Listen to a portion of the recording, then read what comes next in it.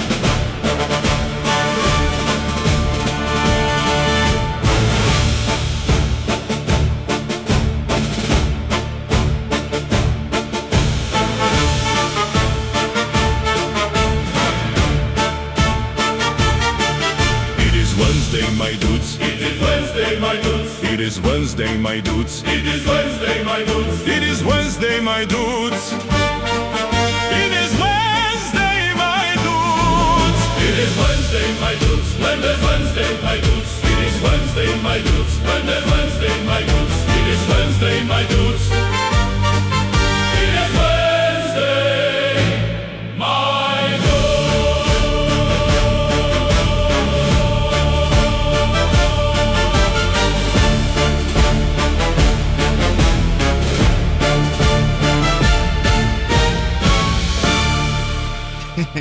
Yeah, I love it. I love all the remixes. They're all so good. Oh, no, go away. How's it going, ladies and skeletons? Hey, everybody. We are back. Oh, shit. I forgot to turn on Rumble. There we go. Rumble. Hello, Rumble. All right, Rumble stream's back up. I forgot to press the Rumble button. You missed the intro. It's fine. Whatever. Nobody's watching anyways. Actually, I think a lot of people are watching, according to the view count. Amazon Boys Show ended as expected. Ending was bad because Trump-obsessed writer. It's a shame, too, because the guy who was playing Homelander... Happy really Frog did Day, try. motherfuckers. Mm-hmm. Hope you are good luck. The actor really did try hard to get the showrunner to, like, refocus and be like, this is a story about Homelander. This isn't a story about Trump, you TDS infected weirdo. Fucking... Bro thinks he's Rob Reiner. Oh, doo-ba-doo-doo. Everything has crashed already. That's always fun. Happy Frog Day. What have we got here? Was DSP over on Twitter? I don't know. I wasn't checking. I just made the finale of Beg TV. I have no more Sora Generations because the main site shut down. There's no community anymore. Everything's dead. Everyone's gone. It's fine. 100 is a good number to end on. Let's see. And I think I ended it on a high note too. What do you guys think? Metallica? I still don't know how they were able to make it so accurate.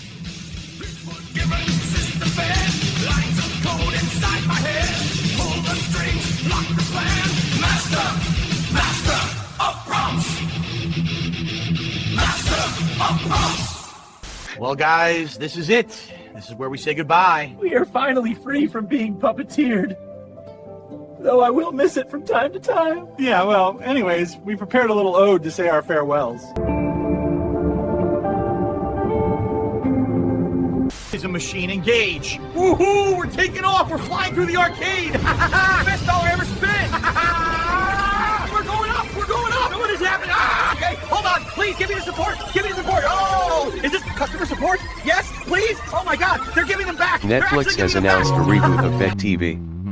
The role of Phil will be played by a black trans woman. So at least it's faithful to the source material this time. I should do that when I bring it back. This dark side film. It's just like a black woman in a wheelchair. Customer support? Yes, Yeah, for the modern audiences. please. Oh my God, they're giving them back. They're actually giving them back. Thank you, thank you. All right, this is it. Oh, wait. Wait, what? No. They're gone again. They're all gone. Oh, no! Hey, buddy. No. Oh, this is bad. This is so bad.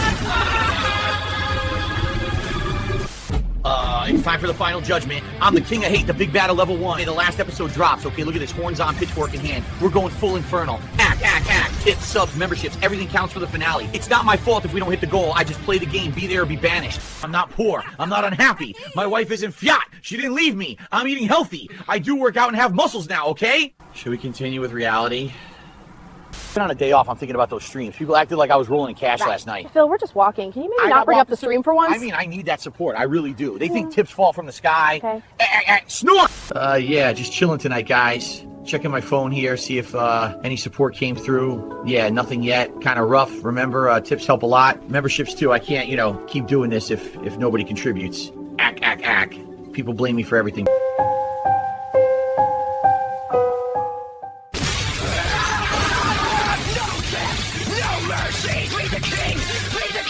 Evening. A controversial American live streamer has ignited a full-blown civil war in Iran. The man known online as Darkside Phil, once famous for gaming streams, is now leading a violent uprising that has seized several major cities. Footage from Tehran last night shows him rallying supporters as fires burned in the capital.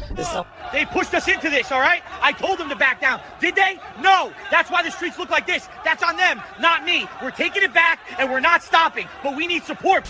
Target locked. You won't even know we're coming. Let's roll. Guys, we're about 30 minutes from the end. It would really help if you could tip. I'm literally hand to mouth here, all right? Please consider pledging support. Snort, huh? What was that? Hey, I'm streaming. You can't...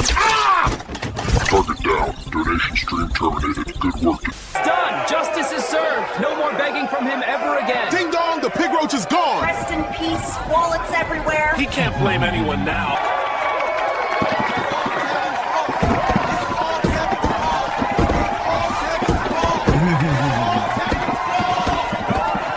The end.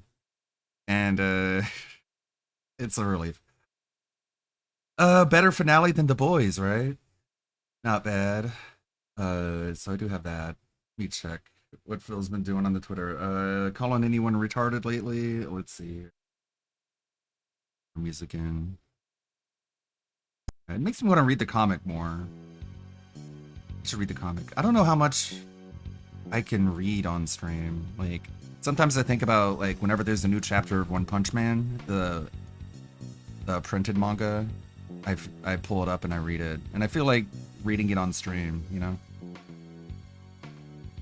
Pretty sure it's transformative enough to get away with it. Wednesday, Pokemon. Games tryout night. DSP picks them. A black jacket for sure. What is black jacket? Oh no, I don't care. No, not calling anyone retarded. You're boring, Philip.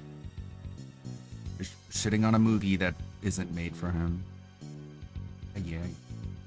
2 days off? Oh my god! The paid pig's really getting what they deserve, huh? Less Phil. Give them more money, get less content. Gotta love it. Balatro but blackjack instead of poker? Oh boy, how exciting. How unique. What a variety streamer. He should be playing Dice in the Dungeon. Playing games like that. Like new unique games that don't play exactly like other games. Bull Cow Crypt versus the Trolls? Boy, that looks worth it. His people. Oh no, Rebsy. Poor Rebsy. I feel sorry for everyone who's like clipping Phil now because he's just like twice as bad as he is usually. We got Hey, you're better than the. Okay, we can rewind this and speed it up.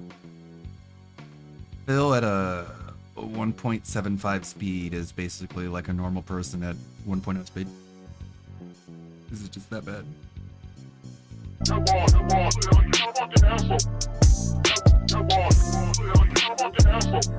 done. I'm done. How about this?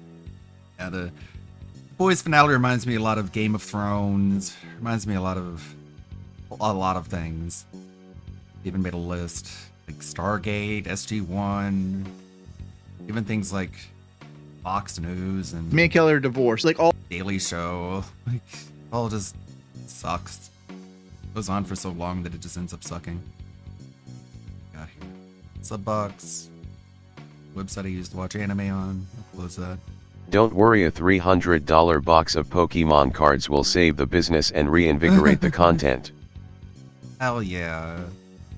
Just like we said, just like we thought, he's just blowing more and more money on worthless, stupid shit.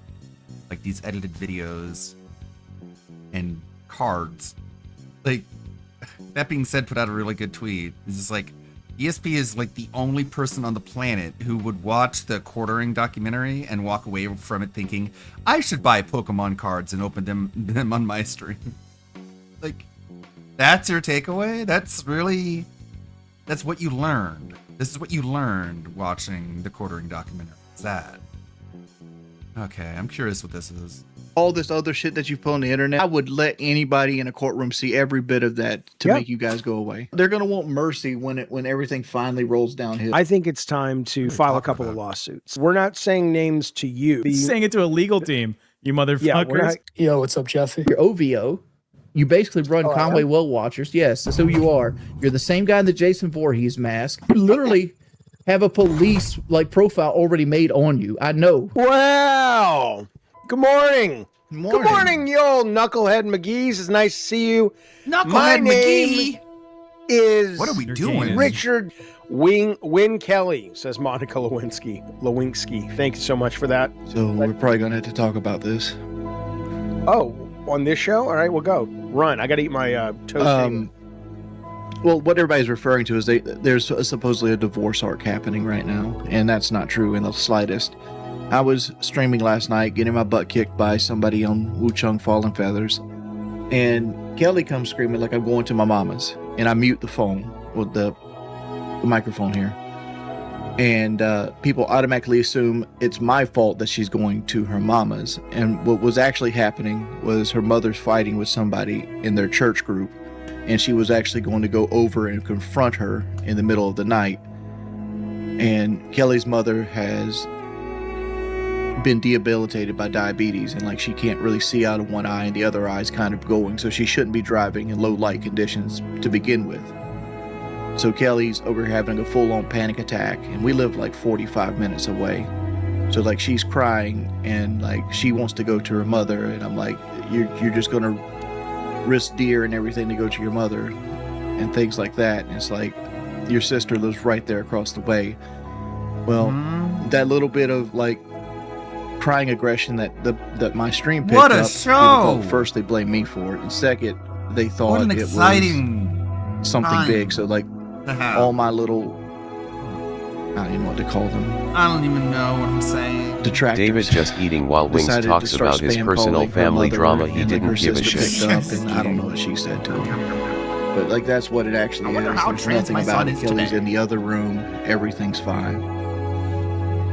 I had one of those guys call into my show Friday, and I was just like, oh, well, let me ask this guy point blank, what's the deal?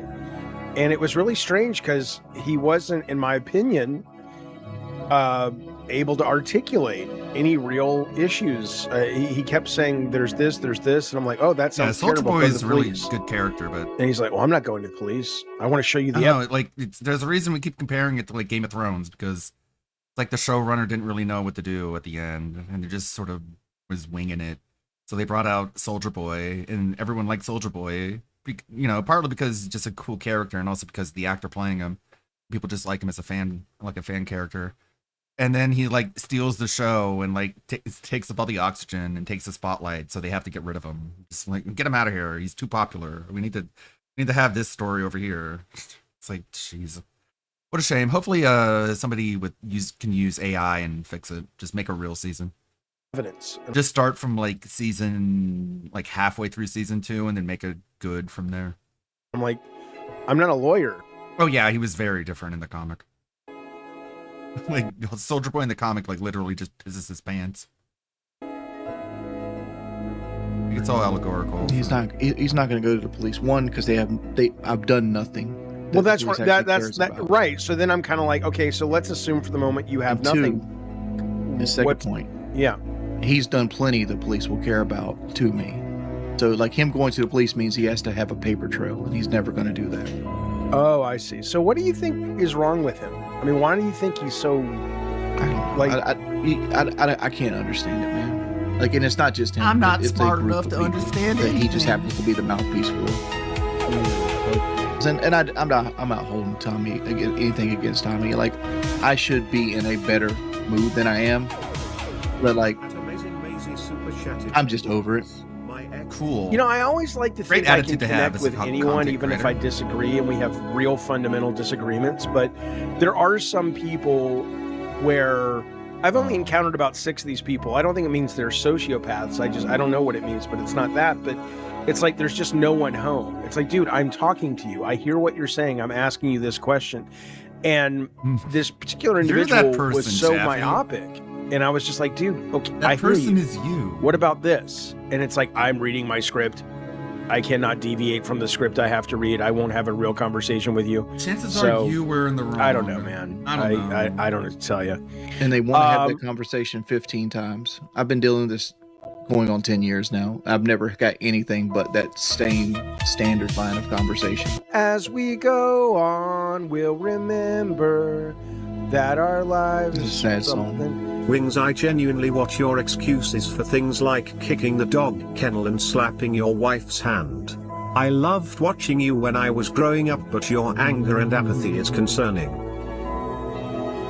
Thanks, man. That's for you, Wings. Thanks. Well, whatever. Kicking the dog kennel was my bad, but I was frustrated. But slapping my wife's hand, I didn't really slap her. I literally pulled her hand off the steering wheel. Because I was mad. Skin on skin sound. Like,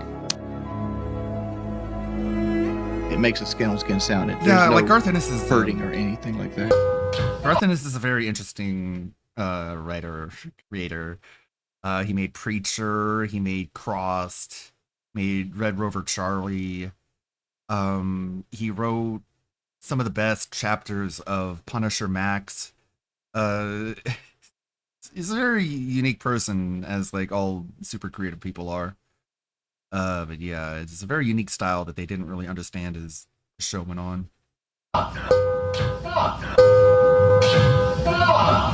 And it was mainly because she was in the middle of road. Yeah, Punisher Max is like my favorite version of Frank. I have the trade paperback of The Slavers. It's my favorite chapter. It's under my bed with my other comics in the big long box. And I'm like, dude, don't blow the horn. Stop blowing the horn. It's not coming from a place of malice.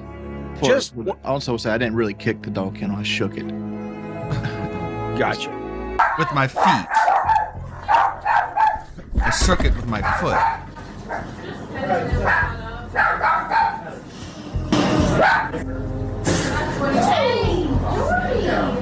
don't get on my last damn nerves. I'm busy screaming and everybody's barking. She's barking. I'm streaming. I'm trying to be a serious internet person, and your dogs won't behave. I don't give a fuck. I'm streaming.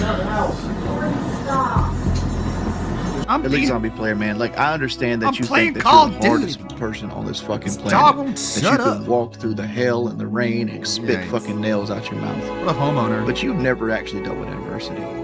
You don't know what it's like to have thousands. You don't know of what people it's like to fucking be a with you at big any fat given fucking moment. failure of You a don't know what it's like to locale. have 25 concentrated people trying to rip your life apart. Oh my every God. single day. I wonder why. So shut the fuck up. No. You remember Funny how he can get up with the quickness when it's time to abuse someone. Right.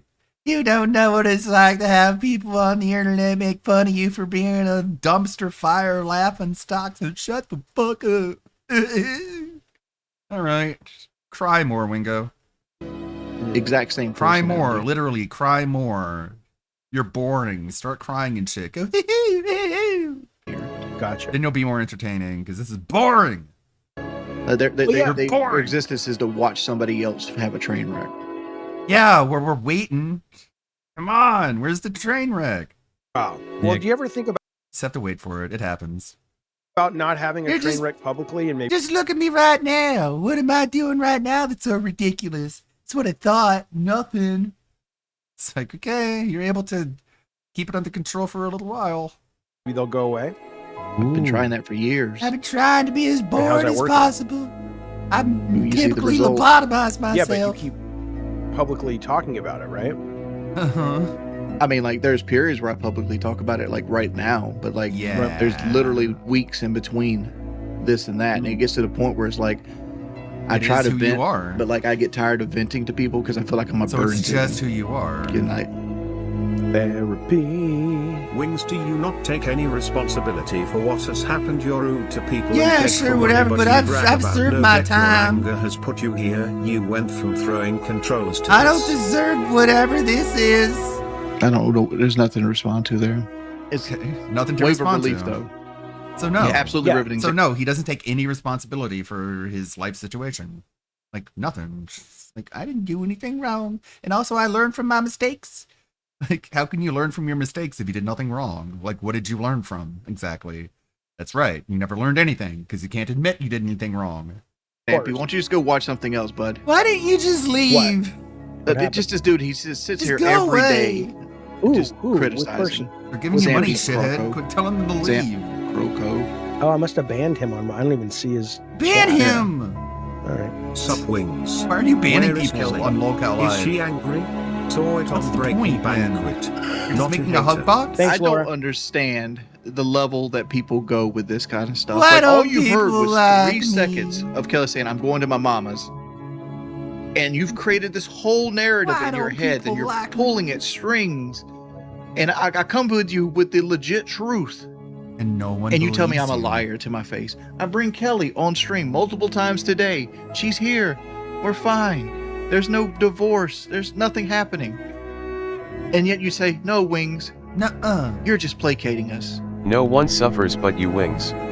It's like, Really? okay. What do I do? How about Fuck this? off, Me and you Kelly are fat cunt. divorced. There you go. We're You divorced. didn't we're have cancer. we're living in sin now. It's just like, dude, how are you fucking this young with so much hate in your heart? You don't know how. Because Like it pisses seriously, you I off. don't think I've ever hated Wow. anybody That's all as there much is to it. this- It's the internet, baby. That's how. Come on. Well, I'm just Why saying, don't like, you're willing to people give your leave whole me alone? fucking All I'm life up doing is because being of on a show hate that called somebody else told you to be Locale mad Live. about? Like, I want to decide for myself, do I want to hate them, right? And it's like, What I the don't think fuck? they have that check. Like, their brain just... He's like covering himself in honey, and he's like punching wasp nests, and the wasp are like stinging him, and he's like, "What's wrong with you guys? What do you do? I can't imagine having so much hate in your heart. Ow!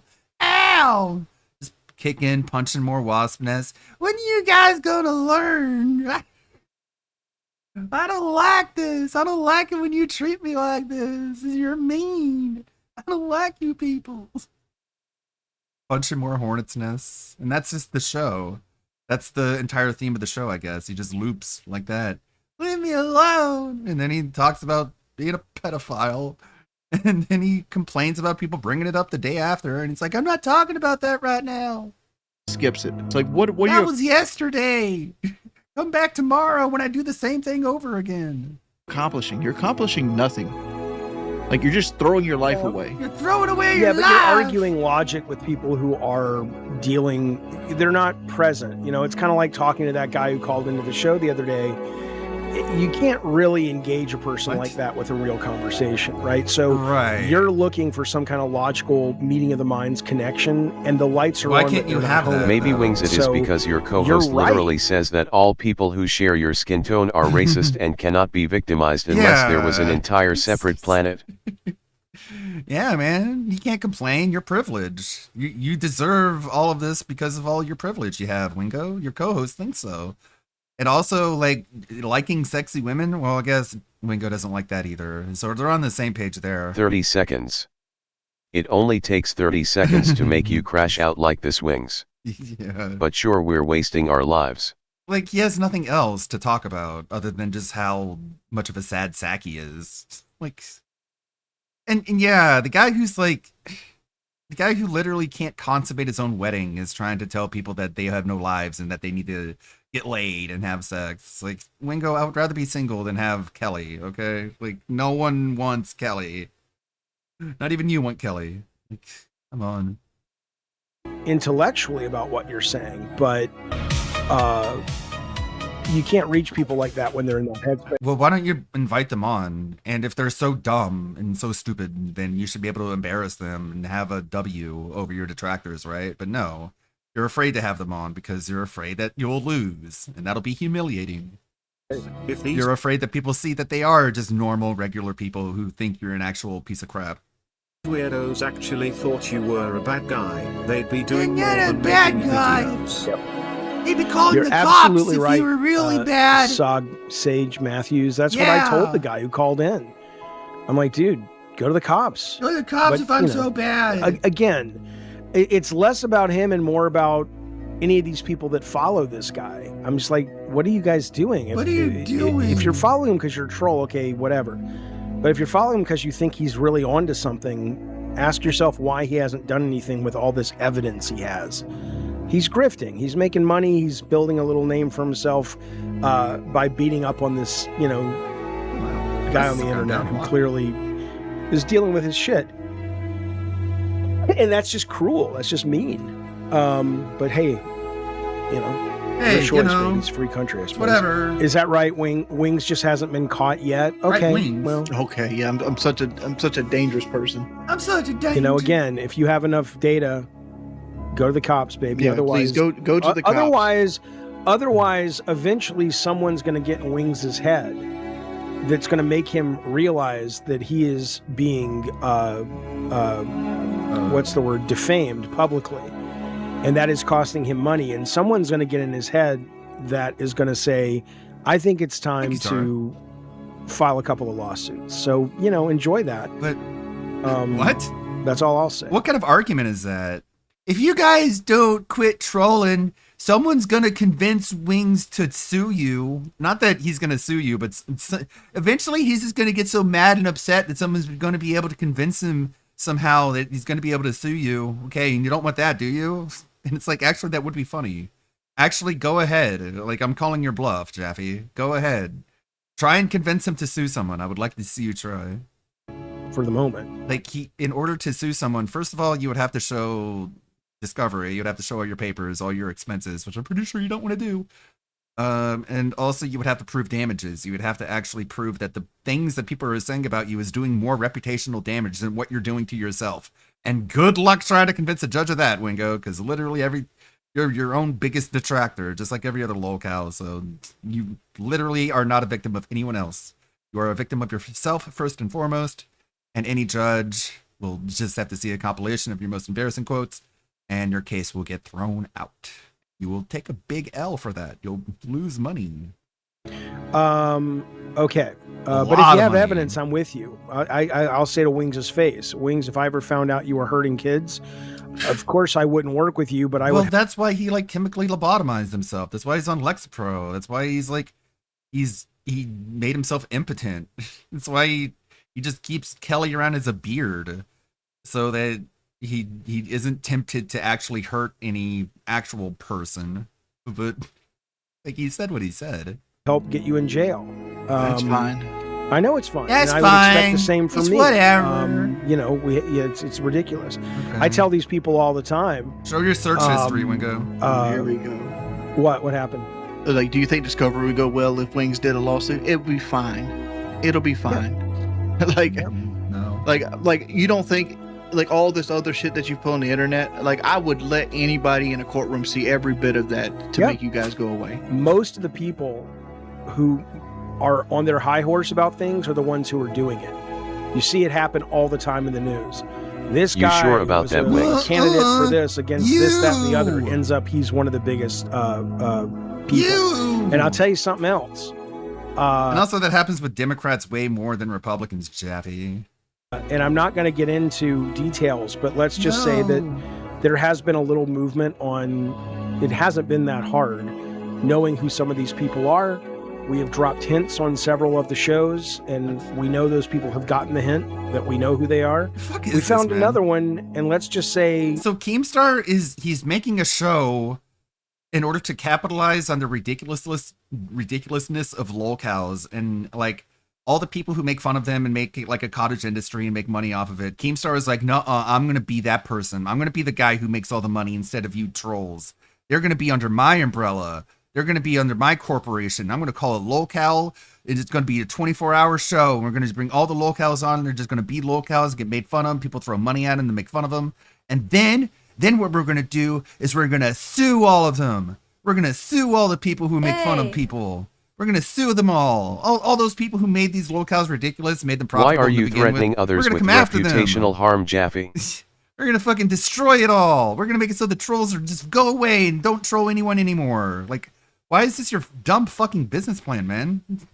Such garbage. No, Lebroski left because Keemstar had him banned off of YouTube. That's why. What they accuse Wings of, I'm not going to say it, but they live in a place. We know where they live now. They live in a place that you would go, that's a pretty interesting place to live if you are... Oh, you're threatening to die. Yeah. I mean, that's an interesting place to live, don't you think? What a strange place to buy a house. What's that? He didn't buy a house. Fuck, man. I'm not going to say it because it's not my story. You can say I'll say it. Somebody tried to log into a porno account with one of my emails, right? Which it's funny enough. Is what it is. What? And that site, when you tried to log into an account, would send it to my email like, hey, this person tried to get into your account, and it gave me an IP address. And that IP address said the person trying to log into my account was currently in an elementary school. Yeah. So there was a dude sitting in an elementary Everyone school. already knew where Wings' Trolls live. Website. And this In his guy head. had already had, Rent-free. according to his For over a ISP decade. provider, had already been flagged for inappropriate stuff. So ask that doesn't yourself, make sense. How'd you find that out? Interesting. I mean, we have, so do You're with too that stupid what to you threaten want, people, boys, but Jaffe. Come on. be careful with the people you're working with. You better not make fun of me. Who are telling I'm you gonna that find they're out where you they're the live. heroes. We'll call the cops on you. But do with what you want. Do with what you want. Look, these people, stop I having think they're that fucking fun idiots. stuff. My name is Tech Protect, and the tech in that part of the name is not just for show. They're a little bit stupid. Like I don't know if they know that a lot of what they're doing is traceable. Like, nah, I'm in ComSec. I found a number of other Discords they're associated with. I found a number of IP addresses they've used to access stuff before. I've been able to find how they're using additional fucking phone numbers to make these phone calls and trace it back to them. They paid a company to register an IP recently, and that company also has like an abuse line, and they've been able to give me the information they use to sign up. Even if you use a private fucking email that says, private email address We're here to at get those protectyourdata.com. on Lolcow Live. It's not that This fucking is private, you Troll fucking Hunter moron. Live now, all of a sudden. Yeah, and for the people in the chat saying say names, we're not saying names to you. No, that we're would not be saying it to a legal team, you motherfuckers. Yeah, we're not, why Holy would we say it shit. to you? I mean, not we. It's not our case. It's Wings, but you know. Well, it's starting to become my I'm not fucking trying to game. scare anybody off. Like it's annoying that we have to go this route. It's like, come on, dude, just leave me alone. Just leave me alone.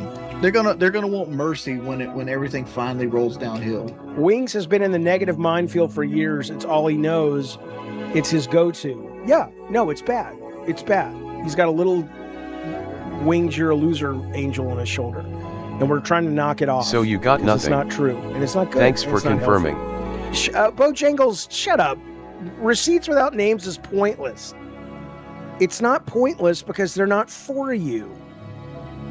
We're given the names. We have the names. We know what to do with them. Thanks very much. We don't need your help. We don't need your advice.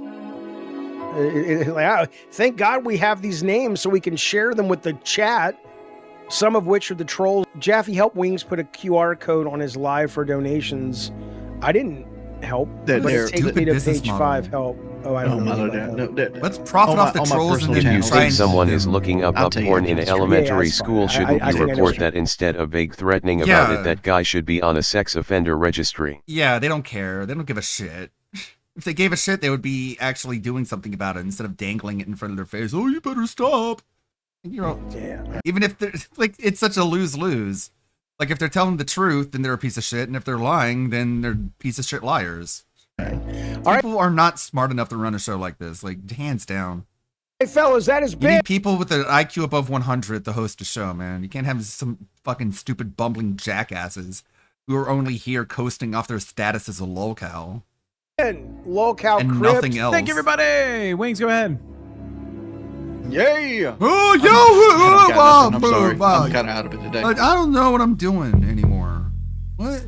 All right, this OVO guy.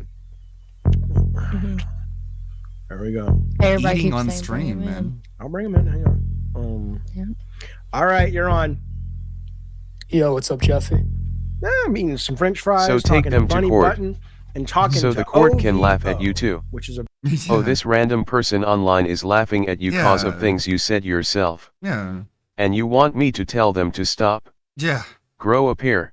Yeah, of course, he's eating food on stream because what a professional. No wonder his kids are all mentally fucked. It's like, Wingo, you said you wanted the age of consent to be 12. You said you wanted child pornography at 12. You're never going to be able to go after anyone for calling you a pedophile. It's like, that's all they need to show. It's all the evidence they need. Like, that's why people don't joke around with shit like that, even as a joke. You give away so much ammunition. Like, ammunition doesn't even begin to describe it. You gave away a cannon. You gave away a fucking entire pirate ship with an entire line of cannons pointed right at your face whenever you said that. So it's like one of those toxic things for a reason. ESP invested $300 on a booster pack of Pokemon Mega Evolutions, has no idea what is a good pull, and expects viewers to tell him the values of cards. ESA 10, what's that? This fucker is consuming media he doesn't even know shit about now. Yeah, and he says he's when he opens up the pack, he's gonna unsleeve them because that's what he learned from watching the quartering documentary by Jin the King. He thinks opening packages is now unsleeving because quartering called his thing the unsleeved media, and it's like, Phil, like, sleeve is when you put it in the pack the booklet you have, and then you take it out of the booklet. That's when you an absolute dimwit, but he's blowing all his money. Can't fault him for that. Blow all your money, Phil. Tag team, YouTube at home, dump truck press. We had plans, but honestly, it's been a long week. We'll just make dinner and watch some videos. Your opponent's active Pokemon is now bored. Cleaning out the garage, one bin at a time. The attack does 120 more damage for each item card in your discard pile. DoorDash power. Skip the dishes. Skip the struggle. Heal all damage from each of your Pokemon. And draw 4 cards from your opponent gets hungry. Pretty good. A lot of different ones too. But GTP is really good at text now. very strange name. It's a very, yeah. So, well, I just first, before we What get shall we name the baby, Fred? What are you doing? How about OVO? I don't even like having this conversation, being in not even like a right state of mind to even really engage with it. So it's kind of pointless anyways. Then I'm so glad you called. Yeah, so I think before even getting into anything, I think the fact that you try to tell people how they can and can't spend their time is kind of I hope Kat watches that unboxing. I don't know, be specific. I want her to see her you honeymoon just told money that guy get how pissed he away. should go about like Yeah, his that's all good. I life hear you. and how he should be spending his time. Well, I'm not above having opinions. I'm sure you have opinions about people, right? And what they should do. It sounds like you do. But I wouldn't tell him. I would never pretend to tell that guy how to live his life. Are you kidding me? We were just talking. We were shooting the shit. And I'm high, man. Come on. Well, no, I get it. I'm just saying that your defense for a lot of this stuff whenever you're sweeping for wings without actually knowing anything you're talking about. You're just parroting talking points you've learned from him directly without looking at any evidence yourself. Wait and then you're going to say, well, listen, stop. You listen. Relax. Cool your goddamn boobies. Now listen. Cool your boobies. We can do this Oh my one of two God, ways. he's just like we can have a real conversation. Fuck, man, he's like rich, but rich. He's a rich. Like, if I saw my dad acting like this on a live stream, I would blind myself. I would go crazy. How dare you? How dare you behave like this? Or Pull your boobies. hang up on you because I'm high. Don't make me hang up on you because you're pointing out facts. I'm hungry. know you do the drama, and I know you got your fans, and that's wonderful. But I don't care about any of that, Jeff. Okay, good. That's fine. Well, wait, just wait now. Goodness gracious, Go ahead, precious little knucklehead. You interrupted him. The point is just. He doesn't want to sell them, he just wants to say he had them because for some reason he thinks saying he had a rare card will get more people to watch his content. This is a lot of radiation. Ludwig, when he talked about the cards, he said people who make collecting their thing will chase the rare card and then the noob will just draw the rare one in the set. He really thinks he will just draw something good. Lottery radiation.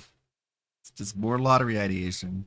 Just like with the edited videos. Oh, one of these is gonna get eaten up by the algorithm somehow, and then all the rest of them will get 1 million views. That's what I'm trying to tell myself. It's just like sunk cost.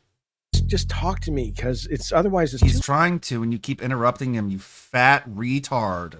Loud. Go ahead. I know that, man.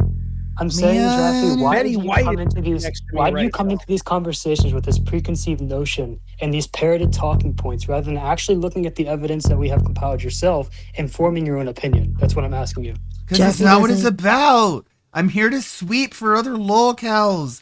That's what the whole thing is for, okay? I'm not supposed to take you seriously, because then I'll turn against my comrade, and then that'll be awkward, okay? I have to ignore everything you say and be super obstinate and dense and belligerent to you, because that's the content. And then I burp in your ear and everyone laughs. Even have a parrot. Here's my answer. Because we're friends. I care about kids. I care about their safety. No, you don't. You're abusing your own child, you fucking cunt. God. I am not as mad about this as I should be. That Jaffe has a child who is like mentally ill, and he supports the mental illness and enables it. You're a fucking scumbag. You should get banned. If there is a group of people out in the world. Also, the chat asked if he would gift it sell the cards, and he told them no, I'll just save them in my closet. I got rare games too I could sell, so he thinks it's an investment too. He thinks it's like a bank account, his fucking closet. It's like, dude, you already say there's no way you can sell your stuff. So you know if you try, you're going to get pennies on the dollar. Targeted or have seen evidence. He's just such a man-child, man. That could have the police target an actual child abuser. Okay. Then I would like to think that I don't need. Who gives a shit what my opinion is?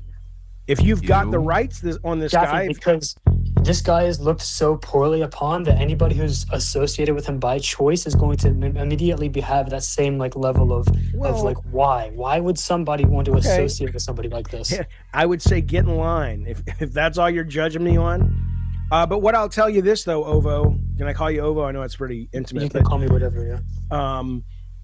Here's what I'll tell you. Whatever you want to do with it, or I want to do with it, or this, that, and the other, I hope if you guys actually have real evidence, then you take it somewhere where because that's hurting kids, man. I understand, Jeffy, and you realize though that just if say that we did take all the evidence, or any of these predator catching groups that do compile. No. I'm talking about you specifically with this. And I'm telling you, pisses me off that actual classics are rotting away in his closet instead of being enjoying by someone who actually enjoys playing video games. I know, he has no gratitude or appreciation, or even just like love of it. He just has it in order to keep it away from other people, which is what quartering does. Or high-end stuff with the guys that are actually trying to be. Just because the police are involved doesn't mean they actually do anything. You think they're going okay? To, So it's just is that 100% accurate? Yeah, all the time. Police arrest 100% of the time upon. No. That's not all the time. Operations. No. The number of corrupt police that you're saying could be in on it are 100% of the cops in on it? Is that all the time? Everybody's corrupt. I'm saying that sometimes the evidence isn't enough to like do an arrest or to even file any like legal charges. Okay, well, isn't that a good thing in America where we're innocent until proven guilty? I mean, I don't think the ability treat anyone else with that level prove of molestation. I don't think the bar is that high. I imagine it's you say this guy did this. you know, it's You know, probably and pretty easy stuff. to throw the book at that guy. But in the case, but there are some cases. You're right. But are those all the cases? No, they're not. Okay, it's so all if the they're not cases. all the cases, there's even 1% of them that's not that. Wouldn't your time be better spent going after Again, that? and here you are again telling people how to spend their time. And that's what I'm telling you. to stop Yeah, but doing. you're shifting. Okay, but we're talking about. Let's put it this way: whether or not you find that offensive and rude that you think I'm telling people to spend their time, and I'm just saying I'm having a conversation. But let's say you're right and it's rude. You really think that needs to trump the conversation we're having about how to protect kids? No, that's just something that I've wanted to. Because here's what's Okay, so happened you said is- it. We got it. I don't believe you. You don't believe me. Now let's get back to the important subject. How do we save these kids? Jeffy, and like we're back to square one. You don't even You know don't care anything about you're saving the talking kids? I thought that was the thing we wanted to do. You refuse to look at any evidence of anything. I'm not a judge. I'm not a lawyer, baby. Baby. I Is didn't it go to no evidence? law Is evidence school. what's catching you up? Is the word evidence? fucking What about, point, like, man. what There's does- no you're- okay, so talking what to you're someone saying, like Jeffy, this. we could go down the list. I could ask you question by question. I mean, remember earlier in the video, he's like, there are a few people I talk to. It's like they're not even there mentally. It's like there's not even anything behind the eyes. And it's like, that's how it feels talking to you, Jeffy. Let me finish. What you're saying to me is You that are the person you're complaining about, man. You would rather spend your precious energy trying to convince me to look at what you're calling the evidence or the facts or whatever you have. You think, and then I'll know something, and maybe I'll even believe it. Okay, that's more valuable than going to the cops and saying we need to save the kids. Jeffy, what I just told you 30 seconds ago is even if we would go to the cops, there's no guarantee that anything would actually happen with Right, but there is a guarantee nothing will happen if you don't go to the cops. It's not like the cops have a 100% record of not having enough evidence to convict someone, right? Pedophiles get picked up all the time. And even if we did go to the cops, I have a feeling you would still associate with Wings of Redemption just because you have this preconceived bias, no? Well, if you went to the cops and it was convicted found, of something. yeah, I would be like, you know what, man, you're a nice guy and everything when it comes to our interactions, but I need you to please just go with the cops, get off the streets, and hopefully find a way to reconcile and heal.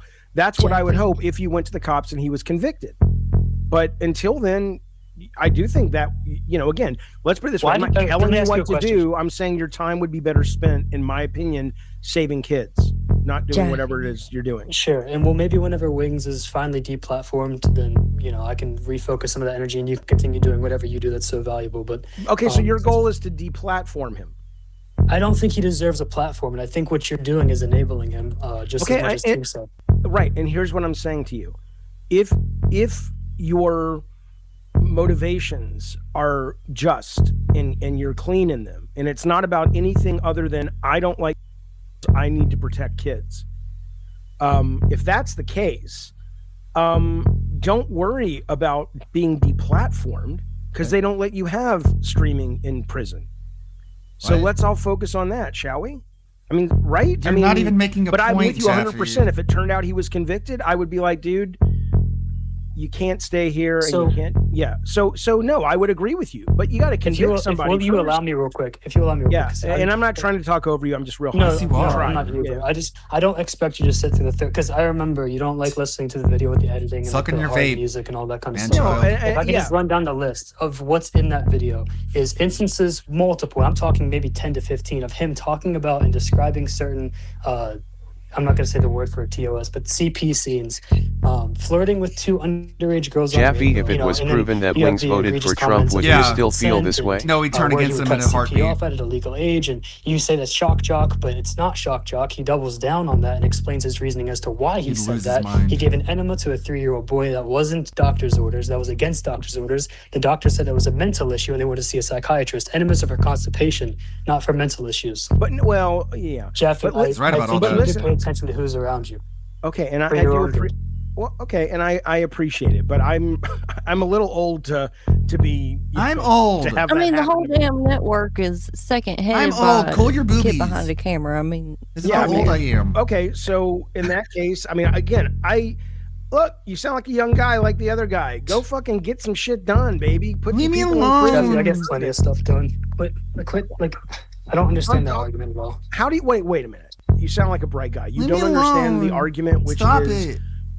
you are saying your motivation is to protect children because you hate pets. Whoever said that? You're okay, like, I am assuming. You tell me what your motivation is. The other guy said that. Fuck so I just wings. assumed That's the everybody motivation. has that Fuck him. inherent, like Specifically. ability or like has an inherent like desire in them to protect children. Yes, like okay. but So what is do your I make that motivation? my life's Fuck mission that to go out guy. and protect That's the children? No, point. not necessarily. I Okay, have so other what is your responsibilities. life's mission then? Do you look at this, not a life deplatforming mission. wings as your life's mission? No, that's ridiculous.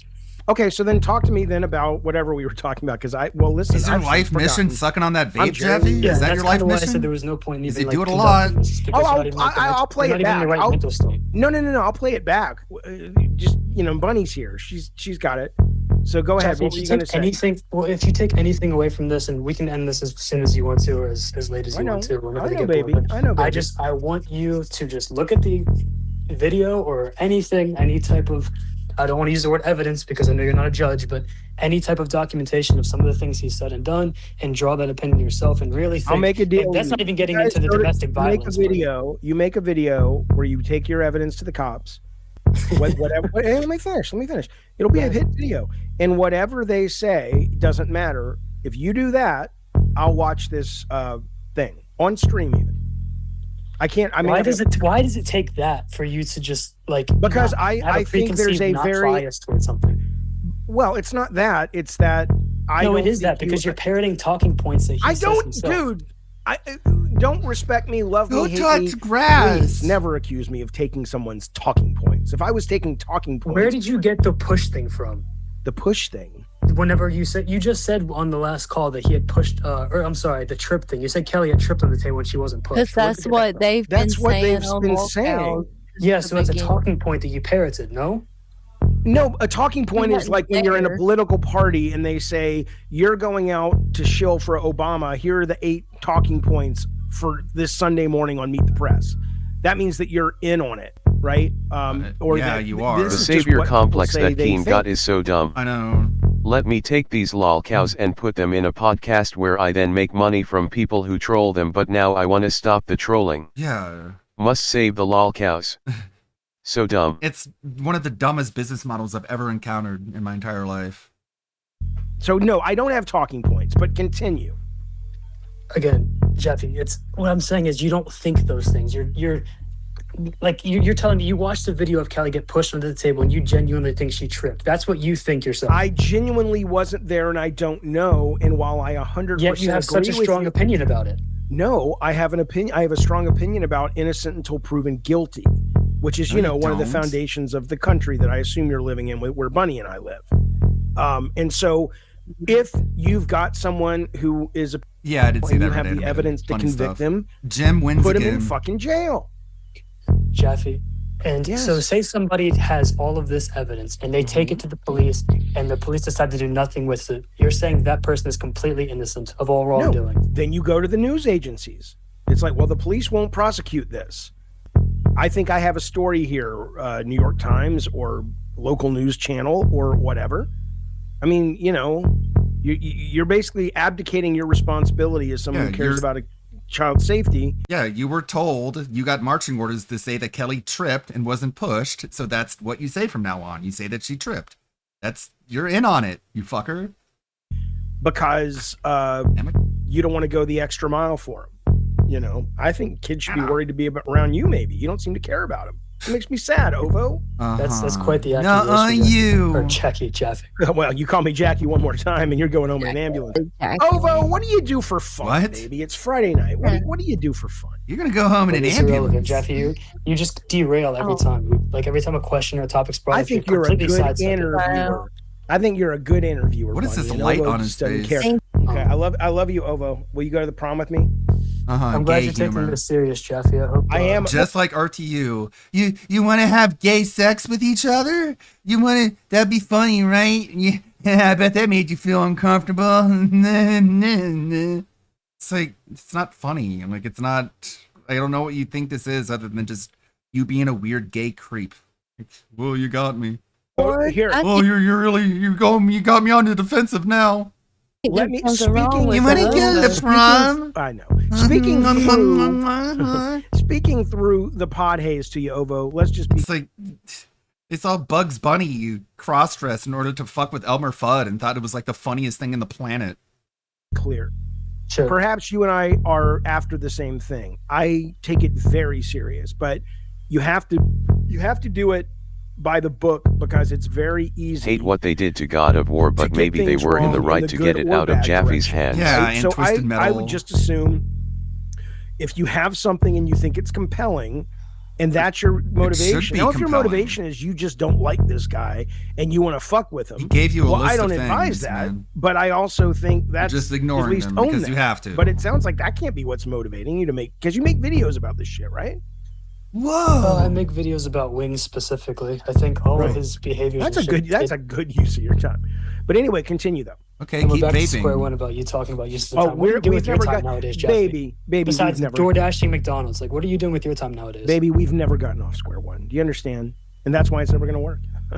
Wink. Like Maddie Medantinto says in the chat, people are allowed to have opinions. Yeah, every you have time your he's opinion, I have challenged, mine. Leave me it's the like fuck gay, alone. Your opinion is that you want to be associated. I with hate somebody pseudo like that. intelligent You're never people. gonna I fuck don't know me. Jaffy, but he is so Receive annoying. everything that comes along with that. Stop calling someone What does that baby. mean? Talk to me about what that means. Low IQ pseudo-intellectual, What do just you like think that puffing means, on his Jeffy? vape like a When you cigar. stand around a group of like these people, like you realize people are going to look at you in the same light. Like, why would somebody of your stature want to associate with somebody like that who has all of these allegations and all of this shit in his past, and you're willingly out here not only defending blindly but associating with and calling him a good person, saying you're friends, and so et yes, cetera. and what I will, my answer to that would be this: the minute he breaks the law, or the minute it's, even if he can't be prosecuted, evidence is so crystal clear that it's clear, you know, he broke the law, he hurt a kid, then I'll be like, okay, fuck that guy. Jeffy, what if I told you that evidence exists? Then I would tell you, go to the cops. My God, this is Phil defending Derek. I will look at it if you go to the cops first. Even if he don't break the law, we can still dislike a person. I mean, it's a ridiculous concept, man. This is a guy that you're accusing of something awful, and good for you if you've got the goods on him. But if you don't, you know, don't get mad at people who don't take your investigation seriously. Well, it's just, there's a lot of this real. is literally the whole LARP that PPP and Andy Worski did when people were talking to them about associating with DSP. Did he commit a crime? No. Does he kill people? Has he raped anyone? Why aren't you looking at the baby rapist instead of Phil? Maybe you're on the side of the baby rapist. Maybe you're one yourself. It's like, it's so obviously disingenuous. It's like the most obvious scripting you could ever imagine. Fucking dangerous people. It's just, it's sweeping. Like you act like you've never seen sweeping before. People out there This hurting is so textbook. kids. Yeah, no, what are you doing? I guess What you the don't care all that much. fuck are you doing? What are you doing Isaac with says your things are only time? bad if the police say so. Boy, you guys have built yourself a little nice circuit there where you can just never So Jeffy, get out of it. let me just ask you why. Like, without sidestepping the question, why do you choose to associate with somebody like that? Okay, Because of the your money, question is that's loaded, why. So I won't 'Cause answer the question Keemstar the way wants you're me asking. to. What you're asking me to do is agree with your hypothetical that is Not the at way all. he is. Well, Nope, not okay, at all. I associate with Wings, but Wings is not. My experience with Wings Redemption is not what your experience, or at least your assumed knowledge of him, because I don't think you've ever met him. Who Is cares? right? Which is, Do I have to meet you know, someone to dislike them? I don't, but I don't Does have that any of work the for stuff you you? have. But for me, he's a nice guy. He's a sweet He's guy. I nice know he to can me, struggle okay? with being sad sometimes. Okay. I He's never tried to molest me. I mean, after all, I'm not a child, so he would have no reason to. But that's how I know he wouldn't, because he didn't do it to me, even though he wouldn't, because I'm not a child. Okay, he's Worry nice about to him? me, because I abuse children too. But Jeffy, he needs to get. He's so much worse than he appears. I could still worry about him and care about him, but also go, if you're Care about your children. hurting people, especially children, you need You to go hurt children. into the prison system. You never are get out. a person who harms Well, children. well, Jeffy. you get the last You word, man. harm children. Well, I don't really care for the last word. I hope that you I think I think you really do need to just look at things, stop walking around with your eyes shut. And if you're going to walk around with your eyes shut, don't form such strong opinions on things that you don't really know, right? I think that's good advice for both of us. Thank you for calling, Ovo. Well, God. Bunny, what did you think of Ovo you just now? He was a fascinating little gentleman. Says here he makes videos. Go to like the Conway Well Watchers Discord. Just go visit it. Jeffy is such an obnoxious little twat, man. I hate him. I hate him. What is this? Morty. What do you got? Always Morty. I also own 100 years antimatter Morty. Always with the Cyrex update. Ladies and gentlemen, welcome back to the show, and thanks for stopping by the channel again today. We are back with yet another Goblin update, more new content from Cassandra's channel. It is the gift that just keeps on giving. We've got that 3-hour call that we need to try to finish up today. We made it about 1 hour in yesterday, and there is so much more to talk about. Coda is homeless. Jason is telling insane lies about completely made-up prison stories that definitely never happened. Chance is just happy to be there, having people pretend he's the main character, and Cassandra is losing her mind. But before we get to all of that, we've got this video from Cassandra's YouTube Shorts to play. Apparently Chance recorded this video for her family, and he wanted her to play it for them at Christmas. What? Imagine just trying to enjoy a nice holiday, and one of your relatives hits you with this. Hey everybody, it's me. I'm Chance. I am Cassandra's fiance. First of all, I want to say hi, and that it's so lovely to meet you guys. I'm sorry I couldn't be there this year because unfortunate circumstances that are out of my. You can hear him viciously scratching while he's talking. This is like a terrifying, like, analog horror found footage, Sawyer family, wrong turn, hills have eyes. Like, I know that we've called him all these things before, but something about the way that this is recorded and the cadence of his voice, and this is like if he kidnapped her and then he mailed this to her family on a VHS. Like, sorry we couldn't make it to Christmas this year, and she's like tied up in the other room. Control. Just want to take this time to say hi to everybody, and that I love you all, and I can't wait to meet you guys, and hopefully next year I'll be up there for Christmas for you guys. I love you all. It was nice meeting you guys, and I can't wait to be up there next year. I love you guys. Yeah, again, like, if your family member showed you this, you would have to have an intervention.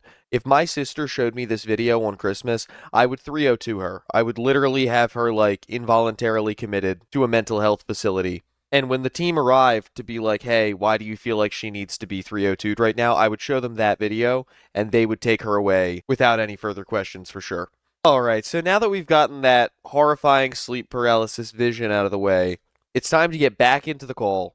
At this point in the call, the Legion of Goon here is trying to advise Chance on how to deal with John John and set up some type of a plan to, like, legally entrap John John and trick him into saying something incriminating. So let's watch these three try to form a coherent thought while Cassandra tries not to lose her shit. Fucking side of the road. So what's up? Alright, so Jason here is talking about as Yeah, soon Cassandra, as, it's time to drop the like, larp. as soon as he gets his address, he's sending him something funny to give him a taste of his own medicine. If you were to do that, what would you have in mind to send to his little bitch ass? See, I would do what I would do something where I'm riding that fine line where it ain't gonna be illegal, but it ain't gonna be pretty. Yeah, it'd be something like that. Can you do me a favor real quick? Yeah. Can you go to my profile and like on Facebook and tell me what you can see on my profile? Okay, hold on one second. Just my basic bear profile.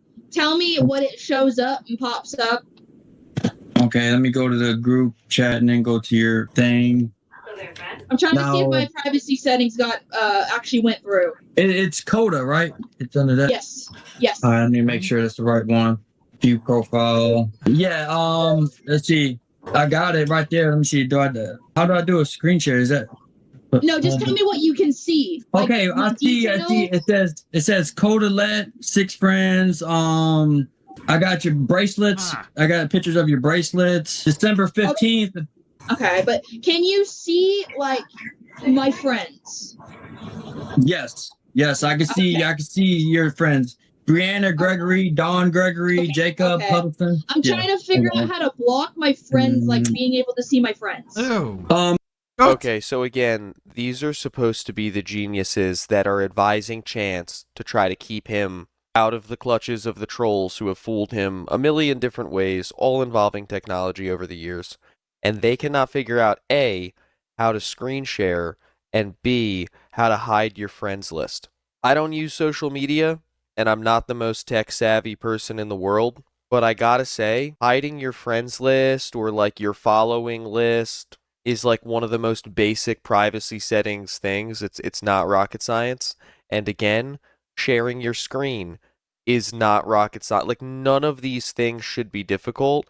These people have the tech literacy that Chance has. They have the understanding of the law that Chance has. They have the emotional maturity that Chance has. It's actually mind-boggling to me that he has managed to stumble into the grasp of people who are like as aloof and unaware as him. You go under settings.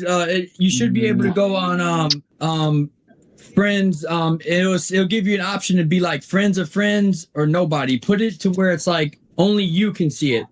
If you go to your settings, you can change it to where only you. Where would that be at? In the top corner, I think. You would think that all of these people would be like 60 years old. This sounds like when you're on the phone with your mom trying to tell her like, no, you have to turn on your Wi-Fi, and she's like, well, where's that? And you're like, you got to swipe down from the top, and she's swiping up from the bottom to the top. Like, everyone in this call is under 40, and they don't know how their own phones work. In the top right corner, it should be that little 3-dot thing, I guess. Okay. You should be. Let me see. I'll go to mine. Let me give it a quick once over. Yeah, because I'm trying to just block out people being able to see who my friends are. Yeah. Let me see. Yeah. I'm gonna go to mine. Now, you go to your home page, and then you would click on the 3 dots over here in the corner, and then you go to Privacy Center, and then you just edit it through your Privacy Center. You go to Review Settings, and you should be able to change it all there. It'll be like you can change it to like who can see your profile picture. Yeah. And then you can also click onto your profile where it says View As. It'll show you your profile as if you're someone else looking at it. Yeah. So it's under Manage Account Center. You just go to your Manage Account Center, and it'll give you all the walkthroughs there. You can review your tags. Say if someone tags you in it, you'll be able to see it before it comes up, all that. You can block profiles, make your profile private, all that stuff. Yeah. And if they hired people with multiple felony convictions, Jason could get a job working for the Geek Squad. Okay. I'm just making sure, because if I'm helping you guys out, I don't want my family to you know? Oh yeah, they'll definitely reach out. That's another thing why I'm like, I'll stay in the background a little bit, but I don't give a damn if someone does. Here's a neat little trick to not have your family doxxed. Don't try to help Chance. Don't try to be his friend. Like, if you don't want people responding negatively to your online presence because you're a Pred supporter, then just don't be a Pred supporter. It's a neat little trick. For real, I don't care. Someone, what are they going to say about me? I just don't want nobody fucking start, because I don't want to spill over to the real life shit, because these motherfuckers are barking up a wrong tree. Like, I don't want to go down that route again. I won't even say that. I'm like, okay. Jason is saying, I don't want to go down that route again, as if he's this tough guy who's like, done some real tough guy shit in the past, and he doesn't want to go back to his old ways. And it's like, what's going to happen, Jason? Another elderly person is going to get choked out? He's talking like he was fighting dudes his own age, and he's like some tough neighborhood dude or something like that. Like, going back to your old ways, going down that path again, would be beating up like an old ass man. It always grinds my gears when people try to act like why they're would you scared want of to be something Chance's happening, friend? but what they're really scared of is what they'll do to like somebody else. Like, no, I'm not scared of my family getting doxxed. I'm scared of what I'll do to you if you dox my family. Like, okay, Jason, I guess if I ever do anything that pisses you off, I'll make sure to tell my grandma to lock her door at night and be really careful. Then it'll be like, you hear a week later, like, breaking news, we found John's foot in Florida. His head is in Texas. I don't want to go down that route again. I'm trying to be humble. I'm trying to be reverberated.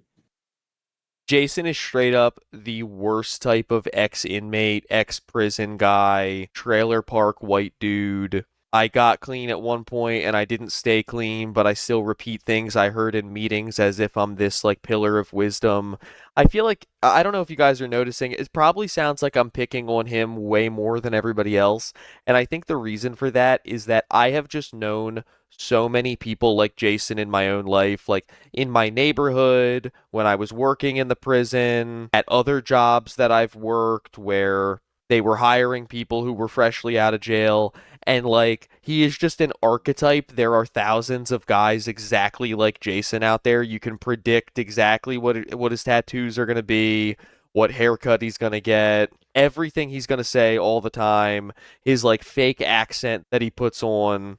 So I feel like just because I've experienced it in my own life so many times, it makes it really easy for me to just drag him because it's so annoying in person and it's equally annoying on these FaceTime calls. I ain't trying to do that shit again. I'm good. I'm retired. I'm good. Yeah, but it's it's all fun I'm and games. retired. And like I said, it's all about how far will you let it bother you. The goal is to not let it bother you, but to monopolize it. Take what they do and monopolize it. That doesn't. Whenever he says shit to you, make Chance, sense. like, "Oh, I'm gonna make your girl this and that," laugh at him. Look, whenever I noticed this back in the day when Marty would get you on panel, he would. You notice what he would do is he would mute the mic and get you to rage out because you would respond like you would hate that he's muting you. You couldn't talk. Now we revert that around and do that to John. Give him something like that. Like what Mute Jason him and completely make him fails to rage understand out. here is that people have explained this to Chance 100 times. Marty has explained it to Chance on panel before. Jason thinks that if he can just explain what's happening to Chance, Chance will change his behavior. But that's never been the way that it works. People have explained to him exactly how. People will tell him ahead of time what they're going to do to him, and then they do it, and he still falls for it anyway. What they don't understand is that he is a creature that operates exclusively on id. He's like an animal. Like, he reacts on instinct. He doesn't plan. He doesn't have forethought. He has absolutely no impulse control whatsoever, which is why the moment he gets even a little bit upset, he's yelling racial slurs and whipping it out. Like, you can give him all the advice in the world, and even if he was listening to you, instead of just thinking about what he was going to say, even if he was processing it in the moment that he hears John or William or Southern's voice, he will immediately just completely lose all of that and revert directly back into, like, his animalistic snarling and freaking out. instead of feeding into it, don't give him the satisfaction. You see what I'm saying? And it's going to be hard to do it. You're going to have to pretend a little bit. You're going to have to like try and act yourself like a little him. bit. That'll work. But you got to remember, and in the long haul of it, it'll be worth it. It'll be worth it because you're gathering information. You're gathering information of who he is. But Jason, Coda, is everything like, because she's obviously doing other shit, to you guys, does everything add up now to you guys to like as to what's going on? Do you want me to be?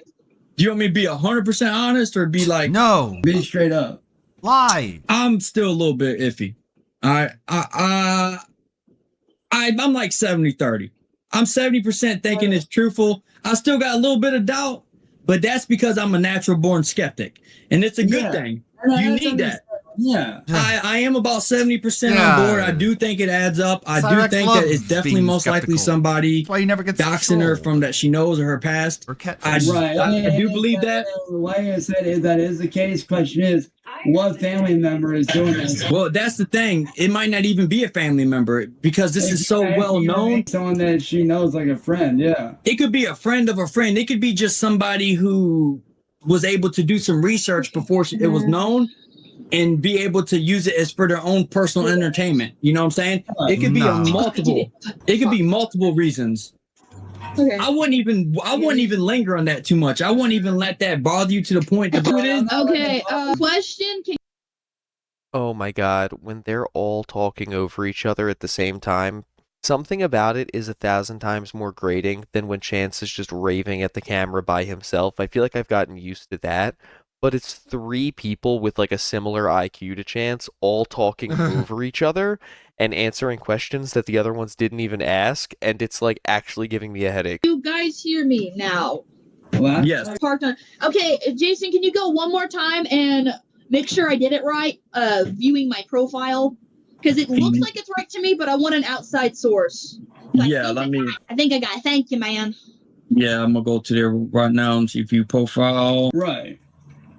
Let's see. Yep, you got it. Yeah, whenever I go to details, it don't show nothing. You're good. Yeah, be straight. Yeah, you're good. It don't show. But here's the thing, though. There's still going to be one way they'll be able to find out information about you. If they click your people who responds to your video, like the little heart over in the corner, they'll be able to see who that is. So they won't be able to know your information, but they'll be able to find out who you're friends with by doing stuff who reacted. You see what I'm saying? I'll also look at those stuff. There's pretty much no way to get that done. Like, they'll definitely be able to at least. Yeah, there's pretty much no way to have social media on a social media platform where no one can see who is interacting with you and who is, socializing with you. It's almost like the whole point of the platform is to connect people with one another and show off their interactions to attract more people to connect with one another. Like, No, it's it's to hide amazing from that the the one world. platform that Chance has managed to stay on for so many years is Facebook, and that's where he conducts like the vast majority of his communications with people. And it's like so weird. It's the least. It's so weird how like locals make their life online to like interact with people and make connections with people and like take criticism. But then they wanted to shut it down. They want to shut it all away. And it's like, you chose this. You chose a platform that's built around communication and talking to people, but now you don't want people to communicate and talk to you because the people talking to you are the people you don't like. Private. It's like notoriously the least private platform. It's very counterintuitive. Like, you're here. You need to be able to do what the platform requires, which is to interact. There's leaks. You can't just like funnel it to a very specific version of reaction that you like, and everything else gets hidden automatically. All the time. It's hard to control your own account. No matter how you mess with your privacy settings, it's still going to suggest you to other people and put some of your info out there. If they really want this to be this whole clandestine operation, I don't know why they're not doing this on like Discord or Telegram or Signal or all the weird private places that all the Preds usually go. Instead, they're having to, it's like they're trying to have a private meeting in a glass box that's just floor to ceiling windows. See who responds to it. That's how a lot of them get their information. Like, they're just like search a friend of a friend of a friend, and eventually somebody's going to have a Facebook profile where it's not blocked. Then they'll be able to see who responds, and that's how they're prying for their information. Shit Or like just that. the DSP method. Arrive, give money, and it's, shut up. And again, that's that's their stick. That's what they're doing. I also think it's important to note that Jason is actually overcomplicating it here. That's not how they get the info. They get the info because no matter how much Jason and Coda lock down their own individual Facebooks, Chance is not smart about his. Anyone who messages him and says, "Hey, I like your music," or "Hey, I really enjoyed your gameplay stream. I'm a big Cyrax Nation fan," he immediately friends them back, sends them goblin pictures, adds them to all his group chats, his secret meetings, tells them all his info, tells them all his other socials, makes them a mod. So it's like, no matter how careful you are, if you're one of Cyrax's little buddies, he's not careful, so it's not going to help. They're going to do that, get information, but it's about turning it around on them. Let them dig, let them look, let them dig. Now it's time to monopolize on it, turn it around to where you're at least net profiting off of it. And once you start profiting off of it a little bit, then you can start fighting the fight a little bit more. Start investing. You get more tools in your belt. You'll have more tools, more means to do stuff. Because you wasn't born with the golden spoon in your mouth like John, where he was able to fucking. Yes, another Jason term that he used totally correctly, a golden spoon. See, that's the thing. He doesn't know hard work like the three of us I do. Yeah. John doesn't know hard work like Chance, the guy who admitted not one call before this that his entire job history is doing odd jobs like picking up cans, which he only did like literally one time with Security Jake, and I don't even think he picked any up himself. I think he just followed Jake around. while he did it, yapping to him. Hearing Chance say that other people don't know hard work like him when he's never not lived with a family member, he's never had his own car, his own lease, his own bank account, his own phone bill even. Like, Chance has never reached the heights of responsibility and like personal financial responsibility that many of us had at like age 15. He's never had a job of any kind, and he's going to say other people don't know hard work like that he has to be rage baiting right now. There's no way. So that's what it is. So you're going to have to bite the bullet a little bit at the beginning of it while you gather information and gather resources. Bite the bullet, you know, while you gather, while you do that. And then at the end of it all, at least you'll be able to put up a fight to where it's the playing field's a little bit more level. And then you'll be able to be like, okay, I can fight back now. I got more resources. I got more ways to do this instead of just being stuck by yourself with no ways, stuck on a Chromebook. You know what I'm saying? At least you'll be able to thoroughly go at it. If you had a MacBook, fight the fight. you'd be able It's to an go uphill after battle, them but at least you'll be able to profit. At least you'll be able to. All three of y'all know I was born fighting an uphill battle, so this ain't shit. I was born crippled. So yeah, just keep that. See, Chance thinks that because he was born with health problems, that translates to him personally having been through things. But I would argue, like, if you have health problems as a baby, that's more your family's problem than yours. Like, you don't remember being like a 12-month-old baby on a ventilator or anything like that. That's something that was probably really scary for like your parents and your family, but you have no recollection of that. I would argue that even though Chance's family is poor, he's more privileged than the vast majority of us, even though most of us, like, from a financial status, even if we weren't born with a silver spoon or a golden spoon, even, as Jason would call it, even if our families were doing better than his, we just had more responsibility. Like, we probably had to do chores around the house and help out with things and keep our grades up and then maybe eventually get a job. Like, there were some expectations of some kind put on us, even just about like how we act around family members. Like, don't curse in front of your grandma. You have to sit down and be polite during dinner. But regardless of the financial situation, Chance has been coddled to a degree that I have literally never seen with anyone before. Like, he's more privileged than anyone listening right now by the metric that he's never had to literally do anything, including wipe his own ass. Like, anything that he chooses not to do, someone will pick up behind him and do it for him. And I just think that even if your family was pretty wealthy, for the vast majority of us, that was not the case. There were things that we did have to do, and if we didn't do, no one was going to do it for us, and it just wasn't going to get done. Mindset, and the thing is though, it all falls down to on your shoulders though. You got to remember, it's how you respond from here on out. Keep it to a minimum until you at least are able to capitalize on it. Monopolize it. Start off by, like I said, definitely start off by get the resources, doing requests for raging or whatever they want. You know, do it for the donations, do it for shit like that. So you're at least capitalizing a little bit. And then from there, start monetizing your videos by, trademarking and all that stuff. Build it up like that.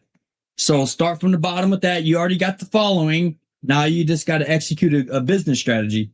And then you can go on it. Then you can use that money and that stuff to fund ways to like execute the fight, execute ways to get back at them. Yeah. For instance, they send you something, you send them something back. What? And that also will equal revenue. What? You know what's funny? There is one thing that I noticed, and I know all three of you guys are we already know all three of y'all are gonna laugh at this shit. They tell me to get a job to get off the internet, but yet what are they doing? Getting jobs. That's the point. You know what they say that? They say that because they do it because they know it's hilarious. They know they're doing everything to stop you from being able to work. So they're doing that because they know it's going to piss you off. And when they piss you off, but they know damn well with my credibility on getting information and exposing them, they hate that and they want to silence. Yep. Yeah. Which I find pretty funny, I hate to be when honest you get it's actually information. funny as fuck. It's like, bro, y'all ain't silencing me. Fuck off. Stop getting That's information. why I think that to use that to your advantage, if you would bring back something like the Skull Scratcher comedy, but with like money, use it to your advantage. take the onslaught. Let them judge you. Let them laugh at you. Instead of laughing and being angry, laugh with them. Turn their strength into their weakness. I am stupid. That's what it's about. It's strategy. Like get paid for it, and then once you start getting at least some money from that, then you could be like, okay, you got to pay to join. Then you could be like, okay, pay to join, like she was talking about earlier. You could build it up from there. And believe me, make people they pay love money the troll. to They're see definitely me. gonna pay to view just so they can make content on their own They keep channels. telling Like, oh me my to get a god, job and he get off the butchered this internet. song singing it. So where he we at butchered with this that song or chance? whatever, singing it. However, they're gonna do it just so they have the content. Yeah, they're And gonna pay then- you so much money Then if you pay once all your you content. brand your Chance. content and you copyright it, you'll also be Yeah, and getting then you paid from the copyright it. copyrights. Exactly. And then, So then it's you a make triple. another Like money you're off getting the paid other to end. do it, you're getting paid to let them No, use it, he's like- and you're he's getting such a paid when fucking they use doofus. it. So it's a that's what the you way to know. go about it. Yeah. So like That's still like in my head trying to figure out because John copyrighted his subscribe to John. You know that name is copyrighted. Wow, that reminds me a lot of fucking Toothless and Gahuli, like these ankle biting bottom feeders who just orbit around the ankles of these fucking lolcows. Yeah, and then you could just fight against the trolls and stuff. He went about it that way. Yeah, he copyrighted his name. That whole likeliness of him. He built his image up and he's copyrighted it. So like, if you would say like, subscribe to John, Don't mention the name, gabagool. like he will get paid for it. Like he gets money from shit like that. Like, because he built that up. He built his brand up. Yeah. You notice he's starting to sell merchandise too. He's trying to sell merchandise with like, you notice that picture he's using of her. Did you see that? Yes, we knew about that, and that's another thing I was going to bring up too. Is how do we stop that shit? Literally none of them have any understanding of how copyright law works, and it cracks me up listening to them try to act like they do. Well, the thing is, I think you're going to have to beat them to the punch. You're going to have to like copyright, and that's the only way to go about it, and then use that to get advantage. You're going to. Okay, so according to Jason now, Chance, who has no money, needs to file for the copyright to his YouTube name, which is actually stolen from Eric Scrubolo, which is actually stolen from Mortal Kombat. He needs to copyright his channels. He needs to copyright, I guess, just the image of Cassandra's face. And he needs to copyright a bunch of his own AI art, which, by the way, you can't do. The copyright to any AI art is owned by the AI generator that you use to create the image. So that part isn't even possible. Like, are we hearing ourselves here, counsel? I have to be like, look, I own this likeliness. This is mine. I own it. I'm sorry, I just have to. He did this a bunch the other day. Jason legitimately thinks that likeliness means likeness. Like, likeliness means like the chances that something are going to happen. Like it would be a synonym to likelihood. IQ, but he keeps using it like likeness, like someone's image. He has done it like 10 times in this call alone. It's hysterical to me how he just doesn't know words. He's using it against it. That's the way to stop it.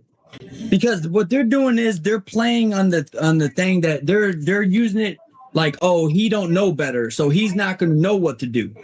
He's not going to copyright. He's not going to do stuff to prevent us from doing it, so we can do whatever. Yeah. So they're playing on the premise that you have no strategy or you have no team that will help you strategize. But what they fail to realize is that you actually got a team to help you strategize now. Right. And it's only going to get better. This is just the beginning of it. You know what I'm saying? Shit's just going to keep snowballing. And eventually you're going to be able to, like, everything they do, you'll have a counter ready to counter it. You'll have an answer for every problem before it's even a problem. Right. Then the fight about level. The fight really begins. Yeah, it's about leveling the playing field. You just got to level the field so it's equal to where you're not at a disadvantage. Then you can fight. Because right now you can't fight. They got the hand. They got the upper hand. They done smeared your name. They done prevent you from doing so much. They done infiltrated your structures by infiltrated. Also, by the way, nobody smeared Cyrax's name. Smearing somebody's name would be like saying stuff about them that's either not true or exaggerated. The only thing that anyone has ever done to Cyrax's name is like spread the word about things that he has actually done. You don't have to smear Cyrax's name. You don't have to make anything up about him. You don't have to tell any lies about him. You can literally just say things that he's done, even if you never repeat any of the stuff from any text logs or anything, which we know are him. You could literally just play clips of him and not even do commentary. I could make a 2-hour-long video just of clips of Cyrax saying and doing things himself, and I'd add no commentary, and everyone who saw it would still hate him because he's just been so blatant about his horrible behavior. Like, you don't have to do anything special to make people not like Chance. Who knows how many different ways. So it's about, you know, tightening up the circle, building a solid. Okay. Yeah. Look, after what happened with the stylus and the fidget spinner and security Jake, I hate to say it, but the circle is never going to be tight again. Got information on John not looking well. He's now threatening to make Cassandra homeless. Saying And that's he's saying he's got the power to take away her home. Telling me my fucking business. That right there is an empty threat. Who does he think he is? Fucking, who's he think he is? The Soprano? He thinks he's Tony Soprano? Like, what the fuck? Does he think he's some... Jason, I swear to God, anybody who watches this channel knows how I feel about The Sopranos. You keep the good name of Tony Soprano out of your mouth. I don't want to hear about you talking about Paulie Walnuts. I don't want to hear Silvio's name in your mouth. Definitely do not mention Christopher Moltisanti. I don't want to hear you talk about Bobby Bacala, Johnny Sack. I definitely don't want to hear you say nothing about Ginny Sack. She has been working very hard to lose that weight.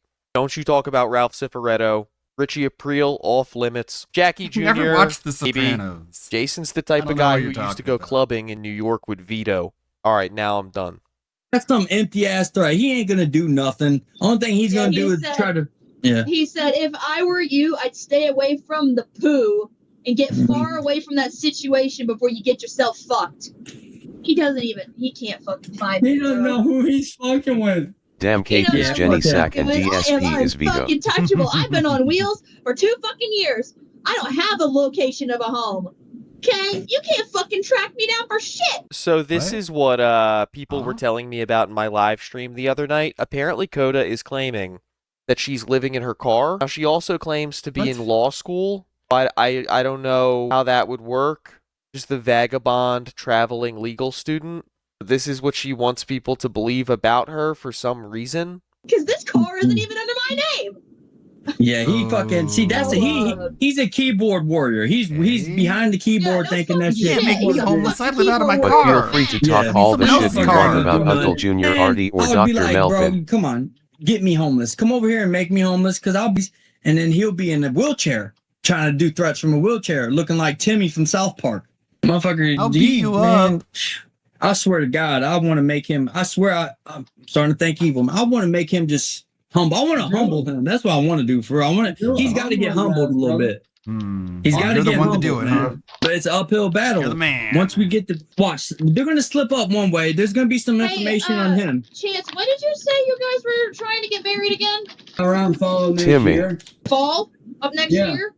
Yeah. Do you know where by chance? Because I'm trying to find the best options for you. So we can show up. A few of them, but we're Talking about not have sure their yet. wedding. Yeah, as soon as You you mean their find out, e-wedding? let me know, because I want to get you guys the best deals. Okay. Because I'm also clearing up my schedule so that I can absolutely be there, because I want to take the best photos. Because, yes, Cassandra is very photographable. I want to just photograph the whole wedding.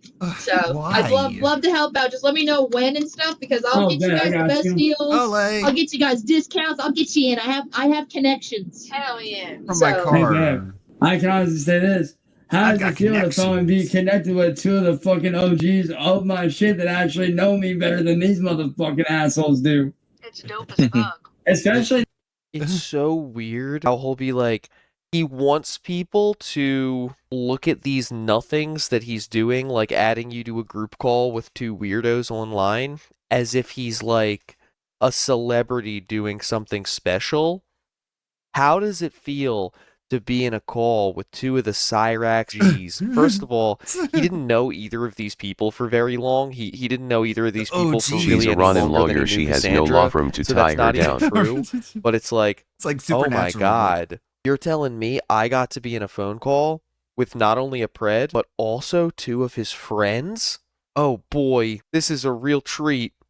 This one right here, she knows me better than fucking anybody. Okay. She knows how I am. good That's why to she's know. always like, you better settle the fuck down. No. You had to tell me to settle the fuck down the other day. He's telling you to settle. Please don't. So That's a yeah, given. like you already know, like he's definitely like that. If you notice, John has been very quiet. Yeah. He's just been putting out little like, pepper feeding, put little statements out like, oh, I'm gonna do this or I'm making this. He's doing shit like that to worry provoke. about. So what you need to do is do stuff to provoke him. Yeah. And also another thing too, we need to find out who is leaking Cassandra info back to there, them like, about yeah. Cassandra. Yeah, We go need to ahead. find Go that ahead and out try and for sure. provoke Well, you John can John, start man. by giving That always false works. information to different people. Get at least an idea of some people and give one person one information, give another person an information, and then see what information becomes known. I feel Then like you'll I'm know. stuck in fucking Narnia. It's been 18 hours for 18 fucking hours. What It's the been 18 fuck? hours for 18 I'm hours. stuck in a time loop. Help me. Help. I'm stuck in fucking Montana. No. God, every time I think Jason's the most annoying one in the call, Coda does her like millennial cringe, over the top, like goofy voice and tries to make a joke, and of course Chance eats it up and hysterically laughs at it because he thinks all the lowest forms of humor are like the best joke in the world, and I feel my eyes rolling into the back of my head. Montana. And I thought Ohio was the worst place to be stuck in. Why am I stuck in fucking Montana? Motherfucker. I tried Oh to my tell God. you, Montana sucks. Get me out of Montana. Motherfucker. Going to rage. God damn. Running out of fucking gas here. Are we straight? Also, imagine being Coda's boyfriend in that call, and you just have to listen to her talking about this nonsense in a closed environment like a car for 3 hours straight. I would be snatching her phone and whipping that shit out the window on the highway in Montana. Like, we're not doing this anymore. You know what I'm gonna do? I need to get what's John John's wife's name? I know she's related to Marty. I want to say Laura, but I don't know if even that's true or not. No. Ah, yes, Music Biz Laura, well-known sister of Music Biz Marty. Oh, I think Laura, you know who Laura is, right? That's Southern. Yeah, I kind of figured that. Laura is Southern. That was. So, by the way, just tossing it out there, no, it's not. This is her alter ego. My question is this. Is Southern really Laura? Or is Southern actually John's wife? I don't think so, because on video, one of the videos, she was talking about the Twitter. She was on her Twitter Twitter doing a live whenever they was on panel. So unless he doctored it some way, which I don't think he would, I think they're two different people. I don't think it's her. I legitimately think that if you tried hard enough, you could convince Chance that Southern Harlot and John are the same person with like a voice changer. LMAO You could Lawrence convince Southern him is of damn someone near else anything at this entirely. point. Yeah. For runs starters, his she's Twitter Canadian. account. I mean his not Twitter. What the fuck's that? Cyrax has more in Southern I know their nonsense. kids play on all the time. What the fuck it is? What's it called, baby? The fucking tweet. Is that Twitter? What's it called? The one page that kids go to? No, the other one. The one with like YouTube, but like Rumble. Is Jason trying to remember what TikTok is right now? No, not Rumble. The fucking Rumble. I Shut can't. up. I'm having a brain fart right now. You got two other. It's okay, Jason. Decades of substance use will do that to you. Is it a Twitch or is it The one from the one that's from China that they banned for a while and it came back? No, that's TikTok. TikTok. God damn it, I couldn't think of it. I was having a fucking brain fart. Yeah, she runs his TikTok channel. And there was a video out there when he was live during that court case that they set up. Remember that court case they set up? She was advertising. She was videoing him on panel whenever he was talking to you, Southern. It was you, Southern, and then William Glory Hole. You guys was all on there, and she was in the background videoing it. So I don't think that's the same person. I'm not wondering It's one or two scenarios. Either Laura is John's wife or Southern is John's wife. One of the two. It's got to be one of them. Well, Laura that's a or start. Southern? Because we already know who John is. The thing is, John is actually in like a sister wives relationship with Southern and Cassandra and Tangerine Cat and Strawberry Sunshine and Gothy and Martina and Kira and Candle and every other woman that Chance has ever loved. once we get his full name, we're gonna have to do a background check on him. That's the start. Do a background check to find out. You could run a background check from your phone and find out who he is, who he was married to, where his former address has been. I could find out his landlord's names. I could do a background check, find out who he voted for. You know what I'm saying? I can find out what if he's a registered voter. No, you cannot find out who someone voted for. Are you crazy? That's like one of the most basic rights to privacy that we have, is that nobody can see who you voted for. Are you out of your mind? The only thing that I can think of is that he might be alluding to like being able to figure out if somebody is registered as a Democrat or a Republican, but that doesn't constitute knowing who's. Oh my God. His criminal record. Yeah, record. We all know that. Yeah. You can use all that shit as at least grounds to be able to investigate his background. So then you can do like he's doing. He's investigating your background to try to get the people that you know, turn it around on him. Find out people he knows. Find his wife's info. That's what we should do. We got to find out who his girl is and then give him a dose of his medicine. Let him see what that shit's like. Yeah. I'm guessing the call on her end.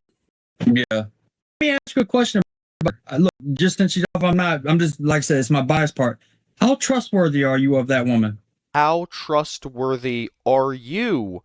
Not how trusting are you of her, not how trustworthy is she. How trustworthy are you of that woman? Jason cannot have above a 3rd grade reading level. Like, it's actually concerning to me that you can live in a first world country and make it to his big age and literally just not know the meanings of basic words. How trustworthy You can do all of this, her? but none of it will stop people from calling Cyrax an unemployed goblin I don't cred. know. I'm just, from the outside point of view looking in. She's been around since like, do you remember like the channel that I used to have? Well, I don't know if you would know this now, but do you remember a channel that may have been mentioned? Shadowblade. Yeah, I remember the Shadowblade saga. Yeah, I remember all that. Yeah. It was under the one where it had the BLAYDE. That's where I know her from. She's from that. Right. Yeah. Also, let me say this too about her. Like, I don't know her situation, but she has a lot of answers to a lot of questions. And that you got to keep in mind, that could be a red flag. That could be like, hold on, wait a minute. Why do you know all this information? Why? Jason really desperately wanted to be Cyrax's favorite little buddy. Like, he wanted to be his best friend so bad. He literally wanted to sow doubt about all of Cyrax's other friends so that he could be his favorite. Where do you need to be in your life that you want to be Cyrax's most trusted confidant? Are you getting this info? How are you able to contact John? Right. Keep that in mind. I'm not pointing no fingers. I don't know. Sure. You know what I'm saying? You got to just, keep in mind. And that's the unfortunate part about people who troll and shit like that. It makes you question everybody. You're going to have to always at least be a little skeptical to keep on your toes. You know what I'm saying? Oh, yeah, for sure. But then, when'd you get that purple shirt? That's actually sick. This? Yeah, when'd you get that? That is actually, dude, I've never seen a shirt with. It's my great-great-grandma's, actually. Oh, that's awesome. And my mom has our great-grandma's one. Oh, that's awesome. Yeah. It's old. Hey, I'd be hanging on to that one, babe. Like, I would hang on to that one. Even if it ends up getting holes and you're not able to personally wear it, turn it into something. Yeah, like I've seen people do like blankets and stuff. Yeah, like blanket, pillow. Hell, even if you wanted to, what you could do, I don't know how hard it would be to do, but take the sleeves and turn the sleeves into like arm warmers. And then have like the rest of it turned into like a pillow or, like a little blanket or like a quilt, like have it incorporated into like a quilt or something like that. That would be cool. Quick question. What is, let's see, John, what's his last name? John starts with the S. I looked up a while ago. It's John something. I got to find out his. I have no idea. Because like, unrelated. No, when I just mentioned, I was like, we got to find out who John's girlfriend is or his wife. That's when that phone call just cut off. Is his name even really John? Yeah, well, that's what I'm saying. I'm going to do a background check. That's what I'm going to do. Yeah, I don't know. I want to do a background check, so I'm going to have to go on his channel. I'm going to have to I'm going to go onto his Wait till they find out that William's last name John's really last name is They're all John. going to be blown away. Obviously. X platform. Is it communication human? Yeah, we're good. Hello? Hello? I got stranded, sent down a fucking back roads. Hey, do you? Oh God. Yeah, are you okay? Yeah. Do you know John's last name? By the way, do you know it? I haven't been able to pull up shit because the people out here is fucking garbage. I'm about to go on fucking his X account. Let me see the John. I'm about to. Once I get his last name, I'll be able to find out a lot of shit about him. Let me see. God damn it, motherfucker! Hello. Humanity is lost again. I have lost all connection to the world, the online world. Oh no, it's gone. Toto, let's be honest. You would lose your head if it wasn't attached to your body. Cyrax, shut up. Look at the joy on Cyrax's face. He loves Coda, man. Right in front of Cassandra, he loves Coda. It's wild. 18 fucking hours still. You tell me that all the time. Hey, it's true too. I don't know if you can hear the fucking Why do you have to roads? call me out like that all the time? It's not normal. Oh yeah, it is. This is the most joy that Cyrax has ever experienced in his entire life. There are two women who are pretending to laugh at his shitty joke. He is in heaven right now. This is the peak of his entire existence. Call me out every time. Hey, I call you out on more shit than just that. This time, I am literally on some fucking wrong turn back roads bullshit. I hate this. Hey, No, I'm not fucking kidding. Look at this shit. You running to Michael Myers yet? No, Look at this it's like shit. Bro, that is straight out of fucking wrong turn for real. seriously, or The Jesus hills have eyes. YouTube net I worth. would know about that. That's some fucking Michael Myers, fucking Jason Voorhees mix on No, fucking that wrong looks like turn. Jeepers Creepers. Yeah, and So- my brights aren't being bright enough. I was able to find out I found out John's net worth, how much he makes a year annually. I got his net worth. He makes around. Hold on. How did you get his net worth, but you don't know his last name or if his first name is even actually John? $37,000 a year unreported income. He also has unreported income through outside sources through his YouTube channel, which is John and his X channel. His ad revenue, he makes over $30,000 a year from ad revenue. Yeah, there's a couple collabs that he did in the past when he first started out. Jason is just straight up pulling all this information completely out of his ass like it's a stylist. Like where is he even supposedly reading this from? I'm looking at all of his background check right now. I was able to find out some of his background information. It was somebody that Marty knew. It was through Marty. It was him and Marty. So he like looked Marty up tried to get Social him Blade. started or something. Yeah. So I'm still finding that out right now. Hold on. Yeah. I got my That is agents out on the interesting, though, that field. he has unreported. Yeah, so I go on Reddit and fucking try to figure out who he is from Reddit. Yeah. Watch John after you. Florence is fine stuff. Let's see. Yeah, there's a couple different ones that ain't him. Let's see. What are you eating? Do I? Yeah. What are you eating? Barbecue chicken, mashed potatoes, and peas. You say peas? Yeah. Ugh, I hate peas. Not a big fan, No, they're nasty as fuck. I hate them.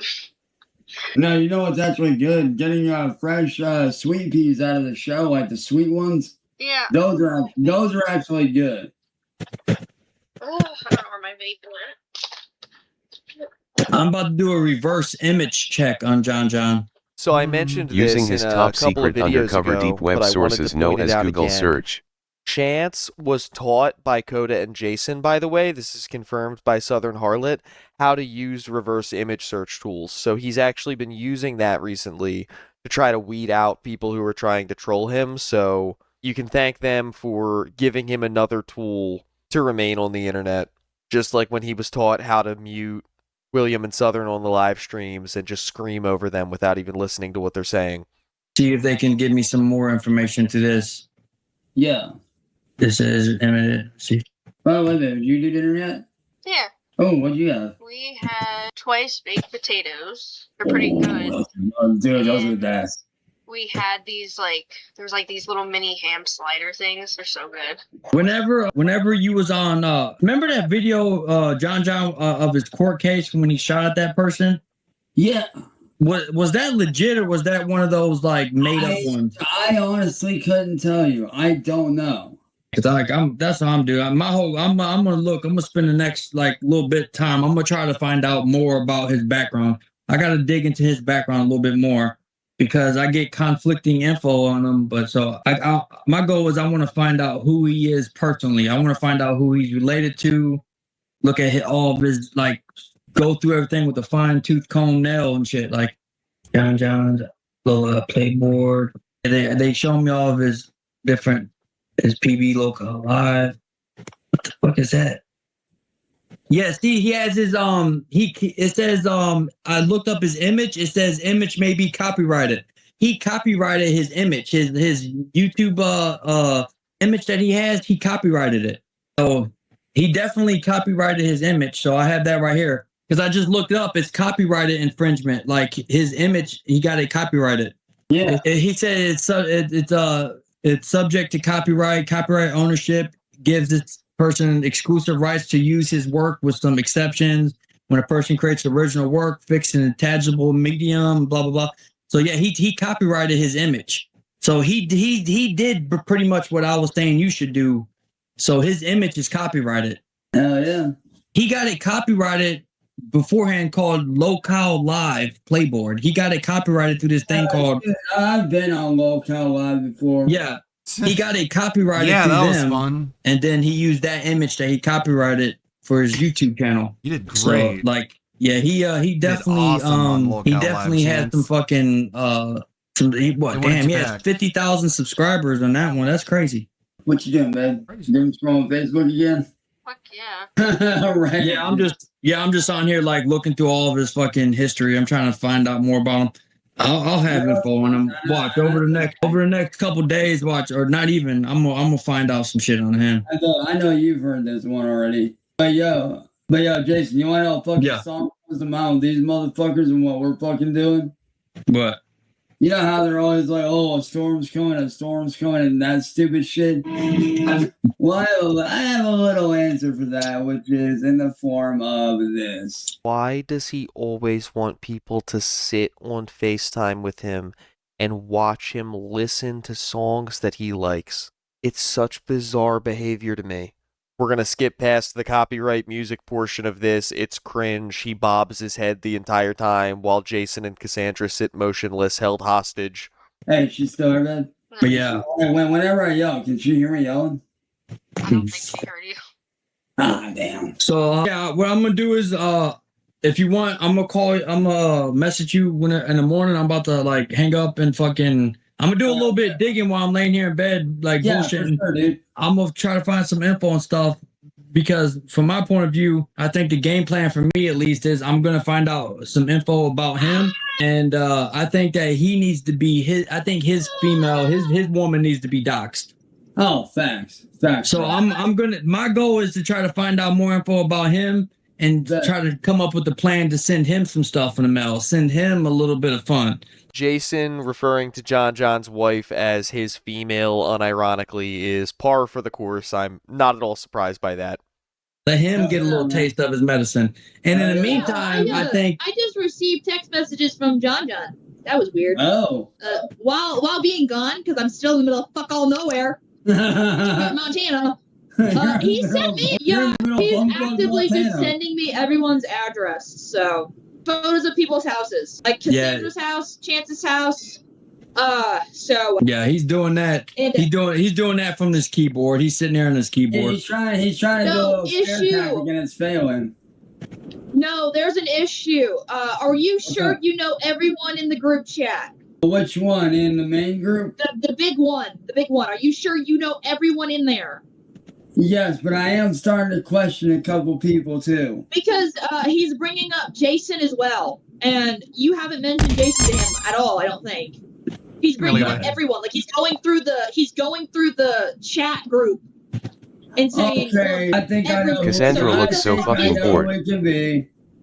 Yeah, only way he would know anything about me would be through that group chat, because like I don't have no footprint. I'm thinking, as much as I hate to say it, and I swear to God, if this is him, I swear to God, I'm fucking reaming his fucking ass.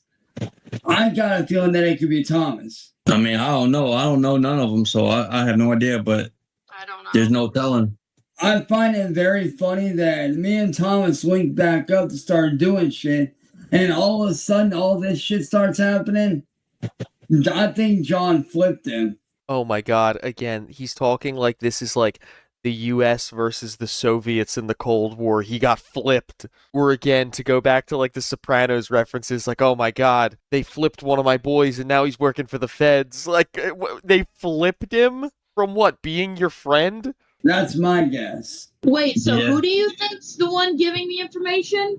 Thomas. Thomas? Yeah. Because he's the only one that's being kind of sus. Yeah. I'm getting rid of that motherfucker right the fuck now, because that is some bullshit. Yeah. I love that with no evidence whatsoever, he just assumed that it was this one random guy in the group chat and decided to remove him, and he thinks that's going to solve the problem. Because Coda brought this information to him, right? She didn't even provide the Alright, guys, screenshots of John if you're enjoying messaging the her. Chill Sirix He's fun, just completely please taking support. her word for it. We with have no support absolutely at all. no Everything is validation or appreciated. receipts whatsoever, It's with the property, the and Direct making a decision Universe. based off of it. On If YouTube, anything, it seems very suspicious that she comes back from not being on the phone with this magical new information. Jason just warned Chance to be careful about her, and he's already forgotten that and is just blindly following her nonsense anyway. Because I'm just getting message after message after message of, hey, here is X, Y, and Z's house. Here is Jason's house. Here is information on Jason. Here's information on Cassandra. Here's her house. Here's Chance's house. Here's the information. It's just going in. He's going list for list. Here's the funny thing about it, right? There is no information on my house, so anything he says about me, it would be all fabricated. Like, it would be him. You don't even want to check? You don't even want to ask her to send it to you just in case? Completely going off of a... Yeah. Even if I ain't... Like, he's fishing. He's going out on the limb, so... Yeah, I mean, yeah, you can definitely search somebody up through their name for sure. You can find out information about them. Yeah, but that's the thing. It's definitely someone from the panel. They're like somebody from the group chat, like giving them information about, you know, your strategy, or someone picking up shit like that. Cause like I did something earlier as a plan. Like what I did is I posted my gamer tag on your channel on this group chat to see who would respond. I did that for a reason. I wanted to see what information would get out there. So there's without a doubt your group chat. It's tainted. There's some tainted fucking shit in the group chat for sure. Well, there you have it, ladies and gentlemen. The group chat is tainted. I guess tomorrow when we come back, we're going to have to see if they manage to clear out all the corruption and all the flipped agents and just get it down to the real Cyrax supporters. But we've gone a little bit long, so I think it's time to wrap it up today. Big thanks, as always, to Cassandra for doing this and for releasing it. I've linked her channel down below if you guys want to go give her a sub. If you haven't already, please like and subscribe to this channel. We will be back tonight with a live stream, and tomorrow with another update. We'll keep making our way through this very, very long call. But until then, you guys know the drill. Stay away from the goblin. Do not take advice from someone who doesn't know the definition of the word likeness. And of course, most importantly, have a good one. Have a good one.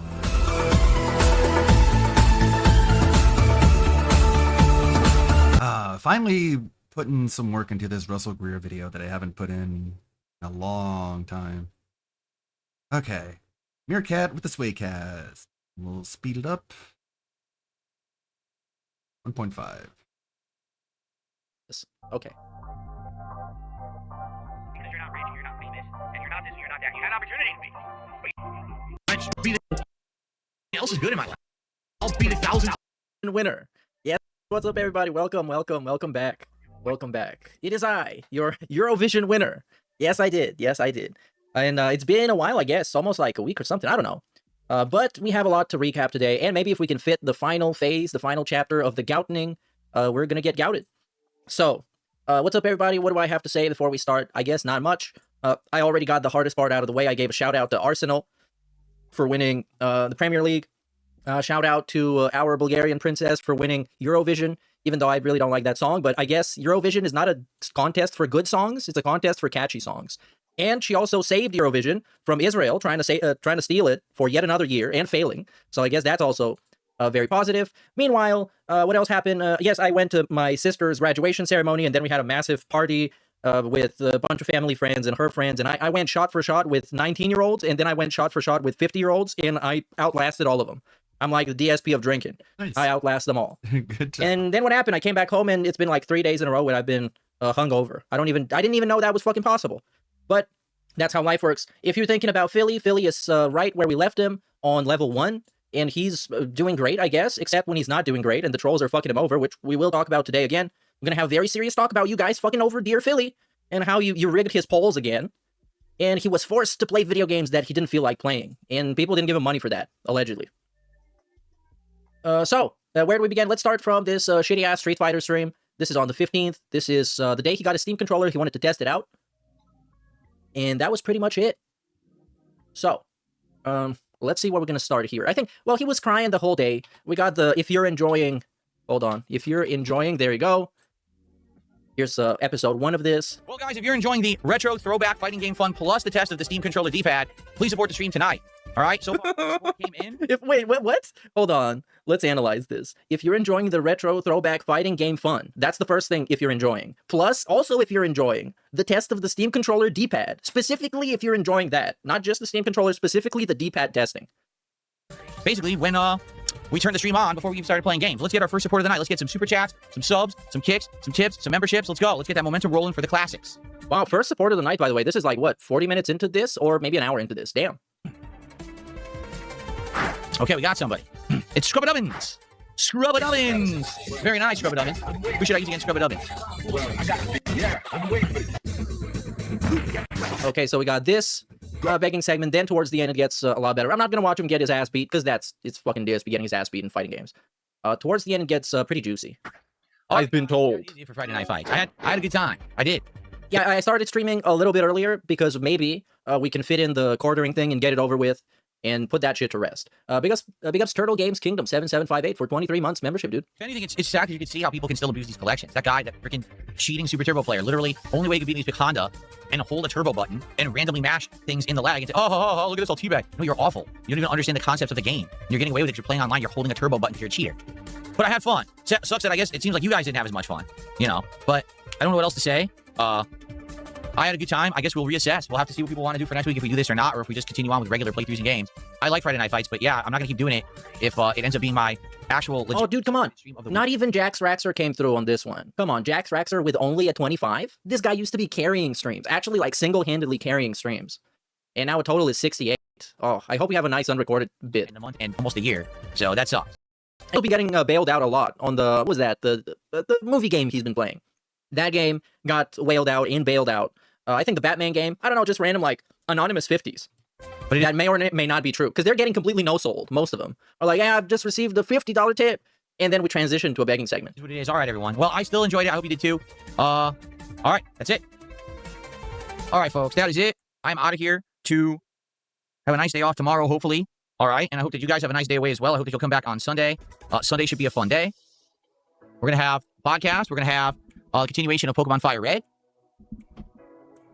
And then Sunday night, I'm finally going to give you guys what you have been asking for, which is to try out some new games. Oh, yeah, that was a great gimmick. All right, everybody.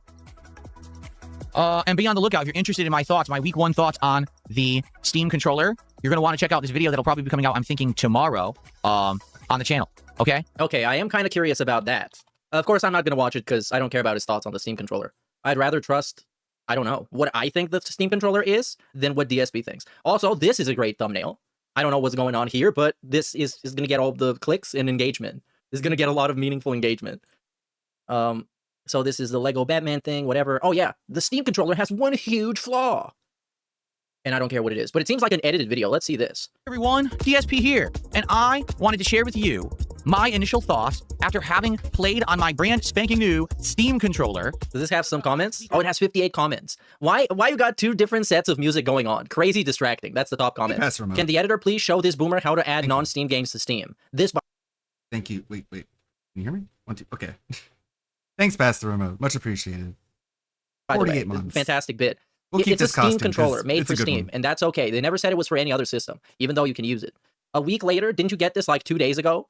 Live unboxing was Tuesday morning. Then I used it on 5-6 streams afterwards. Anyways, are you considering crediting your editor for the amazing work he is doing? Of course, amazing work. And then we get a bunch of 1 week later, people be doing anything to revive their dead channels. Oh, and a guy just discovered him. Hold on. Stop the world. I'm getting off. Just discovered you. Thanks for being one of the greatest lolcows to exist. No, that was a swerve. I thought it was going to be a positive comment for once. We're going to be like one of those, well, I just discovered you in the algorithm. I looked up the algorithm and I saw you and I was like, whoa, this guy's so cool. Not even this. Oh, and we got, okay. Leonardo da Vinci was considered a lolcow in his era too, but the world eventually caught up. And DSP says, longest running? Yes. Well, Gas no, him but still. up. Greatest? I don't even crack top 20 these days. Come on. He's washed up as a lolcow too? God damn it, dude. Anyways. Or so since it arrived. Since the Steam controller arrived this last Tuesday, I've tested it in various genres of game, including a very Saving up GBC Cardinals for the Twitch follow, dude. Directive 8020. I played it in a very challenging first-person shooter like Mouse PI for Hire on the hardest difficulty level. Oh my god, the hardest difficulty. In various retro fighting games such as Street Fighter 3 Third Strike, Street Fighter Alpha 3, Street Fighter 2 Hyper Fighting, and more. And so, what I would like... Oh yeah, he actually got two music tracks going on. That's terrible. ...experiences in each various game, but also tell you what I feel the strengths and weaknesses of this controller are, because I actually think it excels at certain things and isn't so good at others. First off, it is chunky. It feels... No, this is actually terrible. Actually fucking terrible, though. This is actually... Hold on, now I got myself twice. As of late, and that includes the Pro, the Xbox Elite 2 controller. Oh, this is terrible. I can't listen to this. No, there's no way. But there are edits in this video. They exist, and they are semi-relevant to what is being talked about, I suppose. So another 10 out of 10 DSP video. Maybe even a 20 out of 10. I'll be back Sunday morning with the podcast, Pokemon, and a Steam tryout tonight. Thanks for a great week. Overall, the week was great. But this video, again, let's reflect on the performance of this video. Did it get the support in engagement? Probably not. It's like 3,500 views. Well, he is... I guess he is counting on videos like this to get a couple thousand views and eventually to get him up in the algorithm, whatever that means. But I mean, that's not going to happen. It's Dark Side Phil. He uploads like 20 videos a day. His channel is considered by YouTube to be a low quality content with low engagement. Again, we've talked about this 10 million times. It's not how many videos you upload and it's not how many views they get. It's how long people actually stick around to watch your videos. How long are people using YouTube? That's what YouTube cares about. Because they could be using Twitch and they could be using Kick or they could be using Instagram or Twitter or Reddit. But they're using YouTube and that's what brings them value. And this shit with this melty boy does not bring value to the platform. Anyways, let's get him sign off. The week overall was great and I did have a good time with it. All right, I'm going to send you guys over to Mad TV on the Kick side. Everyone see you Sunday. Aren't you afraid of him being harassed by the trolls? Okay, well, that's it, I guess. And we end with this That's shot. not. Why is he so pale? It might be the lighting because he has like light boxes or whatever that was that he's got, but it's terrible. You should have lighting that doesn't make you look that bad. That makes you look better. Oh, he's so defeated. And that's kind of the thing nowadays. When he hits the goal, it's like an average day. It gets no-sold and it gets like whatever. But when it doesn't hit the goal, he's crashed and cracked. And what was it? Destroyed and felted. Felted probably would be the best term. Anyways, we move on to this video. This is by Rebsy. Shout out to Rebsy. And this is the struggles of the professional YouTuber to add a game on Steam. You know, on Steam, you can add games that are not on Steam. You can add like Epic Games and Game Pass games and pirated games. You can add them to your Steam overlay and use the Steam controller through there. Next time, bring out the wheel and learn how to do it on there. Once you're through the intro and everything, then I'll probably do it. But you can't use the Steam controller. Someone says, what about the Steam controller? You can't. Remember, it's a Game Pass game. Steam controller will only work with games through Steam. There's a workaround because if you have a game that's through the Xbox app, you can add it to Steam as a, what do they call it? A non-Steam game. Right? So let's actually demo this right now. Let's demo this. Says Christian. So I'm in Steam. Okay, you say add a game, add a non-Steam game. So how does this work? It says program. What? Search list. Select the program to add to your Steam library. Let's say I wanted to add Hollow Knight, so we could test it and see if it works, right? How do I do that? Use the search. Yeah, but what's Hollow Knight called? Bro, this guy legit like dumb as fuck. This is the type of thing children can do. Even in well, I'm kind of, you know, I probably shouldn't compare DSP to children because children nowadays are way more tech savvy than DSP has ever been. On my PC. Browse for EXE. Well, that's going to bring up every EXE on my computer. Windows.exe. How do I know the name of the executable for Hollow Knight? How would I even know that? Because it's the only one in the folder.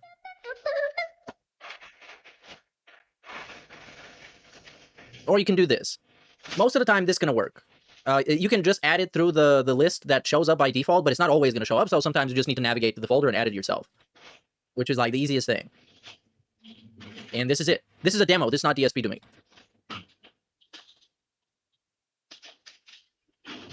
There it is. Exactly. You probably shouldn't stream the file search because what if it shows files and shit on there? Oh my god, it's going to show the files. It's going to show taxes.pdf, and now we're going to download his You'll taxes. be able to see my Windows files. You'll know how to get easy. inside my computer. How the fuck do I do that? Yeah, just do that. What are you talking about? I have to sit there and I have to go research on the internet. So when you have Game Pass and you have the Xbox app, what file path does it manually install these files to? So here's what I'll do. Give me a second. Yeah, here. Let's it's see. something people do let all me the see. time, Actually man. gonna look it up. Program files. It's Oh not. no, he's gonna do it in the in off-screen mode, backstage. So you don't see his file directory. He doesn't even know how to find his installation. No, and that's the thing. On Steam, all the folders are in the same place. On Game Pass, I don't know how it is, so you can just look it up. It's easy as hell, dude. Well, Come on. it's There's no similar. Xbox folder. There's a Steam folder, but there's no It's Xbox. nice to see how flat Not his the head is in the exact back, same though. folder, I've been missing those obviously, shots. Not Steam. Also, profile DSP is terrible. Big ups Retro Jim for the super chat, dude. So I have no clue where it's doing this. Is it Xbox Games? No, Xbox Games is Forza Horizon 5. And Okay, so let's see. Where are it's all Game get Pass blamed. games located? And there it is. See program files, Windows apps. This is the AI overview. So this might actually be bullshit. So I don't fucking know. You can just click on the first link. They're locked. They're hidden locked. Oh my god, they're hidden and they're locked. It's over. He's never getting them. Sea of Stars only. So Let's see. I haven't seen the conclusion of this video, so he might have figured it out. Maybe in Windows. This is so dumb. Listen to this. The bomb says there's a hidden app data folder under users. Your username app data local packages Team Cherry. Okay, so it's not straightforward whatsoever. Every game's going to be completely different, and you're going to have to find a manual hidden file path to add games to Steam. yeah, there you go. Just get mad. You can just get mad and say it's stupid.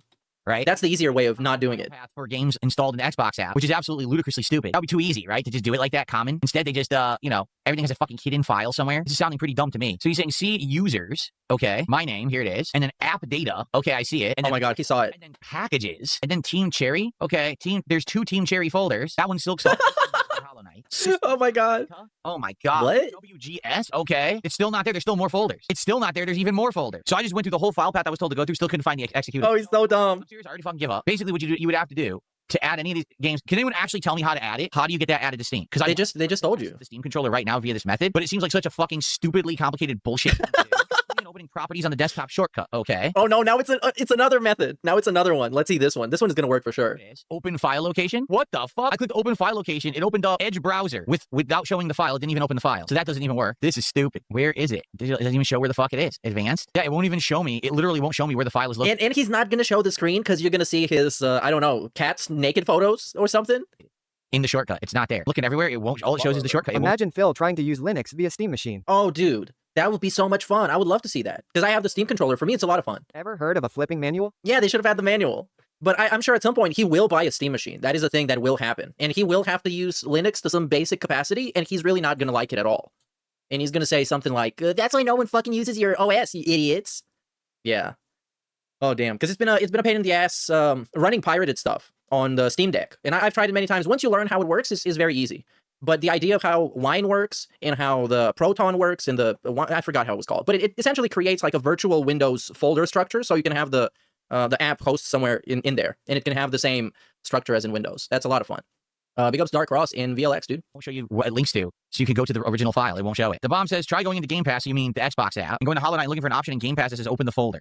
This is hilarious. You see what I mean about how nonsensical this shit is? So here's Hollow Knight. See in store, add to play, manage, uninstall, share. Installed to, it's on my D drive. Finally, I've got it. Let's see if I can find the executable. Here it is. I found it. So now how do I add this to Steam? I know. Oh no. Okay, I gotta manually browse. I think I could do it this way. You don't have to open the file. Contact the administrator. Wait, what? You're the administrator, Mr. Darkside. You're the business operator. You're the CEO. You're the executive vice president. What is he? Does he not have like admin permissions on his own computer? Well, that's impossible. Make yourself the admin. Unless there is like an admin profile and he's using a different one. Like what the fuck did he do? Man, okay, how do I do that? Oh god. I have no idea how you do He it. forgot the password and made a new profile. That's also possible. So anyway, so you see how this is not even worth my time? It really isn't. But also, hold on. He got this PC, well, I don't know if this is the gifted one or the other one, but in any case, he's not the guy to install Windows on this PC. So he didn't set up the permissions and the user accounts. He didn't do that. Okay, that makes sense, I guess. It's an absolute joke. Here, it should be this full control. All application packages should have full control. Forget it. Windows is so stupidly complicated. I have to go into 17 different menus to make this an admin. Well, not even to make all users can edit the file, even though I am the admin. Yeah, what's up, Roger? Big ups, dude. It's still not set like that. So I can't even easily just add it to Steam. So fuck it. And that's what I mean. Like, who's going to care about that shit? That's what I'm going to do. I'm going to find every game that I want to play with Steam controller. First, I have to find what the executable is. Okay, I mean, come on. Let's see. There's probably a very quick, less than 5-minute video on the topic. So add Game Pass game to Steam. There it is. And this is how long? This is almost 6 minutes long. We can't do that, guys. Come on. But we can do this. This is minute 30. This might hold his attention. I will show you how you can add. Oh no, it's a foreigner. We can't do that. He's not going to understand. The accent is too thick. You have to download UVP hook. We're not doing that. It takes too much. What is this? Additional third-party software? No, we can't do that. Export games? You mean Xbox games? Stupid foreigner? We can't do that. No, it's over. And this video is too long. I guess we'll never find out. Then I have to manually edit the executable so that you can change it and add it to Steam. Then you got to manually add it to Steam, and then it probably still won't work. We'll probably see another hoop to jump through, another problem. Fuck. Probably going to explode and give you a virus. Oh, it's so easy. You could easily just add it to Steam. No, you can't. That's PC gaming in a nutshell. Nothing is easily done. It's all overly complicated with 20 hoops to jump through to do something very fucking to be able to do in 2 seconds because a bunch of nerds made it, and the nerds are so up their own ass with their code, they don't understand that it has to be user-friendly. They just don't get it because all they do is sit there coding all fucking day. They probably even butter their bread or make a ham sandwich. They're coding too hard. They don't know what user experience is, even though you have like UX people working on that specifically, but it doesn't matter. You're stupid. All fucking day. They're coding all day. Can't even butter their bread or make a ham sandwich, but they can code. I mean, well, okay. That's a great moment here. If you've been following along the narrative in the last... Anyways, we're on this same stream, I believe, because he's dressed up exactly the same way, and we're going to talk about his personal fitness, so get ready for that. Couple of weeks, I told you guys that basically, I've kind of reached the limit of what I can do. I still remember a couple of weeks ago when he said that if YouTube developers actually wanted to get the big bucks, they should have become streamers. Yeah. With my personal fitness and working out with just a couple of free weights. You know, I got to the point where I've done as many exercises as I can, but I can't really do them well because the weight has gotten to the point where, you know, unless I have like a spotter and I'm sitting here and doing it organized, it's never going to advance. So my wife and I, you know, basically did some research. Wait, what is that even supposed to mean? I'm not the fittest guy ever, but this kind of smells like bullshit. You know, I got to the point where I've done as many exercises as I can. He's done all the exercises. He's completed them. He got S rank on the sit-ups. I think he actually even said that he's maxed out sit-ups because he can do them infinitely. Like, it doesn't even work on him anymore. But I can't really do them well because the weight has gotten to the point where, you know, unless I have like a spotter and I'm sitting here... A spotter? It's never going to advance. Did he mean like a gym, like a personal trainer? A spotter? He's not actually doing bench press. So my wife and I, you know, basically did some research and we looked up together and we decided let's buy an exercise machine. Let's actually get like a weight machine so we can work out at home with no risk of injury. We can, you know, have plates and things that we're swapping weight. We can do different kinds of exercises for all the different, you know, parts of the body, etc.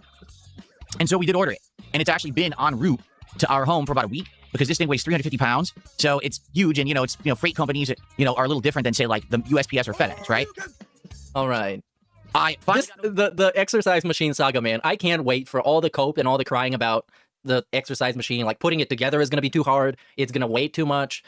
I guess at some point he's going to max that out and also have zero difference to how he looks. That basically now I need to contact the shipping company to schedule the delivery.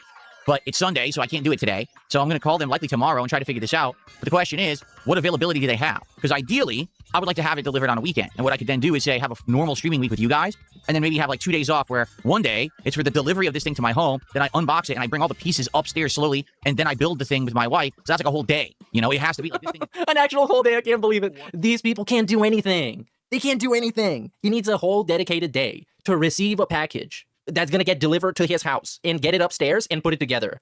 No. 4 hours with 2 people working together. And also having to, you know, lug this thing upstairs in pieces because there's no way we're getting 150-pound boxes up our staircase. Yeah, it's going to be an endeavor, you know. Then I'm still going to need a normal day off so that I can actually do my errands like grocery shopping and things like that. So here's the thing, okay? Dependent on when they can actually deliver the thing, because I don't know, you know, is a freight company different? Army Rangers and pro athletes don't max out sit-ups. Yeah, well, that's why so many people like working out with their own weight, because you can just do that infinitely, and it's good for you, I guess. But he maxed it out. He went past working out with his own weight, and that's why he's so awesome. And that's why he's so fit. You don't see how fit he is? I hope we don't have a lot of flexing in today's stream, because all the posts I've seen of him flexing on Twitter is the most obnoxious shit ever. Would be the guitarist who would learn Smoke on the Water on one string on his $400 Pacifica and claim he now needs a Gibson custom shop. The Pacifica is holding him back to reach the next level. Pure co-purchases that are transparently unneeded. Yeah, well, I love this. I love this, and I wholeheartedly support this, because this could have been money going into his retirement fund or investing it into maintaining his house and making sure that it doesn't rot away. But it's way better if you put that money towards buying stupid shit you can't get rid of. That's awesome, actually. Actually awesome. And big ups the NYC Golden Glover and Iwamoto, dude. From another company, can a freight company actually deliver on the weekend, or are they going to be like, oh, we maxed out the Pacifica? You know, and I kind of had a moment like this when I bought my first guitar, where I was trash, and I still am trash. I kind of use it just for, like, digital effects. And a guy who actually could play the guitar picked it up and played it like it was a fucking Gibson. And the shit sounded smooth and awesome and bass. And that was the moment I realized, okay, so the problem is me. And since then, I just bought, like, cheap-ass guitars. Because the problem is me. In prison, living inside a 6-foot by 8-foot cell room that leave prison really jacked, and this guy struggling to lift 100 pounds weight up a few steps. Yeah, but they have spotters, and bench press is outside. Or at least that's what I've seen in Prison Break. Remember Prison Break? That had a banger first season. And then they ran out of prison, and then it stopped being Prison Break. It's like, what? It's like having a morning show that takes place at noon. Who would ever do that? we can Big ups Anonymous. and we can only deliver certain times and not others. You know, I have no clue. But yeah, you need spotters. Cat's gonna be spotting him and counting the reps. Hey, you know, this is what we're doing, and this is the schedule for the week. So I have to contact them, you know, tomorrow essentially, and figure this out. Okay. So once I know, you'll know, but I don't know. Okay. So you know, what I would say is, if I can control the situation, what I would like to do this week is be here 6 days. Like, I would literally like to be here for 6 days. I'd like to be here today through Friday like I normally am, and then maybe have Saturday and Sunday off. That way, one day is the, you know, arrival, unpacking, and building of this thing, and the other day I can have a normal day, plus I'm probably going to have to recover. I'm going to be so sore, probably from lugging this thing around and building it or whatever all day the day before, right? That would be ideal. I thought you However, were in good shape. I can't guarantee you that's what's going to happen until I contact this company and I get in touch with them and, you know, we work it out. But I mean, can't you get the dudes who deliver it to drag it down upstairs? Like, it's only like a flight of stairs. What? And he's gonna be sore from putting it together? I thought you work out. I thought you maxed out the normal weights. You shouldn't be sore from moving a box. Don't know if they're going to be able to deliver on a weekend or whatever, right? So Sounds like a I know, weak I'll let you know. sissy. And, you know, hopefully I'll have some updates for you over the week, so it's not like in limbo all week, but you never know.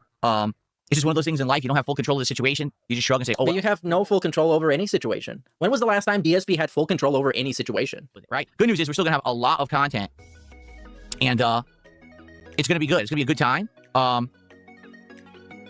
Okay. This week, with all the content I'm going to put Yeah, anyways, flexing. Let's flex. your muscle with your other hand. I'm not using my hand. Watch. My left hand is way out here. Look. Oh my god, look at how fit he is. He's so fit. Whoa, look at all that baloney. Oh my god, look at he's even fitter with this hand. What are you talking about? An AI filter? What? I don't even know how to use an AI filter. I use them. Okay, that one, I believe that. OBS? 100% believe that. AI filters, because I've seen people use them, but I don't have any filters. Anyways. This really, it really is the most obnoxious arc. It really is. Because it seems like It is nobody but annoying. him It cares is about really this annoying. and brags about this and like celebrates this, and it adds nothing to the stream. It's really And it just tells me annoying. he's really insecure about his body because he's flexing all the time. Well, all right. What I want to talk about, folks, before we get to anything else, What are we gonna do? Are we gonna beg for I want to let you fucking guys know views? that I did release a special We're video. gonna look at the we're gonna look at the YouTube dashboard again. I love this. I love this. It's one of my favorite segments. Meerkat, you're a peasant and an idiot. You can't grasp the beauty and complexity of Snort Korean bureaucracy. I'm sure. He has a $25 a month 24/7 huge gym less than 2 miles from condo. Yeah, but I mean, you know him. He didn't even want to go to the chicken shop. Come on. You think he's gonna go to the gym and risk a detractor finding him and beating him up to death with the weights, with like dumbbells and barbells? Come on, that's not gonna happen. We're gonna dox the gym, and then send attack dogs to the gym, and they're gonna harass him and kill him. It's like modern warfare. We're gonna send the Juggernaut. Big ups Golden Glover and Solon Delich, dude. During my day off. Now, the reason it's special, And shout out to Serial Noob for the Twitch follow. it's not live streamed Anyways, what is this? at all. Ooh, You know, most of my content is live streamed content. It's holy either, shit. You know, an actual raw live stream that then I clip from it and I upload the playthrough separate, or some of these edited videos and things I've been putting out for the last month are just highlights, right? In this case, I actually made a video. Oh, and also, I mean, the gym thing. He said that only poor people go to the gym. Yes, he did say that. The gym is for poor people who can't afford their own workout equipment. That's what he said. Yes.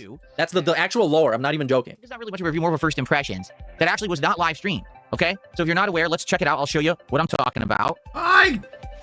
This is my channel. If you're not aware, I don't know how you wouldn't be aware because Check you're out my probably watching me channel. on it You're right now. on Of course, it some of you right may be now. watching on Kick. This is DSP Gaming on YouTube. Once again, it's youtube.com/DSP Gaming. You don't need an @ symbol to get to it because it's Whoa, hard-coded to that's DSP so Gaming. It's been out cool. since 2010 He loves saying that. for 16 years. He loves saying that. I don't think anybody would have noticed this if he didn't say it. That other pages need the @ to go there, but his doesn't because it's hard-coded. So, as you can see, here we are. This is us right now. Literally, look, there it is. Streamception. How you like that?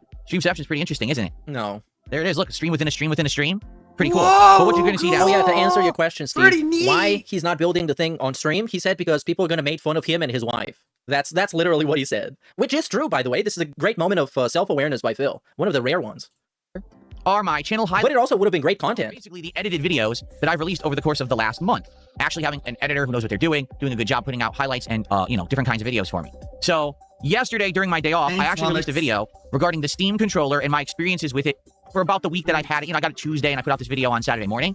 Well, I guess it was Saturday afternoon. It was like 12:30 in the afternoon or something like that, right? Yeah, so you lied. In this review, as you'll see, it's me actually talking about the controller and talking about my first-hand experience in different kinds of games, including Directive 8020, Mouse PI for Hire, and retro fighting games, plus when I navigated around Windows, when I went into Steam, when I tried a game in Game Pass, / the Xbox app, whatever you want to call it, and etc. It's short. As you can see, it's not a long review. It's like 12 minutes long, okay? But basically, it was me talking and then having all this footage from the week either superimposed over or cut into from all the testing that I had done on the live streams. So, It's a good video, in my opinion. It's quick. It's not a long one. If you're interested in the Steam controller, you want to know, about it. Is the Steam controller any good? Is it worth $100? What are the good parts? What are the bad parts? I thought this was going to be more exciting than what it actually turned out to be. This is a stupid-ass segment.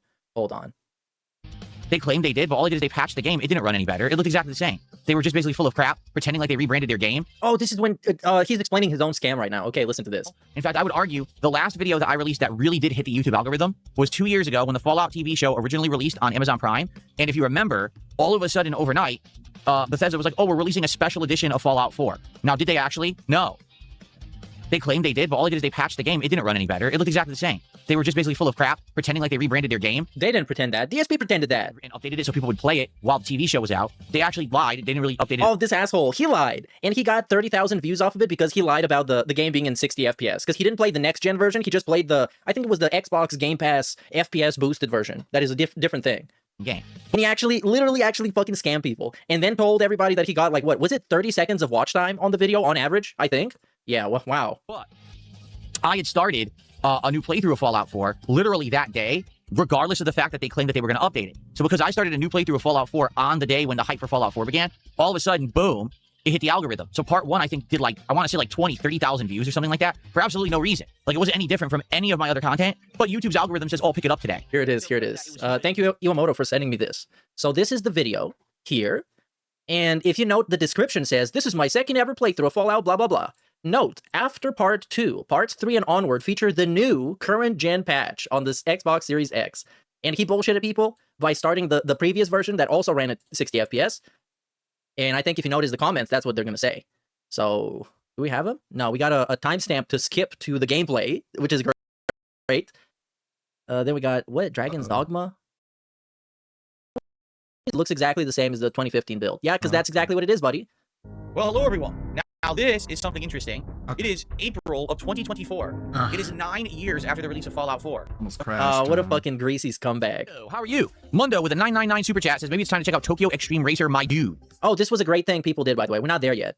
But during the night stream or whatever stream that was, essentially people would send him money to propose a game, and he would just say, okay, we're going to check it out, and then not check it out. Huge, giant spike of views for me that month as I played Fallout. Since then, I don't think a single thing that I've done is algorithm at all.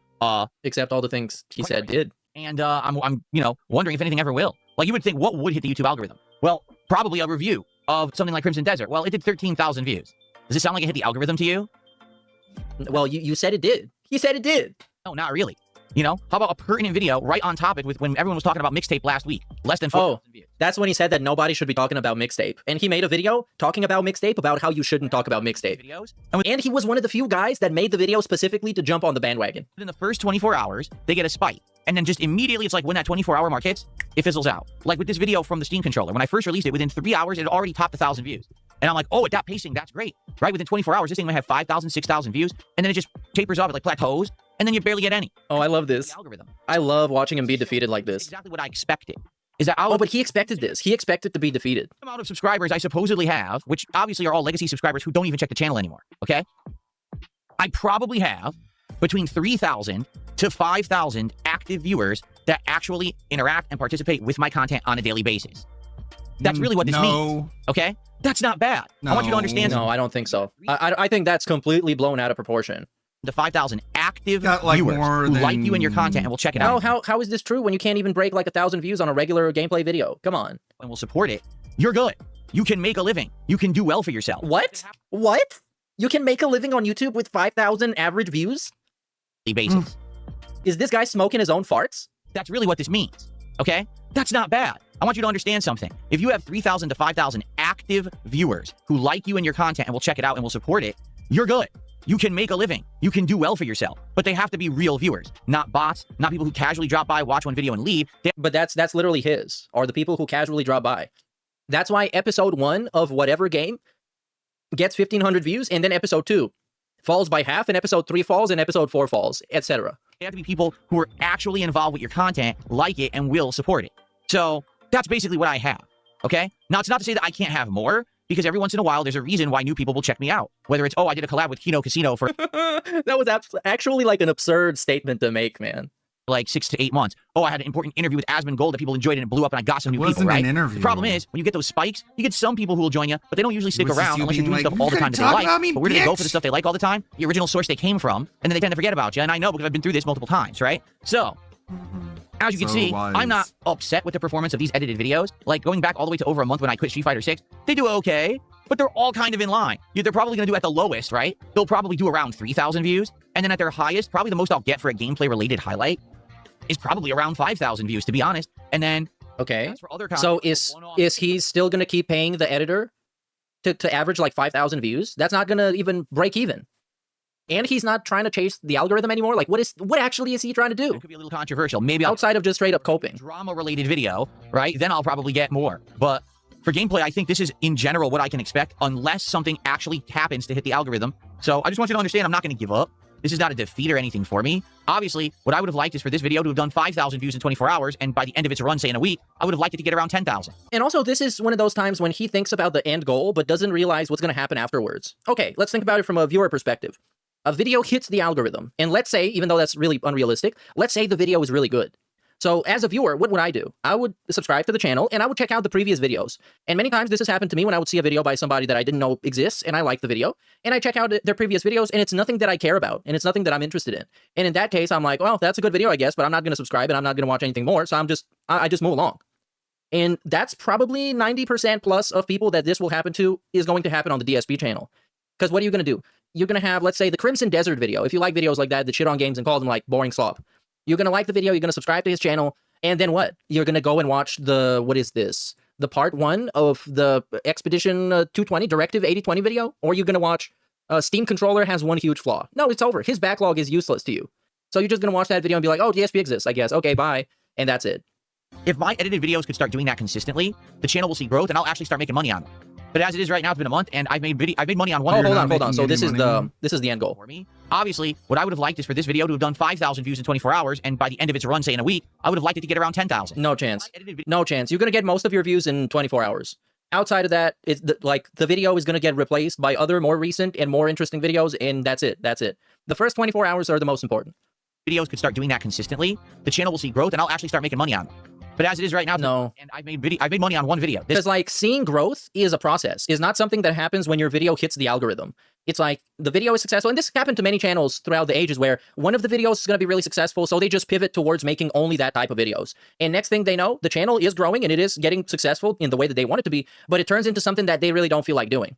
And people expect you to do more of this because that's why they're here for, and you just don't kind of feel like it. This one. That's it. I literally have lost money on every single edited video I put out. And there's nothing I can really do about it. Let me put it this way. At least I'm investing in the channel. Right? Why are you I'm investing this money into the channel's future. We've got a body of videos. Also, I love this. I'm going to play this on like 1 time speed. You get around 10. 0 time speed. As it is right now, it's been a month, and I've made money on one video. This one. That's it. I literally have lost money on every single edited video I put out, and there's nothing I can really do about it. Epic moment. Epic businessman moment. Let me put it this way. At least I'm investing in the channel, right? Yeah, but it's like, it's not really an investment when there's no solid business plan. His investment is, okay, let me rip off everybody else and do whatever the fuck people watch right now. But I think the reason why many people are kind of gravitating against watching YouTube videos is because there's too many people doing what DSP does. Too many people being like, okay, so I guess I need to make a clavicular video because Turkey Tom made a clavicular video, and then 10 million people do the same thing, and then YouTube just becomes like an endless human centipede of content. And all those people, they try and rip off each other's style because they can't risk developing their own style and therefore turning into the human centipede of content. And he's trying to do the same while having absolutely zero style and personality. If anything, he has negative personality because he's dark side fucking Phil. Investing this money into the channel's future. We've got a body of videos that if someone's a newcomer, they may come by and be like, oh, look at all these nice edited videos. Just hit play on the playlist. Just check them all out. You know what I mean? Yeah, but do I care about the subject? Or I'm going to watch the video just because it's an edited video? Investing in. So please check out the newest video if you haven't. If you're interested in the Steam controller, I don't blame you if you're not, because only PC gamers are going to be interested in the Steam controller, right? Not console gamers, so I get that. But maybe you're interested in it. Give it a look. And every week, I'll be looking for a new topic. And in a way, he's admitting that the content he chooses to make will not attract more than 200 people and doesn't branch out. Fine, but then why try to chase the algorithm? After 18 years, there's no one left to discover him. He's just not interesting. Yeah, that's kind of the thing. That's kind of the thing. And even many of the people that people make fun of nowadays and make documentaries on are a lot more volatile The and human interesting than this centipede guy of currently content is. is certainly a So, way to like, describe it. in branching out, I support people branching out, and I like it when they do it if they actually mean it. And it's not something that they feel like they have to do just to get more views and to get more engagement. Because you can tell, like you can smell that in the content. You can sense when somebody is doing something because they feel like they should do it, instead of actually feeling like they really want to do it. And this is like his is the most transparent example of what I just said. When it's like, okay, I need to talk about mixtape because everybody's talking about mixtape. So I'm going to show you their tweets and then say that they're stupid and everybody is stupid and I'm less stupid. And it's the same thing that he had with the quartering. Everybody's talking about the quartering, so I need to do a react talking about the quartering, even though it's completely pointless. And you can feel like he doesn't feel like doing it. And new hot things to talk about in gaming news today. There just doesn't really happen to be any. Big ups Imamoto for the dog, dude. You know, I'll plug at it when something new will happen in news and we can talk about it and go from there, right? Okay. All right, folks. So there you go. And please give it a look. If you haven't checked out any of these videos yet, I urge you to. I think they're really well done with editing. They're entertaining watches. And, you know, I'm going to keep plugging away and hopefully something will eventually take off, right? Okay. And another problem with branching out is the expectations that you inevitably will set for yourself. And if they're not realistic, then you're just going to end up being disappointed and probably find even less enjoyment in doing that type of content. Much like he does. He's like, okay, because his idea was, okay, I'm going to get an edited video because this guy is really good at editing videos and they're going to get in the algorithm. And sure, he got a bump in the views because, of course, those videos are a lot better than your average DSP stream. But he had the unrealistic expectation that they're going to break even and they will essentially pay for themselves. And that didn't happen. And you could see his excitement gradually go down. And this is going to happen because he always has unrealistic expectations of anything that's going to happen. Stuff. Well, I have some more. Okay, let's skip this. Let's go. So first release coming up this week. Okay, for those who aren't aware, the one new release coming up this week is Forza Horizon 6. Okay? Now, to be clear, yes, I'm going to play Forza Horizon 6. Okay? It's on Game Pass. I'm a Game Pass Ultimate subscriber. I'll be checking it out on Tuesday. And like his big problem with branching out is that he doesn't really sincerely like anything. Like there's nothing that he enjoys that he would like to make content on and it would work. Because he doesn't like anything. Like he doesn't even like video games anymore. And video games are probably one of the things that are easiest to like because that's why they exist. So you can like them. Just like music and art and movies. And what does he like? Eating? I guess he made, well, that's not really branching out because he's been doing eating streams in a long time. Yeah, pulling Hogan's, he even doesn't like that either, I guess. Like, what else? But, I'm going to be honest with you guys. I've been hearing things about the game. I've been looking into it myself, all right? I don't think it's going to do numbers, okay? What do I mean by that, all right? And again, I'm going to have to give Angry Joe as an example, even though I give Angry Joe too often. But Angry Joe is what I think DSP would have been if he was normal. Angry Joe has his Rambo and he has his Howard, and he makes a variety of videos on stuff that he actually enjoys doing. He likes board games, he likes movies and talking about movies with his friends, and he unapologetically does that kind of content. And it gets less views than his other stuff, and I don't think people care about it as much. But still, he likes doing it, so he does it. Number one, Forza Horizon 6 already is spoiled all over the internet. Spoiled? Because they did. Oh my god. What? Oh my god, don't The tell me you're racing going to game drive is cars spoiled? real fast. What? Stupid. Oh no, early now I standard know how release fast where the people who paid Lotus extra money goes. got to play it early. By the way, he paid extra money to play the Batman game early. Well, I'm a Game Pass subscriber. He literally did that. Literally did that. This game? Yep. Paid early. Extra money to play the game, or I'm just going to wait for it to come out. The problem is, they gave out a tremendous amount of free copies to influencers. They gave this game away to people who don't play racing games, just to get it out there. So over the weekend, there was an unprecedented amount of people playing this game who don't actually play this game. Okay, so what? It's a driving game. It's not like they really need the marketing. It's the 6th installment in one of the most popular racing game franchises of all time. Overexposed over the weekend. I saw people posting up about it on social media, basically making fun of it, saying, this game is stupid. This game actually is dumb. Dumb? How ridiculous crap they put into it, and that's not good. Like if people were... Oh, he's talking about the part with the Gundam. Because there's a part where you race with a Gundam, essentially. Oh my god, it's the best Forza Horizon ever. It's actually the opposite. People are basically like, yeah, this game has jumped the shark at this point with the amount of silly shit that they put into it. And that's not a good thing. So the game is dumb. The game already is overexposed. What does that mean? Play it on Tuesday. It's not like, oh, that day one hype. People have already seen the ridiculous shit all over the internet. What? I'm not going to be surprised by it because it was posted, you know, on social media like crazy. What kind of a cope is this, though? The cope is you can't use the day one inflated views to get more views on your channel? The last 2 to 3 days, okay? That's number one. Number two, here's the other factor. Listen to this. It's basically exactly the same game. No way. No way. The 6th installment of the driving game franchise has you driving cars and racing and jumping and buying new cars. What? They spoiled the game. It jumped the shark. It did, but it's... You might say, what? Yeah, really it's the same game again. Now, what? I'm playing Forza Horizon at part 3. That one was based in Australia, right? And that was pretty fun because you're in the outback and you're learning about Australia and the different things in the climate and the different locations and things like that. I actually really liked Forza Horizon 3. I thought it was a great game. Then I played Forza Horizon 4. Admittedly, it was very similar to Forza Horizon 3, but the difference was you were now in the UK. Okay, yeah, this is just a reason to recap everything. You're doing insane jumps over giant cliffs and waterfalls. They're meant to be these giant set piece events. Then what happens is, oh, guess what? You have to grind. What do you mean? Well, there's little mini races, there's drifting challenges, there's speed trap challenges, you have to find barn cars, you have to do this and that, and it's all essentially open world busy work. It's not really significant. But what do you want? Like, what? But once you've done them 3-4 times, like, oh, how many times do I have to do them? What? 27 to 30. Yeah, you know what? Better just not play it. Better don't play it, man. Come on. What kind of fucking complaint is this? What kind of fucking complaint is this? It's the same dudes about Street Fighter. Oh, so it's the same fucking dudes with the same combos, and they're just playing. I don't care that the background is different. I'm just fighting them the same way that I would fight them on Street Fighter Super Turbo. What kind of fucking bullshit complaint is this? Well, that's the idea. That's what people like about it. Driving on different tracks in different conditions with different cars, doing different events. It's not like, what does he want it to be? Repetitive. Yeah, that's the game. The game is just basically open world repetition. It's like fetch quests in an RPG, but you're actually doing them in a driving game. Oh, he's such a rage baiter, man. But that's the thing. If somebody did this on purpose to piss people off, it would be so effective. But it's so much better when it's not even on purpose. This is his actual take. The best part has literally always been the graphics. Okay? What? The graphics of the game are absolutely outstanding. All I care about are graphics all of a sudden. Come on, I'm on man. PC. Hey, big ups Fedora Glow for the raid on Twitch, bro. And that's welcome. You just missed the worst ever take on Forza games you've ever heard. But it ends with the best part. Well, listen.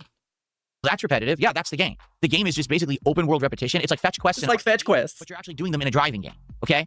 The best part about Forza Horizon has literally always been the graphics. And then he looks at you like in the most convinced way ever. It's like he just dropped the truth nuke. Okay. Holy shit. The game are absolutely outstanding. He's so dented. And that's a good thing. Okay. But they're not meaningful enough. I want the game to look great, especially because I'll be playing it on PC for the very first time. I want it to look good. Okay, I want the game to look great to blow us all away. Uh-huh. I mean, my capture, for the first time ever, will be able to handle the graphics of the game. Remember, shut up about this. Shut up. However, I strongly believe that here's what's going to happen. The first stream will likely do all right, because everyone's going to show up and want to see me play it for the first time. But once you just get to the second, the third, maybe fourth stream, that's it. It's going to be like, wow, you're still driving around doing these little mini races. You're still grinding for money to buy a house, you have fast travel. You're still doing these little challenges over and over. Yeah, but that's what you want to do, right? You want to do the same race a bunch of times until you get a lap time that you like and you're as fast enough as you like and you rank high enough. That's about driving and racing games, the competitive nature. But of course, and I hate this, that he's judging the whole game based on his very specific point of view as a shitty streamer that nobody likes and that no one's going to support the stream. So he's already biased to hate it and to think it's trash. You're still searching for that damn barn car for 20 minutes and still haven't found it? Yeah, that's the game. I know because I played it 3 times before. 3, 4, and 5 are all exactly the same game. Okay, you played Street Fighter 16 times before. What's so different?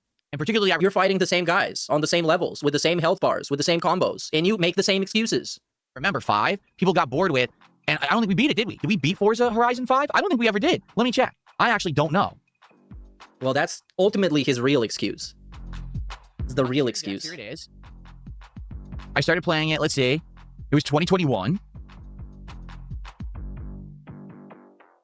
And he's crying so much about a game he doesn't even have to pay. He doesn't have to buy because it's going to be on Game Pass. He has Game Pass for life. Hey, big ups Palm Primus for the follow on Twitch, dude. So it looks like basically what happened was we played it for a bit and people got really bored with it. Wow, what an annoying as fuck take. And then I stopped playing. So I did 19 parts of it and then I quit because people were bored of the game. So I said, I'm not going to do any more if you guys don't want it. Okay? So that's what I'm seeing. I don't even foresee Forza Horizon 6 getting that far at all. You know what I'm saying? Kind of give up on it. Like, and also, there you go. Here's the second part of the take is that he can't be bothered pulling out his shitty steering wheel to play it. The other factor too, okay? We've been talking about me. And he had to pull all of this bullshit right out of his fucking ass to pretend like there's a whole like narrative about the game. All this bullshit he just said. When he's just too fucking lazy to use his stupid steering wheel and he doesn't want to play it because it's not going to get him support. The Logitech wheel and pedals and things to play the game. I don't even know if it works. I was thinking about this. I was like, does the Logitech wheel actually work with Forza Horizon 5? Yes, it does. You would hope it does, right? You would think it's the new driving game. Why wouldn't it work with one of the most common racing peripherals? But we haven't tested it yet. Maybe it doesn't, man. What if it doesn't? He's going to have to kill himself. I was thinking about this and I'm like, this is a game that I don't even know if it's going to work, you know, at all. The game is not going to work at all. I've never done like racing with a wheel and pedals. I've only driven the truck in truck sim. So what? And I'm about a year removed. Yeah, he doesn't want to risk anything interesting happening on his stream. Not even once. We can't take the risk from that, you know? So Is it worth me lugging all that shit out of the closet? Which it's in storage right now. It's actually in one of my storage bins, buried in the corner of my in about a year. He's so trash. Pulling all that shit out. He's so trash. Having it over yeah, buddy. Tell me how desperately you want to get in the algorithm, as you don't want to do literally anything that's going to cost you 1% more effort. Get it all working again with this new setup, you know, just for me to do 1 or 2 streams of this game and then say, oh, everyone's bored with it. What the fuck did I bother lugging this thing out for? Oh, man. It is a pain in the ass. I'm not going to lie. It's heavy, and you need to latch it onto the desk. You have to run these wires across. Oh, my God. It's heavy. It's heavy. Workout man. Fitness Phil thinks that a stupid little toy steering wheel is heavy. Fitness Phil. The guy that maxed out his weights and is on multiple muscle gain drugs. Office floor in order to do it. And then when you're done, you got to because you can't just sit there. It's Fitness Phil. It's Fitness Phil's music. It's a pain in the ass. Okay? So. Oh, he's so trash. I'm strongly debating maybe the first stream. Let's just go ahead and do a normal stream, and I'll actually play it with my. Yeah, he's not playing it at all, by the way. Spoilers, not playing it at all. That way I can get to hang for the game and everything. Because excuse. I don't even know what the excuse is. It's an excuse. And then if people like that first, it's too heavy. Say, yes, please do a second stream. Next time, bring out the wheel and learn how to do it on there. Once you're through the intro and everything, then I'll probably do it. But you can't use the Steam controller. Someone says, what about the Steam controller? You can't. Remember, it's a Game Pass game. Yeah, you can. You know, it wouldn't work.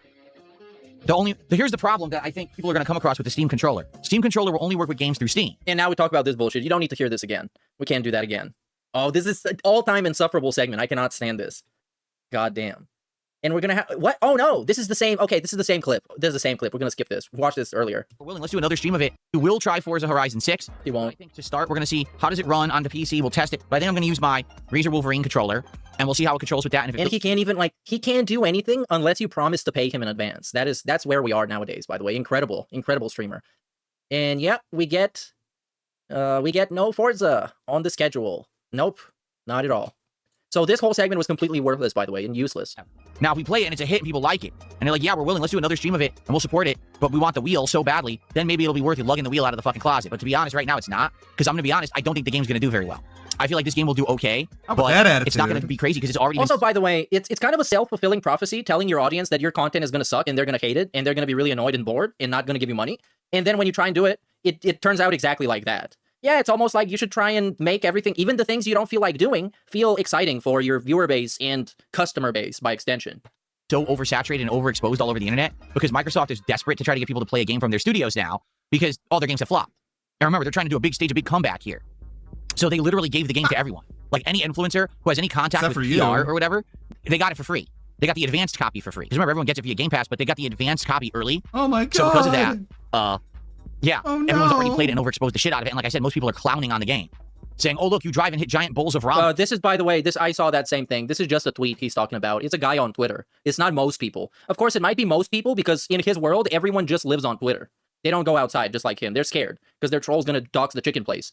Oh, by the way, I want to get to that segment too, where he talked about this game vicariously will suck going to the zoo by watching YouTube videos. Nobody wants to see it. Yeah, what a miserable, pathetic OMG, little man. no Look at this support. guy. He's so broken and ass-fucked. His soul is completely empty and vacuous. What is this shit? Is this? He hates everything. No, it's like a cartoony, clownish version. He hates things that people like, and he hates things that people hate. Of a racing game. And sometimes pretends to like things that people hate just so people he hates can hate on him. So because of that, I just don't think many people are going to care. What a great guy. Like 1 or 2 streams, and after that, people will already be bored with it. I just don't see it doing And the game is overexposed, so he can't even grift off of it for bitch-ass day 1 views. Oh, no. Very miserable. It's the influencer's fault. Wasn't. But basically, they had a fake IRL Forza Horizon Festival where they gave influencers a full week-long paid vacation in Japan, kissed their butts, gave them free food, free transportation, free everything, and an early copy of the game. So when they come back, they would cover the game positively. Yes. But they don't need to do that though. Forza games overwhelmingly get great reviews and people like them a lot. Like that just happens. You don't need to do that. And even if they did that, there wouldn't be much of a difference in the reception anyways. What a shocking surprise that they're glazing and schmoozing with fucking influencers to get them to say that this game is good, right? So it's not good? Is it not good? Maybe it's not good because Phil says so. You know, it is. Because the truth is, anyone who that happened to is literally never going to give you an honest opinion of the game whatsoever. The DSP is never going to give you an honest opinion of the game whatsoever because his opinion is influenced by a million different things. He literally just told you that he's not going to play the game and see if it's good or bad because people are not going to give him money to play Big it. App Oiler is How a is he any Forza different from the Horizon shills? game. No! He's a reverse shill. Spoiled! Like, what the fuck? You can't, at least they bothered to play the game? It's going to be influenced and say, No, I don't want to play it. The game is good. So why on earth would you ever watch the content of someone who just got glazed and got a free week-long trip to Japan for this fucking video game? The answer is you shouldn't, but the common viewer just isn't smart. So people will just watch and believe it. So, oh, look, the game is so good. Yeah, you just got back from fucking Japan. You got flown to Japan for a week, get a paid vacation for your family. Of course you think the game is good. That's impressive. If you're able to make a bad game look good, wow. How'd they do that, Phil? If other people are able to make bad games look good, what's your excuse? Sure. I mean, I don't really go to those people for gaming takes and reviews and opinions. But like I said, people like those games they just go pretty there much for every the time. gameplay. Anyway, it kind of takes the fun and the hype out of the game. It does. To see it so overexposed so early. And DSP is not even going to finish a game unless he gets paid. Unless he gets paid a disproportionate amount. So we'll see what happens on Tuesday and go from there. But to be honest, I'm not really expecting that much from it. I think it'll be Forza Horizon again, only with nice graphics. Okay. In Japan, but it's going to be the same kind of formula. So different. So having it be set in Japan literally changes most of it because you get all new tracks, you get a bunch of new challenges, you get a bunch of everything from the last game. You just get a little bit different. And I mean, I'll be honest. I think I've always liked it more than the audience. I like the formula and I enjoy the game, but the audience is always like, oh, it's too samey. You're doing the same open world shit over and over. And they're right. You're always drifting. You're always doing the speed trap. Okay, what do you want to do? You're doing the What do you want to do in a racing game? What would you like to do? Rob a supermarket? Hunt jumps. Go to the zoo? You're grabbing collectibles. It's the same open world fetch quest stuff. Fetch quest? 20 hours, and in between, usually there's like 5 to 10 big set piece races, and those are the highlights of the game. But you have all this filler crap in between that's just not very fun. And I don't know why they made another one that's the same game. Like, why couldn't you? Oh, bro, okay, this is getting boycotted. This is getting skipped, man. I can't. Why did they make another game? Hey, big ups, dude. Appreciate it. But considering that we're watching this, I'm already not having a good day. Says the This guy just who ruined my says mood. they're like, I'm gonna have to take. they should have like, made a 10 new shots. Fallout game for What- the TV show. What kind of fucking take is this? Okay, let's pretend this didn't happen. That he's not Every pretending to Lego hate on this game game is the because it same. got good reviews and it got other people playing it before day one, so he can't drift it. Literally, he can't drift it. That's why he's so mad. So this was gonna happen on the late stream. Big ups, King of WWE Champions for the membership, dude. Tonight, first thing we're going to do together is we're going to jump into Steam, and I'm going to ask you guys for game recommendations. I'm going to look up the games you recommend, and I'm going to react to the trailers and see if I'm interested and add them to the wish list. Once we've gotten through enough of that, then we will likely try a couple of games for the first time and see if they're any good and if there's something that I want to play and put into my rotation or not. Okay? And then tomorrow night, we're doing the same thing, only I think what'll happen is we'll probably just play more games tomorrow night. Like, tonight will be the night for suggestions to look up stuff and add, and tomorrow will be the heavy let's try games stream. So hopefully within tonight and tomorrow night's late streams, we'll have tried a good variety of games. And Oh, I wonder why this guy's not in the algorithm. He takes literal multiple hours to figure out which games he should play. a few things. Okay, that'll be cool. We'll add a few things to the rotation. 1 or 2 games. We'll see what we can come up with. And this is why I will never stop repeating that this guy is incompatible with happiness. He's just such a bitter, rotten person that no amount of segments telling me how happy he is and how his wife is not fat and how he's amazing is not going to make me feel like he's miserable as fuck. Like, this, like, if he actually didn't care about the game, he could have said, I don't care about the game. I don't feel like playing it. Last time I played it and everybody was bored, so I'm not going to play it this time. And that's it. But he felt the need that whatever the fuck anger and spite he had for random shitty ass fucking influencer to like bring it out in the most contradictory bullshit nonsense segment of all time. Per your suggestions, and hopefully we'll find some unique games that we can start playing this week. Because the thing is, Pokemon Fire Red, I feel like we're going to finish soon. I think within a few more streams, we're going to wrap up all the post-game content and we're going to have to move on. Sorrows, we're in World 5 out of 9, but I've noticed that it definitely is dying out in popularity. Anyways, this is going to get skipped. First, people were more interested, but now because... It's here it is. Okay, here it is. So I planned my day around what they said was going to happen, and it was a complete waste. The good news is my wife and I did get to relax a lot. We watched, what did we watch yesterday? Jeez. We watched a zoo walkthrough, which one went to... A zoo walkthrough. Right. First-person walkthrough, so you can see a lot of cool animals. A first-person walkthrough. Let's find this. We need this. I don't know which zoo it was, but we need this. A zoo walkthrough. Or a walking tour. We don't need to go to the people zoo, would say. honey. Is it the You San got the Diego zoo at zoo? home. Yeah, look at this. Imagine snuggling up with Jasper Kitty and Catherine. On. Let's get to the good part. We need the... Oh my god, it's Cat! It's Cat's music. Oh, I feel like I'm there, dude. I could just vicariously live my entire life through YouTube videos. That's based!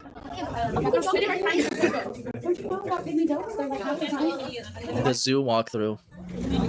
Anyways, what else did you watch, Phil? In HD. We watched a few food vlogs. Hold on, they were in HD though. We watched yesterday, jeez. We watched a zoo walkthrough, which one went to a zoo. And They went to a zoo. You can see a lot of cool animals in HD. It was we watched a few food vlogs. People who are considered like food tourists who go through like Europe and try different kinds of foods from different countries. What else did we do? We did quite a few things. Oh my god, they did so much stuff, such as watching TV and then watching more TV, but in a slightly different way. We listened to some music, some relaxing music, which was nice, like jazz music. Of course, we hung out and played with Jasper Kitty. Of course. And we had some Mexican food for dinner. I had a giant chicken fajita burrito. Oh, that's not healthy, Phil. Tell me how it's healthy. Burrito. Smothered in sauce. Doesn't sound healthy. But it was good. It was beans, rice, a whole bunch of chicken, seasonings. Rice is a lot of carbs. Really good. So it was pretty darn good. Pretty darn good, man. So we had a pretty decent Well, day. you begged It for was all it, right. so- It could have been better because we had plans to do more that we canceled. Like what? Go to the zoo? Was going to happen. Never happened, Why right? don't you guys go to the zoo? Let's see what's up in the Seattle Zoo. Woodland Park Zoo. Holy shit, this is so cool. What do we have here? This is Howie Zoo, and another picture of Cat. It's very nice. So what do we got? Do we have any walkthrough, playthrough, maybe just like highlights and edited video? See concert, save animals, grazing at the zoo. Oh my god, he could have taken that fat bitch to a restaurant at the zoo. Look at how cool this is. Look at how cool this is. Rise and dine. It's a breakfast or a brunch. That one is sold out. Have afternoon tea, pancakes with penguins, Papa Bear brunch, brunch club. Look at all that shit. He could have taken that hippo to consume. Wild encounters. Help us build a better zoo. Oh, this is the pay pigging link. This is where you go to pay pig. And we got a contribution. Wild encounters. Do. Be a part of this. No, I'm not interested. We can't. I'm going to pay pig Dark Side Phil instead. So we got Birdwatch begins for 2 pregnant gorillas. Hey, don't call him like that. Cat's not fat anymore. Jemani and Olympia. What else do we have? A brush with nature. They could have been doing painting shit. And how expensive is this? This can't be expensive. This can't be expensive. It's $75. Dude, that's like half a goal. Literally just one goal for both of them to go and have a great time painting and looking at nature. And they might even have sex afterwards. It's insane. Look at how cool this is. But I would rather watch it on 4K on my TV. Oh. A zoo walkthrough? From a zoo less than an hour away? If I ever became that shut-in, feed me the buckshot milkshake. Lord have mercy. And it's all self-inflicted, man. It's all like self-inflicted shut-in from the guy that talks about, man, I wish, like 5 years ago, like Bankruptcy DSP, if you asked him what he would like to do, man, he wanted to go on a honeymoon, he wanted to go on a vacation, he wanted to go even on a little trip. And now he's making good money for himself, and he just bought a Steam controller. And he just bought an exercise machine. Huh? Big ups to Ice Age Mind. But yeah, it looks like a cool time. I'm sure I probably saw that. He said, did you see the Weatherman episode of Curb Your Enthusiasm? The Weatherman calls for rain on a sunny day so he can purposefully get the golf course to himself. Golf? No, I haven't seen it. I'm sure I saw. Anyways, let's move on to the next episode. When is this? Oh, this is on the late stream. Here we look at video games. Are there any timestamps? I forgot what happened here. I don't know. We can look that up. Hold on.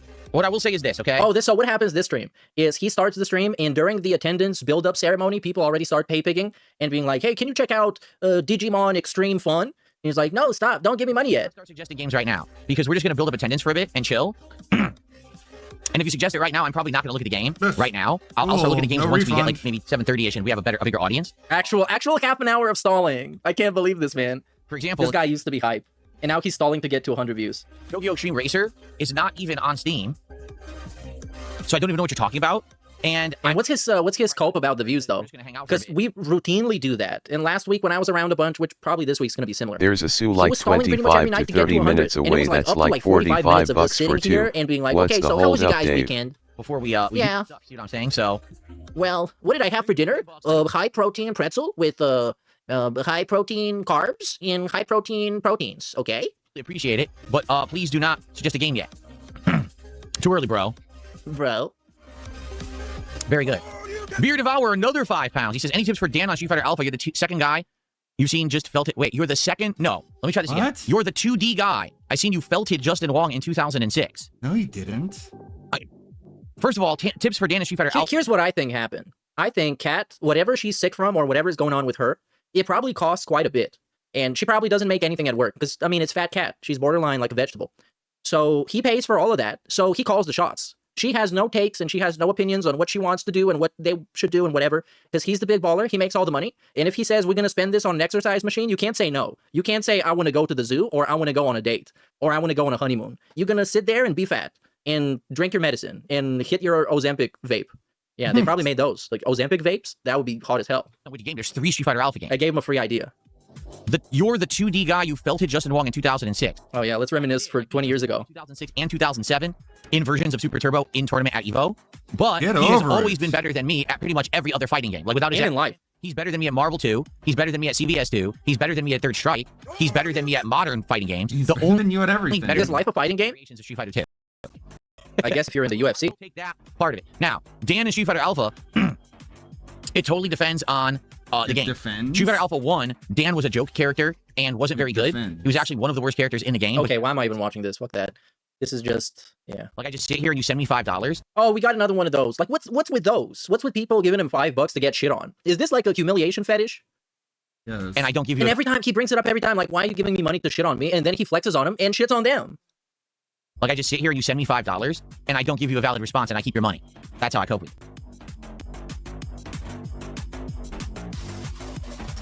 Okay, and then we got a great segment. Literal 20 seconds afterward, we get this. I've never been on a water slide ever in my life, not once. Nope. Why not? To a water park or water slide. I take that back. Because he can't swim. That's why he can't swim. Water park. Because some of those, after the slide, you go into a deep pool, or at least a deeper pool. And have animals. And you can't do that. His back hurts. Here you go. Okay, this is getting skipped. This is getting skipped. This is definitely getting skipped. Some guy wanted him to flex. Yep, and he's the same guy that got shit on, and he's gonna flex on them. so hold on, he's crying.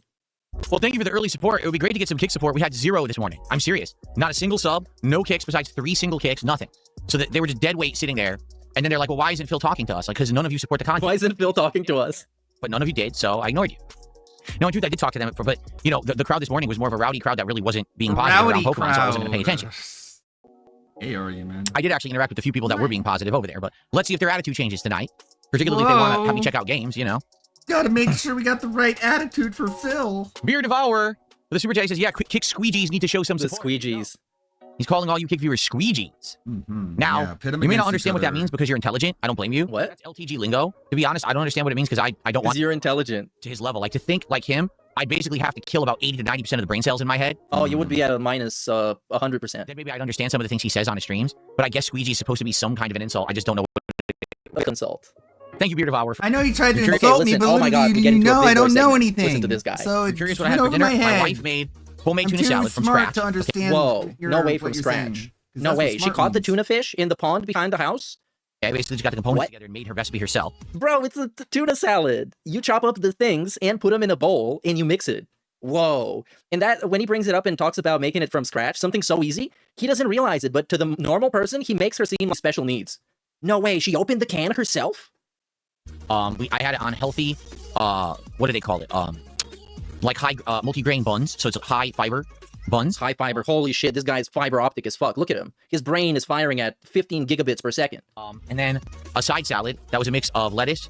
Wait, you had a salad with a side of salad with bread? A salad with a side of salad? Cabbage, a red carrot, radish. I mean, okay. What else was in there? There's something else in there too. And we had little plum tomatoes and a few croutons and a Shut the fuck up! In epic fashion. Last week, all week long, I did this crazy long react to the Quarterings documentary from June the King. Okay. Little plum tomatoes. There now seems to be more Bro, desire you beg to do for similar money, style of man. content. Okay. The truth is, you should be eating fucking dirt. I don't really know LTG's history You don't outside need to of be recent coming here events. bragging about the Quarterings foods we ate, history either. cunt. I know he's a what is this about? his past, okay, at all. I know a little bit about how he had the rivalry with Vizant and he lost the match and basically got punked and now he's afraid of challenging anyone because you know more about him than the Quartering. I don't really know anything else. So I didn't know anything. here's the thing, like people seem to think if I really went into the history of LTG that it would be good. Problem there really is no comprehensive history on LTG. What? There's documentaries from 100 years ago, like June the King did one 7 years ago, 5 years ago, right? Okay. There are some recent ones from like there was a guy who did one recently, but it's very, very abridged and doesn't give much detail at all to anything. It's like very fast moving. So how many times did you watch it? I feel like if I react to one, I'm leaving too much out. If I react to one of these more recent ones, you're skipping too much. So I've tried reacting just to detractor videos of his. That's what the King's Court joke event was on April 1st. Oh, the joke event. I don't know, just react. Now covers enough of the past. Man, I love this. I love how much of a pussy he is over dissing people. Because he made that whole day, it was like, what, a combined probably 6 to 8 hours of shitting on people he hates under the guise of comedy. And at the time, it was like he, I guess, kind of tried to pretend it was a comedy, but everybody knew it wasn't a comedic bit. Because April 1st jokes, they go on for what, 30 seconds? And then you do the bit, and then that's it. And his thing was, he was really committed to it. And obviously, it wasn't a joke. It was just an excuse to shit on people he doesn't like after telling everybody that he never does that. Question is, if I were to do this, are you going to support an outline or a guide that I can use that would say, here is some of the things that this is good for his past, this is good for the middle, this is good for what's going on recently. So I can let's watch shit 5 on him different effectively. documentaries. But who would know about that? Do I have to message his detractors and be like, hey, can you help me? Because I want to do a react event. So you're going to watch fake detractor documentaries that lie about everything, as you say they do? I don't You're know how to gonna get reach go out about to the it. trolls and be like, And help me, poor help me do make research. fun of If I do this the research, then I guy. can't react to it because I've already spoiled. The point oh my god, no way. You watch and you react to the content as an honest first-time reaction to what you're watching. Like, the reason the Quartering... So you do my fucking research for me. At all. So watching, I didn't know about any of those memes. I didn't know about anything. So I'm watching, I'm like, oh my god, I can't believe he said this. I can't believe he acted like that. I can't believe the girl who works for him said, help me on camera, right? Like, that was shocking shit. And boom, it hits, it works, it resonates. If I already research him, and I know all his dirty shit, then what the fuck's the point of the react? There is... Well, you're gonna make it about yourself and say that you're better than him, like everything else. React to LTG's stuff from over the years, starting at the beginning and going through the history, but I don't know what I need to do to do it properly or have a guy watch this first, I then go thought to you this, were then, good at then over this. here there's some stuff, and watch this particular video. I don't know, you know? That's what's kind of holding me back right now from doing that. I don't know, man. Maybe just don't do it at all. I'm going to do a video. Just don't do it. DSP Reacts channel. That I'm going to make the featured video, and I'm going to be like, hey. Oh, he actually did that, though. He actually did that. Let's just watch this instead of that stupid segment. DSP Reacts. Here it is. DSP needs your ideas on what to react to next. Let's go. And this got 400 views in 2 days. And do we have comments? Dude, react to finding employment. React to your low viewer base, view counts, and general lack of support. Oh, this is too long. Oh, this is a Cowboy fan, of course. Of course, Cowboy fan. Let's do the DTS on Cowboy fan, because he's trash. DSP Reacts Revival, yes. Wait, 6 o'clock. but isn't I this think out that of some non-drama context related stuff would be stuff? nice to have you react to Immo, and I do have some suggestions there. 6:15, I don't think it has to be exclusive to video game essays, as there are some videos about movies/anime/TV shows that would be very interesting to have you react to as well. It'll be new, for instance, to see you react to a video essay about an anime series you haven't seen. Oh, yeah. One Half and Neon Genesis Evangelion. Yeah, let's watch him react to a video essay about the depth and complexities of Ranma 1/2, whatever that is. And some 1 and 2? I don't know, 1/2. Spectacular Spider-Man, which was a great show that was unfortunately canceled. Reacting to TV show openings would be cool too. I've been playing through Steins Gate, and I think they'd have really nice video reviews and essays on the game and anime. But yeah, I'm more in the mindset of watching non-drama related stuff, which there's still a good number of things to react to outside of the drama sphere. If you happen to do video reaction suggestions, I'd be happy to subscribe and offer some suggestions. I'm very happy to see a potential revival with the reaction. Yeah, shut up, Cowboy man. Shut up, you fucking dunce. That's not the answer he's looking for, moron. Can we react to your V-neck t-shirts? React to the video of you cheating in Demon Souls and try to actually refute it. You can't. Also, it has over 300 views now.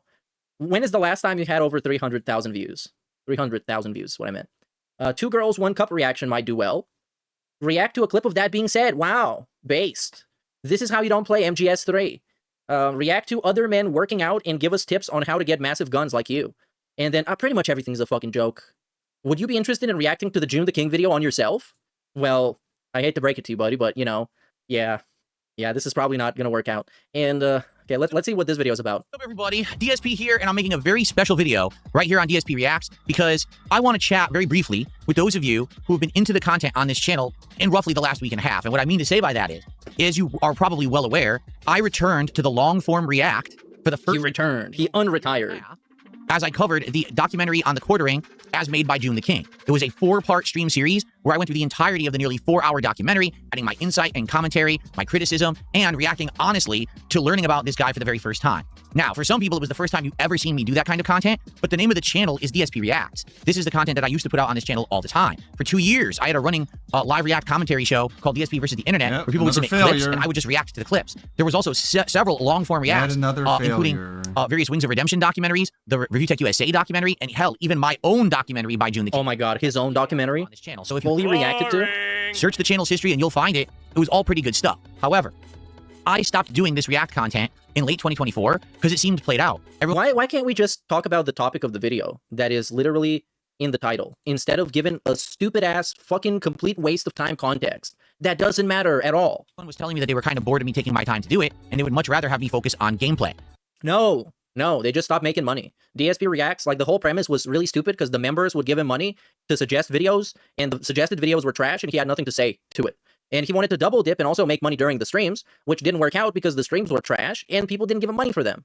So if you didn't know, in the last year, I basically focused solely on my DSP gaming channel, and it was all gameplay streams, podcasting, chill gaming hangout sessions, and the like. And for the record, it's been doing very, very well. Now, I decided to try something different on this channel last week because of the timing and the pertinence, right? Everyone on the internet had been talking about the quartering and his beef with the Kino Casino. So I jumped on the trend. I jumped on the fad, because that's what I do. Dropped when it did was the absolute I perfect just jump timing. on People were saying, shit that are Phil, you gotta popular. strike while the iron is hot. Do it now while everyone's still talking. Oh yeah, you gotta strike while the iron is hot and you react didn't to do it over that. the course of 2 weeks. Yep, it's really gonna be some hot iron 2 weeks later. And so I did. Overall, I'm incredibly pleased with how the project went. Every time that I streamed that documentary React, people showed up, engaged, and supported those streams. So it worked out really well. And I'm still getting some residual views So you're a on those drama streams as I streamer, then? guys on this channel. And he has to talk about fucking views and money again, man. Does this guy ever get off talking about fucking views and money? Okay, Gets let's see off, this. that's for sure. Wow, this got 15,000. Oh no, he put on it's the whole stream. It's the whole stream. That's cheating. But what do we got here? Hold on. No, that's a year ago. He reacted to his own June the King. Okay, never mind. Here we got 12 days ago. 3.6, 2.7, 2.4, 2.2. Awesome. Be happy for that as well. So thank you to anyone who watched, engaged, or supported that project. Based on that success, people have now been asking me, what's next? Will you do more reacting content? Well, first off, I don't think I should do anything immediately. I feel like if I actually do it right now, it's too soon, and people will be like, oh, it's not time. You just did a giant react. People are still watching it. You know, give it a little bit of time. And I agree. You know, that entire week that I did that react, my gameplay kind of lagged behind a bit. So I do want to focus on gaming for like the next week or two. The question now is... Oh, I thought it was going to be months. Last week, he said it was going to be a while, and he was going to do it during the summer when things were slow. And now it's like 2-3 weeks from now. Invest the time to go back into reacting again. And if I do, what kind of reacting? So... What kind of reacting? The reactive type. As you're watching this video, I would love if you could leave a comment and let me know what is it that you would like to see me react to next on this channel and in what format. So let me give you some examples. First off, of course, immediately what everyone thinks is, so what's the next drama react? Because this quartering one was really good. And first and foremost on anyone's mind, everyone keeps saying, I should react formally. Formally. DeLon Sparrow or Dale Wilson. Just do it, man. Just fucking do it. Just do it. Why is he such a fucking coward? In some form of a long react on this channel, okay? I'm okay with that, but I have a couple of problems. And problem number one would be, there really is no updated, definitive documentary on... The definitive documentary. There are documentaries from 7 years ago, 5 years ago. You know, June the King did 2 of them. There's other people who've done it along the way. But there really is no, like, cumulative documentary that covers his history on the internet like has been done with the quartering. Because of that, it might be very difficult to actually formally react to the guy and cover all of his... Formally react to the guy. It might be difficult to react formally to the guy. Then do it informal then. Do it chill style. You know, controversies. Formal. Having to go between a ton of different Sounds like content. he's not that big of a lolcow. Like, it sounds like you're a much bigger lolcow than he is, because you have plenty of videos that go over how much of a piece of shit you are. And you're complaining that you don't have one like that for LTG? Huh, I wonder why. Now that's fine. Maybe you react to an old documentary, one from just a few years ago, and then maybe some of He's so fake, man. I hate him. Covering the latest stuff. But here's MR the Bernal problem. point to If I where on research the that doll myself, LTG I'm essentially touched you. spoiling it all, right? Like if I research, so what's the best documentary from the past? Well, then I'm going to learn about some of his dramas from the past, right? And I don't want to do that. Like the best way to react is to honestly react without knowing the subject matter first. So I feel like if I do, I might be kind of, you know... No, but that's not how this works with like long form stuff. That's like how reacting to the new Drake album works. Is you don't know anything about it, so you can have like a raw reaction and get hype and whatever. But reacting to a documentary is not how this works. But he doesn't fucking get it, because he's Darkside Phil. Myself, and it won't be as good of a project. It won't be as good of a project, you guys. Honestly, that's why I'm not just jumping headfirst into another drama react, being that it seems like LTG is the one everyone wants me to do, but I just don't have the resources to know what to react to. Oh, he's so trash. By all means, if you know LTG and you want to see me react, leave comments and let me know what is it that I should react to, okay? Now, outside of that, I'm sure there's other kinds of people to react to as well. Do you have a suggestion? Was there a documentary that you saw somewhere? It doesn't have to be by June the King, but is there something you think that if I reacted to in regards to a certain subject matter, person, etc., it would be, you know, interesting? Drop a comment and let me know. Now, also, it doesn't have to be drama, right? The era of the video essay is at hand. YouTube is full of these things, of large, stature, small stature. They're all over the place, and they're all doing very well. So if you have a suggestion, maybe there's a video essay about a certain series of video games. Bro, you're not doing that. Didn't he do that, though, kind of? By watching, like, a quick 10-15-minute history videos, like the history of Mortal Kombat or something. That was some of the worst content he's ever made. And, of course, nobody wants him to do that, and they're not going to get support. I didn't know about, but you think that I would be entertained? Dumb as hell. That's perfectly viable. The question is, would people show up, engage, and support with that different kind of reaction? That's fucking crazy, dude. That's crazy. He wants your buy-in, essentially. We can't take literally any risks. Literally any. Unless people promise to support, so you can have somebody to blame if it doesn't work. And it's not really, you're not actually having somebody to blame, because you're just going to blame the chat, which is a bunch of different people. It's not like you can blame one fucking guy. It's actually the worst fucking streamer, man. I want to watch the Berserk 2016 and don't bother with the previous my arc. streams on DSP Gaming are doing absolutely well. The gameplay is getting good views, attendance, and support. No, it's not. To do the React content is branching out and doing variety, which is something that I want to do, particularly as I get older. But I need to make sure that it's worth my time and your time. If I'm taking time away from the gameplay content and streams, I want to make sure that obviously it's doing well on my end, but you actually want to see it. So please let me know. This is the worst. So but that's, again, it's the thing. If I want to see it, that means that me just casually watching it on YouTube, on the video on demand or whatever, like a normal person would, that's not enough. That's not enough. You need to attach money to it, because that's how spoiled he's become. This is like the critical mass, the peak of I forgot, of learned helplessness. Pinnacle of learned helplessness is this. I can't even decide what video to react to, because I'm not sure you guys are going to like it. And by like, I mean giving money for it. Think Phil has anything to add to a react? The guy literally has no life experience at 44, and nothing to add to anything. Yeah, legit. Well, him adding something to something, in the context that he means it, is just making it about himself and saying that when the thing happened to him, it was bad, but now it's a lot better. And his wife's not fat anymore. So essentially kind of that same thing. To see his take on Neon Genesis Evangelion. Phil wouldn't be able to finish it. He would hate it and all the characters. He would just see the title of a YouTube video that's breaking it down, and if it says like, oh, it's a flawed masterpiece, and he's gonna be like, well, what do I think? I think, well, Evangelion is like a flawed masterpiece. I guess like it is a masterpiece. Don't get me wrong, like, but it is kind of flawed in some ways. You know, like the graphics are good, like yeah, but it is kind of flawed. Okay, but it's still a masterpiece. And he would stretch this out over like 4 hours somehow. So yeah, big ups J-Dog and Orion. Let's go back to where are we gonna get back to? The thing that I was watching beforehand. Doing that, maybe we play some of them tonight. We'll have to see. It doesn't really matter. I'm in no rush because we're doing this both tonight and tomorrow, okay? Stop asking the stupid question that's already been answered before. If you keep spamming it, I'll just time you out. I'm not dumb. I'm not wasting my time. What is the stupid question? Is it the do super thanks help the channel? Is it this one? I don't know. Wow, how positive. There you go. I got 500 kicks from... What do you say? I would never respond to that. But... There you go. I got 500 kicks from someone who says something absolutely disgusting. I would never respond to that, but I would accept $5 from you, so thanks for $5. Phil, I heard you want a taste of LTG Snickers bar. Which, I mean, sure. Yes, I could. Lala Phil says, could you react to stuff that isn't drama? Yeah, we got it. Yes. We got it. What I think I want to do, I want to do a special video on the React channel, make it the pasted video and be like... Oh, and he's going to talk about Review Tech again. See, I don't know about that. What about the Mikey No More doc he did on RTU? Like... Why not the June the King doc on RTU? Oh, because he watched that with Kino Casino, right? To be honest with you, I probably wouldn't care unless it's only covering things that RTU I did in the feel last if year there and a was half, 2 any years. anime, Basically he'd just nothing. overreact and say that he doesn't get anime. Videos and got mad. Care about RTU at all. Like, I know he's continued to clownishly escalate his escapades on the internet because it's the only way he can get attention for himself and make a living. I don't care. I don't really, like, he's the most insignificant man on earth.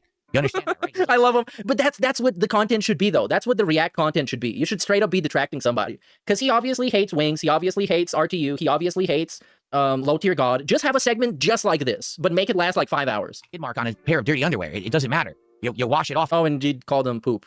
There you go. You're poop. If you can. And then you move on. You don't... Rich, you're someone who is poop. On the skid mark. You're a poo-poo. Okay. Oh, and that was it? Yeah, that was it. Did I burn out on RimWorld near the end? Basically, I didn't burn out, but what happened was we did a run for so long, and we got really cheap-shotted by the, you know, the engine. I'm not going to lie. Okay, this is trash. He's asking, can I try Mortal Kombat tonight? No. Okay, so in regards to the, let's answer the Pokemon question, okay? If many of you who are here probably have no idea why we're even talking about it. Okay, listen to this. This is the new grift. He's a Pokemon cards collector now. Pokemon cards. In card opener. So, Pokemon's been doing really well on my channel for like the last 2 years. It's weird because it didn't used to. If you remember when I used to play Pokemon, it didn't do that well. But all of a sudden, in the last couple of years, the streams have done way better. We usually get a regular attendance, a good amount of engagement. Like people always want to talk and help me with the Pokemon, with the weaknesses and the strengths and the builds and the parties and everything. And the support's been good too. Like I cannot lie. Some of the best supported streams that I've had in a long time. So as of late, you know, if you remember last year when I was doing WWE Champions, WWE Smart Guys, excuse me, my Smart Guys commentary show for pro wrestling. I had cards that I had bought, the WWE collectible cards, and I was unboxing them live on the shows and stuff like that. Then we even had extra because I stopped doing Smart Guys and we had extra. And we ended up just randomly on a whim one night. Remember, we opened them on a stream. And people like that. It's like suspenseful to open up the cards or whatever. And since then, people were like, would you ever do any more card openings? Would you buy Magic the Gathering? Would you do this or that? And I'm not against it. But every time that it seems like there's an opportunity. People ask for this, by the way. It was a Final Fantasy VII tie-in with Magic the Gathering. And I was like, ooh, that would be cool. And then I went to get the cards. They sold out instantly. Like you literally couldn't buy them. They were immediately bought up on the internet and you couldn't find it anywhere. So I was like, I guess this idea is dead. But then someone recently suggested, what about Pokemon cards? Because your Pokemon streams are doing so well, maybe you could do like a tie-in where you could do Pokemon card, you know, a tie-in during a Pokemon stream when you're actually playing the game too. Bro, he's just so desperate to wrangle the cards into a new scam. He's so desperate to find the next thing that he can milk. And he can become the guy who does that thing. Even though there's plenty of people that unbox Pokemon cards and are actually good at it and understand what's going on. And this guy's gonna open the card pack and be like, okay, so here we got a Pikachu. Is this one good? And then show it to the camera and be like, oh, now people in the chat are fucking lying and saying that it's stupid. It's gonna be it. It's so terrible. And I was like, that's not... But it's going to get a lot of support, you guys. Because people are very supportive of the streams. And I appreciate that, so maybe I would do it. Until this morning, I didn't know how to go about it. And someone sent me the link to this site. I don't know if it's a reputable site. You guys could tell me. Hold on. Let me tell you right now. It's called tcgplayer.com. And I guess what it is, it's a marketplace where people list cards. It's all reselling. Like, to be frank, you can't buy it directly from the company. You just can't. You cannot buy these cards. So this is the website. Reseller, okay? So I guess that website so what do we got? Lists resellers. And you can buy from them, and they're reputable. They have like ratings and everything to make sure you're not buying from a scam. Wait, you just said you don't know if it's reputable or not. The most valuable box of cards right now that you can get for Pokemon is called, hold on, let's look it up. We looked at this live on the Pokemon stream earlier. The Mega Evolution Booster Box, MEO1, 36 packs of cards, 10 cards in a pack. And I guess this is the highest chance of getting like the valuable chase cards. It's on this. You want to know how much it costs? $300 for the box of cards. Yeah. $300. And then they're shipping on top of it too. Some places charge a little bit more, but then they do free shipping. Others do 300 plus. But why? But why though? Like, did he say why he wants to do that? What is the value to watch him do it? Is he hoping that he's gonna pull like a golden Hogachu or whatever that is? Okay, so that's pretty ridiculous. Triple platinum, 36 packs. That's Ultimate Warrior Chew. In perspective, when I was doing the WWE cards, which literally have no value, they're worthless cards. They were charging me $80 for a box of like 5 packs. So I was paying over $10 a pack. Here, it's cheaper, and it's Pokemon cards that actually have value, and you could make money. Whoa, he's going to make money. He's going to turn it into a business. Okay.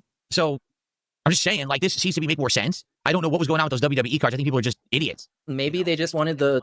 What Phil, you're the champions guy.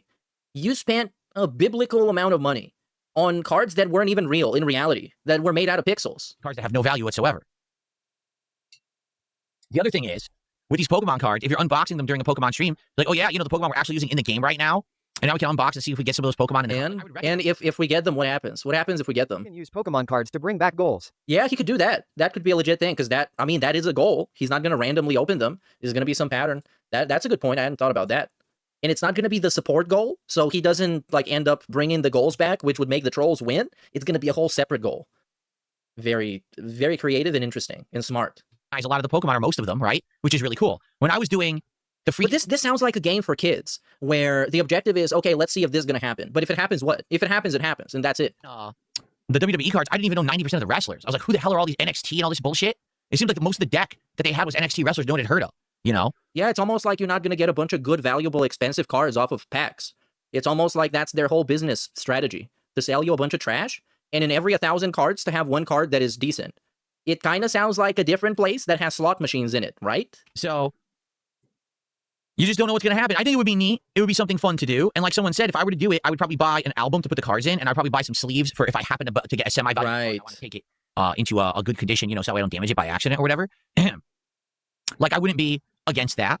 So, hey, big ups, So Katie for the last super chat, dude. Realistically, would you like that? What do you guys think? Okay, we're doing it. I could do Let's hear that. Well, they're going to hear okay. They're going to say okay. It doesn't matter what they think. He wants to do it anyways. I just want to make sure it's something people are interested in. Not I do it, and then people are like, oh, he's a gambler. He needs to scratch that itch, that gambling itch. He needs it.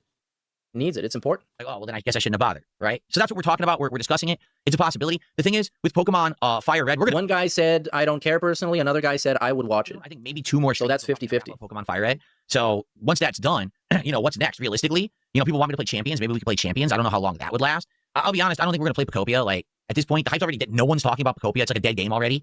It had that hype for a very short period of time, and that was it. So it'd probably be Champions for now. Okay, I think now, guys, let's start looking at games, and here we go. Cosmic Chalupa just did a $5 super chat and says, check out Shadows of Doubt. Oh yeah, this was a Shadows of Doubt. That's a great game. That is a very anti-DSP game, so definitely don't do it. Definitely don't play it, Phil. If you can hear me, don't play it. Let's check just this. And this is the whole stream. Is actual Dan sending him actual money for him to look up a game on Steam and say, wow, that looks good. Maybe I can play it. Anyways, moving on to the next experience. And Saturday, but I'm back on Sunday, and we'll start Lego Batman on Sunday. So that's update number 1. Update number 2, I bought a box of Pokemon cards. Of course, it's in process. I'll let you know when I have more information about its delivery and when we can start implementing it. And likely it's going to be exclusively for Pokemon streams, where we'll do unboxings, or I should say unsleevings. And that should be pretty fun and something new for the content, okay?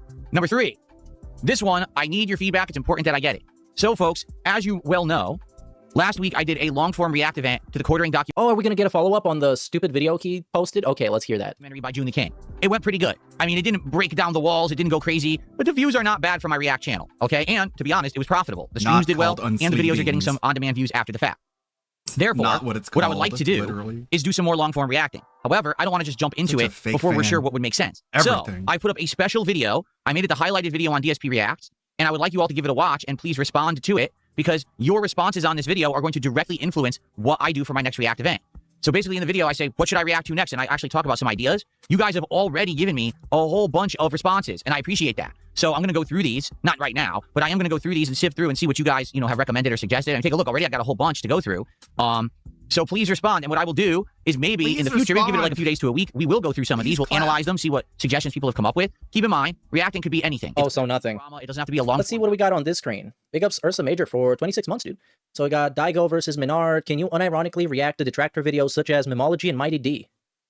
Every video is a special video. Documentary about a particular person. It could be about a subject matter. It could be one of these video essays. Yeah.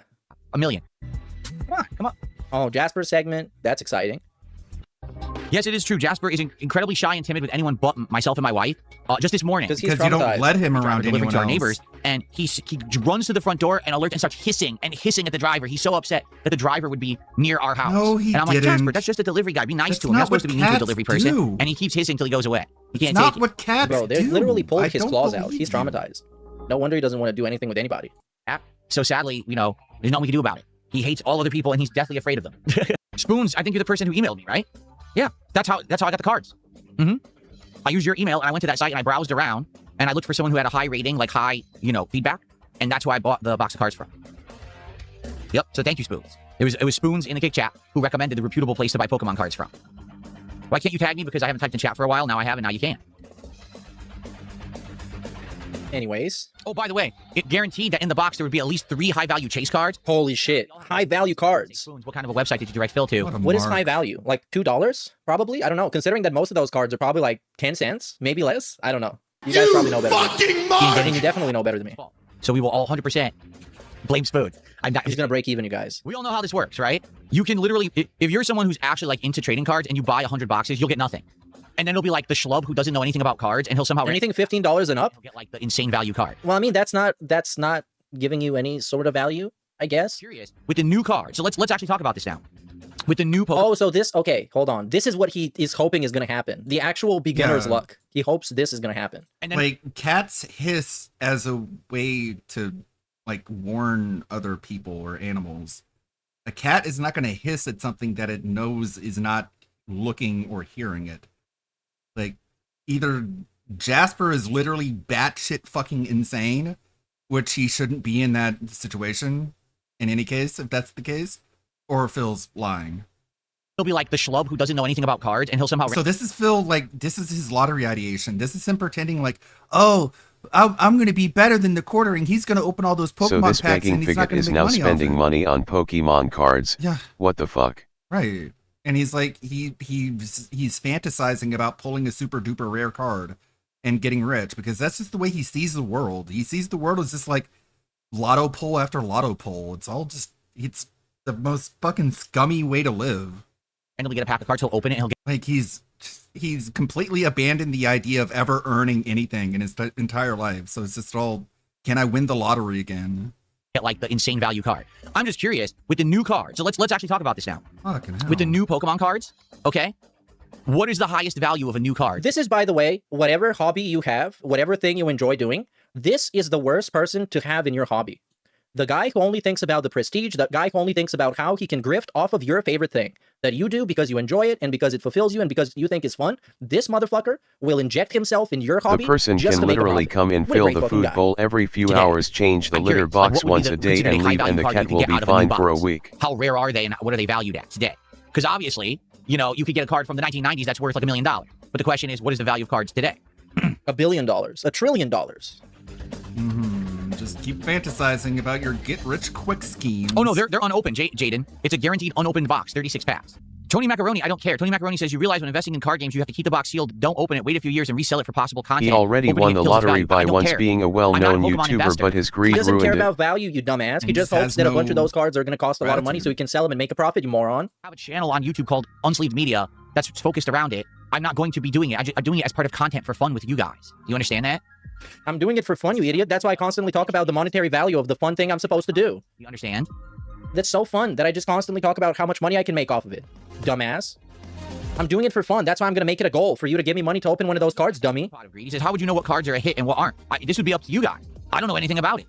Right? So that's what I'm saying. Like, I would need you guys as we do. Wait, what? Pot of Greed? Is that a good card? That's a Yu-Gi-Oh card, bro. What do you? Oh no, that's the user. Value. Never mind. What are the chase cards? I don't know, because I'm sure it's the rarity of the cards individually, and then I'm sure there's variants, right? There's probably a card that's different from the regular one, and that's what makes it more valuable. You know what? People are gonna lie to him like crazy. I hope that happens. Every card he opens is gonna be, oh Phil, this costs $5 trillion. You're not gonna believe this. This is actually of one edition. They don't even have it listed on the websites. It's not even on the wiki, Phil. You just got the most important. Saw everyone interesting dunking card. on Jeff for So you can opening retire off of this. Pokemon cards. And then it costs like Wants to do $1.50. it. So there was different ones. There He were actually holofoil, wants the and what it was, casino the card to would look cover like him hologram, again. like rainbow color. There were ones that had the gold metallic print, so it would be a normal card, but the entire card's print would be gold, and that would be a rare variant. And then there would be like actual insanely rare inserts, like they're just standalone cards that don't have a regular version, and those were the rarest. Like I remember when I used to have the X-Men cards, it was actual like a 3D hologram card of like Magneto. I had a Magneto 3D hologram card, and it was worth a lot at that time. And then Hey, big ups Master of Chaos for the Twitch follow. Okay, I think this segment might be it, perhaps. I don't know. I don't believe that. Someone says the cards could be worth 1,000 to 1,700 in a new box. Yeah, $1 million. 5 million. $200 and much higher in PSA 10s. What the hell is a PSA 10? What does that mean? Those are the two things. Is it a real card? What's the condition of the card, right? Wear gloves so I don't get oil from my fingers on them. I mean, I could. Would you like me to wear gloves when I open these cards? That's what he said. Fantastic segment. All this talk about card values and their worth, but in the same stream, he says that he has no plans on selling them, even if he gets high-valued ones. I mean, at some point, he obviously wants to do that and hopes that there's going to be a bunch of ones that are expensive, which pretty much anybody who's bought kinds of cards like these hopes is going to happen, since there's a chance of it happening. But for him, this is just straight up, like, the only thing he learned from the Quartering documentary is how to grift and how to inject himself in somebody's hobby and make it the worst version of that hobby that can exist. Yeah. And this is what he's going to try and do. He learned from Quartering to be a grifter. To be an even bigger even grifter. if he doesn't sell them for a lot of money, if they're not worth anything, he's going to make it about people hitting the goal so he can open the cards, of course. It's going to be the thing. And that gets him a guaranteed goal because the Dents would love him to open cards. Just like the Logan Paul Dents love him opening cards. That's why he became the big card opener. Except who could have imagined? It's dumber than you could have ever imagined. Who knew that his takeaway from the Quartering documentary was to be more like the Quartering? Logan Paul has a lot more money than Darkseid fucking Phil. Okay. So what happened? Do we have that's what we do now. Now that would be a stream. I open a pack and I've I received an anonymous $50 tip. Hey, it's the whale bale. Sure you did. And that solves it. That does it. Because that could have. And that's that stream. So this is May 18, Directive 220. This was the late stream where he played a bunch of indie games, I believe, or a lot of people came to yeah, he played a bunch of indie games or games that people suggested on Game Pass, but it did not hit the goal. So let's watch the outro / unrecorded / crybaby segment. Anytime now. No one's even talking to me now, so I might as well just turn the stream off. No, I'm serious. No one's talking. Hold on. Oh no, at $40. $40. Look at this. So juicy. Juicy contribution list stream.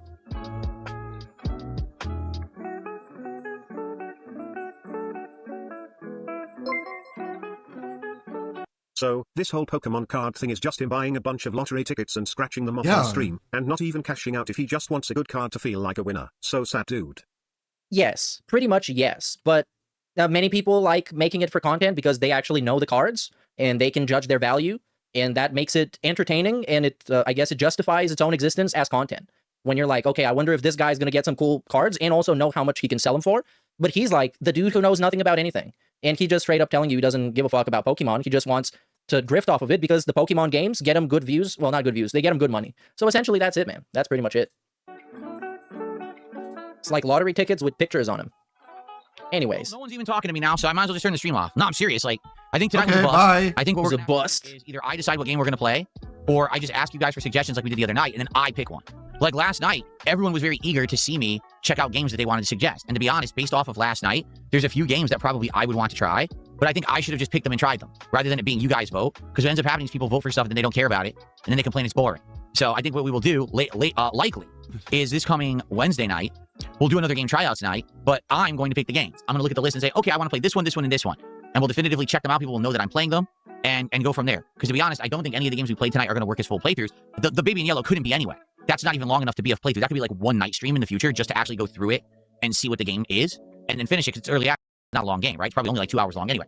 Toonstruck, I think I would like. I don't think that would work as a playthrough today. I didn't think it was going to. I don't know, man. It's almost like you should run your own stream and figure out what is good to play on your own stream. Aren't into that in the modern era, you know?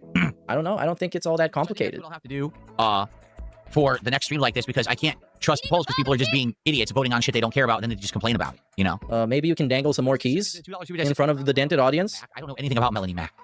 Why not? Watch a documentary. At all. I have nothing to say about Become educated. Besides when she voiced Help Me during the Quartering documentary. So, do you retain any information? Okay, is that all? What else we got? Are you going to put this guy on the leaderboard? Come on, Phil. Kino Enjoyer, it's not a cumulative counter. It's top kicks of the stream. So the top amount of kicks you gave in one contribution was 100. Therefore, it says 100. There's no way that I could add together everyone's kicks and figure out who's the top contributor on a stream. That's why I can't do it like that. I've never been to Disneyland or Disney World and rode any rides, so no. Never. Another thing he's never done. And by the way, this is his retirement plan.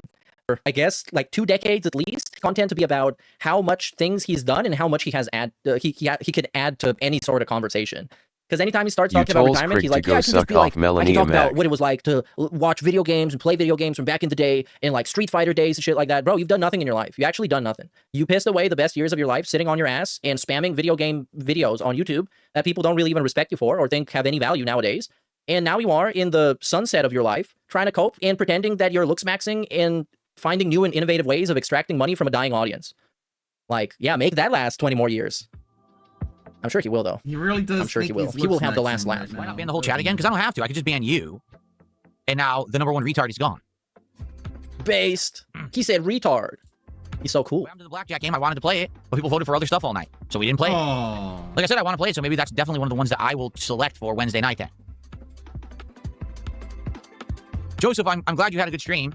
I wish that something we had found tonight would have stuck as a game. Like, I think one day we will play Baby in Yellow as a night stream, just as a random night stream once to see what it is. I don't think that'll be Wednesday, but I feel like we will actually play it as a night stream once at some point and say, hey, you know, what is it?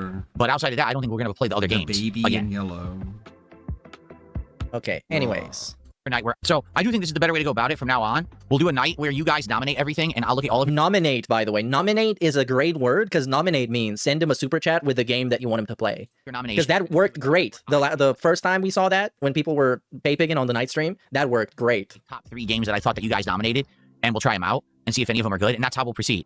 That way the polls won't get skewed by idiots. And it's the idiots. It's the trolls. Because I think that works, right? Oh, these games intrigued me out of what we checked out tonight. So definitely tonight I would have done Blackjack. I don't know what else I would have done. I would have had to actually like try other ones.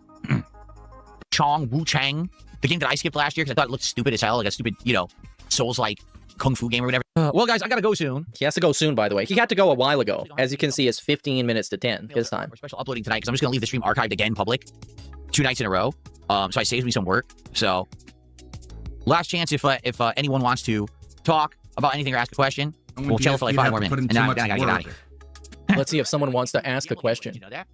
Online gambling is outlawed in Washington State. I've been contacted at this point by 3 different companies. First, it was Stake, and there were 2 other companies since that contacted me behind the scenes and said, we would like to offer you an online gambling sponsorship. And I was like, I live in Washington. And they're like, oh, you can't do it then. It's illegal. Sorry. We didn't know you lived in Washington. Oh, that would have been so cool if he could do it. It would give him a bunch of fake money. He would be front page of Kick. He would be, unironically. Yes, we watched the Resident Evil movie trailer together on a podcast. What was it, last week, week before? I'm not interested in the MK movie because I haven't seen the first one. But people are saying that it's good and it's kind of like the Mortal Kombat game. So maybe when it becomes... Look at this, dude. What a great segment. Listen. I like how you idiots say dead air. What am I supposed to respond to? If no one's tagging me or talking to me, what exactly would you like to talk about? I don't know. That's the whole point. That's the whole point. Come up with something to talk about and talk about it. So people can talk to you about the thing. Or they can bring up a different topic. Holy shit. Wow. What is my opinion on Sony dropping PS5 games going to PC? They weren't always full-fledged doing that anyway. Like, that's not even something that was a major thing. Every once in a while... What a great streamer. They would port a game way late, and sometimes they would actually make numbers, right? I don't think that Sony ever had their heart in it to begin with, to be honest with you. Someone just tipped $2. I think Blackjack, not Blackjack, it's called Black Jacket, replaced Bear and Breakfast, and that story-based Japanese convenience store game would have been the best combo that would resonate with you in the audience. I agree, because I think when we're looking at games like this, we're looking at a few formulas, right? Formula number 1 would be like a chill stream game. And I think that Bear and Breakfast game or that Japanese convenience store game both would be good chill streams, okay? The Black Jacket game, that's an addictive and fun game that probably wouldn't last forever. Anyways. Hey, how about instead over on Kick saying, hey, now we just need someone to drop a $100 tip. You drop 20 subs and put your money where your mouth is, or you shut the fuck up. Because you're all sitting there saying, oh, support. None of you have supported tonight at all. 0. Wow, so besides successful. He's the only one who sent a few tips. Oh, he's so mad, by the way. This is it. I don't know. It's like a millionth month of people on Kick not supporting him. It's actually month 1 million straight. And he's kind of getting pissed off at this point. Well, he's been pissed off a lot, but now it's like, it's reaching a point where it just crashes out on people all the time. Else did anything. So instead of talking about actual support, how about you fucking drop some or shut up about it? Because you notice, I'm not even bringing it up. He's not even fucking begging, and he's Darkside Phil. Put your money where your mouth is, Dent. And now they're bringing it up even more, because of course that's literally what they're gonna do. All night, complaining about every game that you actually voted for because you're so dumb you voted for the games you didn't want.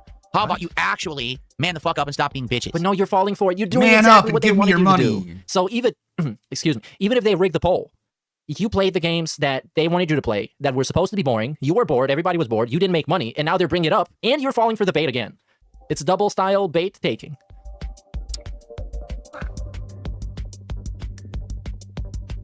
Hey, big ups for the sub on Twitch. Shroom Dukem, dude. What's up? Rings of Deception did it too. Oh, by the way, Shroom, did you see the DSP Forza segment when he said it was like the Did same you thing hear over and the over good again? He word said it was like the Ludwig? open world DSP fetch spent quest style of racing $400 game. on a booster That box almost on got me crashing TCG out. Player Almost, and but spend an never. additional I'm more durable than $200 on Did you ever help sleeves, Wings were top done? loaders, and a binder. No, nobody can help Wings. Just like nobody can help Phil, unless you give him a contribution. I've been guiding him and coaching him along life for a long time now. So, yeah, right. Thank you, Reaper. Reaper did it $2. Anyways, I don't think there's anything of value here. Plus, I really like. Again, we're talking about the same games. Okay, we got one final crash out for this moment. For this stream, supposedly. A few of you who did just support, thank you. This literally has now been the slowest stream that I've had all year. And that's disheartening because I think that people just voted for games that they were trolling rather than games that they wanted to see. That sucks. So what we will do is a couple of things. First of all, Buy and read, I you love dumb that we dense waited until the angry last snort. moment to announce that this is the slowest stream all year. Somehow all year. It sounds like every other stream is the slowest stream all year. I want to say, for the few of you who did just support, thank you. This literally has now been the slowest stream that I've had all year. And that's disheartening because I think that people just voted for games that they were trolling rather than games that they wanted to see. That sucks. Sad life. So what we will do is a couple of things. First of all, reminder, tomorrow, we're going to play Lego Batman, which I didn't know was available to be played earlier. I would much rather be playing Lego Batman tomorrow than Forza. I would have loved to watch him play Forza. That would have been great. Because it's like a guy who can't drive at all, having to drive real fast, and also abuse the rewind mechanic. And I don't know if he turned on his brake assist, because the game literally hits the brakes for you if you hit it. It's great. Since the way that Xbox it almost plays itself. To every fucking streamer and influencer over the weekend. No, it's not. They didn't do that. Shut the fuck up. We heard that already. The game got massively overexposed. And the game got massively overexposed. You're trying to tell me that a first-party game that is a big game in a series of games that are already at the pinnacle of the fucking genre got overexposed? Honestly, I just don't care about it. And he doesn't care. He likes underground games because he's a small guy. He plays the small games. He doesn't play the big games. That's why he's playing Lego Batman here. Lego game. This is your game. And here, though, still, premiere of Lego Batman, 129 contribution units, not very good. Lost their way. Well, this is your game. If you wanted a new hot Lego game, this is your game. You know what I mean? Like, it seems like they're actually going all out and trying to give you what you want, no matter who you are, as a fan of Batman, Lego, or more, right? Holy shit, wow. So far, I am impressed. Wait, did they pay him to say this? This sounded very, like that. Big up Sir Percy, who says droves. People were coming out in droves for this stream right here. That's why they loved it so much. That's why he loves it so much. To hear your thoughts. And more coming later this week here on DSP Gaming. Okay, everybody? Thank you for watching. I'll see you for the second installment later in the week. All right. And YouTube mode off. Now. I hope you liked the game. I did. Okay? So that is it for this premiere stream. I do want to say thank you to anyone who was here, who chilled, who supported. How many achievements did we get?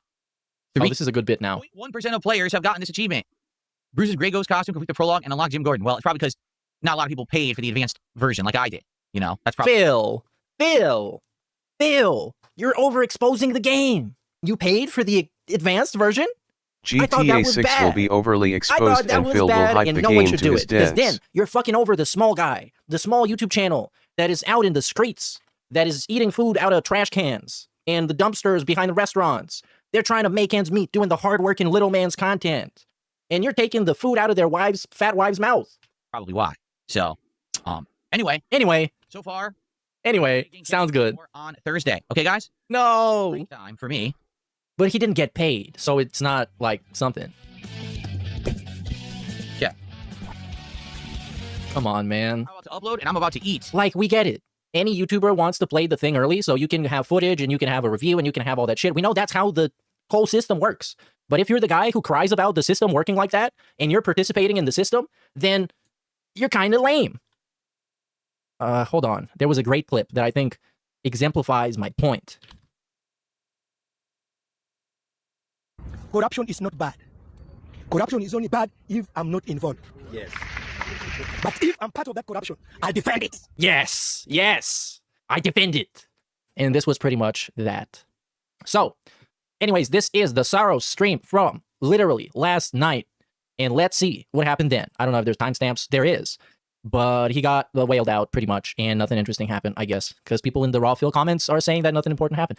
What do we got here, though? Somebody is spamming the shit out of his chat with this. No wheel, no deal. The positive viewers of the Kick chat will not go unheard. We were promised the wheel. This promised wheel has been broken. No wheel, no deal. Anyways, what do we got on the thing here? I actually really, really like the game. And I can't wait to play it again in 2 days. Yeah, at least you admit it, Tryan. At least you admit that you got help by the corrupt referees of the PG MOL. It makes me sick. Okay. I cannot handle corruption in sports unless it benefits my favorite team. In which case, I didn't see it and they did nothing wrong. That was an honest mistake. Okay. So tomorrow, what are we doing? I don't know. Anyways, he hit the goal, so that was nothing interesting happened. Unless there is like a pre-stream. Let's go real quick through the pre-stream.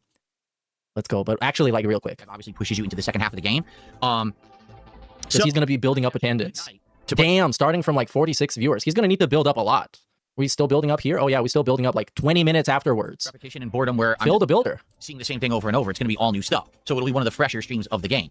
But I have been playing the game for over 2 weeks. And I don't know, longevity-wise, how many people will show up tonight for a late-night stream. And if anyone will engage or support with it, we have to see. It's the only way to really test, right? So we're going to find out tonight what happens. Good evening, everyone. Wait, is he serious with this part? I think this is like a comedic segment, but let's give it a shot. Well, Virtual Boy Defeats DSP has personally apologized to me for their heinous actions in chat earlier. So I'm going to unban them. First of all, they emailed me and personally apologized. I didn't get to respond yet, and then they just tipped me $5 and apologized again. Oh, okay, anyways. Yeah. Man. But he's going to do that, though. Why are you laughing? Why are you laughing? Like, you're actually going to do that. Why are you laughing? Why are you laughing? Why are you laughing? That's why. Actually, it's not. I was actually going to unban them anyway. Oh, yeah. Yeah, he was going to do it anyways. But you took their money anyways. And then they tipped me $5 and it reminded me, so I'll unban them now. And this guy is just trolling all the time. Every time I've heard of his name, he's been trolling.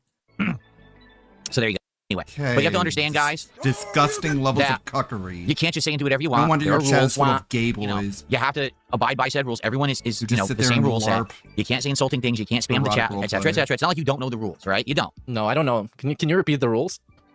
What are the rules, though? The actual rules. Because in one of the chats you control. In the other chats, you're not allowed to troll. But in the chat that you control you can troll to only a certain extent that the government allows you to troll. It's like government-regulated trolling, which also is not very fair because some people don't troll at all and they get banned. And some people troll a lot and they don't get banned ever. I actually don't get it. Okay. Now, that being said, tonight, if you like double shout out, please support the stream. If you like just chilling with me and hanging out, please support the stream. If you like crushing games that are tough. Yo, he did the fucking joke. If you like just chilling with me and hanging out. Now, that being said. It's almost like this is a dedicated segment that we're going to make fun of on TBS. Because we make fun of this specific thing he's about to do. Okay? That being said, tonight, if you like Sorrows, please support the stream. If you like just chilling with me and hanging out, please support the stream. If you like crushing games that are tough. Yeah, literally. It's the if you like X, do Y segment. We always make fun of that. That's a golden one. Does he want TBS to be his new Kino Casino? Is he going to be a cuck for us? Like a humiliation cuck? Is he going to be our gimp? Oh, that's going to be so good.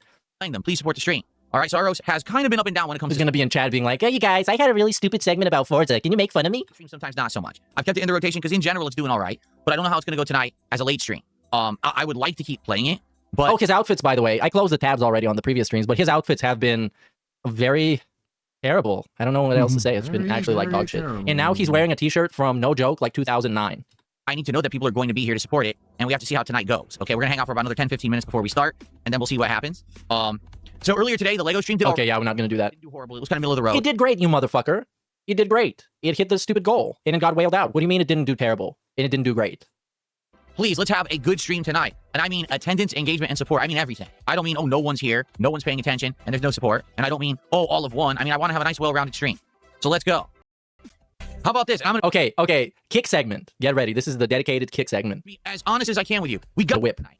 How about this? I'm going to be as honest as I can. He's going to be as honest. I love that he uses honesty as a weapon. It's like weaponized honesty. I'm going to be honest, you guys. I'm going to tell you what I actually think. I need you to give me money. We got to get kick support tonight. This is so good. I'm going to be as honest as I can with you. We got to get kick support tonight. Guys, I have now streamed streams this week. I have 3 subs on kick. Enough. Enough. What do you mean? Not giving me what your is that money. Supposed to mean? Enough. Let's get some subs tonight. Enough. For those who are here, let's get. Why would you say that? Enough. Every single. Nick loves this. Kick support tonight for sure. This is who you want representing your company. Enough. And no bullshit. No bullshit. Pay up. Enough. It's like a fucking drug dealer that you owe money to. Pussyfooting around. No. Oh, he's kind of hiding what he really wants. I want kick subs. Goddammit, and I want them tonight. Well, yo. What? You don't have to be that honest. I didn't think he actually was going to be honest. Okay, whole segment of replay. Please, let's have a good stream tonight. And I mean attendance, engagement, and support. I mean everything. I don't mean, oh, no one's here, no one's paying attention, and there's no support. And I don't mean, oh, all of one. I mean, I want to have a nice, well-rounded stream. So let's go. How about this? I'm going to be as honest as I can with you. We got to get kick support tonight. Guys, I've now streamed 6 streams this week. I have 3 subs on kick. Enough. Enough. Let's get some subs tonight on kick. For those who are here, let's get some support for the content that I put out for you every single day. let's get kick support tonight for sure. No bullshit. No fucking pussyfooting around. no bullshit? He's kind of hiding what he really wants. I want kick subs, goddammit, and I want them tonight. I want him now. This is ridiculous. 3 subs all week. 3 subs. Bro, That's I it. would- 3. That's ludicrous. I would. Bro, he's gonna end I would this with debrain like a goat myself laugh or if I had to something. talk like They're supposed to this. tell you that he was joking. I would remove my cranium forcefully if I had to talk like this on stream. But he wants you to think he's jealous. You're jealous of him. I will never ever be jealous of this behavior, Phil. He is Cannot- such an e-girl. You cannot be such a degenerate that you lower the bar to the point that this is admirable. You are fucking disgusting. Oh my god. That's actually a great segment. And it totally should be against TOS. Like you can't fucking do that. Come on. Come on. Oh look, he's joking. He was just joking, you guys. It's supposed to be funny. Well, I mean, it was funny. Okay. Definitely was. I don't think we'll be seeing you anytime soon. I'm pretty sure your sentence is not even close to being, Okay, more Pokemon. I have no idea. He says, do you know if the booster box you ordered is an enhanced version? I got one of them for $280 at a card show. It comes with a stamped promo inside the box that's for $25. I would assume no. It didn't mention anything about that, so I would assume absolutely no, it doesn't have that. It didn't say anything special promo stamp or anything like that. I mean, to be honest, I'm lucky that I got it for what I did because this site that Spoon sent me, it actually shows you the value of these cards over time, this chart, and the chart is ridiculous. It's like this giant spike up in value of these boxes. And if I didn't get it now, in another month or two, the boxes might have, like, went up by 50% value again, which is ludicrous. I just want to unbox them. I'm not looking for this as an investment. I'm just looking at it for something fun. He sees honesty as a weapon because whenever people say they'll be honest with him, it stabs him in his narcissist heart. When they're honest and say he's an a-hole etc. Also pimps Idefil wants his kick subs, or you'll get the back of the hand. He ended with $158 and $101 was from Anonymous. I cannot believe this. No way. No way. It's impossible that this happened. That somebody swung by and saved a late stream game that was on live support. And I'm sure it was real 100%. Why would he lie? He's being so honest. But like, to answer the previous message, big ups Yomoto, big ups G. The only reason why it's 400 or 350 he's gonna be honest, and is he's that talked there's about a this before. promo card Like he had a within whole it. segment explaining how it doesn't mean that he's going to be honest. He just wants you to take what he's about to say seriously. That's exactly what he wants. He just wants you to believe him and do what he wants. And that's a very easy way of exploiting vulnerable people, I guess. People that are susceptible to manipulation, that don't have critical thinking, that are not going to question anything you say, as long as you make it seem very serious and extreme. They're just going to go along with it. And that's why this fucking shit works. And that's why he's become this little puddle of pathetic goo that he has become, is because people enable that. And the more you enable a guy like this to be even more low effort and low effort and low effort, eventually it turns into this, like the spoiled man And the baby set that he who got can't is even add a game to undeniably the Steam. worst set of the year, on a stream. and it will And the damn prices are depreciate going in so value Yeah, like the within a Cowboy couple Man. of Exactly days. like the Cowboy Man. And of course, I think it was kind of funny when he brought up that recently Pokemon games have been more and more successful on his streams. Yes, because he got a bunch more people like Cowboy Man. He filtered out the people with critical thinking, and what were left are the ones like Cowboy Man and the No Sleep Real Vibes, and the people that are adjacent to that place in the spectrum. That's all you got left. And that's why we're buying Pokemon cards right now. So we can hit the Pokemon goal and he can open a pack and be like, oh, it's like, oh my god, this is the silver Pikachu. This costs like $1. I got scammed. Ack. It cannot be a resealed box. It says right on it, unopened. And if it ends up being resealed, we can actually claim and get our money back. Yeah, it's going to get our money back. We're going to get our money back? No, you Where did I buy it won't. from? Whatever that But reputable sir, site is. I'm glad that you think TCG that. Player, where it's kind of like a marketplace. glad of different you people who think sell, you'll get and your I went money to a very. back. Anyways, fuck that. Super Von John said, would you prefer subs or kicks on kick? Well, are you going to send any? I'll say that you're going to send me some. Or the Kicks. No, he prefers subs. Come on. Any chance to beg? You'll send support of some kind if you answer. All right, then I prefer subs because we only have 3 subs this week. So we need a sub. Let's get some subs on kick. Subs. There you go. My wife tonight made a batch of homemade turkey chili. Whoa, no way. Chili over turkey She hot opened dogs. up I hope he's not guilt tripping Oh, and that's so manipulating me, healthy. even Turkey on Cowboy turkey. fan. Is it the turkey infused I protein? hope he The isn't. injected with protein. I'm Raw protein assuming powder. he's Right of not. I just want him And to don't worry, I've play already used the bathroom, Digimon. so I'm not going to have to rush to the bathroom. We're good. And that's it. That's the start. Shortly. What So guys, the thanks for fuck, Oh, showing. no, we're not man? going to start. We're going to get started shortly, even though he's at a... Like at the end of it, he's like, "Yeah, I'm not sure if I'll leave. I think I'll just hang around and see if he'll play Digimon." It's like, okay, I call in an airstrike. At this point, there's no saving this. Just nuke the entire area. Pinpoint location. Drop a bomb. This is over. No more. 115 watching. I just But want yeah, him to play and then it's over. It should be over. Yep, Digimon. it is over. And So I now let's can't finish it up. Let's stop. get this shit out of the way on not this channel, DSP I'll Reacts. die if I stop. Let's go on DSP Reacts and react to the Goutening. It's the final Gout down. Oh, the part 4 or whatever. I'm just gonna go right into the reacting. The not gonna do chase the card stupid is pre-stream shit. 75 Maybe we bucks will. raw, It's- and if maybe it it's not gets a terrible. PSA or Beckett at 10 black label, we're looking at what, 175 bucks. How are you gonna make back $300? What the fuck? Okay, Phil. Right. Like stupid tax. Sure. It's terrible. Pay It's that terrible. stupid tax. Are there comments here to laugh at? Fucking Mark. No. How y'all doing? Better than you are. Oh, did I not update? I Fucking did it Christ, you have me in tears. Hold Luckily. on. Anyways, fuck that. Thank you, Let's go into LOL. that. Let's get this over with. I'm gonna put this on 1.5. Or something like that, right? Yeah, I'm gonna put this on 1.5. I'm sorry. Otherwise, it's just too slow. Okay. Oh yeah, he's wearing. Is he? Did he rip the collar on purpose so it could be I hanging know. looser than what it actually is supposed to be? He looks Because like this he looks got like in a a normal fight. T-shirt that somebody like pulled on the collar enough so it was drooping like this. I don't know. I don't want to know actually. I don't know why. This is I why asked. his mom. All right, we're about to get started, everybody, with the fourth and final part Trust him. of the Quartering documentary react. Remember, this is from Dune King on the Dune King channel. I think his documentaries are well done. I enjoy them. That is why usually if we react to a documentary, it's a Dune King doc that we react to, right? And I think it's been formally well got done. your So I hope that you guys number. have enjoyed it as well. We're gonna finish this off tonight and see how it goes. Like I said, if you're here and you chill and you're engaged and you support the stream, then I'll consider doing more of these in the future. If this ends up being the deadest stream of all four, then I probably will not do that. Okay. Okay. Okay. Are we ready?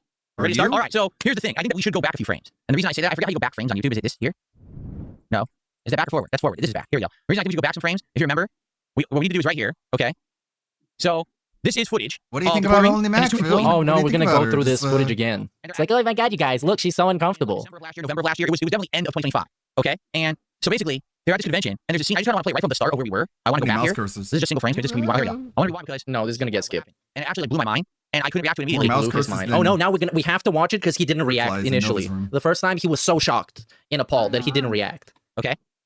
Okay, let's react now. You Can we know react what's now? insane? Let's get the Whenever full he reaction. watches The these raw reaction. expose ZX other people, he would leech or get something that ruined the previous person and Yeah. incorporate it to his own downfall. That's a good point. Like he's done that a lot. We compared him to like Walter White in Breaking Bad, the way like he takes some trait from the people that he kills. DSP is a lot like that in a lot of ways. Like how he claps into the microphone because of Andy Worski. He just takes stuff. What just happened? We're at 240 and now it jumped way back. Okay, here we go. Here we go. Well, this was the most replayed part. Are you kidding? No, I This was the don't most replayed part of the entire documentary. I don't Wow. want to watch the Okay, here it is. DMC anime or whatever. So, all right, ready? It's called. Here we go. They mumbled in Okay, his mouth. here we go. And you go, he's having who on? And then there was this. Okay, hold on, it's too loud. Here we go. Reaction. Melanie and I, we watched the football game tonight, and Hannah Claire is like, what the fuck? I haven't been invited to this football game. Maybe going somewhere. Yeah, I get Why it. does he keep glancing at the camera? It's so weird. Yeah, come, please. Is that what it is? And, An example is Jeremy's obsession of spending 10 grand in scalped American Pokemon cards. Yeah, he just like, what kind of takeaway is that? I'm gonna buy Pokemon cards. This is a good takeaway. Like, it almost seemed like it, No, bro. like the whole point should be to not spend money on frivolous bullshit.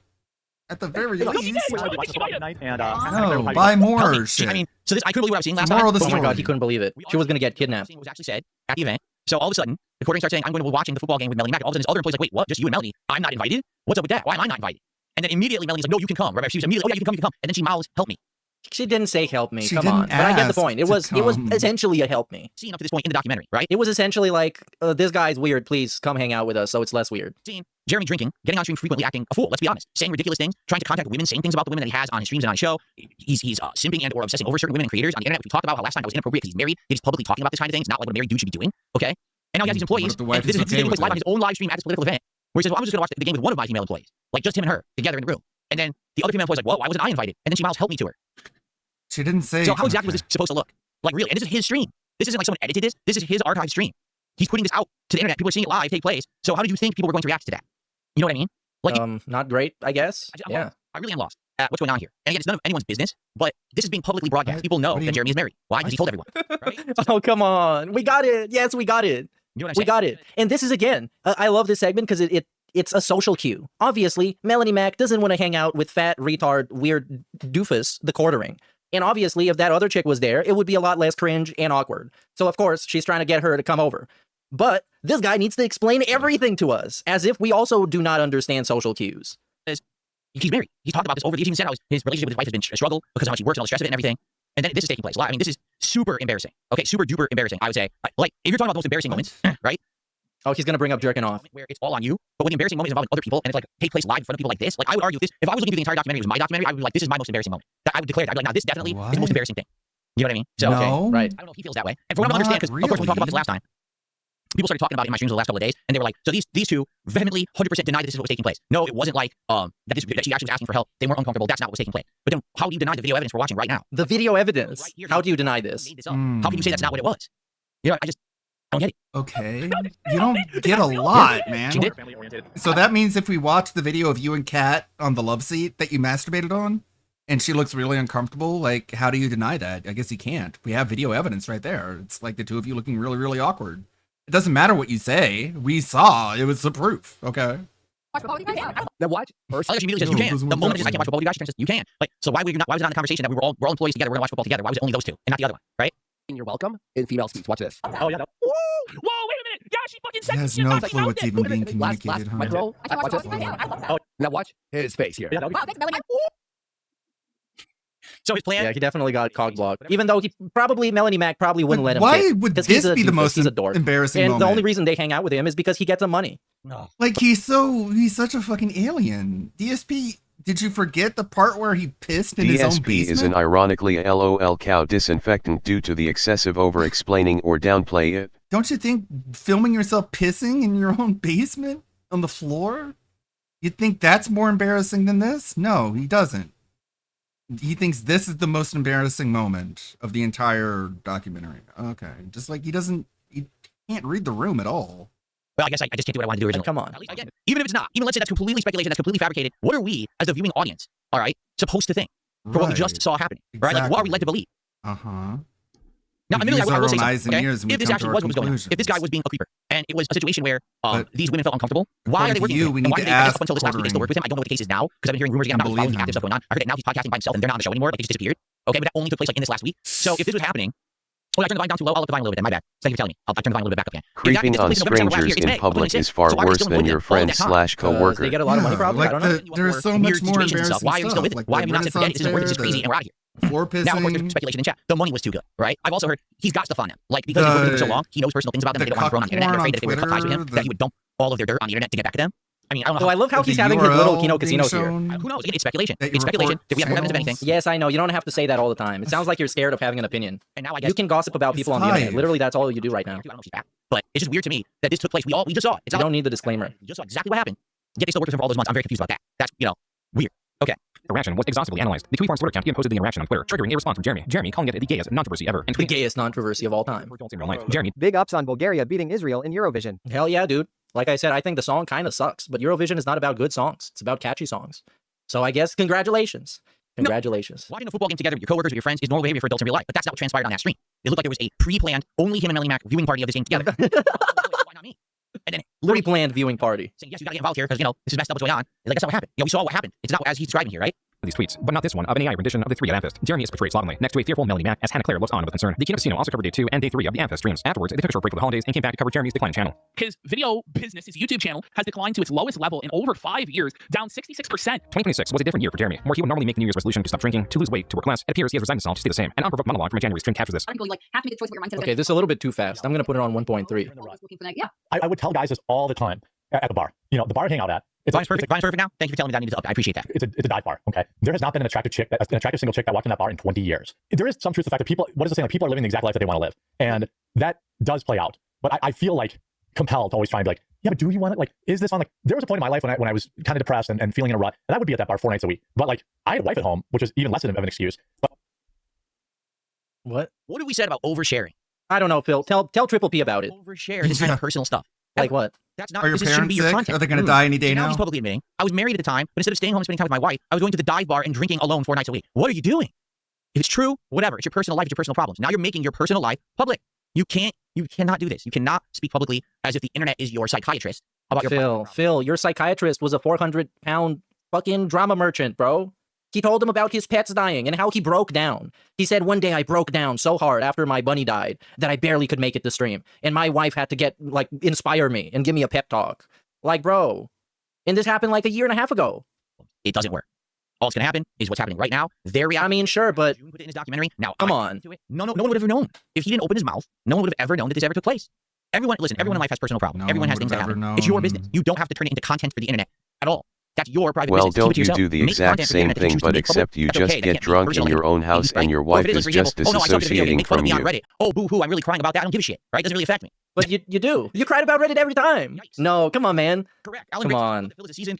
Laucow breaking this down like an ex-football player breaking down a play. I know what's going on, man. I've been there. I've been through it. I learned my lesson. You were there like a year ago. And then you pretended that all of it was fake. He pretended that his wife's cancer scare was fake. Was fake shit that he lied about to get people to give him more shout outs. And not to make fun of him. Legit, he had the audacity to do that. Everybody else, I came out the other end and I'm good. That's what I'm saying, that this just took place in what, 2025, late 2025, early 2026. Like, oh God. Oh, I wish this was Jeremy's ancient past. Like he was making these mistakes 7, 10, 12 years ago. Like I was. Then he'd be like, okay, this just took place. Like, oh shit. Damn it. Saw the same fucking people there every night. The same 10 people every night. And it's like, guess what? You were one of them.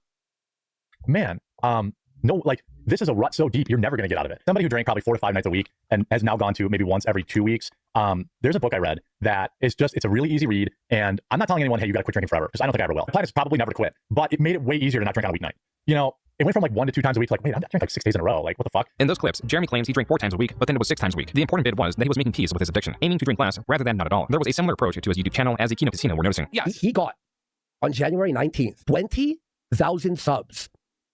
On a day, he got 87,000 views. Okay. And I was like, he bought subscribers. I'm like, no, I was running YouTube ads because Yeah, things like are how leveling is out, I wanted it to see if I could different? re-engage. The Like views, DSP shows up in a night stream and just sits there and just gets sloshed and drinks alcohol in his office alone. Like that's better than being at a bar where you're at least at a bar you're socializing with other people. Like okay, on that video, that's good. Bar bad. 80,000 of them were from my own channel.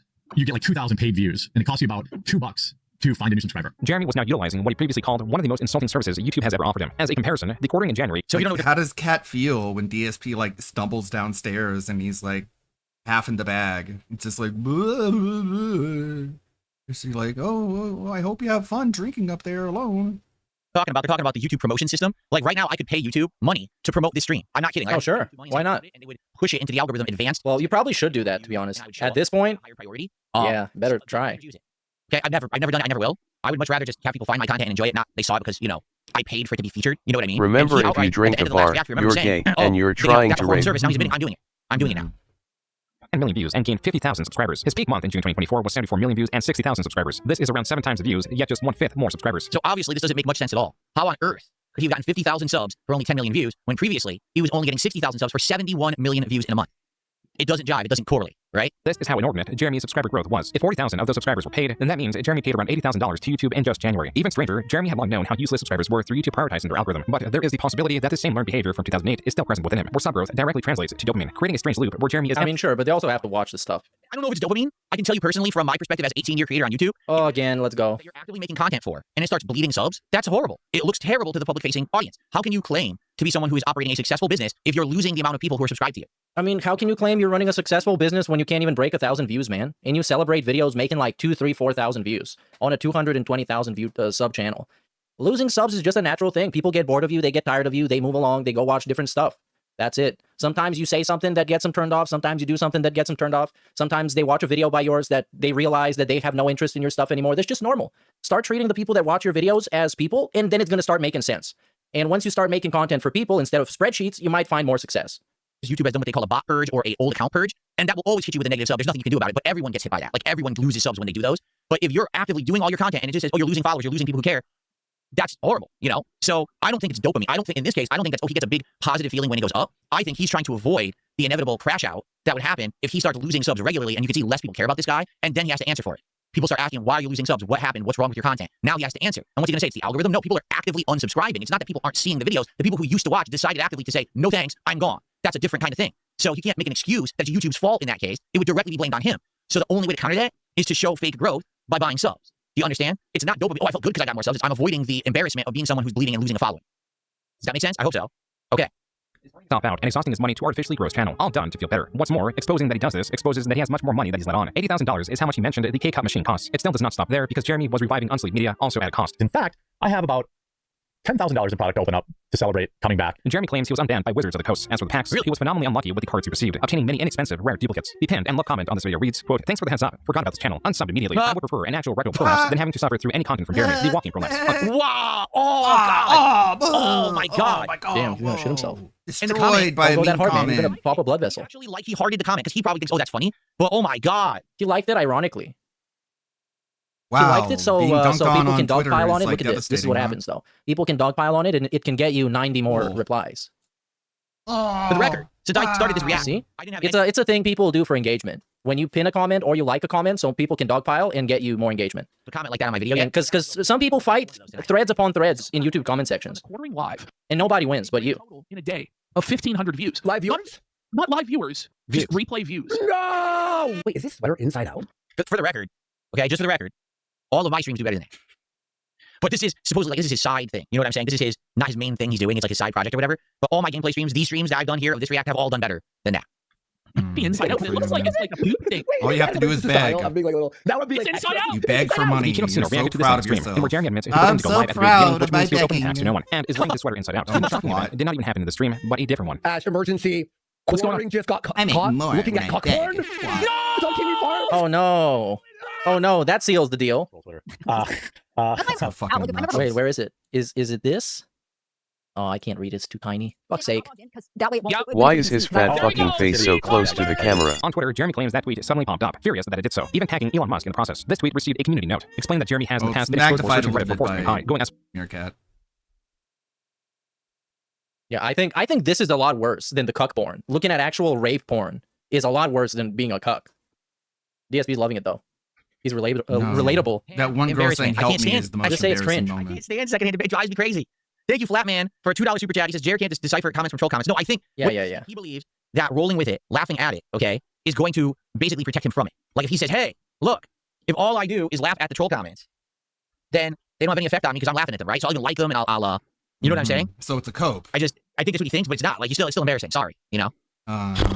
or to assume, quote, "It is easy to assume they search porn frequently and get recommended porn in the feed," unquote. Jeremy deleted this tweet. The antagonization of Jeremy had increased sharply. His antagonist now not only utilizing his sexual blunders to expose previous sexual blunders, but also now commenting on his finances and failing channel. Previously, Jeremy spoke about his watches, RC track, and saltwater fish tank. This time, he leaked his Rumble dashboard, presumably on purpose, showing a balance of $904,000. Presumably on purpose. Damn, Rumble pays nice. Dashboard does not make sense and works against improving the image of Jeremy. To start, the center notification states that he has been rejected from the Rumble Creator program. His balance from the last 30 days is $2,594 from 6.6 million views. Hey, not bad. Leaked a lot of Views he your has. Getting paid private $2,600 for info. making The Mac quartering is suffering content, because not of his bad. boss's Not bad. You wanna retardation. kill all Also, your brain Sinclair cells. At least you're confirmed gonna that make she it will worth not it. be returning to the 150,000 hours quarter viewed. This is cast. even less than Good last time for he leaked his her. dashboard. Now it averages to 86 seconds of watch time per viewer. She Jeremy does soon after branch admitted that out the balance of more $900,000 is talk false. to other Super chat that makes him seethe and crash out here.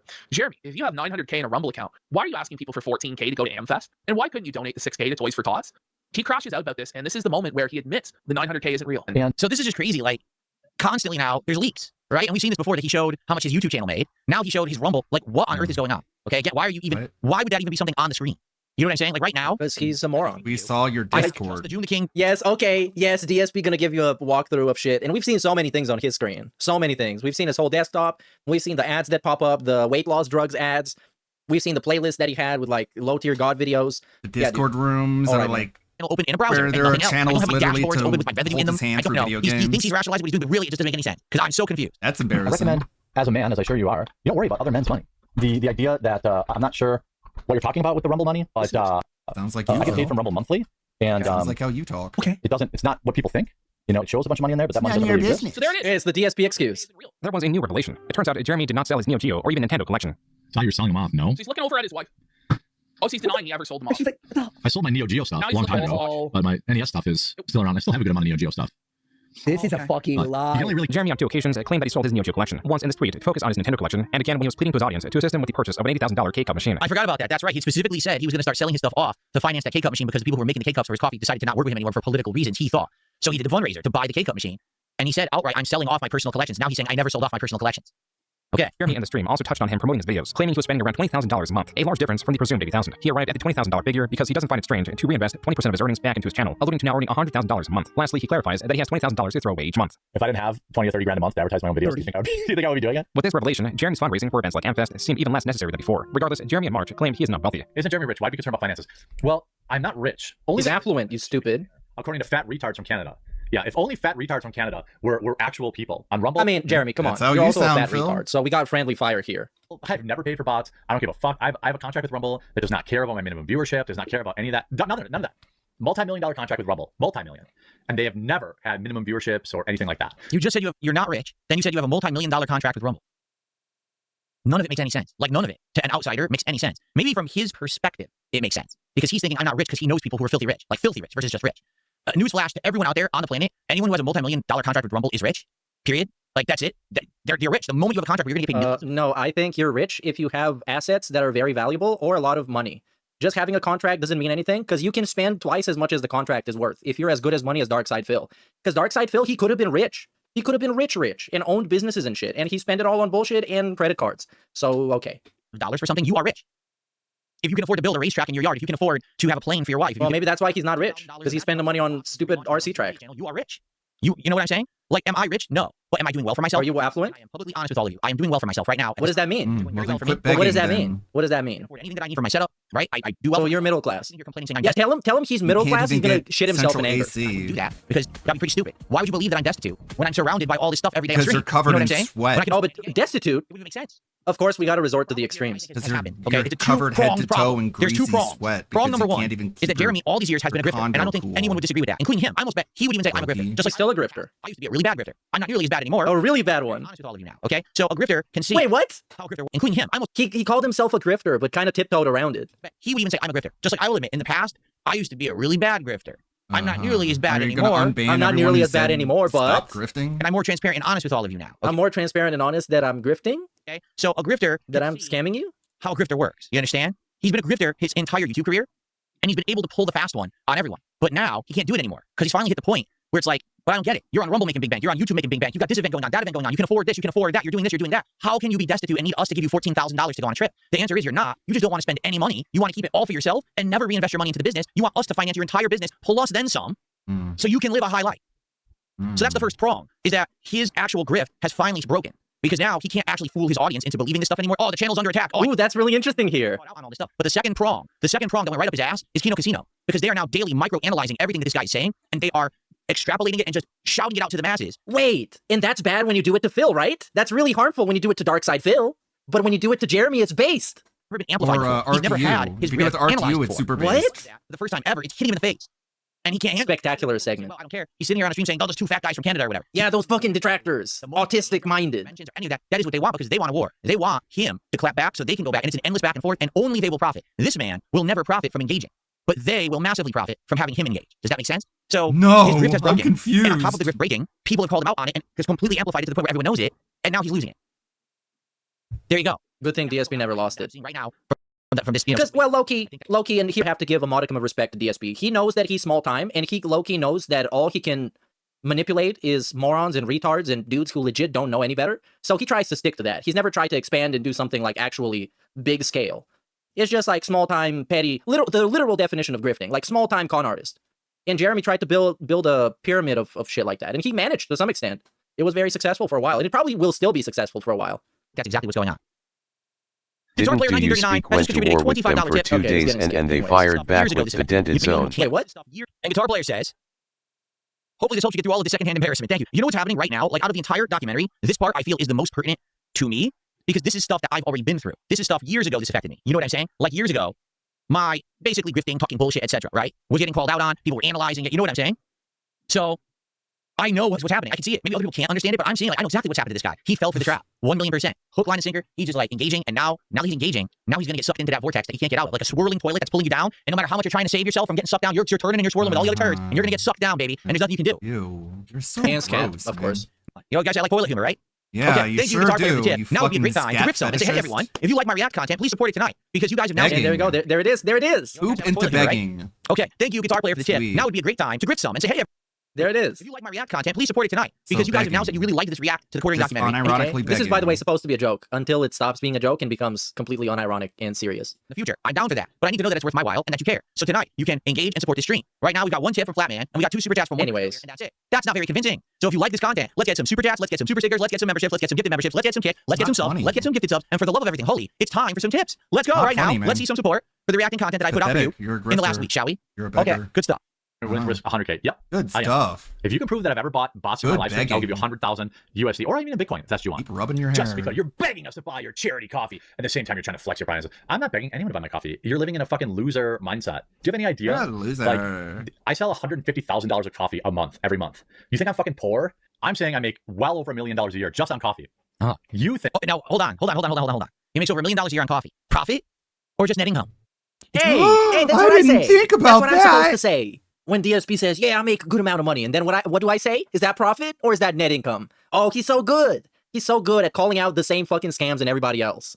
I would believe maybe he sells $1 million of coffee a year. What's your cost on that? How much does it cost to make that coffee? How much does it cost to ship that coffee? How much do you spend on advertisement for that coffee? Is it actually profitable? That's the real None of your question. business, right? But in his head, None of your fucking I sell over $1 million business. of coffee a year, so that's success. No, it's not. It could be a lose. It could be a loss for him. He might lose money selling coffee. If he had to spend $80,000 for a Keurig machine to sell the Keurig cups, that's a big detriment to his profits. You know what I'm saying? No, These are not the when real you're making questions. $1 million. These questions need to be asked. Not how much money do you make net, how much past all your expenses and all this stuff you're blowing. Right, Phil? Right, Phil? How much do you really make? He has Wow, drifted his way to a you're point really- where he just you're makes really it sound nailing always him like he down, needs everyone man. to finance everything for him, and he's just been pocketing all the profits the entire time. But the thing that's sticking him in the ass here is the coffee. The coffee doesn't make him Yeah, money. it He went wanted up it to, his but I'm stuck butt. with this thing. You can't get rid of it, and he's Something trying went to up make his a way. Oh, yeah. By the way, that is also true. Profit and net income is the same thing. It's called gross income, is what he actually wanted to say. It really doesn't work, and it's driving him bonkers because it just doesn't work. But he can't give up on it because he's stuck with this thing. You know. But I could be wrong. Maybe it is insanely profitable, but that's not what he's saying here. He's saying, "Oh, I sold $1 million of coffee." That doesn't mean anything. What's the profits on it? Was there a gifted? There was a gifted membership from Oh No Not Him Again. Thank you to Oh No Not Him Again. Oh, by the way, the block, I missed your super chat. I'm sorry. I got to shout out the block as well, guys. Give me a second. Okay, this is getting skipped. I never saw it because he never looked in the mirror to realize, oh crap, I live in a glass house. I'm throwing stones from a glass house the whole time, and God forbid if someone ever throws a stone at me, what's going to happen? Thank you. Step No, down. I think his biggest problem is that he's just a loser. And if you're a pathetic, worthless loser, you can grift all you want, and you can hop on whatever the fuck bandwagon is relevant right now, and people are just going to agree with you and watch your videos because they ideologically agree with you. But at some point, when you're too much of a loser, that's going to be repelling to them. They're going to hate you for who you are, and you're just going to be gross to associate with, and it's going to be better for people to make fun of you than align with you, even though they ideologically agree with you. And I'm sure many of the people making fun of him right now also think that Brie Larson is an annoying bitch, and they also think that wokeness in Hollywood is cancer and is retarded and is cringe.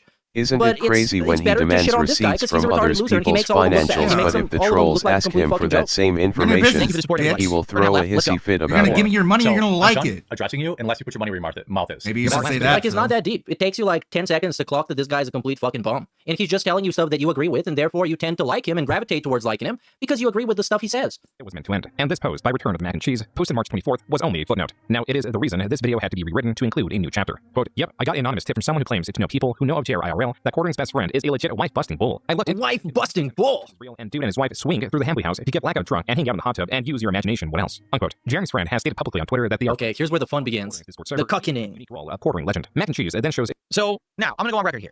Okay. Oh, come on. That I don't agree with whatsoever. All right. Why not? You're gonna go after someone. Okay. You go after their public problems, the things that they have pushed to the forefront through their behavior that has been public on their streams. So everything that we've done in this documentary up to now, right? His grifting, his businesses, his begging for money, because this is his sky is falling, chicken little crying stuff, that everything's ending and he's hell. But then he claims he's super affluent. The relationship, supposedly, I guess you could say with his wife, that he keeps saying is falling apart. His attitude towards his employees and things like that. This is all public. 100%. This has all been public. Okay.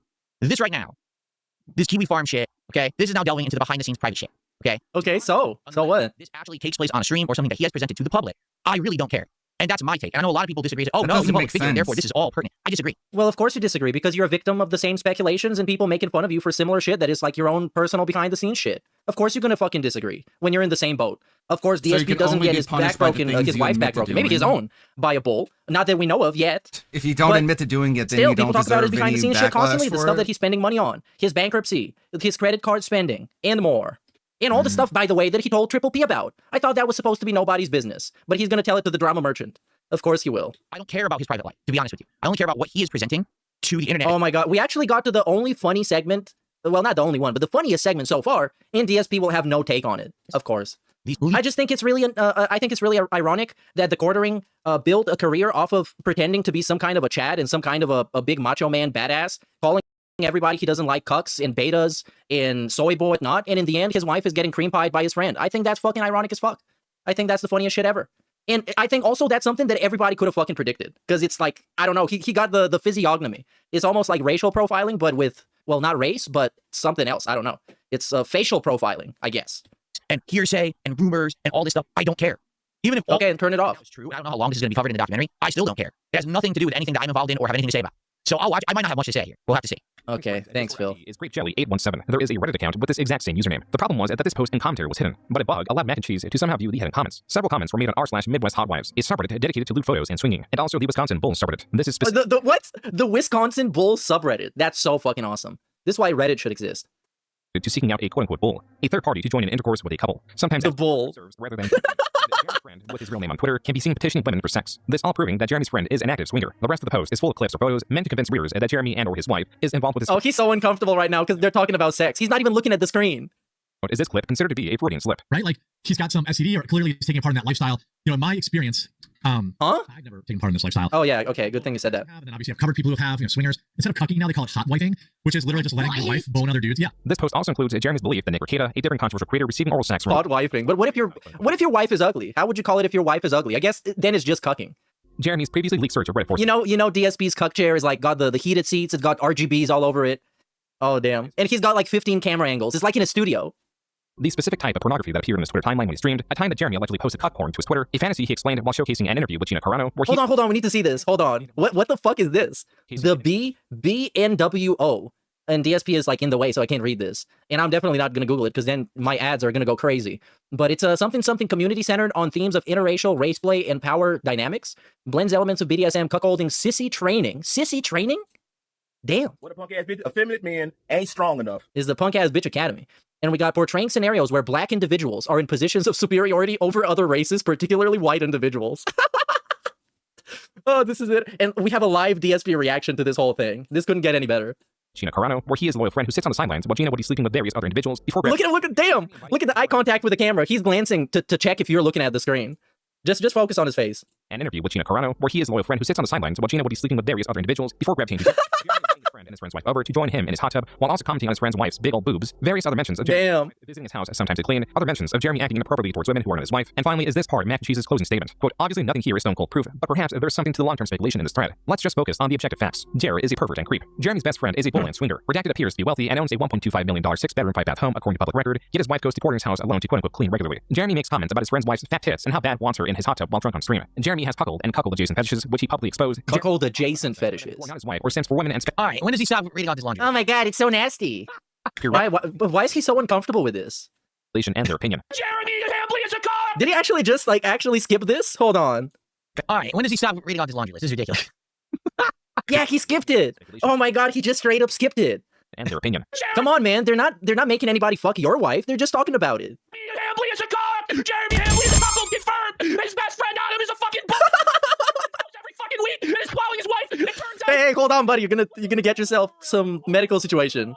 Over the coming days, the coverage. Damn, I've never seen anybody be more excited for another guy being a cuck than this clip. This was wow. What kind of a clip was that? Was reaching Jeremy and bringing even more interest towards him and his shortcomings. Mac and Cheese and the casino were celebrating with a victory lap. Jeremy was none too pleased with what was going on, nor with the Kino Casino. PPP or Andy Worski, either one of you guys are welcome on my show anytime. Anytime. They'd rather. I look horrified. How do you think I feel? I don't want to know about this stuff. I don't care. Again, this is it's just it's vile stuff. It's vile. The deepest and darkest corner of someone's closet that's full of rotting corpses. You know what I'm saying? I mean, bro, they're just like fucking each other's wives. I mean, like you shouldn't be fucking shitting yourself in fear and in cringe over this. Come on. I don't know anything about it. I don't care. But come on, this weird fucking reaction. Having an affair with somebody else and put that shit out on the internet like it's a fact based on nothing. Then I've so fucking vile. Neither one of them have replied. I wonder why that is. On March 30th, Jeremy tweeted to address the ongoing drama, denying that he has an open marriage, and while he's fine with people making fun of him. So this is it. This is the beginning of the end because he has engaged. He has, even if he outright denies everything, you've given them exactly what they wanted. You gave them the time of day. Okay, we got this, man. Shut the fuck up. This is the one part of the documentary that is actually funny as hell, and I wanted to get to it, and you're gonna ruin it for everybody by repeating the same shit over and over again. Shut the fuck up. Feels like there's absolutely no line that can't be crossed or whatever. I've already said this about Kiwi. Oh, shut up. Really and it's just a really disgusting situation. That there are people, I made tons of mistakes in my life because of emotions. And I think that's what happened here is that Jeremy got overcome with emotion. Now they're coming after his personal stuff that he does not regularly talk about, right, in his content.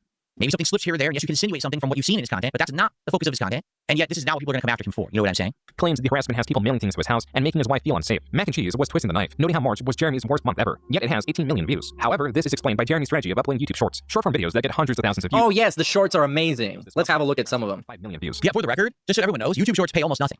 Like you can have a short. Oh yeah, that's why DSP doesn't do it. I'm not kidding. It depends on the ad revenue on a Remember when Phil used to do shorts, and that's because they were about to get monetized, and then once he realized how much they paid, he stopped doing shorts. He was the biggest fan of shorts for a little bit of time there for like a month. Is abysmally low compared to a regular video. So if half of his views are shorts, it really doesn't make sense. Jeremy's channel, at least for his regular content, is declining steeply. To make matters worse for Jeremy and those around him, a detailed docs of Jeremy's friend was posted on QB Farms, alongside a separate post detailing Jeremy's friend's criminal history that includes domestic abuse. On April 3rd, Jeremy again tweeted at the Kino Casino, requesting to have a debate/conversation. He also posted the messages he sent to PPP, and the considerably lengthier and far more numerous messages sent to Worski, likely because of their history. Oh, I'm not reading this, man. He'd even petitioned Noel to host a possible debate. Noel responded by clarifying that PPP is after Jeremy's financial information, likely circumventing the debate by mentioning how inconsistent Jeremy is with the status of his finances. Jeremy goes on to claim that he is willing to go on Caleb Hammer's Financial Audit podcast, a request previously made by the Kino Casino. This is all, again, he is giving them everything they want. He's just handing it to them. Here you go, here you go, here you go, here you go, here you go, here you go, here you go, here you go. Why do you think they didn't respond to the million DMs that he sent them about, hey, what about this? I saw you accuse me about this. They're not responding because they don't want to engage you. They just want more content. They're content farmers. That's literally what they are. A lot of people say, oh, they're trolls. No. They're not trolls. They're content farmers. And they're probably two of the best in the business. In the business, the content farming industry. Game the system. They know how to work right. They know how to poke people just the right way. They're experts at content farming. Forget all these dumb outfits they wear on their streams. They should both be wearing farmer outfits. Seriously. That's going to be the best outfit, the most accurate one possible. They both are fucking farmers and they're just working there. You know what I'm saying? And then, boom, tons of money. That's just it. I mean, it all culminates in what's going on today. And I think that this documentary, at the very end, we'll get to what's going on today, because this has been their biggest payday yet. Everything that's going on right now has made these two guys more money than anything before. Thank you to Dizendap. Dizendap just did a $20 super chat. Okay. They celebrated this development, perhaps too soon. He's scared of what's being revealed about the bull. He doesn't want anyone digging any. How the hell is he talking with that shit on his face? How does he talk perfectly with the rabbit outfit on? Deeper into the situation with his bull, into the next scene. How can he breathe with that on? And call and all of this. So he's prepared to agree to fucking anything. Like, honestly. And we could probably get a lot more out of Jeremy because we hold all the cards. See? He's publicly admitting it. He's literally publicly admitting it. We have all the leverage in this situation. I told you guys. Yeah, it's not a secret, dude. DSP didn't just break the code. It's not that deep. They're just clowning on him based on the shit that they have to clown on him with, and they're making it entertaining to the point where they have no benefit to stop clowning on him. I told you guys, the house always wins. It's kind of even the opposite of the DSP situation, because DSP at some point became such a sunk cost fallacy for them that they had no benefit to keep going along with him and entertaining him. Just one day later, PPP on Twitter shared a screenshot of a community strike the Kino Cathedral promo channel received, not to be confused with their main channel, Kino Casino Clips. So, this is all going to be confusing for those who don't know. So, the Kino Cathedral channel is Ashton's, or PPP's. He doesn't use it a lot, but he puts out promo clips and stuff like that. Then there's an official clips channel called Kino Casino Clips. That channel is owned by their editor, not them, and that's the one that was putting out highlight clips every single day when they streamed on YouTube. Okay, so there's a lot of channels involved. It's going to get a little bit confusing here. The Kino Cathedral received a strike for harassment and bullying. PPP claiming it was Jeremy who reported the video and is responsible for the strike. Jeremy on Twitter stated, quote, PPP, a random Canadian, only considered stop spreading slanderous lies about my wife, my friend, and family if I gave him 7 years worth of tax forms. Again, a random fucking nobody demanded my tax forms in order to even consider stopping harassing my family and friends. Jeremy was not going forward with the Caleb Hammer podcast or any debate for that matter. Later that night, PPP. I mean, that was like you. They are so good at it. Phil willingly allow them to content farm video him. had been taken down, this time on the Kino Casino's main channel, for violating YouTube's policy on personally identifiable information. PPP will later confirm that it was filed by Jeremy's friend. The way the YouTube strike system works is that after a warning and 3 community guideline strikes, the channel is banned. This means that if just 2 more videos are taken down for a community guideline strike, so will the entire Kino Casino Clip channel. Worski reported that Jeremy had shown the Quartering YouTube channel was not the source of the initial report. Worski also believing that while it may not have been the Quartering, Jeremy still has countless other channels. So the possibility of Jeremy being the source of the reports still remains. I guess we're going to get technical now. So, to be honest... no, we're not. We're not. Or are we? Let me see. Misunderstanding. Okay, we're going to get technical at 3 times speed. Okay. The only time on YouTube that you can officially issue something that's directly to your channel, that's it. You can make copyright down request for your channel, right through the automatic system that is on your channel, or you can manually make copyright down request form on a YouTube website. Oh, okay. So the point is, the only way you can personally take somebody down is with a DMCA. Morning of April 5th, Worski stated that the strikes were appealed, asked to have them overturned, and their videos were restored. The looming threat of a ban was seemingly gone. Jeremy, still being blamed for the initial reports, was claiming that if he wanted to get them banned, he could, claiming either Worski or PPP is a ban evader and that their YouTube channel is a walking terms of service violation. Worski retorted by believing this was an admission that Jeremy was behind reports. Yeah, well, that's it, Jeremy, you fat fucking retard. You helped them make the narrative, and now the narrative is that you did this. So it doesn't matter who did this. It looks like you did this, and they're going to go along thinking that you did this, and that's all that they need. Good job, Jeremy, you fat fucking scum. He's not ban-evading. Even so, Jeremy continued to tweet, now more menacingly. Quote, if these clowns keep going after my friends and family just because they don't like me, totally fine. I will in fact take everything they have and never apologize for it. Psycho weirdos are mischievous. There we go. We go back to being a badass. John Rambo, he's the Punisher. People are harassing my friend. Was the Punisher a cuckold? Roast me. I don't know. There used to be a line. I don't give a fuck what you say about me. I don't give a fuck. I'm going to my family, my tweet wife. stuff. And sadly, here I'm going to cut promos on Twitter. The end result of all of the years of the content that the Quartering has put out. Because we already went through the history in this documentary of the kind of content that Jeremy would put out. He would hyper-focus on a person. He would make a ton of videos about said person, right? He would say bad things about them. And, I mean, there was a cosplayer in the Magic the Gathering community. There was Brie Larson, right? And so he's made this kind of content before. He's benefited directly from this kind of content before. And now, now the target has now been aimed directly at him. And now he's feeling, likely, how the people who he was targeting felt. And it doesn't feel good. I know, because I've been there. You know, it doesn't feel good. Oh, yeah, Phil's been there. You think that you're some kind of a scumbag. They think that you're a degenerate. They think that you're all messed up. But you are, though. True, completely false, or landing somewhere in the middle. To have the ire. What? He's only half degenerate? And this is what his game was. Like, this was his game was Grift, and his game was culture war drama. And the culture war drama created a lot of harassment towards people. And then when people call him out for, we're under attack, Grift to pay for everything. That was always his methodology of success. And now, here at the end game of it, right, the end result of all years of that happening, now it's happening to him. people who are actual better content farmers and perhaps better grifters than he ever was are now doing the shit shoveling towards him, and he doesn't know how to respond to it, and it's destroying him. He's doing all this stuff now out of like this kind of desperate attempt to try to stop them, but they will never stop because they're now making the most money they've ever made off of this man. So why would they stop? And he forgot to say, now they're victims. Because these promos on Twitter, they only solidify that in the public's mind, he went after them and he got their channel suspended or terminated. So for what it's worth on the internet, because people don't give a shit to read like entire Kiwi Farms threads and shit, in their eyes, he did it and he deserves to get shit on. And also, he's not like that. He's not a cyber gangster. He's not a tough guy. Everybody knows he's not that kind of figure. He's really squishy and really fucking pathetic, and he shits himself. So you're not going to be scared by the guy who shits himself. And no one was scared, and that's why they keep shitting on him to this day. Okay. They have no rules, and starting today, neither do I. You guys have spread disgusting vile lies about my wife. You literally retweeted a Photoshop picture of her, someone who is not on the internet. I strongly dislike you, but will never dream of bringing your family into anything. I don't think it's crazy to expect two other grown men to understand that my wife, who is not an online person, to be left out of things. The more they push it, the more I want to become the villain they already accuse me of. Unquote. This was viewed as yet another empty threat, one that brought on even more ridicule. New to the mix was Jeremy's often uttered in question, how was your weekend? A question Jeremy poses. Hey, we're gonna find out what this is about. Of mundane activities, all in an effort to fill time on his podcast. Jeremy was not being taken seriously. So again, still on April 5th, he reconfirmed his threat. This is just, see how much he tweeted? He just, again, he's like unhinged now, and he's doing it again. He keeps going on these crazy Twitter tirades of just post after post after post after post after post after post. Like, oh my God. So here comes again. First will be your YouTube, which is in violation of innovation. Easy takedown. And next will be your kick. I literally begged YouTube to be reasonable. I tried everything. You chose this. All I wanted was to let you guys dunk on me. Unquote. PPP responded by stating that Jeremy is shameless, has no power anywhere, and is a cuckold. Jeremy then reached out to Null again as a medium to relay a message. He is demanding that the Kino Casino take down their videos attacking his marriage, or he will bury them, and that he can burn it all down with his 5 years guaranteed salary at Rumble. In the screenshot, Jeremy claims he has a non-racial slur YouTube representative, and all it will take is one phone call. The medium of communication will become exceedingly important in the coming days. As for Jeremy's threats, PPP posted this message, and he has a what? All it will take is one phone call. And he has a what? With his 5 years guaranteed salary at Rumble. In the screenshot, Jeremy claims he has a non-racial slur YouTube representative, and all it will take is one phone call. The medium of communication will become exceedingly important in the coming days. As for Jeremy's threats, PPP posted this message and refused Jeremy's offer, calling it a Machiavellian extortion tactic. That was the final story. It literally is. 6. Jeremy promised scorched earth. More mockery came as a response to Jeremy's newest threat. Kiwi Farms celebrated both Jeremy's rage and how well-fed PPP from the Kino Casino would be monetizing Jeremy. As many hours had gone by and Jeremy had failed to make good on his threats, his Twitter replies had become so filled with comments mocking him that even the ones he purposely hid were so numerous they possibly outnumbered the unhidden replies. Even Noel commented on Jeremy's inaction. Finally, Jeremy began streaming, and many viewers anticipating the stream both joined and were banned likely for their comments. Noel also commented on the stream as Jeremy was not even talking about the Kino Casino, rather returning to his standard programming. The scope of mockery was increasing. More creative. The answer to all this is so simple. I don't know how people can figure this out. Why did nothing take place on April 6th? Because it was my birthday. That was my birthday marathon. Oh, shut the fuck up, dude. Then we'll go to war tomorrow. That's exactly what happened. We all know that. Come on.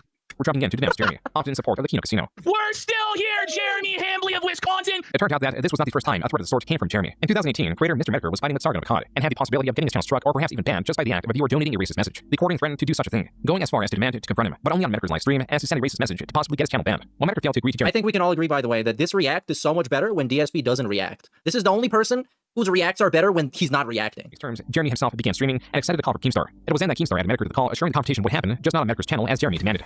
This is all like backstory, and it's just confusing throwing it in so late. Like, this should have been like 2018. Vassal, thank you for 1313 super chats. Since now we've basically passed the halfway point. Oh, hold on. We need to stop to beg for money. Again, I would just like to say if you guys have enjoyed my reaction to this documentary and you want to see me do more of this kind of content in the future, to please engage and support the stream. Give the stream a like the stream archive, leave comments on it, and please tonight support the stream. All right? I want to know that it's worth my while. Like I said, I have had big success recently with all of my gameplay content and my podcasting. All right? This has been a departure for me to go back to this kind of content. And if you like it, I want to know that you do. I need to know that you do. Please support it tonight. And this will weigh heavily on my conscience on if I'll do more of this in the future. Okay, grift mode off. Let's continue. Basically said, I can't wait to fucking super chat you 1488. Wink, wink, Jim. Oh my God, are you scared of the audience? You scared of what happened to Ralph? I'm gonna super chat you 1488. Wink, wink. Fuck you. No, that's not what I said. You're obvious. Fuck you. That's not what I said. That was what Jeremy in essence said. You just told me you didn't say it though. But you, Yeah, you did. Like you said, you know. What a fucking bum. Oh, come on, Jim. Let me get you Oh, flagged. come on, Jim. Let me run gay ops and deplatform you. It's been a long time. You don't have a reputation to proceed to. You're just some fucking guy on YouTube. Like, So why do you assume I would flag your shit? He kind of does have a reputation. Like, pretty much everybody hates him. And now, yes, star from the top. This 2018 stream had one more standout comment from Jeremy. Your content isn't even art, Jim. Your content isn't even artistic. Oh, no. Yeah, that's great. I mean, your content isn't artistic. I know. All right. I'm gonna go. Like, imagine saying this on a 2018 Bloodsport stream. Like, how much self-awareness are you lacking, Jeremy?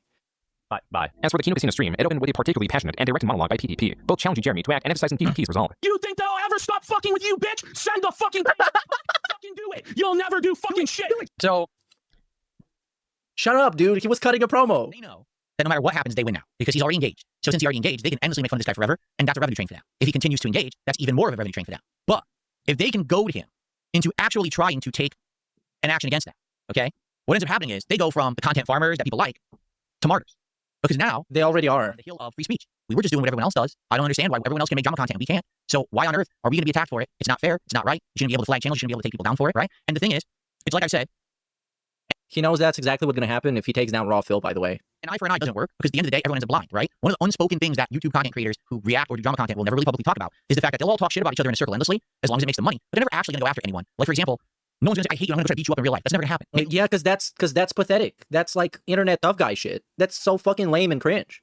Like showing up to the guy's house. Like, come on, bro. stupid boxing match that makes them big money. But why would you just go beat someone up? That doesn't actually fit the narrative of what you're trying to do. You're trying to have an endless cycle of drama so everyone can make money and benefit. That's the game. In a lot of ways, the ultimate suckers of this kind of content are the viewers. Because in reality, do you really think that any of these people really hate each other? Yeah. No, they don't. They're just doing this to make money. If there was come on, bro. If they were making hand over fist money making fun of the quartering, they would never have brought up his name. And if they all of a sudden stopped making money on him, they would move on to somebody else who would make them more. That's how they operate. They don't actually want Jeremy or the quartering to be hurt. Jeremy or the quartering shouldn't want them to be hurt because this is all a reciprocal thing where everyone can make money, right? Again, that's the unspoken rule. But what, being hurt like what? Like killing him? You want Triple P to show up to the quartering's house with a shotgun? Is that what you want to happen? Is that what you think this should naturally escalate to? So what they're hoping is either he's never going to do anything, in which case we win. Come on. Or he will take action. And the moment that he strikes me down, what is the quote that Obi-Wan Kenobi says in Star Wars A New Hope? If you I don't know. I will become more powerful than you can ever imagine. Oh, okay. Good thing we're quoting Star Wars Episode 3 or 1? I don't even know. Because you become more powerful as a martyr than just as a normal person. And therefore, if he does the thing he's claiming he's going to do, it's just going to help them more. Okay? Seriously. Bandit admits the $2 super chat says it's YouTube WWE hype. In a lot of ways, you're absolutely positive. Literally it is. WWE is fake. And this stuff, this internet bloodsport stuff, okay, is real. Meaning they're actually talking about real people, not created characters. They're actually talking about real occurrences and personal stuff, not made up plot lines that Vince McMahon and Triple H came up with in a stupid boardroom. This is real shit. Once these people get that's why people like it, because it's fucking real. Because the quartering really is a cuck. He's not playing a cuck character. Embroiled into this level. That would have been cool though if you get like a cuck wrestler showing up to Monday Night Raw. I think one of the wrestlers was they had like a cuck subplot where he got cucked. And they're never gonna get out. I think they did a thing like that with Kurt Angle and TNA. Kurt Angle and Jeff Jarrett. They'll always be embroiled. Anyways. There's no really avoiding it anymore. And therefore you go down the dark black hole of you're sucked in it forever. Now you're stuck. This is the only way you can ever get over. Like, let's be honest here. These guys. Yeah, Rusev also. They're master trolls. Do you ever think they could be good at anything else in their lives? Like what? But either of these guys are gonna get a 9-to-5 job and be successful somewhere? No. Why would they do that? So embroiled down this internet drama thing. Anytime someone's I mean, so is DSP, and he just does fucking YouTube Let's Plays. That's a terrible example, DSP. Don't bring that up. Check on this guy. Let me find out what the hell is all this I'm seeing on the internet. I don't want this guy working for me. So this is it. This is their life. This is their future. They're stuck in it forever. So not that that's a bad thing with the amount of popularity and money they're making. I'm just making a point here. So 1,000,000%. Okay, this is exactly what they wanted. I'm not saying that they actually wanted their channel to be taken down and never restored. I'm just saying they wanted the internet blood sport. They wanted the fight. They know that if Jeremy takes action against them in any capacity, besides just tweeting into the void like he does, that basically they're going to benefit. This is what they wanted all along. That was their master plan all along. Let's get this guy to bite. Hook, line, sinker, bit. Get down this platform right now. You said that you had the connections. You said to Josh Moon and DMs that you were talking. Damn, he's hype. He's getting that pop. Well, I'm still fucking here, bitch. What do you fucking think about? You have to drag me out of this motherfucker with a crane because I'm fat as fuck and I've had it with you. As to continue to undermine Jeremy and highlight his failure, the casino compared themselves to Jeremy's recent humiliating kick debut. Here's Jerry's kick debut, an hour and 25 minutes. And this is ultimately why Jeremy is going to lose no matter what, because he can't go bar for bar with this. He can't go promo for promo with this. He can't fucking do it. And they know it, and that's all they have to do. The lofty and grand total of 6 viewers on this site. Right now, we have 10,681. In the early morning. This I don't understand. Why did he try to stream on Kick? That doesn't even make sense. He has a good viewership on YouTube. He's trying to work on his Rumble contract. I don't know why he tried to stream on Kick. And regardless of his inaction, Jeremy tweeted again, stating how easy it would be to get their channel banned, citing PvP, not Andy Worski, as the ban debater. Jeremy, in another deleted tweet, even alluded to getting their Kick channel banned. Just when it appeared that Jeremy was going to take the Kino Casino down, he posted this multi-paragraph tweet, now saying that he should have never implied anything about taking their channel down, and that it was him getting emotional. Even though he is displeased with the rumors they spread, he also understands the error in oversharing information and how it has. No, it's over, man. It's over. Is you're right about. This was not accepted as creator. No taking it back. Forgotten about the gravity. Oh, this was, by the way, the final time he addressed the controversy. Good thing nothing else happened past this point. Jeremy's previous threats. Jeremy on his game stream was getting harassed like never before. This was meant to be the pinnacle of the scandal, the pinnacle of outrage directed at Jeremy. In reality, it was just the beginning. On April 10th, the Kino Casino's biggest channel, their Clip channel, was banned for violating YouTube's terms of service. No, that's false. I actually had to call out June here. He misworded this. He said their biggest channel, the Clip channel, was taken down. No, their biggest channel is their Kick channel. Now, you stupid fuck. You stupid fuck. It was their channel on YouTube, motherfucker. Pinnacle of outrage directed at Jeremy. In reality, it was just the beginning. On April 10th, the Kino Casino's biggest channel, their Clip channel, was banned for violating YouTube's terms of service. No, that's false. I actually had to call out June here. He misworded this. He said their biggest channel. Yes. Well, that is to be understood from the context. No, their biggest channel. Including that he showed a literal screenshot of it. Now, it's not a YouTube channel, but their biggest, that is their income. That is the source of all of their. Okay, dude. PvP stated on the matter, quote, "Well, sure to his word." He had to react, though. Our entire Clip channel for quote-unquote ban invasion. He really is the most pathetic worm you could possibly imagine. Free space warrior my ass. Our channel is under attack. Now, here's where the big mystery begins. How could they be flagged for ban invasion if they're not banned anywhere? If none of PPP's channels are banned, if none of Andy's channels are banned, how could their Clip channel get banned for ban invasion? In addition, the Clip channel is owned by their editor. If it's owned by their editor, as they claimed all along, how could it be, banned for ban invasion? I already talked about this when I talked about this almost a month ago, but I'll reiterate for the sake of this react. The way that YouTube works is you can only be banned for ban invasion if you have another existing channel that's violated community rules a certain amount of times and it's banned, then you're also banned for making other content on YouTube for yourself. But there's something that I like to call the Keemstar rule. Because years ago, this exact same thing happened to Keemstar. He was banned from one channel, trying to make content for another, and that one got banned because it was his channel. So he had someone else make a channel. They owned it. All revenue. Okay. He was okay. All right. I'm not saying they're lying for the record. I'm just saying this is where the fishiness comes in. This is where the big question mark for the last month. Everyone's been scratching their head. How is this possible? This doesn't make sense per the rules. The rules are the rules. They apply to everyone. How could they have their thing? Players and Twitter users were quote tweeting in support of the Kino Casino. Andy Worski reconfirmed the reason the channel was taken down was for ban invasion, just like Jeremy threatened. Even Andy Worski's main channel was banned just minutes afterward. Jeremy shared did you hear that? I hate to say it. That shouldn't have been glossed over. Even Andy Worski's channel was banned just a few minutes afterward. Now we don't just have a one-off weird situation. Now we have a pattern. We have 2 channels that were not banned that supposedly were both banned. No, we're not getting in the weeds with this. We're actually not. His phones. My channel has received multiple reports. I assume this is because I made fun of Israel deranged people. This stuff is insane. Unquote. As evidence that he was not the source of the banning, Jeremy posted his fighting history for the Jeremy Hambley channel and his quartering live channel. YouTube.com/report this. Where is that? I want to Report history, dude. see what it looks like because I've never reported anyone. Report this. Not What is it? report. Report this to us. No, report this to what? Report history, moron. YouTube.com/report this to what? Where is that? That's on a phone. I mean, I could try it on my phone. Where do you find that? Slash report this. Maybe it's the report history. Actual 0 IQ. So this shows your entire history of the existence of your channel of any report that's been associated with it. Okay, that's interesting. So I didn't know that existed. So what he's trying to do is create a defense saying, look, there's no evidence. Okay. Well, number one, I have a few things I can say about this. And again, I don't know if this is true or not. Okay, hold on. Okay, bro, you're not gonna figure out anything right now.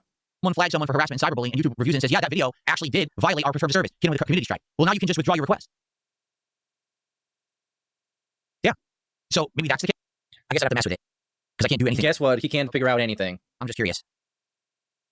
You know what I'm saying? So I'd have to experiment with it later. I can't do it right now. It's not going to work. So, okay. Well, I don't know. Can you withdraw a report? I don't know. I'd have to test it. Because I know for a fact, fully getting at here, that he didn't reveal all of his channels, and he has so many channels. Because this is true. He's got so many channels. We just saw he's got the unsleeved media channel. He's got the quartering channel. Done. While there was no definitive evidence that Jeremy was responsible for the ban reason was irregular because it was for posting previously removed content that violates terms of service.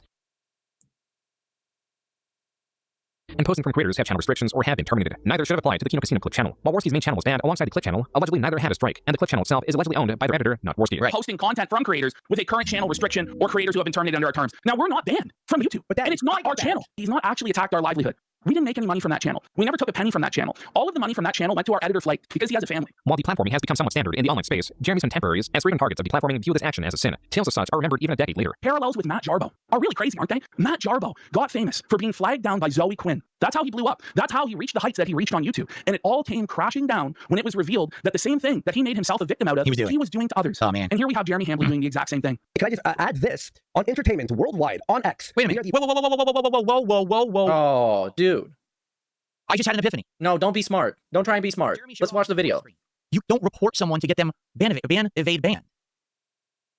Is there a report to get someone ban, evade, banned? Ban, evade, banned? Oh, he's going to go find it. There is no report for ban evasion reporting. I just confirmed it. He confirmed it, you guys. On YouTube for ban evasion. How did he confirm it? They were banned for ban evasion. That's what they were banned for. Oh, dude, did he do the thing? Hold on. I guess you go here, report. And this is it. Yeah, he looked at this. This is how he confirmed it. And it said like sexual content, violent, hateful, harassment, harmful, suicide, misinformation, blah, blah, blah. There's no ban evasion. So he couldn't do it like that. Even though, let's check again. Yep, it doesn't exist. Oh my God. They weren't banned for a community. He just confirmed it, you guys. Harassment, cyberbullying, or any of that at all. They were banned. It was ban evasion. That would not show in a reporting queue at all.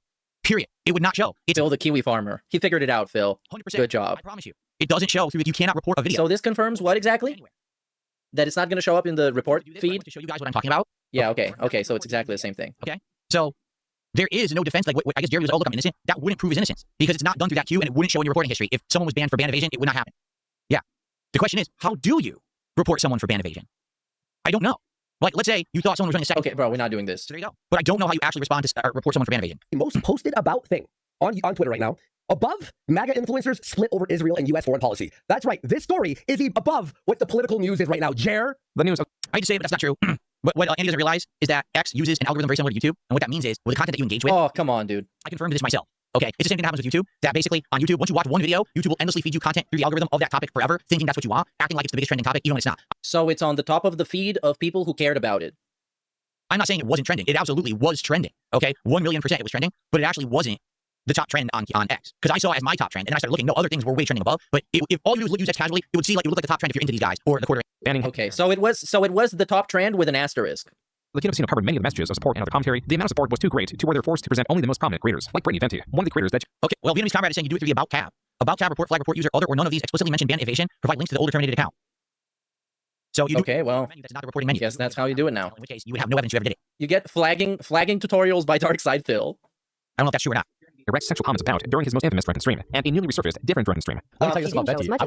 I would give everything I had to have babies with that girl. Venti, after the clips resurfaced, Here we go Jeremy again. being a creep, a pervert, talking about how he would give up everything that he has in this world, including his wife, his mansion, his YouTube channels, just for a chance to impregnate Brittany Venti, okay? And also clips of him directly being drunk and creepy with her on live stream. She said that she was going to go scorched earth, that she was going to do a stream on Jeremy Hambly exposing him. Well, Jared didn't want this to happen because he's desperate to control the narrative, and that's how we end up where we end up now. So he starts DMing her, saying he's acting a little female-coded lately.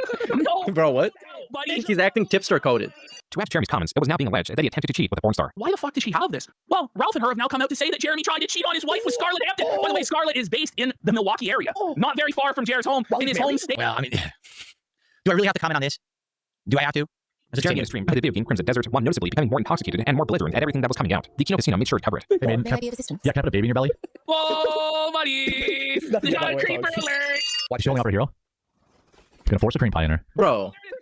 Cream pie meme, folks. Oh, he's husband. Left it here for me. Oh, No panic diarrheas. Sorry, I'll have to spend your Thursday night somewhere else. The Walmart janitor asked if he's having panic diarrhea. Oh no. Jeremy was being brigaded by detractors so fiercely that even several newly promoted chat moderators could not keep up with the constant stream of detractors. This No, I know. See, Narwhal Gaming says he's just bringing up the detractor memes. I know he is. Why? You know what I'm saying? Like everything in light of everything that's going on, and in light of everything, why would he be doing this on a stream? He's trying to own the meme, buddy, just like you. As Jeremy was multi-streamed on Kick as well. He's trying to own the meme. Until he was notified of it and said, Remember when DSP did 20 days ago? He made a celebration anniversary of the time he masturbated on camera. subscriber channel. He just owned the meme. So not a single chat message could be seen, implying his Kick chat was entirely made And up. it really worked. It worked really well. Support for Jeremy came down to a handful of creators like Melanie Mack, who released a video this day. She refutes the accusation that Jeremy has ever made her uncomfortable, and the accusations that she is constrained to the podcast due to her finances. She also believes that the hate towards Jeremy is manufactured as a topic of the week, and also believes that this is Satan's doing, as Jeremy has recently come to Christ. I'm truly convinced that. Oh, Satan did it. Makes sense. Because he came to Christ. Melanie's video was not well received to the point that she turned the comments off. I mean, again, we've already talked about this situation. It's so bizarre with what apparently they went through and what they did on camera at this convention. And here they are, all these months later, and they're still defending this guy. You know, I'm so confused. I just don't get it. You know, I just don't. He took a similar strategy on his Twitter, only allowing what appears to be accounts he follows the ability to reply to his posts. His YouTube channel remained uncensored, now brimming with references to the Kino Casino and Bulls. And then the following day, on April 12th, there were two major developments. First, a different channel known as Illicit Clips that hosted a video of Neil discussing Corey's recent scandal was hit with community guidelines strike under harassment and cyberbullying. I heard so then after the casino guy, then all of a sudden now, within a day or two, all their channels are now getting hit with. Yeah, this is what's happening in the video. Shut up, dude. Just 2 days prior, during Jeremy's stream, he pasted a link to Gmail as a way to access it. Briefly, below the address bar were various different links to emails that Jeremy had received. 2 of these email headers read, YouTube support, and thanks for your report to YouTube. As this was under the NTQ headquarters Gmail, and email tied to various accounts, including his Unsleep Media account formerly known as MTG headquarters, this was taken as strong evidence that Jeremy was the source of the reports. Now, here's the thing. The reports, that would be evidence, perhaps, that he reported these other channels for harassment and cyberbullying. I don't think that's evidence of the reporting for ban evasion, but that would possibly be evidence of the other reports. Hell, that he had failed to show the report history for Unsleep Media. Jeremy, not even an hour later, refuted this, claiming that at least one of the emails were related to his Unsleep Media account being demonetized. Jeremy's statement was not so easily believed, as the email lacked a header, meaning it cannot be cross-referenced to the link seen in the clip. It also mentions nothing about a report being received, as the subject of the email was an appeal. 2 far different, distinct types of emails from YouTube support. When asked why he hasn't shown the report history for Unsleep Media, Jeremy responded only by calling the person asking the question desperate. And when asked about why the subject of the email was not tied to the previously seen address bar suggestions, Jeremy outright ignored the question. As another piece of evidence against Jeremy, this creator claims to have reported their own channel with a separate channel they own. What they found is the subject of the email they received is word for word what appeared in Jeremy's address bar suggestion. Additionally, a stream from a smaller creator covering the situation was taken down. Jeremy's email scandal, along with many other developments, would be covered in the Kino Casino's 11-hour April 13th stream. It opens with a newer theory that the Quartering was able to get the Kino Casino banned, not through email, but through a phone call. Quartering made a phone call. He has a contact at YouTube that's high up behind the scenes. God only knows how the fuck he got this contact, but it's a complete cloak and dagger conspiracy with this fellow. Yeah. It's so insidious the way that this was done. It was done 30 minutes before the close of business hours in California. The reason it was done like that is so that nobody could contact their YouTube rep until Monday. So we weren't even able to contact our own YouTube representative until noon today Eastern time to begin the process of reversing this. In his DMs with Josh Moon, he says he doesn't even have to flag. He says, I'm not going to flag. All I have to do is make one phone call. That's what he says. The Kino Casino claims to now have influential creators such as H3X3 reaching out to YouTube on their behalf. And not only did the Kino Casino claim other large creators backed up their phone call theory, creator Yellow Flash publicly stated it was the case. Just for your own peace of mind, I pinged one of our guys last night about the Quartering drama. His estimation based on the back end is that the casino was taken down from a personal request. You see, exactly like Hambly said it would go down in the DMs with Josh, because all the user reports were deemed nonsense by the automated system all week, except a privacy claim that also failed to hold up to manual review. He's on the security side, but did say this is almost certainly an off-platform point of contact. Wow, this is getting much deeper than I knew it got. Was hardly satisfactory. This crazy theory, you mean what you told us yourself? This is like with the fucking DSP escort story. That was like many layers of conspiracies. What we showed earlier in this presentation. I mean, they're not wrong. He said that. Thank you to an anonymous sub-gifter. Oh, shut up, dude. Oh, he's gonna beg. Hold on. The React right now is the end, guys. So if you have enjoyed this project and you like me reacting to this stuff, last chance to support this React, okay? You told Josh Moon that all you had to do was make one phone call to take our channel down. This crazy theory from some unknown source. You mean you? Unknown source. The unknown source is literally your own DMs in your own words. Kino Casino then shifted to covering a long history of Jeremy's hypocrisy among harassment and how demanding he was for others to show proof of harassment when now he himself was failing to do such a thing. The Kino Casino also covered more of Jeremy's recently uncovered exploits. When I was in my teens, I had one threesome. It was just 2 guys, and it was. He's participating in sexual acts with other men. Wait, 2 guys? So 3 men? Oh, no. It was 2 guys and a girl. And like, wait, Why is he acting like he was watching a threesome with two guys? You know? and a girl? What's actually happening here, Jeremy? It's like third person. The Kino Casino's banning had triggered 8 fears, thrice in effect. Exactly. So now they have an infinite amount of. Yeah, bro. Yeah, the video says that exact thing. The video says it, man. In support of them. This amounted to 78 creators with hundreds to millions of subscribers. Within were some former and even current friends of Jeremy. Even enemies of the casino were reaching out in support. Never has Jeremy faced such large-scale opposition. And the worst part of it all was that he could not rely on his typical tactics of dismissing the criticism or manipulating the narrative to support him. And this is the problem. Like, again, what I said earlier. The whole drama community on the internet don't do this because they all realize that they all feed off of each other and the continued existence of all of them is necessary in order to thrive and have more content. Bro, that's what drama is about. He's actually what drama is about, literally. It's pigs in the mud throwing shit at each other. Yes, it's not an epiphany that you just came to. The hate towards him was to grace literally online drama, man. In the past 10 years. This is to say that even outside the Kino Casino, Jeremy had made so many enemies. Yo, it's Craig! Jeremy was partly the result of years of pent-up frustration. Why does Craig look like this? Why is he looking like somebody from 28 days later? 28 years later. Looking like that doctor. Even outside the Kino Casino, Jeremy had made so many enemies that ostensibly, the collective attack on Jeremy was partly the result of years of pent-up frustration. Years of hiding behind the status of his allies and politics. Years of manipulating narratives to benefit him or dismiss criticism. The day was finally here where Jeremy could no longer hide. He was now entirely unequipped to face these consequences, and entirely exposed to the derogation of the Kino Casino that even previously he was unable to rival. Just typing weekend in Jeremy's live chat will result in a ban. His parents... To make this abundantly clear, I just want to make this clear. I have nothing against Quartering or Jeremy or whatever you want to call him. Like, he's never done anything negative or toxic to me, to my knowledge. This is everyone else has on the internet. Yeah, this is the disclaimer he has to make not to risk his video getting struck down. He's never done anything harmful to me. Okay. The Okay. observations I've made in this React project are factual, based directly on what I'm being presented. Okay. This documentary was complete misinformation. You didn't have to say that. We assume that is true. What I've seen. Yeah, you're watching a YouTube video and telling us what you think about it. You don't need layers of disclaimers. I hate the guy. I don't dislike the guy. I don't wish You're it. allowed to have an opinion. You can say he's a fat cuck if you feel like he's a fat cuck. I think that's the narrative now. Is, he had so many enemies over the years. Now is the time for everyone to rally against this guy for everything that he had said and done. It's the opposite for me. The only real interaction that I had with this guy was an interview where he treated me well. It was a softball interview. He didn't treat me like dirt like the rest of the internet was doing. But I have to react fairly. He has to react, you guys. You forced his hand. All I'm telling you is my honest reactions to what I'm seeing. I'm not sweeping for him because I don't have to, nor do I want to sweep for anyone. I say it like it is and how I observe it, and this is what I've been telling you. Yeah, you're probably gonna hurt your back. Grown so great that his regular viewers were not only being exposed to Jeremy's antics through constant brigading of detractors, but also being caught in the crossfire. I've been a fan of Jeremy since 2017. Why was my other account just banned for asking why there are so many comments getting deleted? This is wild. I'm 63. Yeah, right. It's the Weekend Discusser. I'm sure that's a real account, not a stock account. This is wild. I'm 63 years old, and never have I seen this before. Wait, he's banning his boomer audience. No, that's a troll account, 100%. Weekend Discusser, the 63-year-old, was just banned. Oh no.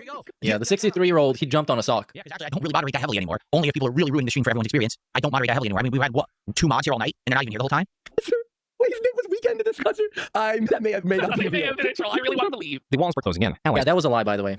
He bans everybody all the time, pretty much, for whatever reasons. Even if you point out a contradiction he had like 10 minutes ago, he's gonna ban you. Yep. And I think it was a massive mistake to try to deplatform Kino Casino. I mean, he kind of is. I mean, I would say it's something like that. And he's felt he's a cup. He's finished. Maybe. I don't know. Asmongold, a top Twitch streamer and creator Jeremy Favors, was family covered, was not only opposed to him, but also his... Look at him. Oh my god, look at his eyes. Dude, this guy's going crazy. I don't know why he's glancing at the camera so much. Is it because he's nervous? Like, what is he nervous by? He's not involved in any of this.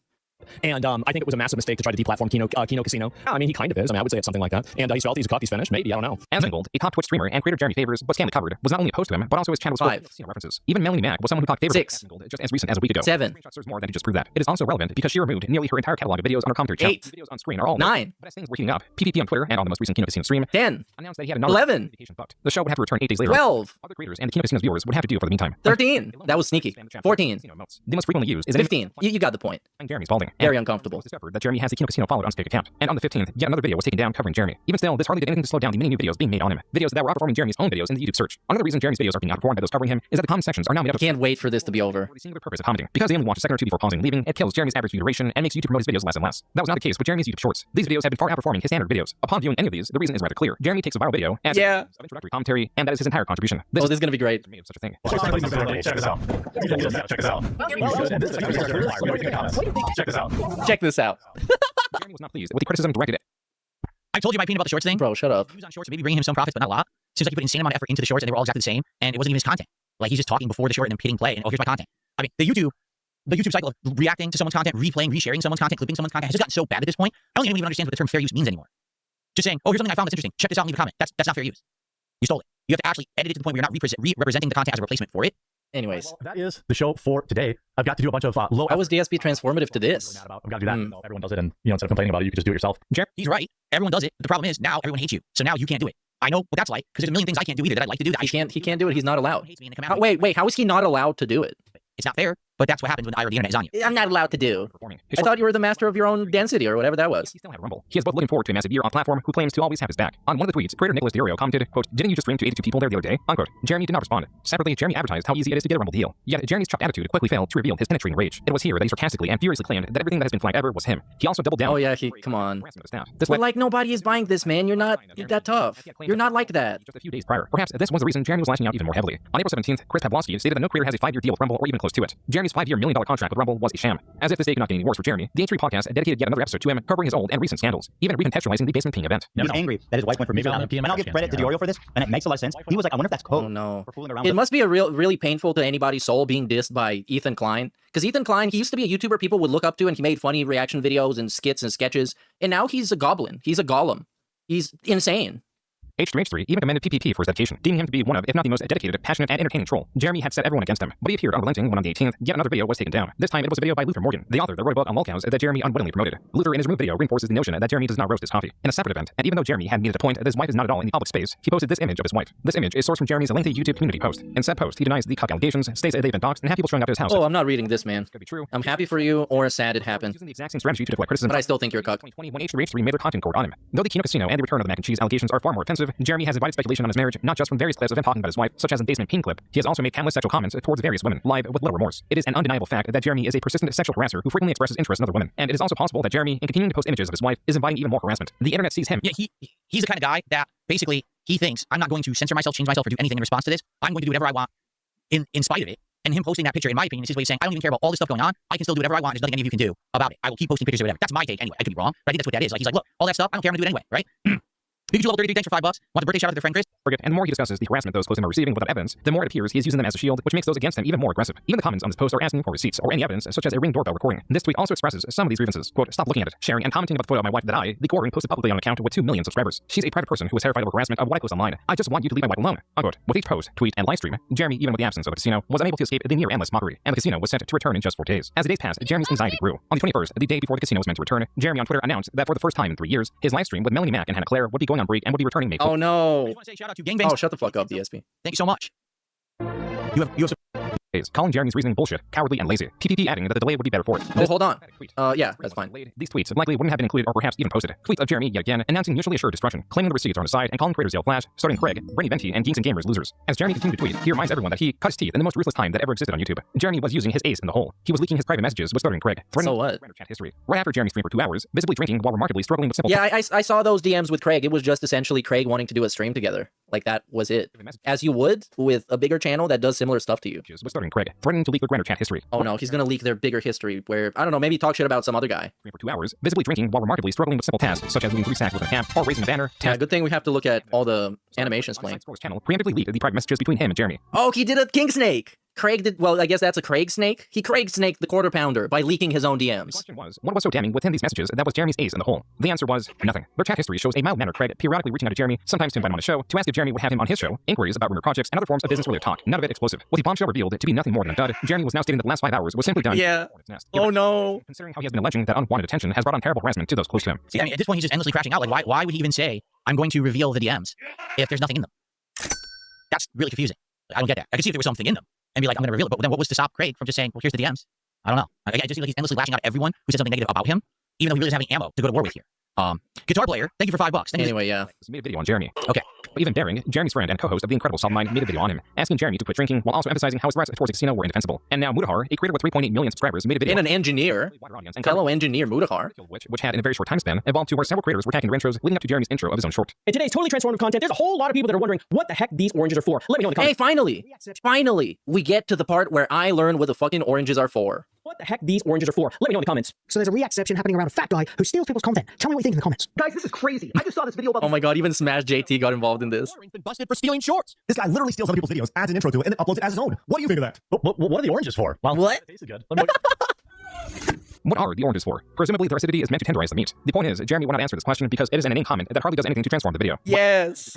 Finally. This is why orange emojis, or the mention of oranges, can be seen spread across Jeremy's content. H3H3 was one of the creators jumping on this recent shorts trend. How drunk do you have to be to do this? Check this out. Here's some milk. We got thick girl right there, boys. Well, here's another one. If I did see a girl in a chainmail bikini, you know we would have got her on camera. Bro, no, you're not doing anything. You're not like that. Milk, yeah. She's keeping it tight. You know she TTF. She got. The clip H3 source was one source from a recently uncovered live stream of Jeremy at a Renaissance fair, and that clip was only the tip of the iceberg. User Reardon Steele uploaded several choice clips on the QB Farms. Oh, is it the one that he got banned for? He got banned from the Ren Fair. Yeah, get that ass banned. Shut the fuck up, DSP. Okay, so the more over the top you were with your commentary, the more oh my god that you were with the things that you said and did, you would get more views. You would literally get more attention on yourself. Bro, that's a lot more different than what you did in your stupid ass shitty videos. Come on, shut the fuck up. He never was that. He wasn't the renegade commentator. He made a bunch of shitty trash jokes that people thought were shitty and trash. Okay, it does. It comes out and it wasn't edgy. It wasn't like actual funny comedy. Made fun of him, but was he considered a full blown lol cow? Probably not. Now he is. That's for sure. Right now he's definitely considered one. 100 people watching right now. Thanks, Phil. You want me to put a baby in your belly? Can you point me to the brothel? I would never know where such a thing is, my lord, I'm afraid. Well, I'm a very happily married man. Gotcha. I'll keep watching. On the night of the 24th, this and more was uncovered on the Campesino's highly anticipated return show. Had he just let us continue doing what we were doing, he probably would have been fine. But instead, he pissed off the entire fucking internet. Everyone. What I mean by the entire internet, I really mean the entire internet. Among the updates to the casino moving to Rumble and the belief that the clip channel, while still being appealed, is gone forever, the casino showed many clips from Jeremy's Renaissance Fair stream. This one in particular stands out. This is one of the saddest clips I've ever seen. It's such a telling clip where he says he doesn't, not only he doesn't love his wife, he doesn't even care about his wife. It's weird, but I don't really connect with people in real life. Like even my wife, I don't really care. Hey, bro. His wife, even his bro, he doesn't even care. It's fucked up. It's probably not normal. It's not normal. But I crave companionship with. What? What is happening? You crave companionship? Listen to what he says. But I crave companionship with anonymous people online. I feel like so often I just two-bedroom apartment. Really? Wants to leave it all behind. Bro, this guy is so porn brained. He brainwashed himself with cuck porn and whatever the fucking cream pie shit was. Not sad. Don't be sad. Insane. It is insane, terminally online brain person I've ever seen. The casino would go on to show many more. I will not. Excuse me. I will not often agree with them. I won't. Because you know I'm not like that. I don't like that stuff. But you're not like that, except when you were like that on their show and you wanted to get on that show more to be like that more. And then when they didn't want you to be like that, you cried and complained. I have to agree with them on that point. That is probably one of the saddest things a creator with a following, supposedly living a happy life, has ever said on the internet. They don't connect with their wife or anyone else in real life. They just seek attention and interaction with anonymous people on the internet. Wow. So what was the point of it all? Right? So if anything, that might be the most telling thing of the entire documentary that I've just reacted to. What? Okay, analyze this for me, DSP. I'm not even going to skip this one, even though I'm tempted. Everything that's ever been said about the quartering. Because the entire time that he's been grinding away, that he's been grifting, that he's been doing it, has he been doing it truly because he needs the money, because he wants to be affluent, because he wants to do well for his family, because he wants to have all this stuff in real life? Probably. Because he only ever gets any level of enjoyment in his entire life when he's interacting with anonymous people on the internet. Probably both. And that's why he kills himself. That's why he works so much. That's why he's always got a new grift, a new job, a new endeavor, a new thing that he's doing. Well, he hasn't yet, but he should. He's miserable and he hates his actual existence. Holy shit. Comments Jeremy has made expressing his interest in other women. Among the videos showcased was Luther Morgan's second video covering Jeremy, provoked by the takedown of his first video. The second one goes into even more depth, not only on the mysteriousness behind Jeremy's undeclared roasters, but also the various infractions involving the coffee's packaging. I wasted $40 of my own dollars to get coffee brand coffee. Luther Morgan in his video explained how Jeremy with his coffee brand coffee is breaking Amazon's rules, not following FDA labeling guides, and breaking FDA code by not labeling the manufacturer or distributor, the flavor additives, the expiration date, nor the added caffeine content on any of the bags Luther purchased. As another blow to Jeremy's business, it was found that the trademark for coffee brand coffee was abandoned. And with that, the last of Jeremy's hope to escape his endless grind narrows, just as was with Publica, Exclusively Games, Game Finder, RCNightmare.com, and many more failed or failing projects. Jeremy in the past 2 decades has left a trail of failure, as failure is an unceasing force that leads him. Such is the fate of a man with no talent, no principles, and no ambition. The only driving force Jeremy has is to earn money, and the reason he earns it is to quell his anxiety. But the more he suppresses it in this manner, the stronger it becomes, and the stronger it becomes, the more reliant he is on it. And finally, the house of cards have come crashing down, and Jeremy has a significant toll to pay. Years of escaping his issues with the growth of his channel and money earned through his grift are no longer areas he can escape into. His new strategy of uploading an absurd amount of YouTube shorts is an expected, desperate strategy, taking low effort, meaningless content to its maximum, as the only variable Jeremy can control to grow his channel is content frequency. This is his channel's swan song. At the end of it, he faces not only a growing list of eager enemies and a tattered reputation, but also a deep lack of personal connection and everything else he has been avoiding. It is ironic that I love that all of this happened to him. I love this. Has unified so many, even if divine justice. But he's gonna be all right. Hey, it's over. Wow, let's hear what Phil has to say about this. Couldn't have happened to a nicer guy. Well, I guess Phil, but that would mean Phil would be wildly successful for at least a brief period of time. Okay. One of the thoughts that I will say is this. You know, I have been considered a lolcow on the internet for a very long time. You still are. Started categorizing me as a lolcow on the internet probably around 2012, 2013, when This Is How You Don't Play videos started to hit. Yeah, before that, he was a lolcow in real life. And then, the spotlight was put on me. Oh, his gameplay sucks and his quality sucks and he shouldn't have ever had any kind of success on the internet, stuff like that, right? Sure, that's true. A lot of these people, this is their first time. This is their first rodeo, right? Like, it always confused me. What? It so long for people to take a look at someone, like, say, Review Tech USA, and then finally say, damn, this guy really is an embarrassing guy. Like, look what he does, look how he acts on the internet. This guy used to clown on me all the time, right? And then all of a sudden, when the camera got turned back to him and the ire of the internet got turned to him, everyone realized this guy's fucking way worse than Phil ever was, okay? And I think that what's happened is now, basically, the people who are kind of the long-term people who've been beaten down by the internet, people have finally realized it's stupid to keep beating the same dead horse. What? And every once in a while, yeah, people do go back to it to harass the same people. Now, this ire of the internet is now turning towards different people. The Quartering was someone who, because he had success with what he was doing, he was making money, he was found a way to grift so that he would always rally support. Whenever someone would say something negative about him, he would find a way to say, well, just give me money and we'll fight that, right? He went to hell, he got kicked out of Wizards of the Coast, give me money. And it worked. And it worked again and again and again and again and again and again. You know what I'm saying? That's crazy. DSP still does that, just on a much smaller scale. Because if you watch his daily rap from what, like 2 days ago, he talks about how the trolls ruined his poll and how mad they were when he got money or something. So he does that exact same shit, just on a minuscule scale. That worked that many times and so often, to be honest with you. Like, I'm shocked that it worked, okay? But it did. And now, what's happened is the internet is looking for fresh blood. The internet is looking for new people to sink their teeth into, per se. And now, people are looking closer at people who've been around as long as me, and they're saying, wait a minute, we were busy looking over here at this guy who sucks at games, right? And that was funny for a while. No, it's not the same group of people, man. It's not the same group of people. Like, he's talking about the internet like it's 5 people in a room. Shit, look at what we missed over here. There are a bunch of people in a clown car. No, it's not like that. That was way better, right? You know what I'm saying? Like, I'm not saying that, for example, Kino Casino didn't make a ton of money making fun of me in the last year. They absolutely did. But okay, yeah, this is now the Cope segment about how he is a lesser lolcow. He is less of a loser than the big loser. Here, and we're doing Congratulations, this. Phil. You know what I mean? Like, this would have been so much bigger. I'm already been the old loser of the internet when it comes to lolcow shit for so long. But this is the new gold mine, the new endless well that you can keep drawing water from. You know what I mean? Guys like him who have all this stuff on the internet that they've said publicly over the years, and no one took them to task, and no one called them out, and no one ever really talked about it, because everyone just assumed this guy is a big freaking the big freaking success. And if someone looks like a success, then it's hard to dispute it, it's hard to fight it, it's hard to criticize them, especially like he said, he's a millionaire or whatever, okay? So good for him on that. In fact, here's what I will say, all right, because we're in conclusion now. We just watched that entire thing, okay? And a big chunk of it was about his grift, okay? Now listen, again, as someone who used to be a grifter, who used to do this kind of stuff all the time. Used to? I mean, he's still now, but he also used to. Ways, and I've tried my best in the last few years to completely fess up to everything I used to do and change for the better and improve, okay? I find it hard to have an issue with Jeremy as a grifter, because that's how the internet works, and or works. That grift level is, that's how you make a living, okay? What? Honestly, and it sucks. But do you have to make a living being a fucking grifter? Like, that's what I don't understand. Do you have to make a living being disingenuous and latching on to some hobby and milking it for money? You have to do that? Is that your perception of the world? He was forced to do it, you guys. Jeremy had no other choice but to jump from bandwagon to bandwagon with the sole intent of monetizing it. That's just how you do it, man. But that's just how it is. You know what I mean? Because let's go back to the definition and idea of grifting. Is disingenuously latching onto something with the sole purpose of making money and putting on a mask that people are going to like so they can give you money. But it's hard to overlook and ignore, or it's hard to ignore the things that he says, his behavior when he drinks, and he's either posting on X, or he's posting on Reddit, or he's going ahead and, how can I say? He's going ahead and saying these heinous things about women. His own employees are wildly helping me on a live stream. I mean, how do you ignore all of that? Well, you don't, I guess. That would be the issue that I have with this guy. All right, straight up. It wouldn't even be that he grifted and he did this and he did that. I don't give a shit. I don't give a shit about any of the personal stuff behind the scenes with his family and any of that crap. But the behavior that repeats that. Well, I mean, nobody said that it's illegal to be a cuck. They're not trying to make it like a point where he should go to prison for being a cuck. They just made fun of him for that because it's funny as hell. Because he's presenting himself as the badass, calling everybody who doesn't like him a snowflake and an SJW and a fucking, a beta and all that shit. He's trying to play it big baller style, but he's getting cooked. That's just bad behavior. Which is super ironic and really fucking funny. Deviant behavior of, deviant behavior. Talking about women that way, and it still happens, you know? That's what I think is really the thing that needs to change. The thing is, his audience already has no issue with his grip. Even though other people might look at it and say that's bad, his audience is totally 100% okay with it. They're used to it. That's business as usual with Jeremy, so why would they have a problem that he's asking for more for the next project when that's just the operation, what do they call it, the modus operandi? That's how he's always operated. So to them, it's not like a big deal that he's asking for that money. You know what I'm saying? But it's the behavior to the women that really irks me. Like that, again, you can say a lot of things about me. You really can. About me being greedy, over begging on streams. Over begging? Going over the over begging. Come on. Spending money the wrong way, being irresponsible. In my past, saying hurtful things in my commentary with the stuff that I said and did. Being hypocritical from time to time. You can say all of those things. And they're all because of things that I've done publicly and they're perfectly valid. Right? But at the end of the day, my goal is to be someone who, when I'm gone, I don't feel like I hurt the people of Earth. You know what I'm saying? Like I can leave behind a legacy. What? That people enjoyed. That wasn't just flavor of the month garbage to make a buck, but instead something that's meaningful. Okay? I don't want to step on others to get ahead. I don't want to hurt others to get ahead. And I certainly don't want to have a history of this kind of like abusive behavior where people were like scared.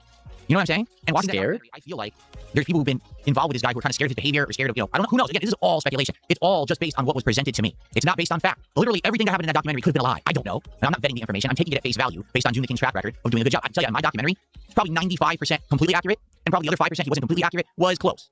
Okay? So based off of that, yeah, I would say he's probably right on most of this. And at least I would say, like, thankfully, I don't have these kind of skeletons in my closet. You know what I'm saying? I never treated people badly, treated women badly, I mean, you did call Strangely Lex a slut.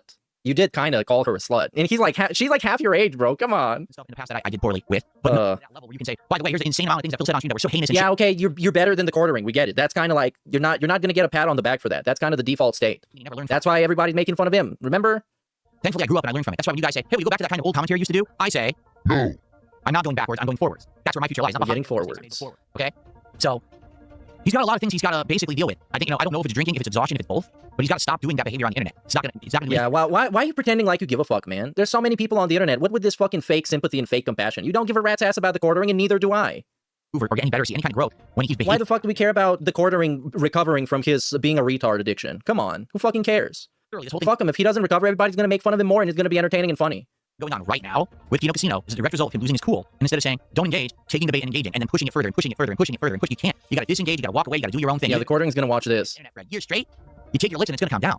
But doing what he did literally made him public enemy #1. And now, who knows what's gonna, I know people have been telling me all week, aren't you aware that more stuff has been happening? No, I've been focused on this. I just want to get through this. Yeah, it's the same like when he says that he wants Wings to do better. No, you fucking don't. You don't give a shit about Wings of Redemption, neither do I. If Wings does worse, people are gonna make fun of him more and move on, and that's it. Wings of Redemption doesn't play any kind of part in your fucking life. No one cares about Wings of Redemption.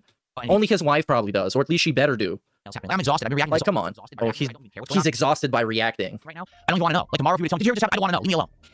I've had enough. I said the secondhand embarrassment is so strong. Like, come on. There's plenty of people in reality that you should keep your sympathy for. Giving your sympathy to online fucking strangers that don't give a rat's ass about you, and you don't give a rat's ass about them too. I need a break. You know what I mean? Like, I gotta go hit the bench for a while and cool down from this crap. He's gonna go hit the bench. So I want to say thank you. You're gonna do some bench presses? All right. Okay. There's one lingering question that remains. I have a couple shout outs to. One lingering question. How did the Kino Casino channels get taken down?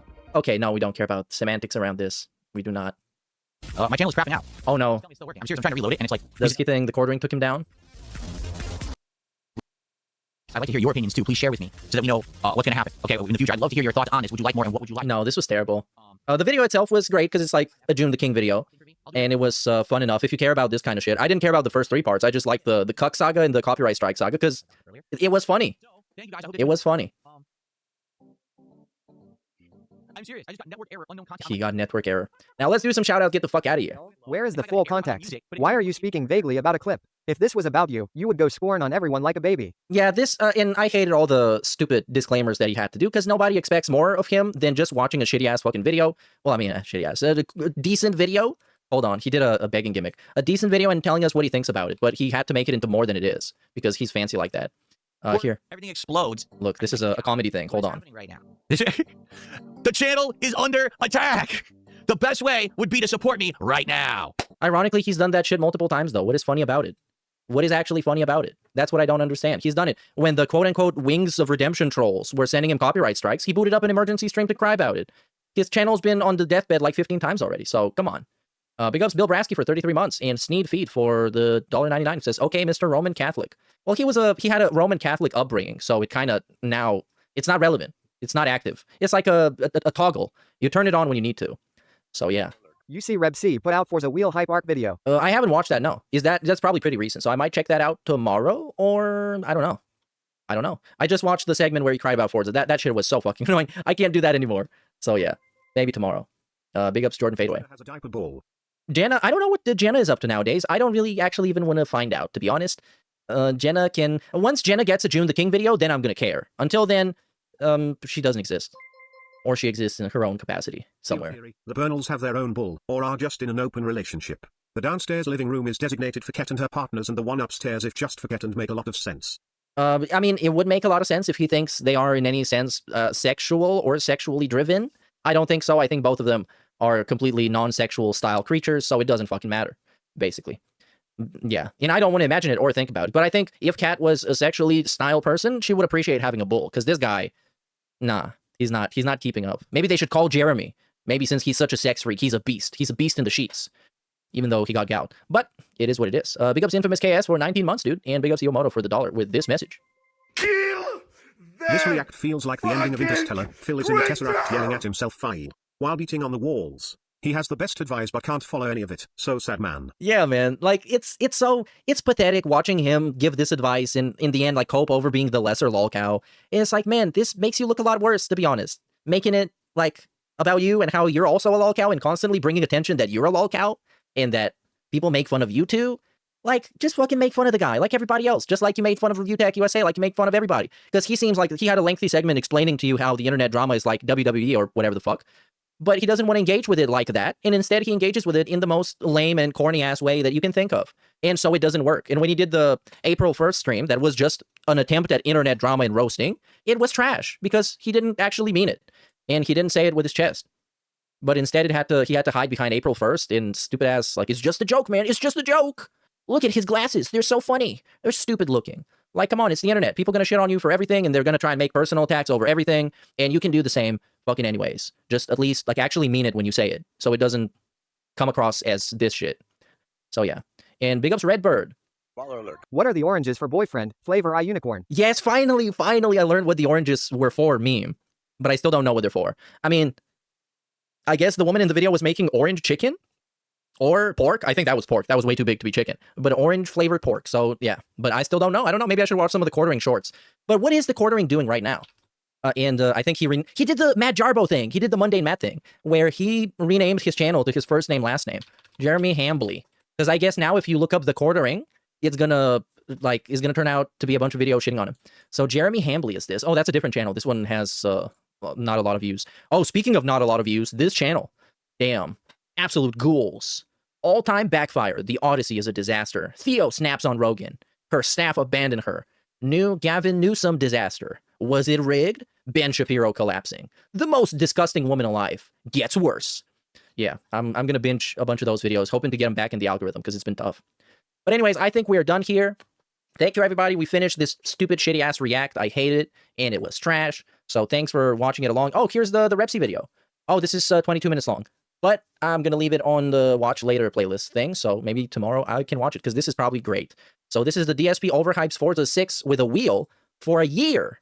I didn't realize it's been that much. God damn. God damn. Here's the link. You can go and watch it. There. Did I spam it? I think I did. There it is. So, but yeah, thanks, everybody. I'll see you around. Bye-bye.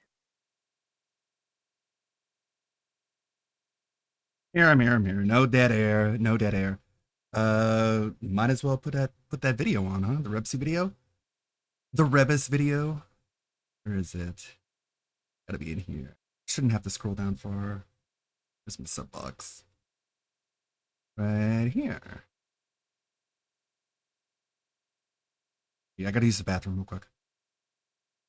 You know. And Jay-Z says, are you going to buy a wheel for Truck Sim? Right now, we're only doing Truck Sim once a week. If we play Truck Sim and it ends up becoming a really big thing, maybe I will. What I got from right that is now, that Phil wants to rub shoulders with Jeremy, and he thinks that he can get some money out something of that it. we're only doing once a week, you know? People have been asking me, am I going to get a wheel and a pedal for this? To be honest, because I want to be honest with everyone, I'm skeptical. Please mind the speed limit. I'm skeptical that these streams are going to continue to do as well as they've done. So far, we've done 3 of them. This is the 4th one. And every time we've played the game, we've actually hit the support goal. All right? So to be honest, that's awesome. But I'm skeptical that it's going to keep up, and here's why. A lot of things that I do the first few times do well, and then after a few times, people think it's not special anymore, and then it kind of dies out with popularity. So I'm not confident in investing a bunch of money, because people have been telling me that accessories for this thing are like $300 to get like a wheel and pedal combo. I'm not confident that it's worth that level of investment unless we know that we're going to be hitting the goals. All right, so I'm just being honest here. If we have another 2 streams where we hit the support goal, I will buy a wheel and pedal combo for this game, but only if we hit 2 more. All right. If I had a wheel accessory, right? If I had the wheel accessory, then I would be able to do this easily. I could drive with one hand, but it's very hard to drive with one hand on a controller. Okay. Like I said, if we hit the goal for support tonight and next week doesn't during have the goals, stream, guys. I will commit to buying a wheel and pedal. Okay, but we got to hit the goal 2 more times. Then I know that at least we have some long-term commitment. I'm nervous that this game's going to fall off. I'm spending money on it, and then no one's going to show up and support it. So I want to be sure if I'm spending hundreds of bucks on an accessory that is worth an accessory. And now Based Alpha Real just gifted 5 subs on Kick. So now that's another 25 bucks. Fuck Kick. So now we're up to 176. We got about 10 minutes left on the stream. And I committed to you guys. Well, first off, let's just get this out of the way. Okay? We did it. We hit a goal tonight. The goal was probably to spend around 200 bucks on a wheel and pedal set. I'm not convinced that long term people are going to like this as much as they do now. Probably another few streams, maybe it'll start to peter off in support and interest, right? Probably the next one, because I'll have a pedal and a wheel. People will really like it. You know what I mean? But after that, it might start to peter out. So, like I said, if we double the goal tonight, I will invest more. In fact, how about this? If we hit 300 bucks tonight, I will commit everything I make tonight to the wheel and pedal. I'll spend 300 bucks or more if we hit 300 tonight. But we got to hit 300 tonight. If not, DC steering wheels and pedals to see what they have. Now, I committed to getting one, and I am going to get one. I want to get one actually probably for like next week for whenever we do Truck Sim, okay? But I'm being told the best one or the one that I should get is very expensive, like $300. Well, with Truck Simulator, and I'm this like, was dude, the that's so closest much money thing we to saw to commit this guy if I driving in don't the actually outside know what's world, going to and I happen. can If guess it's going this to, guy has a lot of stay in close the calls. rotation and something people are going to like or That's not. why he But in doesn't addition drive to that, anymore. It sucks that it just so happens that now that I'm about to go look for a peripheral and spend a bunch of money on it, I've had 3 freaking incredibly slow streams for support. Oh, no. So let's pick it up. How about this? Right now, I will say this, because people are already talking about it in the chat. This Logitech G29 wheel that's like $300. Ladies and gentlemen, if we hit the support goal right now on this stream, I'll buy the Logitech wheel right now. If we hit $300 of support on this stream, I will get the top of the line G923 wheel. I will do it if we hit another goal on this stream at 2:30. Wow. So we didn't hit the what an extended goal, accomplishment. but it is what it is. We hit the first He goal. says it like I will he's be doing getting you a favor. one of the Logitech wheels. I just got to figure out which one, because you guys said there were 2 different models. One's PlayStation, one's PC, right? Oh my Lord. This thing, it's heavy as shit. It's got to have like weights in the bottom or something. Probably so that it doesn't wiggle around. There's only one sticker on here. Now I have to take this off the table, which is a pain. Like I have to unscrew it, unplug it. Everything's plugged into it, so I have to unplug everything. We have like a million things plugged into it. What a pain. Like I'm trying to think, how can I do this without it being a giant convoluted mess, but it just is. Like, I don't think there's an easy way to do this. Now, I actually have a high-end driving sim setup. And so people started bombarding me with suggestions. They're like, Phil, you should play iRace or iRacer. Phil, you should play the bus driver simulator where you drive around getting fares and stuff. Phil, you should play, what was the one?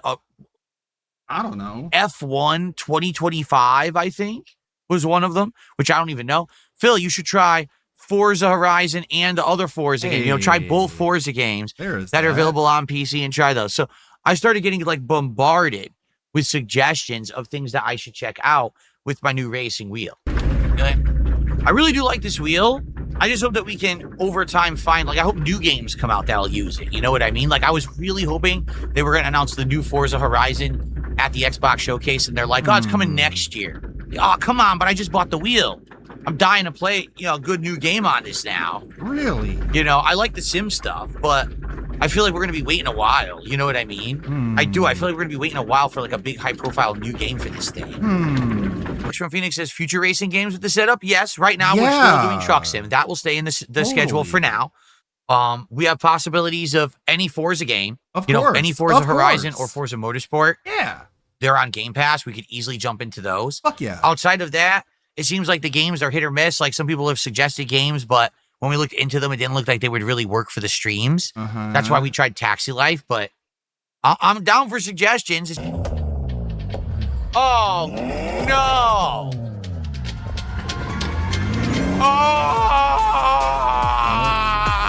I want to play it. 1 year later, so hey guys, I'm not gonna play the Forza game because a lot of people played it early and I'm not gonna get money out of it, so fuck you and fuck the wheel. And I have this big giant L-shaped desk, but I can't put a wheel on it now. I know with my last desk, I put a wheel on it and I could play driving games using a wheel, but I upgraded and now I can't anymore. Cool upgrade, right guys? It's definitely going to be a big game that I'll be playing with my driving setup. Yeah. That'll get some good use out of it. Hell yeah. I played the previous ones, but when the new Forza Horizon comes out on my new setup with the wheel and pedals and everything, I think that'd be really cool. Really cool. Hopefully we get information on the new Forza Horizon soon. That would be a great one to do with the wheel setup. Yeah. Yeah. Forza Horizon 6, that one I'm excited for. I am Wanna too. know why? Because I actually have a setup now where I can do a driving game well. We're going to have the wheel, the pedal, the shifter. We're going to be playing Forza Horizon 6 with actual driving controls, which I think is going to be absolutely sick. Plus, of course, on my gaming PC and my current setup, I think the game's going to look and perform amazing. Can't wait. So that's really exciting. Oh, yeah. I'm excited for Forza Horizon 6. I love the Forza Horizon series. And the fact that this time around, I'll now be playing it on PC with my wheel accessory, the pedal. It'll be like actually driving a car. It will. That's a really cool thing. All right, I'm very excited for that. And I am. Areas to explore, and that will be a true accomplishment. Throughout that journey, all of Japan outside the Horizon Festival is yours to explore at your own pace. So, what's going to be interesting about this is probably going to be the first game of 2026 I use my steering wheel for. I haven't really done that with my new setup yet, and I'm curious. Me too. The wheel here on the new desk and the pedals, I'm going to have to adjust the monitor. It's going to look more like I'm really driving a car now. Cool. I'll probably have to adjust the camera because I'll be more leaning back like this now. Rather than, I used to play just like this, but I'm going to be like leaning back like I'm actually in a car seat. It'll be pretty interesting. When will we bust out the racing wheel again? I don't know. Depends. I would say guaranteed would be Forza Horizon 5, or is it 6? Whatever the next one is, I think it's 6. That's the guaranteed next time. Forza 6, Forza Horizon 6, I am playing in May, absolutely. And I'll have the wheel accessory that I'll be using when I do it. Absolutely. Forza 6 with your new wheel? Yes. When Forza 6 comes out next week, I can't speak. Let's try this again. When Forza Horizon 6 comes out in May, there we go. I'm going to be playing it with the wheel, the Logitech wheel and pedal. That's how I'm going to play it right here with my new setup. So it'll be pretty cool. That's right. I'll be using the wheel, the Logitech wheel, to play Forza Horizon 6. I will be.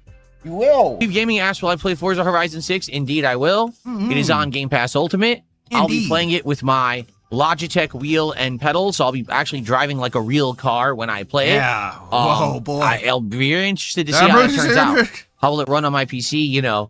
How will it control? It should be a fun experience. I don't know how long we'll play it for, but I'm definitely going to give it a shot. Oh, yeah. May 19th, 1 week from Tuesday. You never said Forza how long Horizon you would 6. I know a lot of people are interested in that because they want to see, number one, how's that going to look on my current setup? Because Forza Horizon has always looked amazing. But now with my gaming setup, on PC and everything, that's going to be interesting. Plus, I'm going to be using the wheel and the pedals. I'm not going to be using a controller this time around. So that's going to be pretty unique for me to be actually doing a driving game with an actual real wheel and pedal accessory. That's really going to stand out different. I'm not getting the premium edition of Forza. I'm getting it on Game Pass like everybody else. So I'll be playing it when it actually comes out a little over a week from now. I think it's a week from tomorrow. That's when I'll be playing it. And yeah, I'm going to have to dig into the closet and dig out the wheel and the pedals, which haven't been out for a long time. So I'm going to have to dig those out and start hooking them up again and getting them to work, which could be daunting. I haven't done it in a bit. Take forever. We'll have to see. Forza Horizon 6 is coming out. Or is it 7? Whatever the new Forza Horizon is, I don't even remember. I think it's 7, right? And so I'm going to try that with my wheel, okay, my actual Logitech wheel and pedals. We're going to test it, and we're going to see how it plays. I'm excited for that. Forza Horizon 6 is a yes. I'll be using that with my wheel. Remember, I have the Logitech wheel and pedals that I used last year for Truck Sim, so we're going to be trying it with that. That's next Tuesday. And then Letuza asks, will I be playing Forza 6? Yes. You mean Forza Horizon 6? Yes, playing it Tuesday when it comes out. The only people who have access to it right now are those who bought the advanced edition for a lot of extra money. I don't want to do that. I just want to play it on Game Pass. So I'm going to be playing it on Tuesday when it actually releases. And I will be using my Logitech wheel and pedals. And I have the shifter, but I'm going to probably just leave it on automatic. But I'll have the setup. I'll have it here ready to go. First time that I'll actually be using that with my setup of, monitor here and everything. I haven't used it since I had this new setup. So it'll be cool to have the new desk and everything set up like that and see how it works. Tuesday, we're going to start with Forza Horizon 6. Now, the interesting thing about this is that I'm going to be playing that with the wheel and pedals. This is my Logitech wheel that I was using for Truck Sim last year, and the pedals and the shifter. So it'll actually be like I'm driving a real car for the first time in an actual driving game like that. That'll be neat. I'm going to say Forza is supposedly out, but it's just early access for premium pre-orders. That's right. Like, Forza Horizon has always been a Game Pass game. So Forza Horizon 6, I'm going to play on Game Pass Ultimate, and it comes out Tuesday. Now, you might say, well, how are people already playing it? Well, they either got it for free because they were, the special selected promoted influencers who are going to kiss the game's butt and say it's the best game ever, or they paid extra. But I think it's like $15 to $20 extra to play it early. Why would I pay that when I already getting it on Game Pass on Tuesday? What's the rush? So we'll play it on Tuesday and go from there. All right. Tomorrow is the premiere of Forza Horizon 6. I'll be playing it on Game Pass on the Xbox app, and I'll be using this controller. the Razer Wolverine Pro. And before you say, well, why aren't you going to use the Steam controller? Well, because I'm going to be playing it through the Xbox app because it's a Game Pass game. So I have to use this controller. Steam controller won't work with it. Okay? Well, why aren't I using the wheel? Well, we talked about this yesterday. I'm not convinced that Forza Horizon 6 is going to do very well. Now, I could very well be wrong, but Xbox, in a very desperate attempt to get people to care about their games again, literally gave Forza Horizon 6 to anyone who asked for it. Like, I'm not kidding. There are creators who get like 100 viewers on a stream. They gave it to them. And they gave them the early copy with all of the extras. So this game got monstrously overexposed over the weekend. Everyone played it because every creator got it free. Not me, because I don't ask for games, but everyone who asked did get it. So because of that, most people have already seen the game, and most people already have got the opinion that the game's just okay. It's very similar to the last few Forza Horizons. It doesn't really add anything. The graphics are nice. That's about it. I predict we'll probably have a good time with the first stream. But after that, I don't think we're going to really care. Maybe we'll do like one more stream and then the appeal will die out. I could be wrong. If I'm wrong and we play it and everyone likes it, then I would consider lugging that giant wheel and pedals and everything out of the closet and getting them hooked up and trying the game out with them. But I'm not going to do that if it's a game that we play once and we're bored with. You know what I'm saying? So we'll give it a try tomorrow and see what happens and go from there. I just received a $1 tip and someone says, that means you're playing Lego Batman on Monday. It's literally then. Tainted Grail all over again. Lego Batman doesn't come out on Monday. Lego Batman comes out on, I believe, very near the end of the month. Hold on. Oh, it comes out way earlier than I thought. All right, so Lego Batman Legacy of the Dark Knight will begin on Sunday when I return. It'll be our first game back. I want to check out this whole Lego Batman that you just told me about. Can I actually play it tomorrow? If that's the case, I might not play Forza. I might just skip it. I want to play Lego Batman. I could get it. Would you guys prefer that I start Lego Batman tomorrow over Forza and say, forget Forza, who cares about it? Because I would much rather play Lego Batman than Forza. But I'd have to get the better edition, but you can get it for cheaper. And then if you still want me to play Forza, we could try it later. But like I said, I'll be honest, I think all my hype for Forza is completely gone because they spoiled the living shit out of the game over the weekend by giving it away to everyone. So I don't even care about it anymore. Like, the game was completely ruined by Xbox's idiotic marketing efforts, and I just don't give a fuck about it. I think they ruined it for everybody. I think that's what we'll do then. I can get it. Yeah, I can get Lego Batman. It's if I get it, I'm not getting it directly from Steam, but if you get it from one of these other sites, it's much cheaper, and then I can play it early. We can play it tomorrow.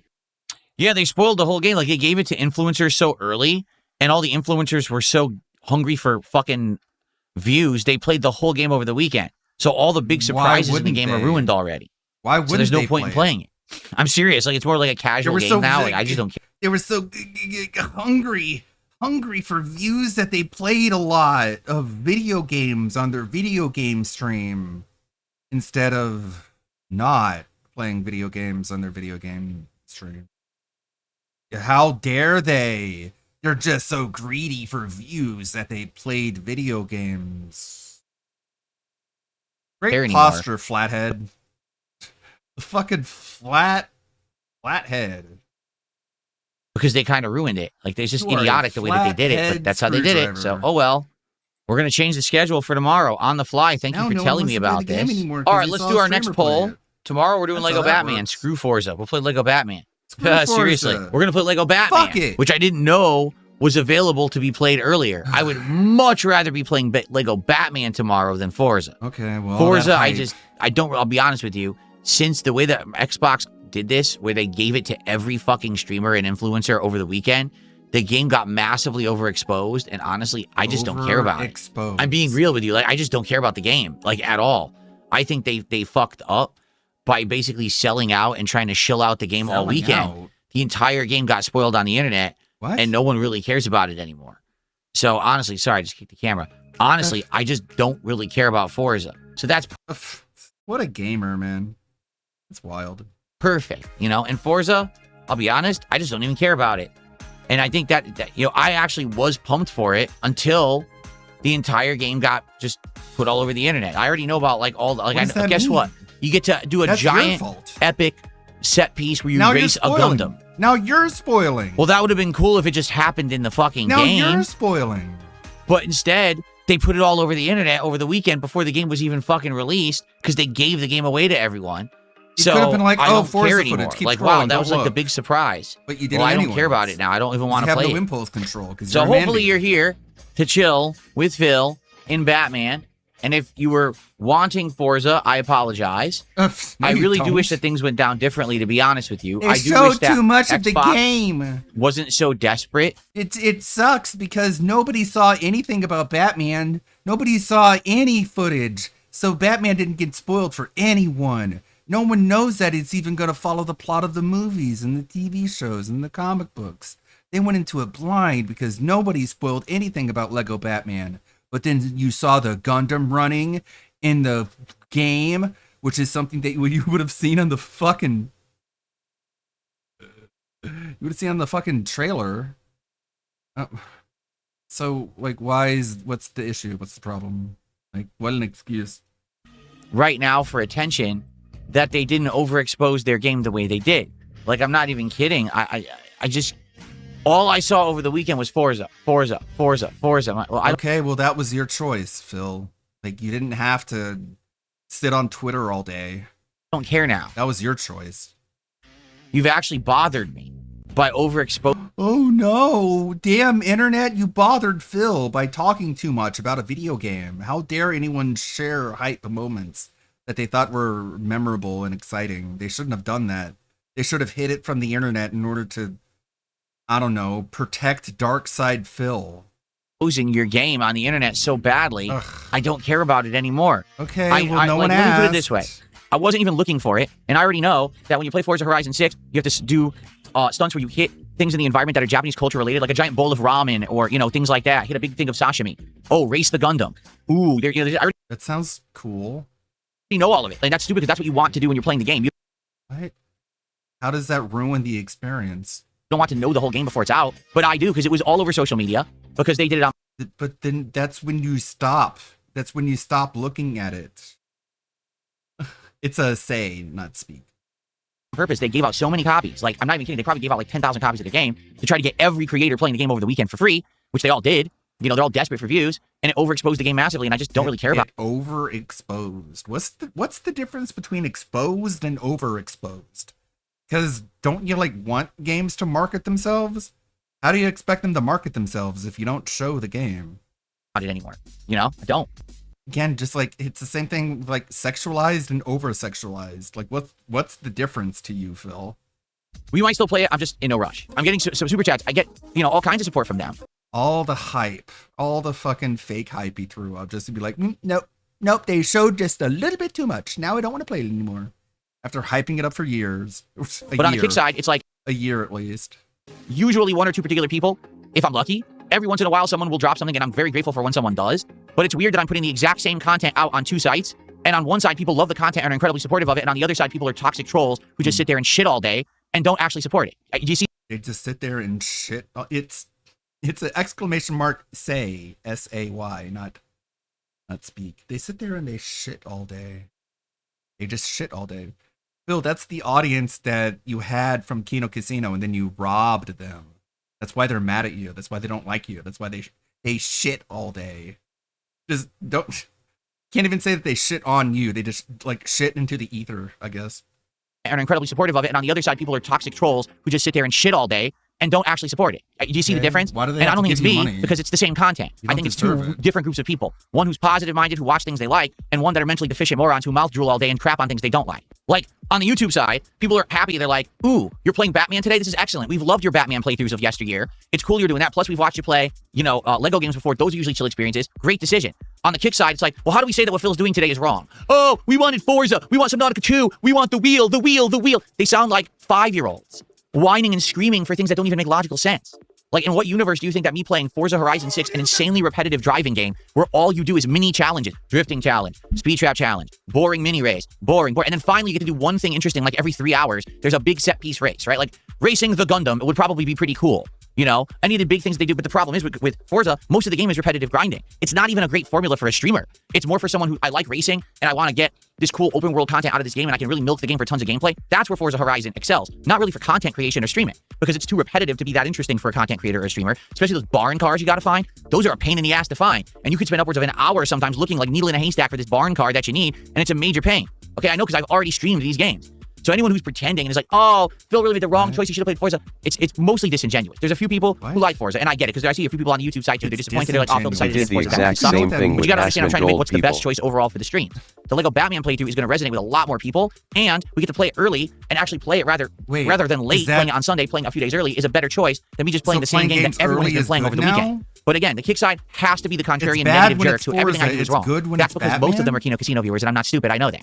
Okay, you are stupid. But this bizarre misconception about, oh, you're making monstrous profits on the Kick Partner program because I have, what, 50 to 80 viewers, most of which are trolls every day? No, I make a few bucks on that. And like I said, it adds up because I stream so much, but it's not something massively significant or something that I should be overly grateful for. Like I said, I make way more on YouTube viewership and YouTube contributions than I do on Kick. And it sucks because at one point, the Kick stuff was doing well, and then at some time, I guess people just decided, oh, we're just going to sit here and troll all day and not even support the content. And I can't make people support the content. You know what I mean? It's frustrating because they were one of the major elements that made last night's stream so toxic. You know? It's annoying. I want to put out good content, but how can I put out good content when they're purposefully basically sabotaging every poll and then just saying what they just voted for is bad? Yeah, you voted for it. So you're the idiot. No, they're just fucking with Okay. Dark Side Stupid did another $2 super chat and said something stupid. Thanks for $2.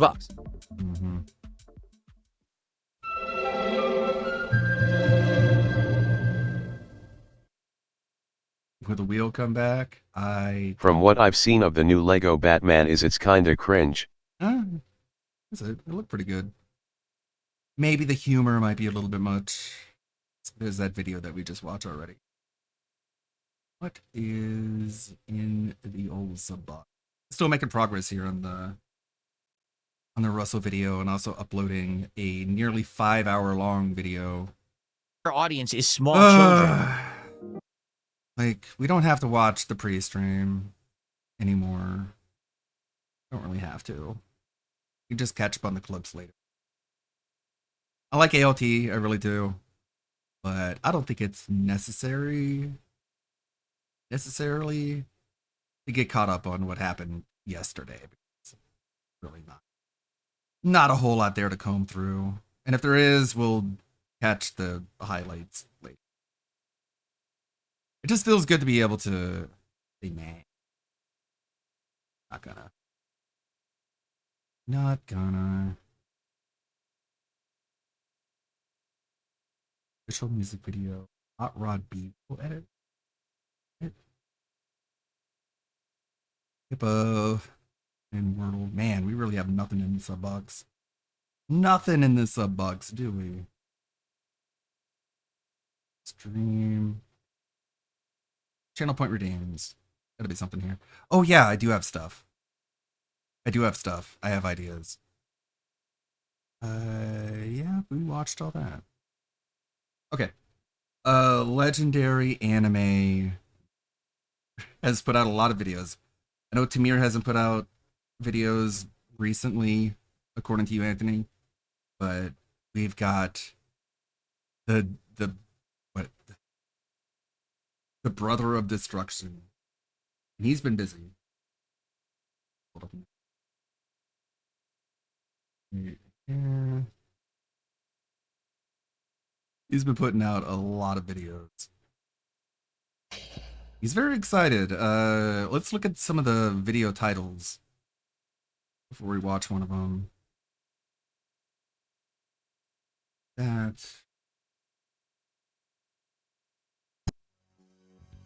The Legendary Anime Warrior. 75 subscribers, 70 videos. He is rocketing up the ranks. Looks like I'm not the only one. Takes a look at him, because what, he had like 6 subscribers last time I checked, and now he's skyrocketing. He's gonna be in the algorithm in no time. He's gonna be monetized. He's gonna make a living off this.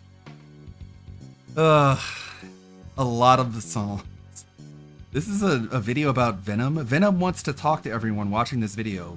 Don't be scared. I don't know how Tevin still covers DSP as much as he does. I'd go insane. Well, he makes the big bucks. He's a Twitch partner. perfect music for this, right? It's Venom. Guys, I don't want you to be scared or anything, but Venom has a very special message for you. Oh no. Oh no. We are Venom. Some people told me that I can do a very good Venom impression. Do not worry, I love voicing characters. Why? I don't know, I just can, and I love doing that. So, I will only do it once, because it uses a lot of my voice and energy to do this. It's like the pirate so software do not expect me to do this a lot, because I won't. I'm sorry. I know it sounds scary, I know. But there are some voices I can do, and there are some that I can't. So, this will be a one-time. It's a 3-minute video, man. He keeps it up, I guess. Because it uses a lot of my strength and energy to perform. It's Venom. This. So yeah, I hope that everyone loves my impersonations that I do of different characters. Never heard Venom say. If not, it's okay. Well, yesterday it was just a nothing burger for DSP, so it's okay to miss this time around. He was just talking about how he's gonna build the weight set or whatever. Like I'm on Meerkat's side. I can't wait until he tries to set up the workbench. Like that's the next arc. And everything in between that is just filler, which is completely skippable. But I will try my best. So yeah. And I hope you also love. I really hope he hurts himself or breaks something. Like that's the best you can hope for. Songs that I cover. I know they're not the greatest. I see that. But even though I wanna do things that I think are fun, why? Not for likes or comments or subscribers, but just because I want to. So that's why. So yeah. So yeah. That will be it. I hope you all have a wonderful day. And I really don't know what to say anymore. My apologies for this. What does Venom like to eat?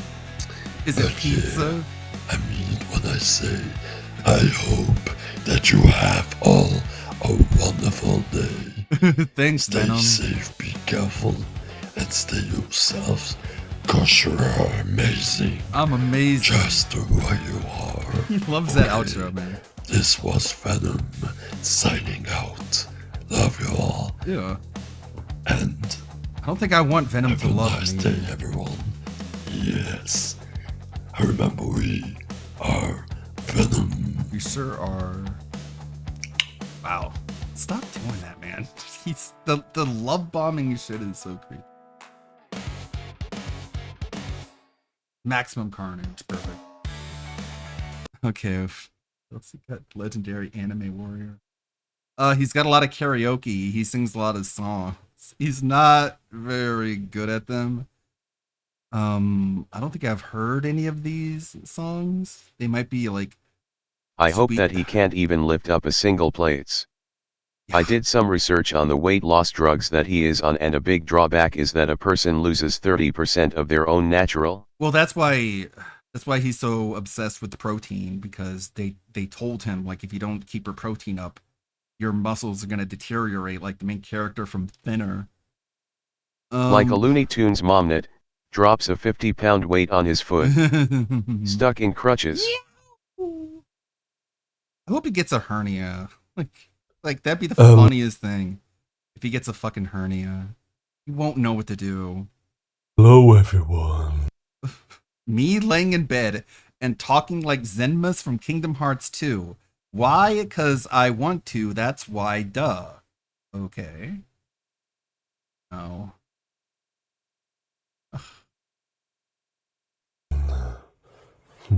This is the first time that I make a video and stream it while I'm lying in my bed. Why? And talking like Xemnas from Kingdom Hearts 2. Why? There's a specific reason why. And she knows who it is. But anyways, how are you all doing today? I am doing fine. If more Kingdom Hearts love it when I talk like this, like Xemnas, I wanted to make more videos with his voice.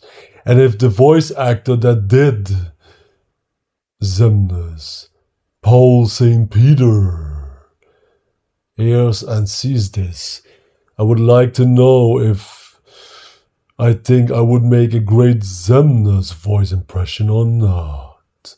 Indeed. So yeah. But anyways, I'm sorry everyone that I haven't made give me a sec. Okay. Much videos anymore. There's a reason for that. But anyways, I will try to make more videos. I was busy the last couple of days. So yeah. But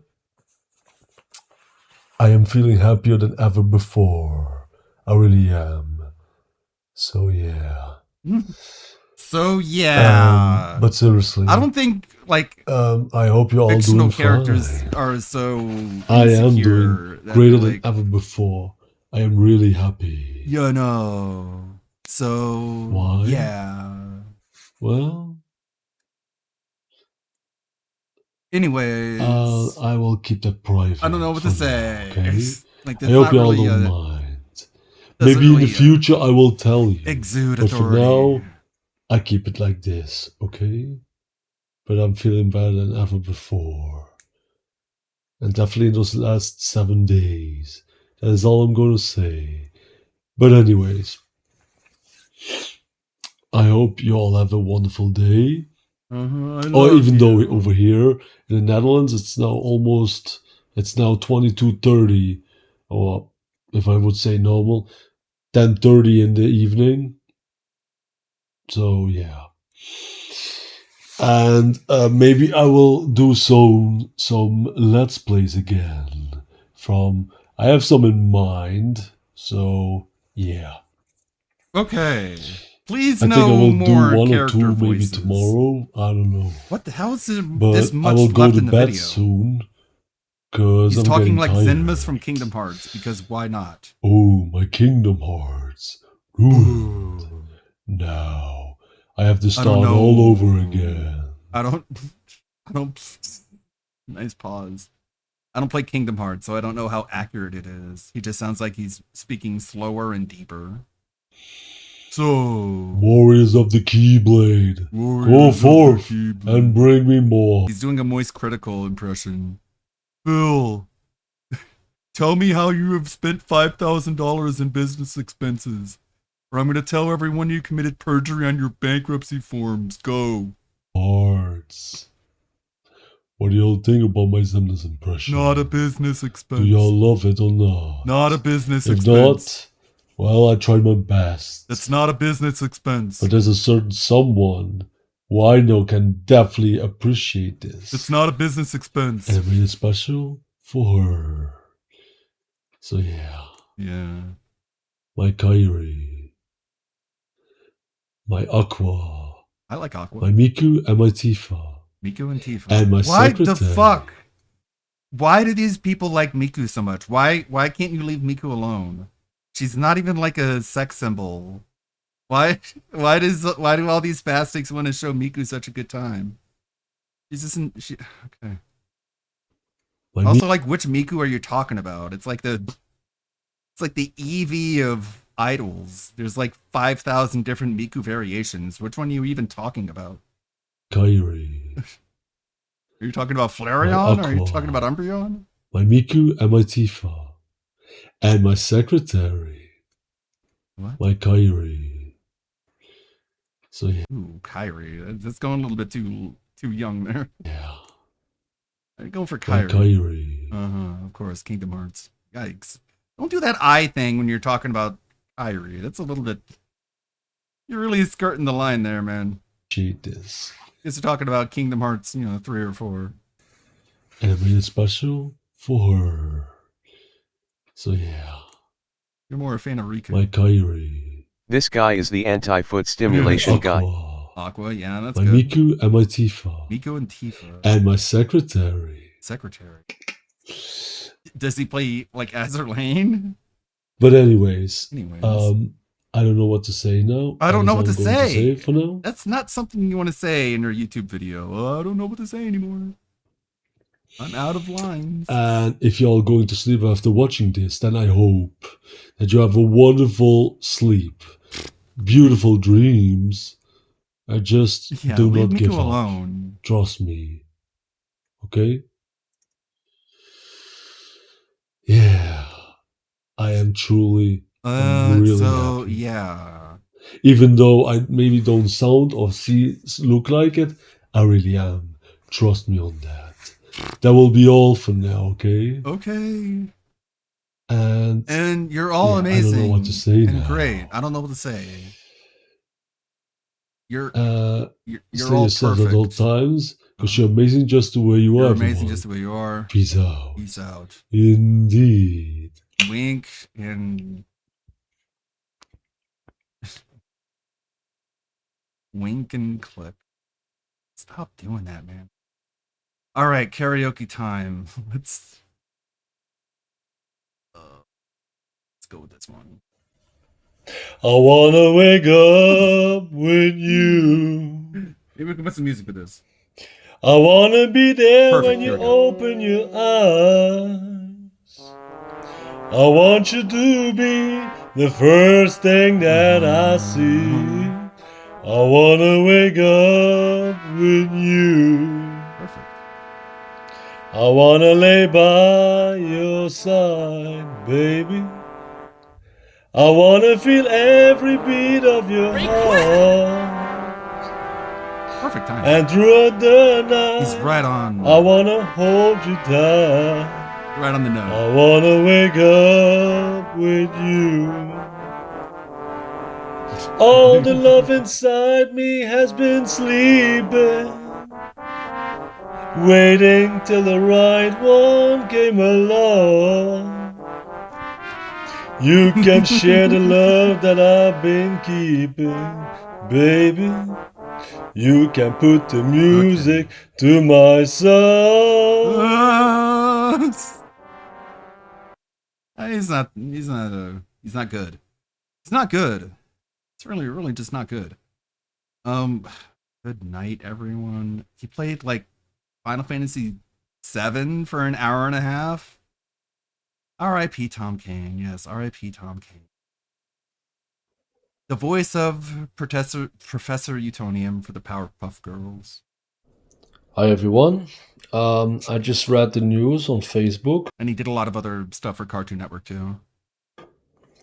That Tom Kane passed away. And for those of you who don't know who Tom Kane is, My childhood. he did the voices of him in the Powerpuff Girls and Professor Utonium. He was the voice of him. But also Oh, yeah. Takeo in the Call of Duty Black Ops.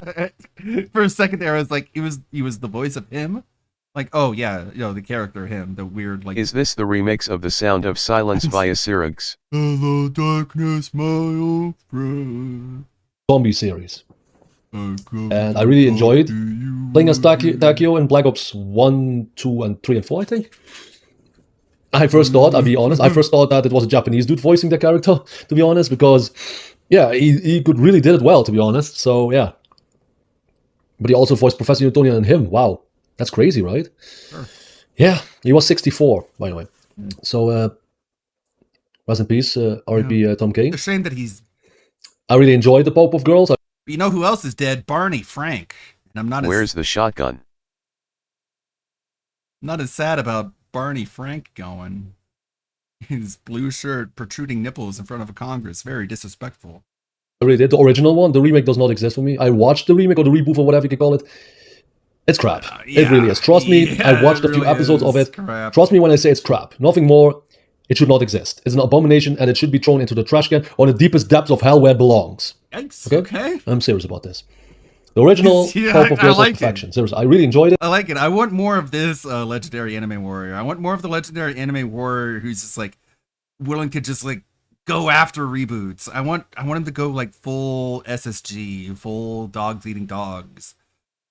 Sadly, he's just kind of boring. I wish he was more exciting, but it's a girls. He really needs to go more on the offense. He's sort of just chain of thought, just a cartoon. Totally Spies is a girls cartoon. Sailor Moon is a girls cartoon. No, it's not. No, it's really not. The Powerpuff Girls is for everyone. Same with Sailor Moon and Totally Spies. Yeah, okay? sure. Yeah, fuck yeah. But seriously though, wow.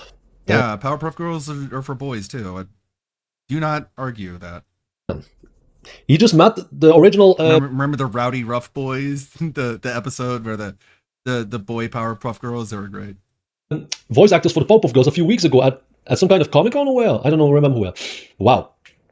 And he didn't look too well. I mean, it doesn't have to always say anything, but he did not look too well on those pictures. No, so Sailor like, Moon, I don't know. I hope he's doing well, but now we are a few weeks later and he's gone.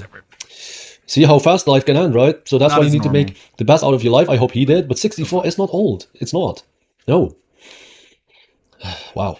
That's why I try to like enjoy my life every day as I can, because before you know it, it can be over. And it's true. So make the best out of your life. Every day with your life. And Tom Kane, if you're up there in heaven, I hope to take care of you. I hope you see my mother and my 3 cats and my father figure. I hope. And Michael Jackson, I Elvis hope Presley, you see my Barry video. White, Joe Cocker. Damn, it really is getting crowded up there in heaven. But yeah. And for the rest, yeah. I am sure I forgot a lot of names, but it is what it is. I just want to say this. Once again, rest in peace, Tom Kane. Thank you for everything that you've done. My condolences to his family and friends and girlfriend or wife and so whatever. on. Must be hard for them, really, even harder, because they knew him for such a long time. So yeah, that is all I wanted to say. Yeah. Okay. Yeah, that is it for now. Okay, everyone. So yeah. I mean, he was like, yeah, he was like actual friends with the voice actresses of the Powerpuff Girls, like Tara Strong and the other voice actors for the girls. Right, no more karaoke. I teach Dutch to you all here. You want to learn Dutch? Let's learn Dutch. Distant relatives of the lady who did Blossom's voice for the reboot. I took on my willpower to not tell her the show was shit. Aw, man, that's so rough. It's gotta be hard. To just be like, oh, well, that's good. Alright, that's fine. Congratulations. Yeah. It's a shame if, like, imagine all those people who worked really hard to get into the games industry. Like, they learned how to model and animate and all that, and then they just get put on a really, really bad game. It's like a really shit game, like a terrible one. Like a kid's game based off a kid's TV show, and you're just like, oh, man. Like, I can't even go to Thanksgiving or Christmas and brag about my job, because if I'm like, yeah, I'm a game designer, I finally made it. And they're like, oh, yeah, cool. What video game are you working on? And you're just like, Peppa Pig's Big Adventure? And they're like, oh. Tifa and Street Fighter. Pretty cool. Peppa Pig's MMO? Hello and welcome. This is Rufomonger, my friends. In today's video, we're going to be talking about something we talked about in the past, and that is the fact that Tifa may be coming to Street Fighter 6. That'd be cool. So there's something that was put out recently that activates my autism almonds, just like every crossover would. That actually... No, they need to put Squall in. They need to put Zell in and Renoa. He gives a hint towards this, because before, what did we know? So someone who's gone to kind of erase their steps on the internet now, but someone who has a history of being correct about leaks said Tifa in Street Fighter 6. Okay. And admittedly, I have a bit of a role to play in this as well, as once that got out wide, I in video forum said, yeah, that's also what I've sort of heard behind the scenes. And, you know, it's not a hard confirmation. It's not like I played Tifa or seen Tifa or whatever, but it's what I heard behind the scenes. And my stuff I hear behind the scenes has a very, very, very high degree of accuracy. But that said, it doesn't mean it's 100% accurate. What do I actually know? Nothing, right? So, like, I could be wrong. I don't know much. But then in a recent video they just put out, we actually covered on the channel, when it came to the new features being added to Street Fighter 6, they showed a bunch of things, and one thing didn't hit me at first, but then it stuck out like a sore thumb after the fact. So in the, like, we have the new avatar modes here, we have new rewards for and all that kind of stuff. They showed like some of the potential single player content here. And the bit specifically here where it says visitors from another world. This is where you fight journalism your entire life. And this is the magic word, visitors from another world. Power, because this is verbiage Capcom has used before. Yeah, and where and in what context was this used before? So like I was reading a tweet, someone... I went to college to make the Grinch shovelware game LMAO.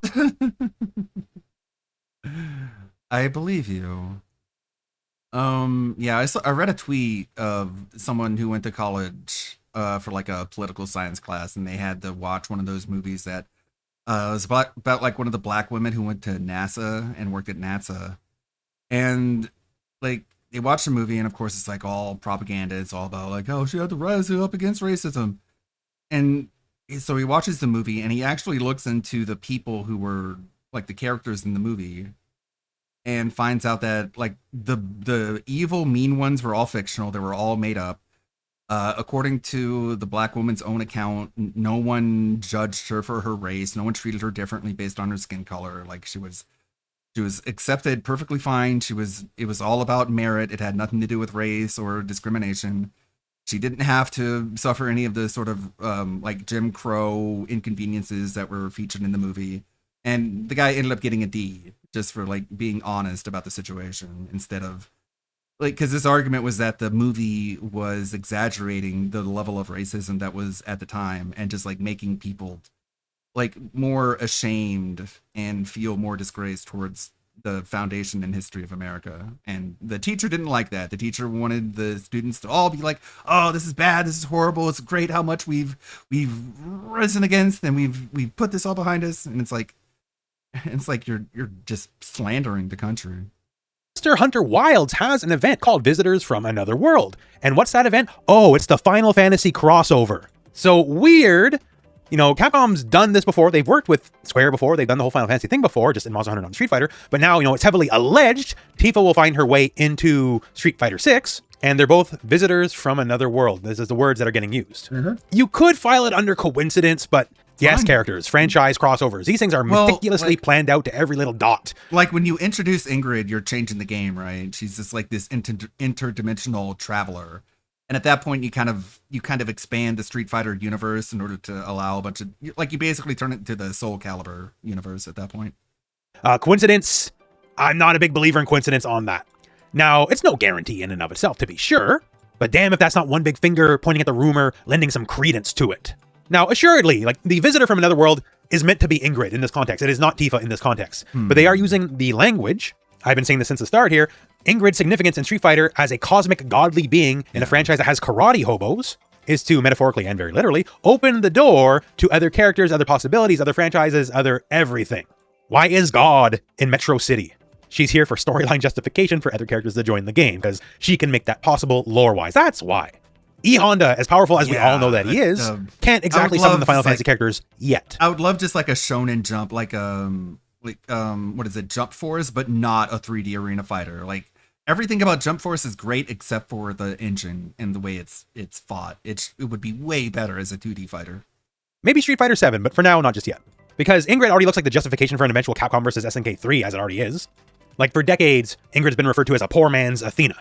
So Athena also sometimes godlike, whimsical being as well, depends on the iteration, but anyways. But then all of a sudden, so we have this like slenderous stuff thrown at her, and then Ingrid shows up doing one of Athena's butt slam moves in the trailer. What? Another example, the Monoid. Like, let's have a crossover. Little cute plushie guy, which I want a plushie of this, by the way. Capcom, please make it. It just got its own dedicated trailer. And what is it doing in its own dedicated trailer? It's doing the Ryuko Ranbu. Like, it took me a second to get it, because it just looks like, oh, you know, it's just tagging, it's just having a little bit of fun, right? For those of you that don't know, the Ryuko Ranbu is like one of the most iconic SNK super attacks throughout Art of Fighting, King of Fighters, all that kind of stuff. It's a pretty big deal.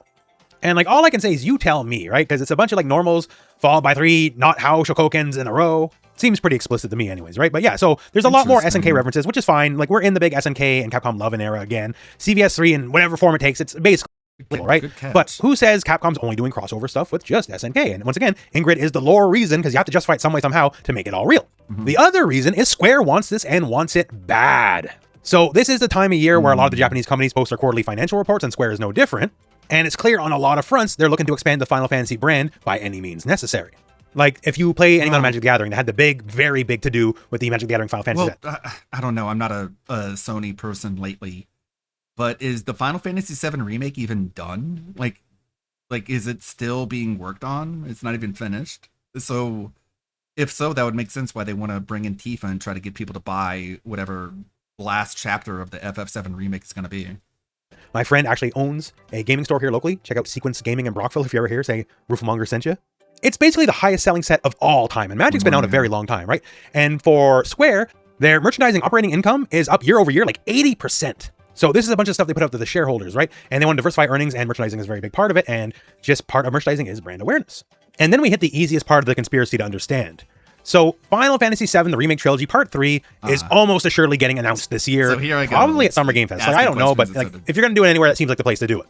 And dollar to donut, it probably launches sometime next year, right? And you want to build the awareness. You want to sell as many copies as possible. To be real, one of the issues Final Fantasy VII, this remake is Final Fantasy VII fans are too old. This stuff is only selling to people in their 30s or older. I'm 40, maybe that's why I bought it. The brand needs to reach new audiences. It's done really well on that front with the Magic the Gathering sets, yes. But you got to chart new land, you got to go new places. And what better place than to go with the most popular fighting game in the world, Street Fighter 6, and take one of your most important characters and put them in it. It's brand synergy, if you will. It's an everyone wins kind of moment. Well, it's crazy, like, because why would you be chomping at the bit in order to get Part 3? You would just wait for the eventual, like, package re-release that's everything included with all the DLC and all the bugs worked out. You would just wait. Like that's what they're talking about. Like, that's the thing about old gamers, is that old gamers are patient. Tifa and Street Fighter will bring a lot of people to Street Fighter that were not already there. And the hype around Tifa and Street Fighter will let people remember, oh, hey, I probably should buy the third game of the remake series, or, oh, I should start playing these games to begin with because I never got on board. And everyone sells more copies across everything across the board. Again, it's like poetry, so if they rhyme. Capcom already has a working relationship with Monster Hunter.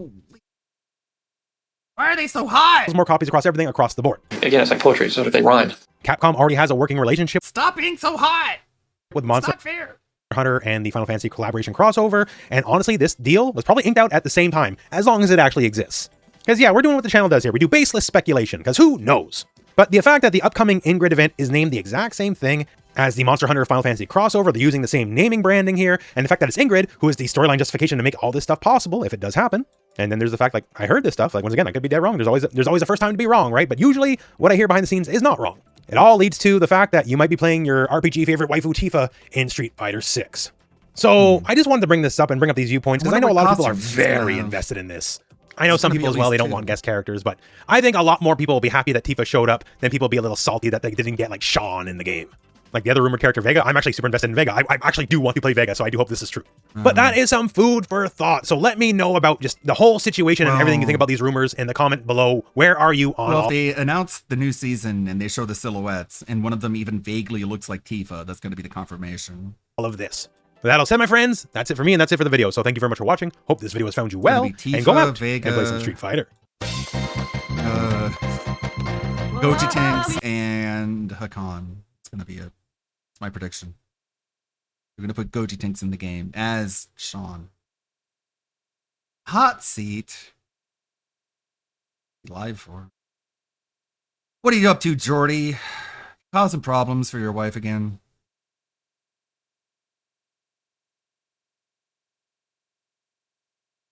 We're probably going to have to talk about this. I need to check up on my manga. There's a divorce arc happening right now. Making a dog kennel and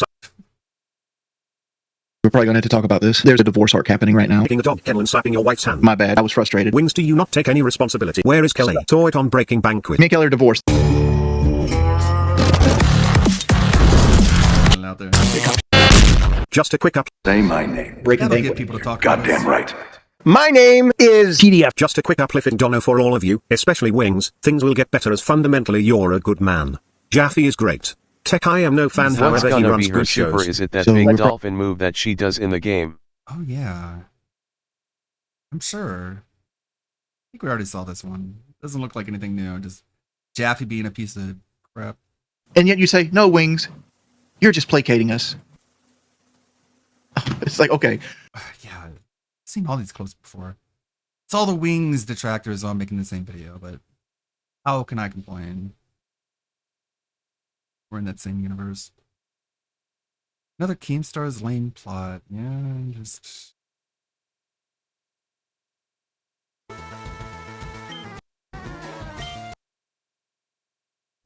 Slow, bro. Again, this is probably Lucifer Soul here.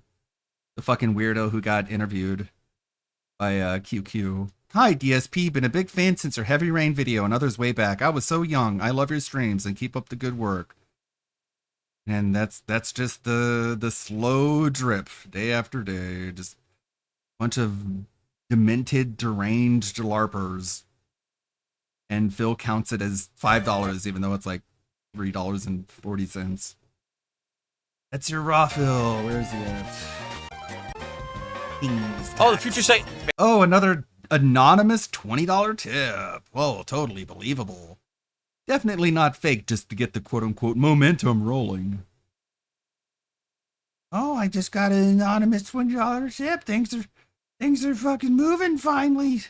Things are going. Magic Mush, what do you got? New. That was a good video. The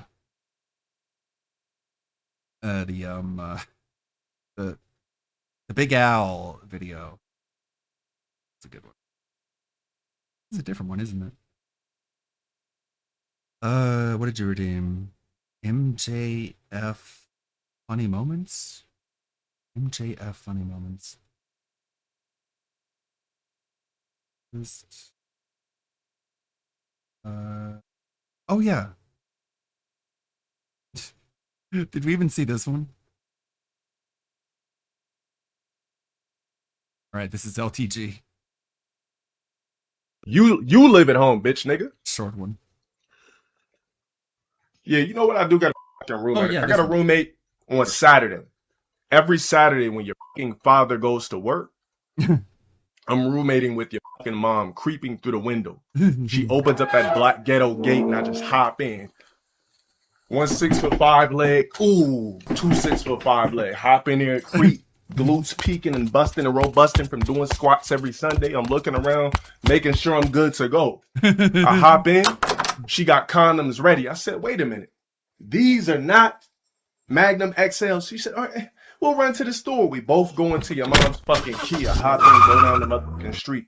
I'm like, didn't I tell you I had these condoms ready? I'm on a time capsule. She's like, I'm on a time capsule. Here's the money. Hands me half the band she paid me to. We go back to the fucking apartment. I slide on the motherfucking goddamn condom. Pop 2 honey packets. Because the stank so bad. The was so loose. But listen, for 5 bands, I'll go ahead and dive in with 2 condoms on. Slid in, creeped out. Made sure nobody was behind me. Ass cheeks glistening and robusted as I hop out the window. Like bro man from Martin, bitch ass nigga.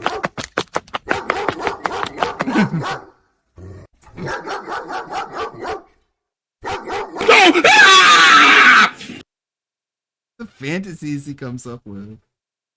Okay, so you, according to your fantasy, you fucked a fat. There are many bitch. genres of videos on YouTube. All right, good for you. Congrats. I guess. I'm better than you, and you know it.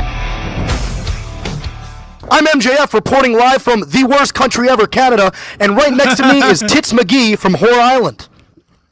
How's it going? Hey Matt, heard you're turning 34, you old piece of shit. And I heard you got a dog named Brady. Nobody gives a shit. And I also heard you're a big fan of Dragon Ball Z. Wardlow, don't you like Dragon Ball Z? I hate Dragon Ball Z. Shocker. That's because he's not a weeboo piece of shit. Kame, go fuck yourself. In your prime, you couldn't lace my boots. And now, with those arthritic hands of yours, you couldn't hold my jock.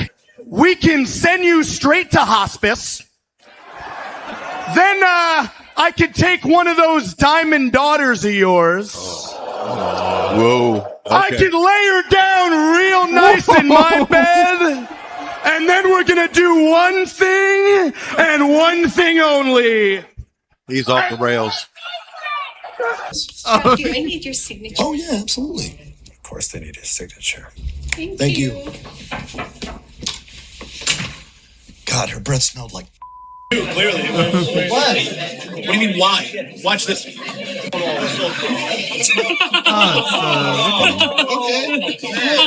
cheat. Don't cheat. Don't cheat. That's cheating. That's cheating, and you know it. That's cheating. How's it feel to be a cheater?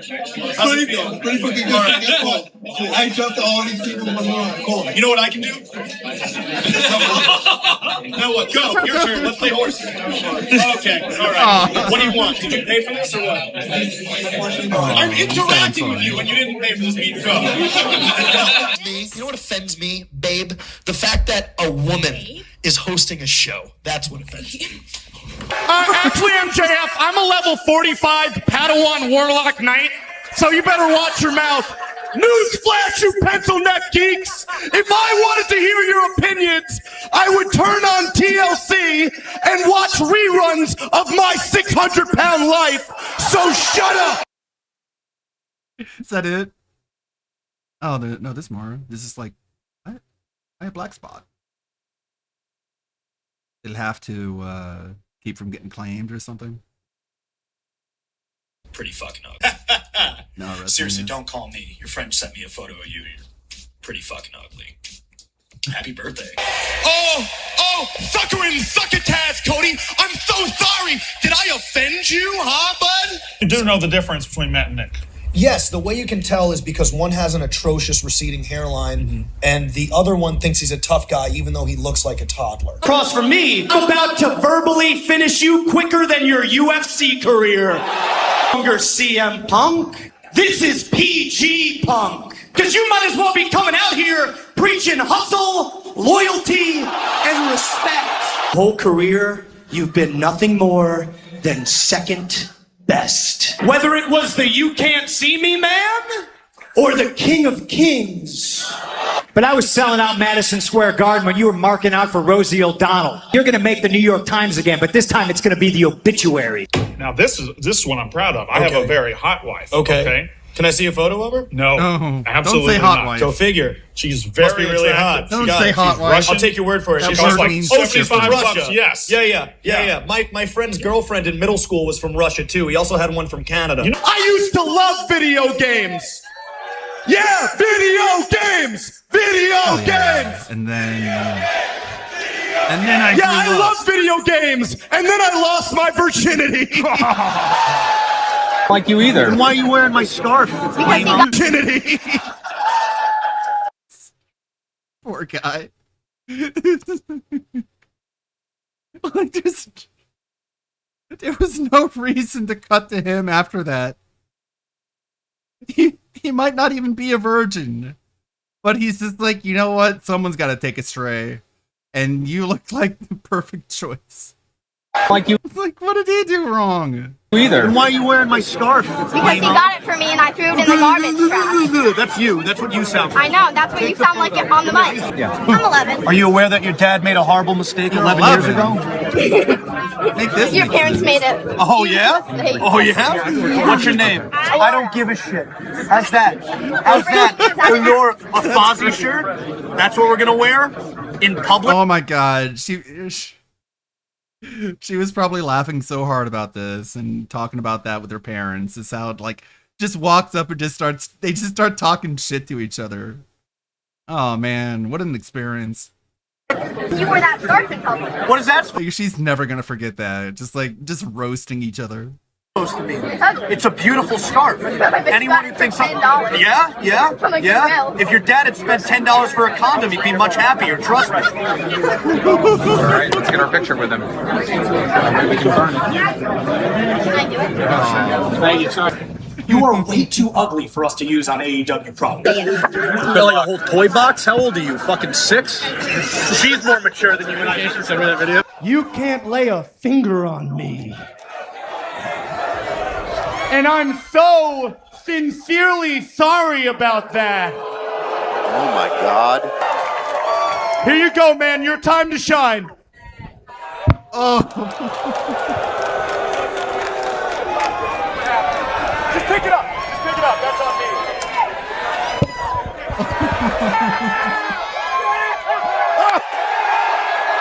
Run the poop. Young Bucks taking care of business. That your friend Darby Allin has wound up in the same exact spot as your old pal Lex Luger. Oh, classless. In a wheelchair! Oh! Excited to see him get his ass kicked. I'm happy to always see him get his ass kicked. He deserves it. I'm not allowed to kick his ass anymore because I'll go to jail.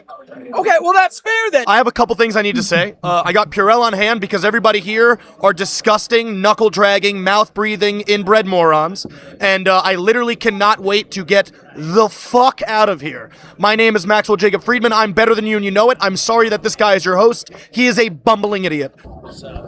Thank you very much. I was headed that way over there. TikToking. You don't TikTok? I don't think anybody who's sane or has lost their virginity TikToks. That's just my personal opinion on it. Do you TikTok? Yeah. Well, that tells you a lot. Next question. You know who loves children, Aria? Me. Hey, come here. Do you want to get an autograph? Okay. What do you want, you little mouth breather? An autograph, please. There. That'll be $20. You don't have an autograph. What a loser. You know, the guy who made it, I met him earlier, and he was honest with me. He said that he liked my toy the best, and that's why it's going to sell out in every single toy store in America. So I'm really excited for it. Good omelet, Chris. No, give me 1 second. You know what? I'm going to let you have a piece. I'm okay. No, I insist, Chris. Here we go. Open up. Train time. Chug it, chug it, chug it, chug it. Choo, choo. Here we go. Oh, big boy, Chris. That's a good omelet, right? It's a really good omelet. It's a good omelet. Right? But I wouldn't expect a bunch of people to understand what I'm saying since you are all from Shit-Cincinnati. Now I'm fully aware all you people are gonna go on Twitter in all caps. Oh, cheap heat, MJF, it's not fair. Cheap heat. Oh, I'm sorry, Roseanne. You got something to say? You know, Pillman, it's a real shame that your drug-addicted mother, Methany. Whoa. I meant to say Melanie. But unfortunately for me, she forgot to do to you what she did to all the other prospects, and that, my friend, is Swallow. JP Jones, apparently it's your birthday. Apparently you're also a wrestling promoter, which doesn't shock me because I saw a photo of you and you look like a sleazy, fat, gelatinous, talentless piece of shit. Apparently you run a promotion called 172Q Batman Symbol Wrestling. Wow, hell of a great name, JP. You're really killing it. I'm sure you're drawing a whole lot for booking Brian Pillman Jr. Great call, worth every penny. Happy birthday, you talentless piece of shit. Oh no. Oh, man. Oh no. My brother. It's Eric, man. You want to go ahead and unhook the mic again? No, I mean, that's what you do. Oh boy. Scooch on out since you're incompetent. Jeez. And I'll handle the rest here. What are you doing in Jax, baby? What's going on? Man, you know how I love your work. Well, who fucking doesn't? Very small man, that's cute. Look, I don't know if you're fully aware of this, okay, dipshit? But anybody see me get pinned out there? Just quick, show of hands. Oh, that's right, I didn't, because I'm still undefeated, asshole. Next question. Completely despicable action. I'm still talking. I'm sorry, asshole. Completely despicable action. What do you want for us? I think it's absolutely preposterous. All these people that work with me in this company, for some reason, they just want to tiptoe. They just want to tiptoe wherever they go. They're so nervous. Oh my God, what if somebody doesn't like me? I don't give a shit what any of you think. Do you know why? It's because I'm better than you, and you know it. Next question. And in that ring, Wade Brenner fans coming up. Cheap. Just cheap. Oh my God. Oh, that killed me. Hold on, give me a second. Now, the last thing I would want for you, Mikey, is to look back on the night and have any regrets, because looking at your face, I'm sure you can already think of one. What's up, Scooby-Dooby douchebag? I know you want to have a match. You want to have a match with MJF, go one-on-one. Well, shit. The balls it takes to step up to the great Mike Tyson. Holy cow. I would be so intimidated. I wouldn't it'd be hard to not break character when kill me, huh? you're looking at the Give me a second.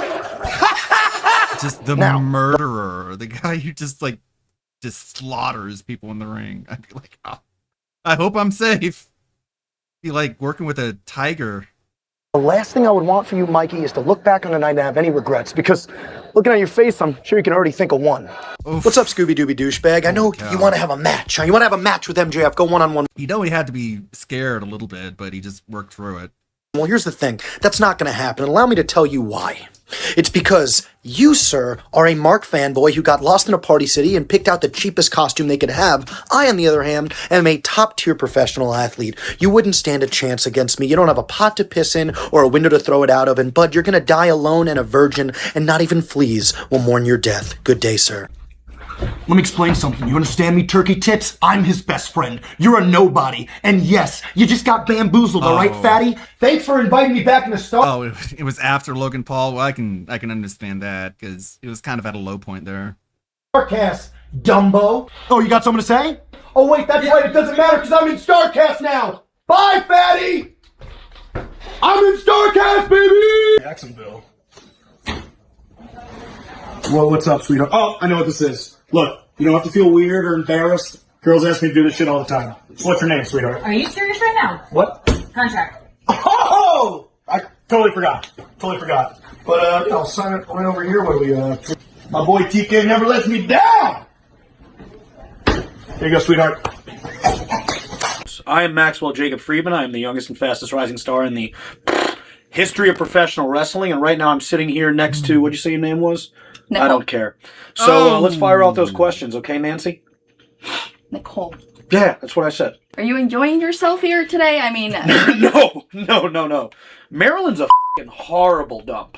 And I'm putting that lightly. What's so bad about Maryland? So, the pizza, any other category of food, most of the people here are pretty fat. You might be the only chick I've met who's not obese today. Thank you. And yeah, I guess that's a compliment. I mean, I didn't say you were in shape. I just said you weren't obese. So you haven't tried the crab cakes? Crab what? Maryland's known you for trying their to tell crab me you got cakes. crabs on camera? No, not really. Okay. I'm talking about crab cakes, delicious Lady, food. you don't want people to know that shit about you. And if I were you, I'd get that checked out. That is disgusting. And I am also getting the f*** out of here from the lady who apparently has crabs. Thank Nancy. Thank you. Because I didn't realize that having an undefeated streak and a string of underwhelming matches against underwhelming opponents made you championship material. I thought that just made you the new Ryback. Oh, now you smile without me asking. Well, guess what, Nina? I'm sick of your disgusting, crooked, yellow-stained teeth and your bullshit face! Get out! Now! My God, he loves us. Sean Ross Sapp To be that time, Arn kind of took charge. Did, yeah. I like it. Well, I guess it did.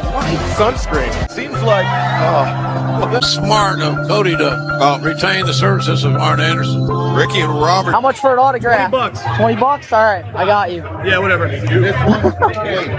Which one you want? I'll go with this one right here. You're getting ripped up. Are you gonna sell this shit on eBay or should I put your name on it? Yeah, you should put my name on it. All right, cool. What's your name? Don, D-O-N. Dick. Got it. Oh, wow. Here you go. Thank you. Will you subscribe to my YouTube channel? What? My YouTube channel. Will you subscribe to it? Drink a vat of AIDS. I'd rather drink a vat of AIDS. I'm done. Oh, my sunshine, my only sunshine. Is that him as a You'll kid? make me happy when skies are gray. Okay. That's funny. I could see him as like branching out and becoming like an actor in a comedic role. He's really good at owning the room. Hello, dear God, Rage quits Invincible. I have to use the bathroom real quick. I'll be right here. Sorry, I don't usually say what I'm doing, but just have to go. Sorry. Come on! All I'm gonna do is pick a zoner Come on, and RPG. spam. Just off that one. What do you got? Okay. Hey, what the fuck? One little interaction. All right, this is not gonna be fun for me. All right, I can't play this game. It sucks. Your little light show won't stop one Viltrumite, let alone an army. I'm gonna send you back to Viltrum in a body bag.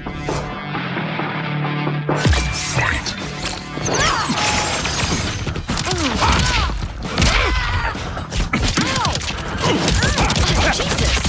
Damn!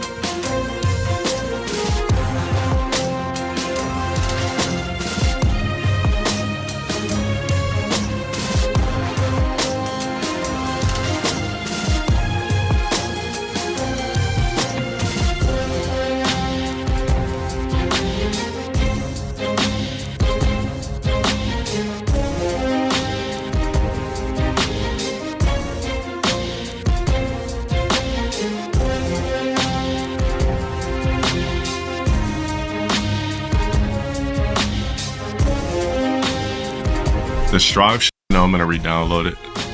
Let me get my teriyaki bowl real quick. What happened? I go away and it's just like, I'm like, dead that's air? my first experience as a busted netcode. Damn it. Incredible. I love it. Yeah, Phenomenal. play Guilty Gear. You'll love it. I approve of the LTG Guilty Gear arc. Go for it. You can run it to Sonic Soul and have your reunion. I've already played Strive. I know how the game plays, all that type of shit. It's not foreign to me. Yeah. All I'm gonna do is Yeah, I'm not like a wrestling person by any stretch, but I have heard that AEW just mogs WWE nowadays. pick a zoner and I do know that one. And spam. That's a cute Siamese cat he's got back there. And Very Siamese. that's it. 1 sec. Yeah, like MJF, like I don't know anything about wrestling, but that guy seems like he's good on the mic. He seems like a very enjoyable character.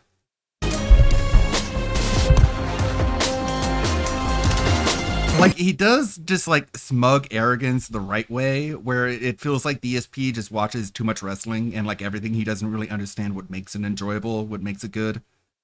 And he just does like the heel character in the worst way. Because he never understood that wrestling is not real.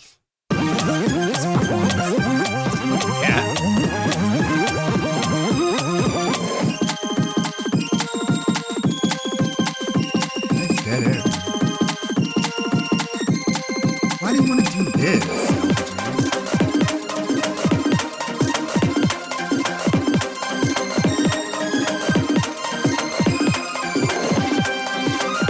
You can tell it's a character and not a personality. Yeah, right.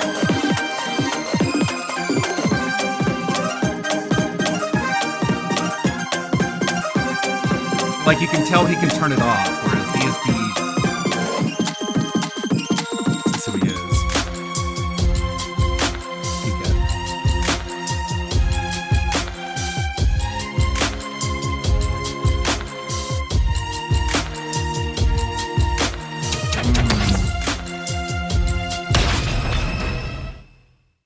Just off Well, that like DSP's favorite wrestlers have always been just like the Bret Hart, just like strutting, flaunting pretty boy type, or just like the universal monster man, like Sting or Undertaker. Like those are his favorite wrestlers. They're either just like either hair metal or the Mummy, you know? one little interaction. Kind of, it's really telling for the kind of person that he is. All right, this is not going to be fun for me. CM Punk, yeah. It's the character I want to play is not even on the beta.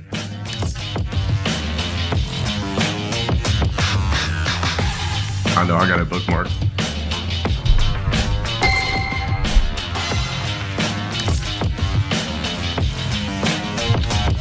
Yellow bar, Wi-Fi?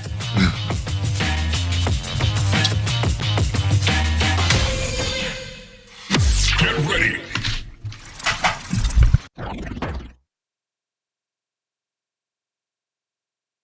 Mark, it's not too late to stop this. Come on. I know you. The Mark you knew is dead. Time for you to join him.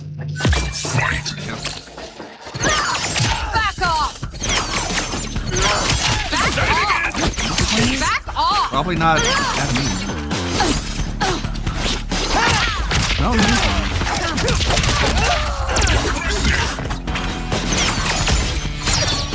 I like how it has the same announcer for the Killer Instinct because it's the same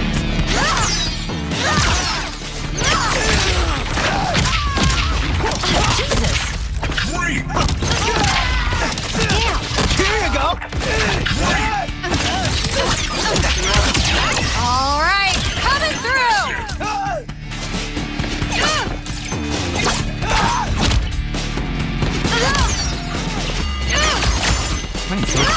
Back off. Back off. Shit. Back off.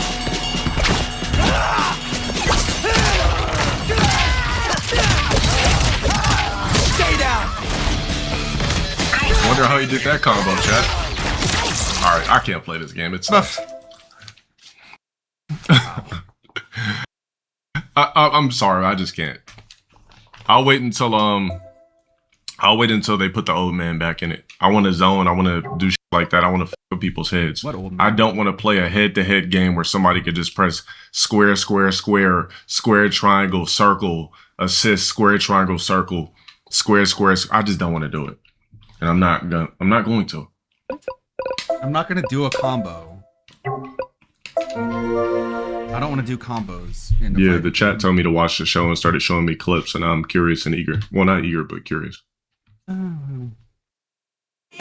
You serve no purpose in life. Your purpose. Like every show nowadays, for some fucking reason, it peaks at season 1 and then it's just a downhill fucking fall from there. Because apparently there's forces working behind the scenes that just work to make everything we love and enjoy less enjoyable and ruined over time. Almost like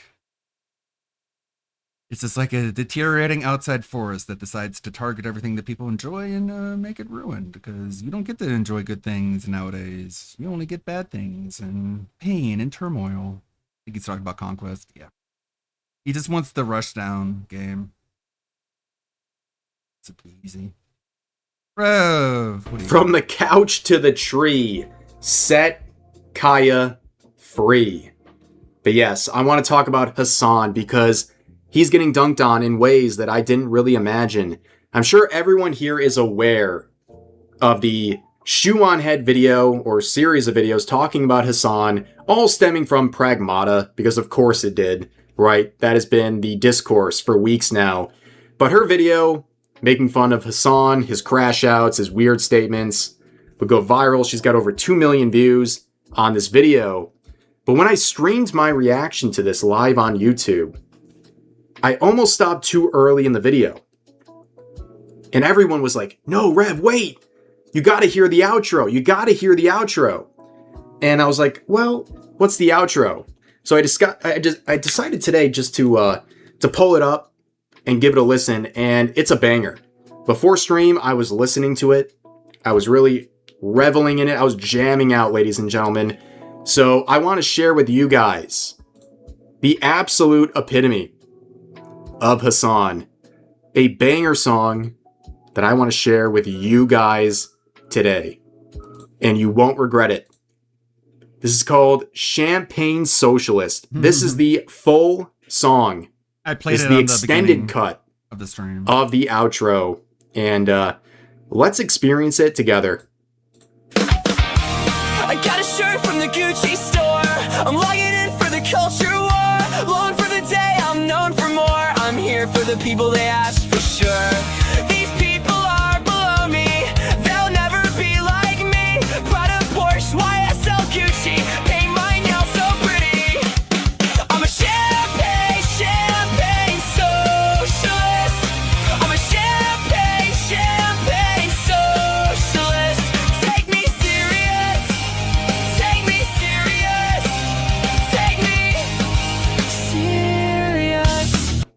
Can I just say, I don't want to be too much of a pause chant for this video. I just want to let it play, but what a banger. Great chorus. Sums up Hassan perfectly. He is a champagne socialist, a communist with a Gucci bag, who wants nothing more than to be taken seriously. But he is the dog zapper. At the end of the day, his legacy is being the dog zapper. The dog. Taser for my Valentine. True. Taser for my Valentine. Freezing her eggs, man. These gamers out here with their dreams. They talk such shit. Why can't they see they're nobody? These people are below me. They'll never be like me. Prada, Porsche, YSL, Gucci. Paint my nails so pretty. I'm a champagne socialist. I'm a champagne socialist. Take me serious. Take me serious. Take me serious. Do you think Hassan has listened to this song? Do you think he's played this? I think there's about a 90% chance he did. And he's so mad. Not only that it's accurate, but also that it's a certified banger. That's actual gas, ladies and gentlemen. Scroll my feed just to feel alive. Posting takes like a 9 to 5. Say I want change, but I'm terrified that losing my clout would end my life. I want chicks to think I'm great. Dog 182. Cause my real goal is scoring a hottie. What color is your Bugatti? These people are Shock 41. Prada, Porsche, YSL, Gucci. Paint my nails so Place 41. champagne socialist. I'm a champagne socialist. Take me serious. Take me serious. Take me serious. Now, of course, we all know this song was Zionist propaganda. This is straight from Israel. Okay, there's no other explanation for this. It is an AstroTurf campaign, not mixtape. This is the AstroTurfing. This is the work of Mossad agents. We know this 100%, so this is exactly the face he has when he's listening to this amazing stuff. Content, call it art, repost your work, and I think I'm smart. I'm rich, so it's not a crime. Kyle moved it, Bowling for volts. Panic at the Door. Dan Clancy shows me mercy. Why do I get so much glory? I'm on the right side of history. You people are below me. Voltalica. Prada, Porsche, YSL, Gucci. That's how I know. Taser at the disco. I'm a champagne socialist. I'm a champagne socialist. My shocking romance. Take me serious. Take me serious. Guys, I gotta do this. Absolute banger. It took me back about 2 decades, making me feel boomer, but this is the sound of the early 2000s right here. Feels great. Imagine being mad about this. Zap Street Boys. People will literally write paragraphs on social media about how a song generated like this is so harmful. No. I think it's good for the soul. I feel better after listening to this, but the comment section is chef's kiss. Shoe on Head at the top saying an extended version. I love it. Haha. Great job. Hassan. Girl or calls girl emo. Also Hassan. Gets bodied by an AI emo song. Grifting isn't a phase, Mom. It's a lifestyle. I cast vicious mockery. Let's up those numbers. This was shockingly good. This guy's heritage being remembered as a dog zapper. This sounds way better than he even deserves as a theme song. Take me serious. Take me serious. Take me serious. Kaya moved It's electro time. Finally, an AI song that understands what rhyming and syllables are. I mean, it's a very good one. Also, yeah, you can see translated to English. He's getting bodied in multiple languages right now. This is incredible. This is incredible. Asmongold, okay, what's this? Okay, what's this? Yeah, I hope he's seen this. I really do.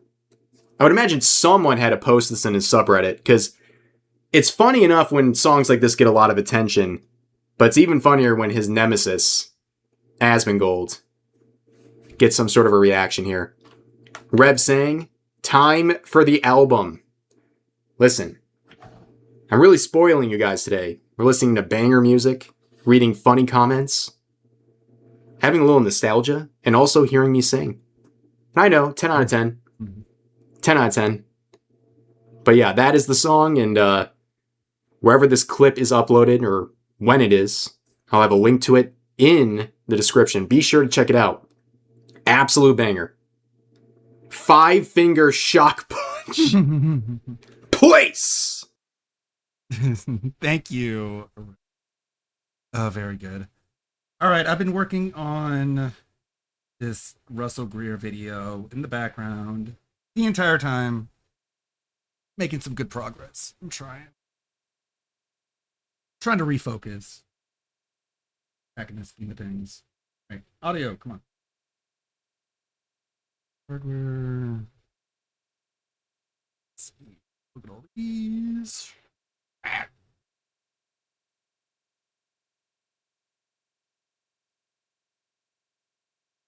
Repeal free expression protections.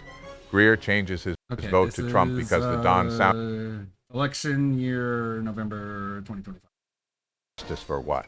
Being recorded and made fun of? Poor baby anyways. Sorry, back in November we got the US presidential election. Cringe.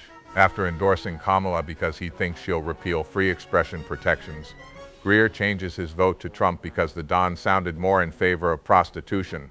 Russell suggests Kamala pay off her campaign debt through prostitution. He even tries crunching the numbers to show how long it would take. Super classy. Russell sucks at math. February. Despite all his legal battles and claims of poverty that makes it so he doesn't have to pay basic court costs, Russell talks openly about paying prostitutes for their services for around $5,000 a year. He complains that these undue burdens have forced Greer to engage with prostitutes illegally, as they are cheaper and don't smell of smoke. He also You got God to narrate the Russell video. Oh yeah. Nice job. On Russell's 34th birthday, it wasn't cheap. He visits the ruins of Dennis Hoff's whorehouse. The remnants of the stallion. What happened was, well, I'll let Russell explain. Wow. I needed subtitles. There used to be a brothel here. It's all gone. It's demolished. Those bastards. Yeah, this is the remnant of the Logan South. You know, you can be religious, I don't care. But if your religion thinks it's a good idea to lie in your business deals, to get property, just to demolish it, then fuck you and fuck your religion. Okay? This is why I hate Christianity. Fuck Christians. God damn it. Wow. It's all demolished. No. I will avenge you, Dennis Hoff. What did I use? It's a Pinocchio. Well, it's a voice box inside Pinocchio. Pinocchio is a program that you can run on your computer that you can load a bunch of different AI models into. And one of the popular ones is called VoiceBox. It allows you to upload a reference voice clip, and you can type in any like text to speech you want. It's very convenient, very quick, and very customizable. You can use a whole lot of different TTS LLMs. Right there. It's called the Cherry Patch Ranch. Yeah, like I could use 11 Labs, but that would cost money, and I'd rather not. So I just run a local model.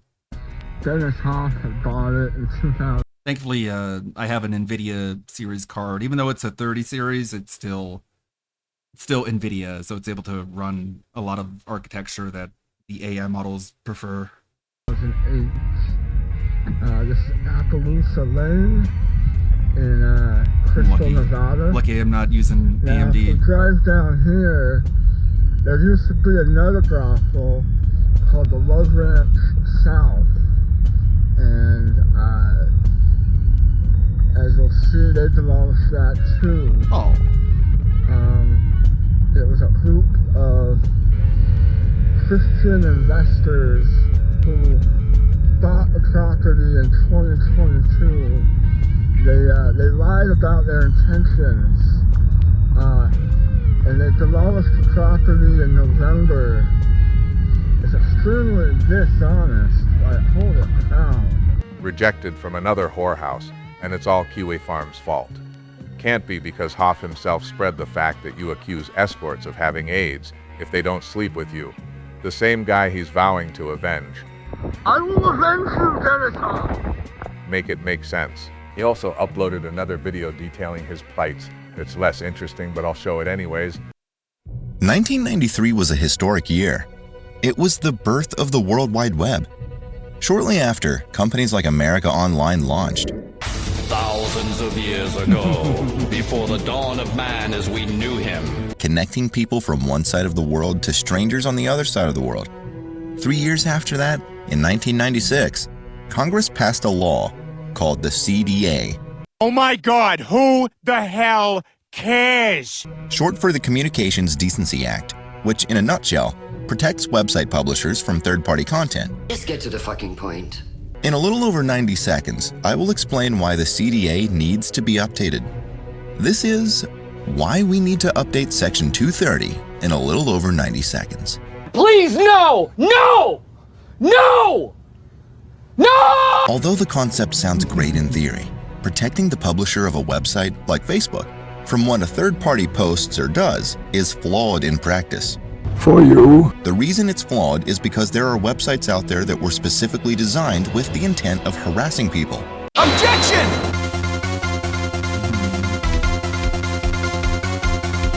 However, since the CDA is law, the owner of these websites can point to the law and say that they're a publisher and claim ignorance and also claim protection of the laws. Yeah, that makes sense.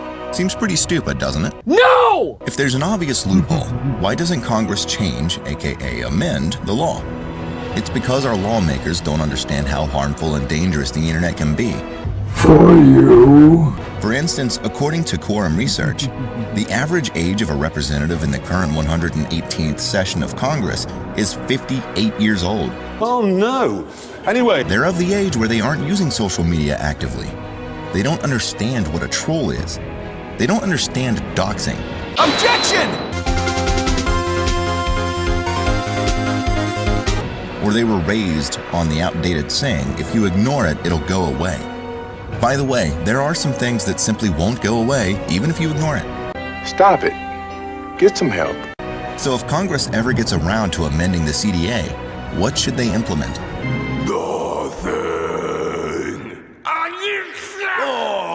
Congress should allow victims of defamation or embellished statements that aren't factually backed by a verified source to be able to sue a website if said website refuses to remove the content. Shut up, bitch! The law already narrowly allows for this copyright infringement. Obviously, there should be exceptions to this, like if a person posts a verified news article or court document. Shut up! Oh my God, I don't care! Further, a right to be forgotten law needs to be created. A person should have the right to ask a search engine to remove outdated information about them. Gay! Europe, in some parts, already allows this. No! All of this leads to the final point. Since Congress has dragged their feet on implementing these changes or enacting new laws, I've taken it upon myself to change the law through a political action committee. You can find out more about the PAC at www.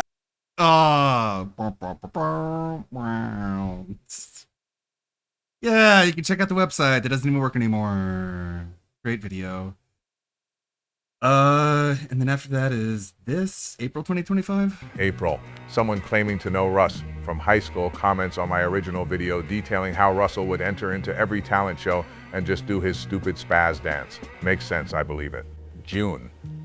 The lawsuit between Greer and Kiewit Farms has gone on for so long that it's being cited in Supreme Court cases. All right, so all of this leading up to here. Oof, a lot of footage.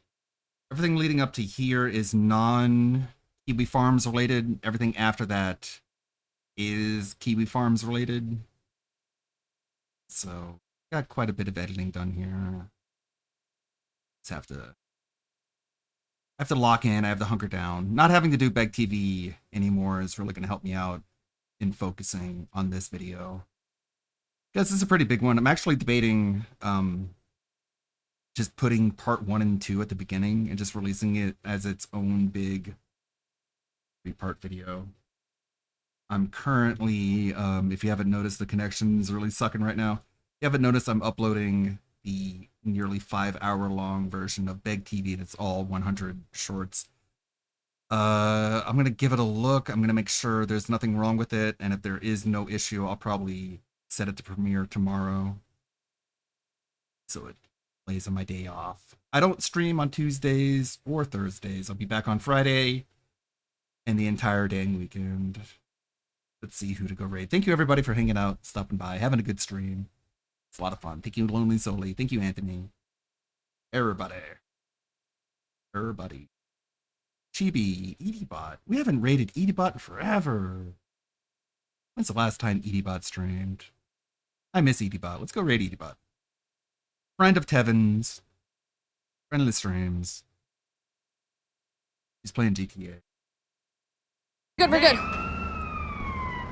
good. We're good. We just got a little turn here. Excuse me. With a good one, catch away. Enjoy your Thursday. I'll be back on Friday. Friendly hello. Thank you everybody's hung out. Thank you, Anthony. Kuranox. Effective Cyclops. Lonely Soli. Okay. Glorio. Guys, this is the run. With a good look, Why are you changing lanes right then and there? Why are you changing? What are these psychopaths doing? You fucking asshole. You all had to change lanes?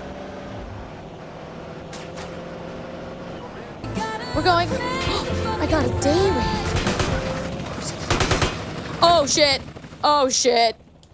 Guys, this mission's pissing me right off. Hold on, can I have your card? Oh, it's the cops. Okay, give me your card. Come on. Come on, open up. Come on, let's put some sequins on my helmet. Raid 1 second. Here we go. Okay, one shot, one opportunity. This is it.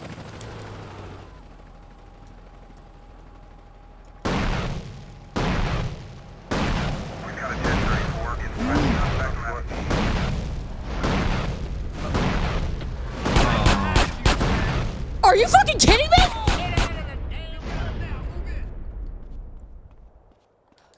Not a single one. Not a single one. Not one. Ludwig? Hey!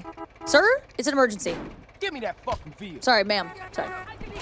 Ludwig, what were you playing? Hi. Sorry, it's a little hectic right now. I desperately would like to finish this mission. Yep, fastest vehicle. I could find. I was trying to lead it. I was. I did it a couple times.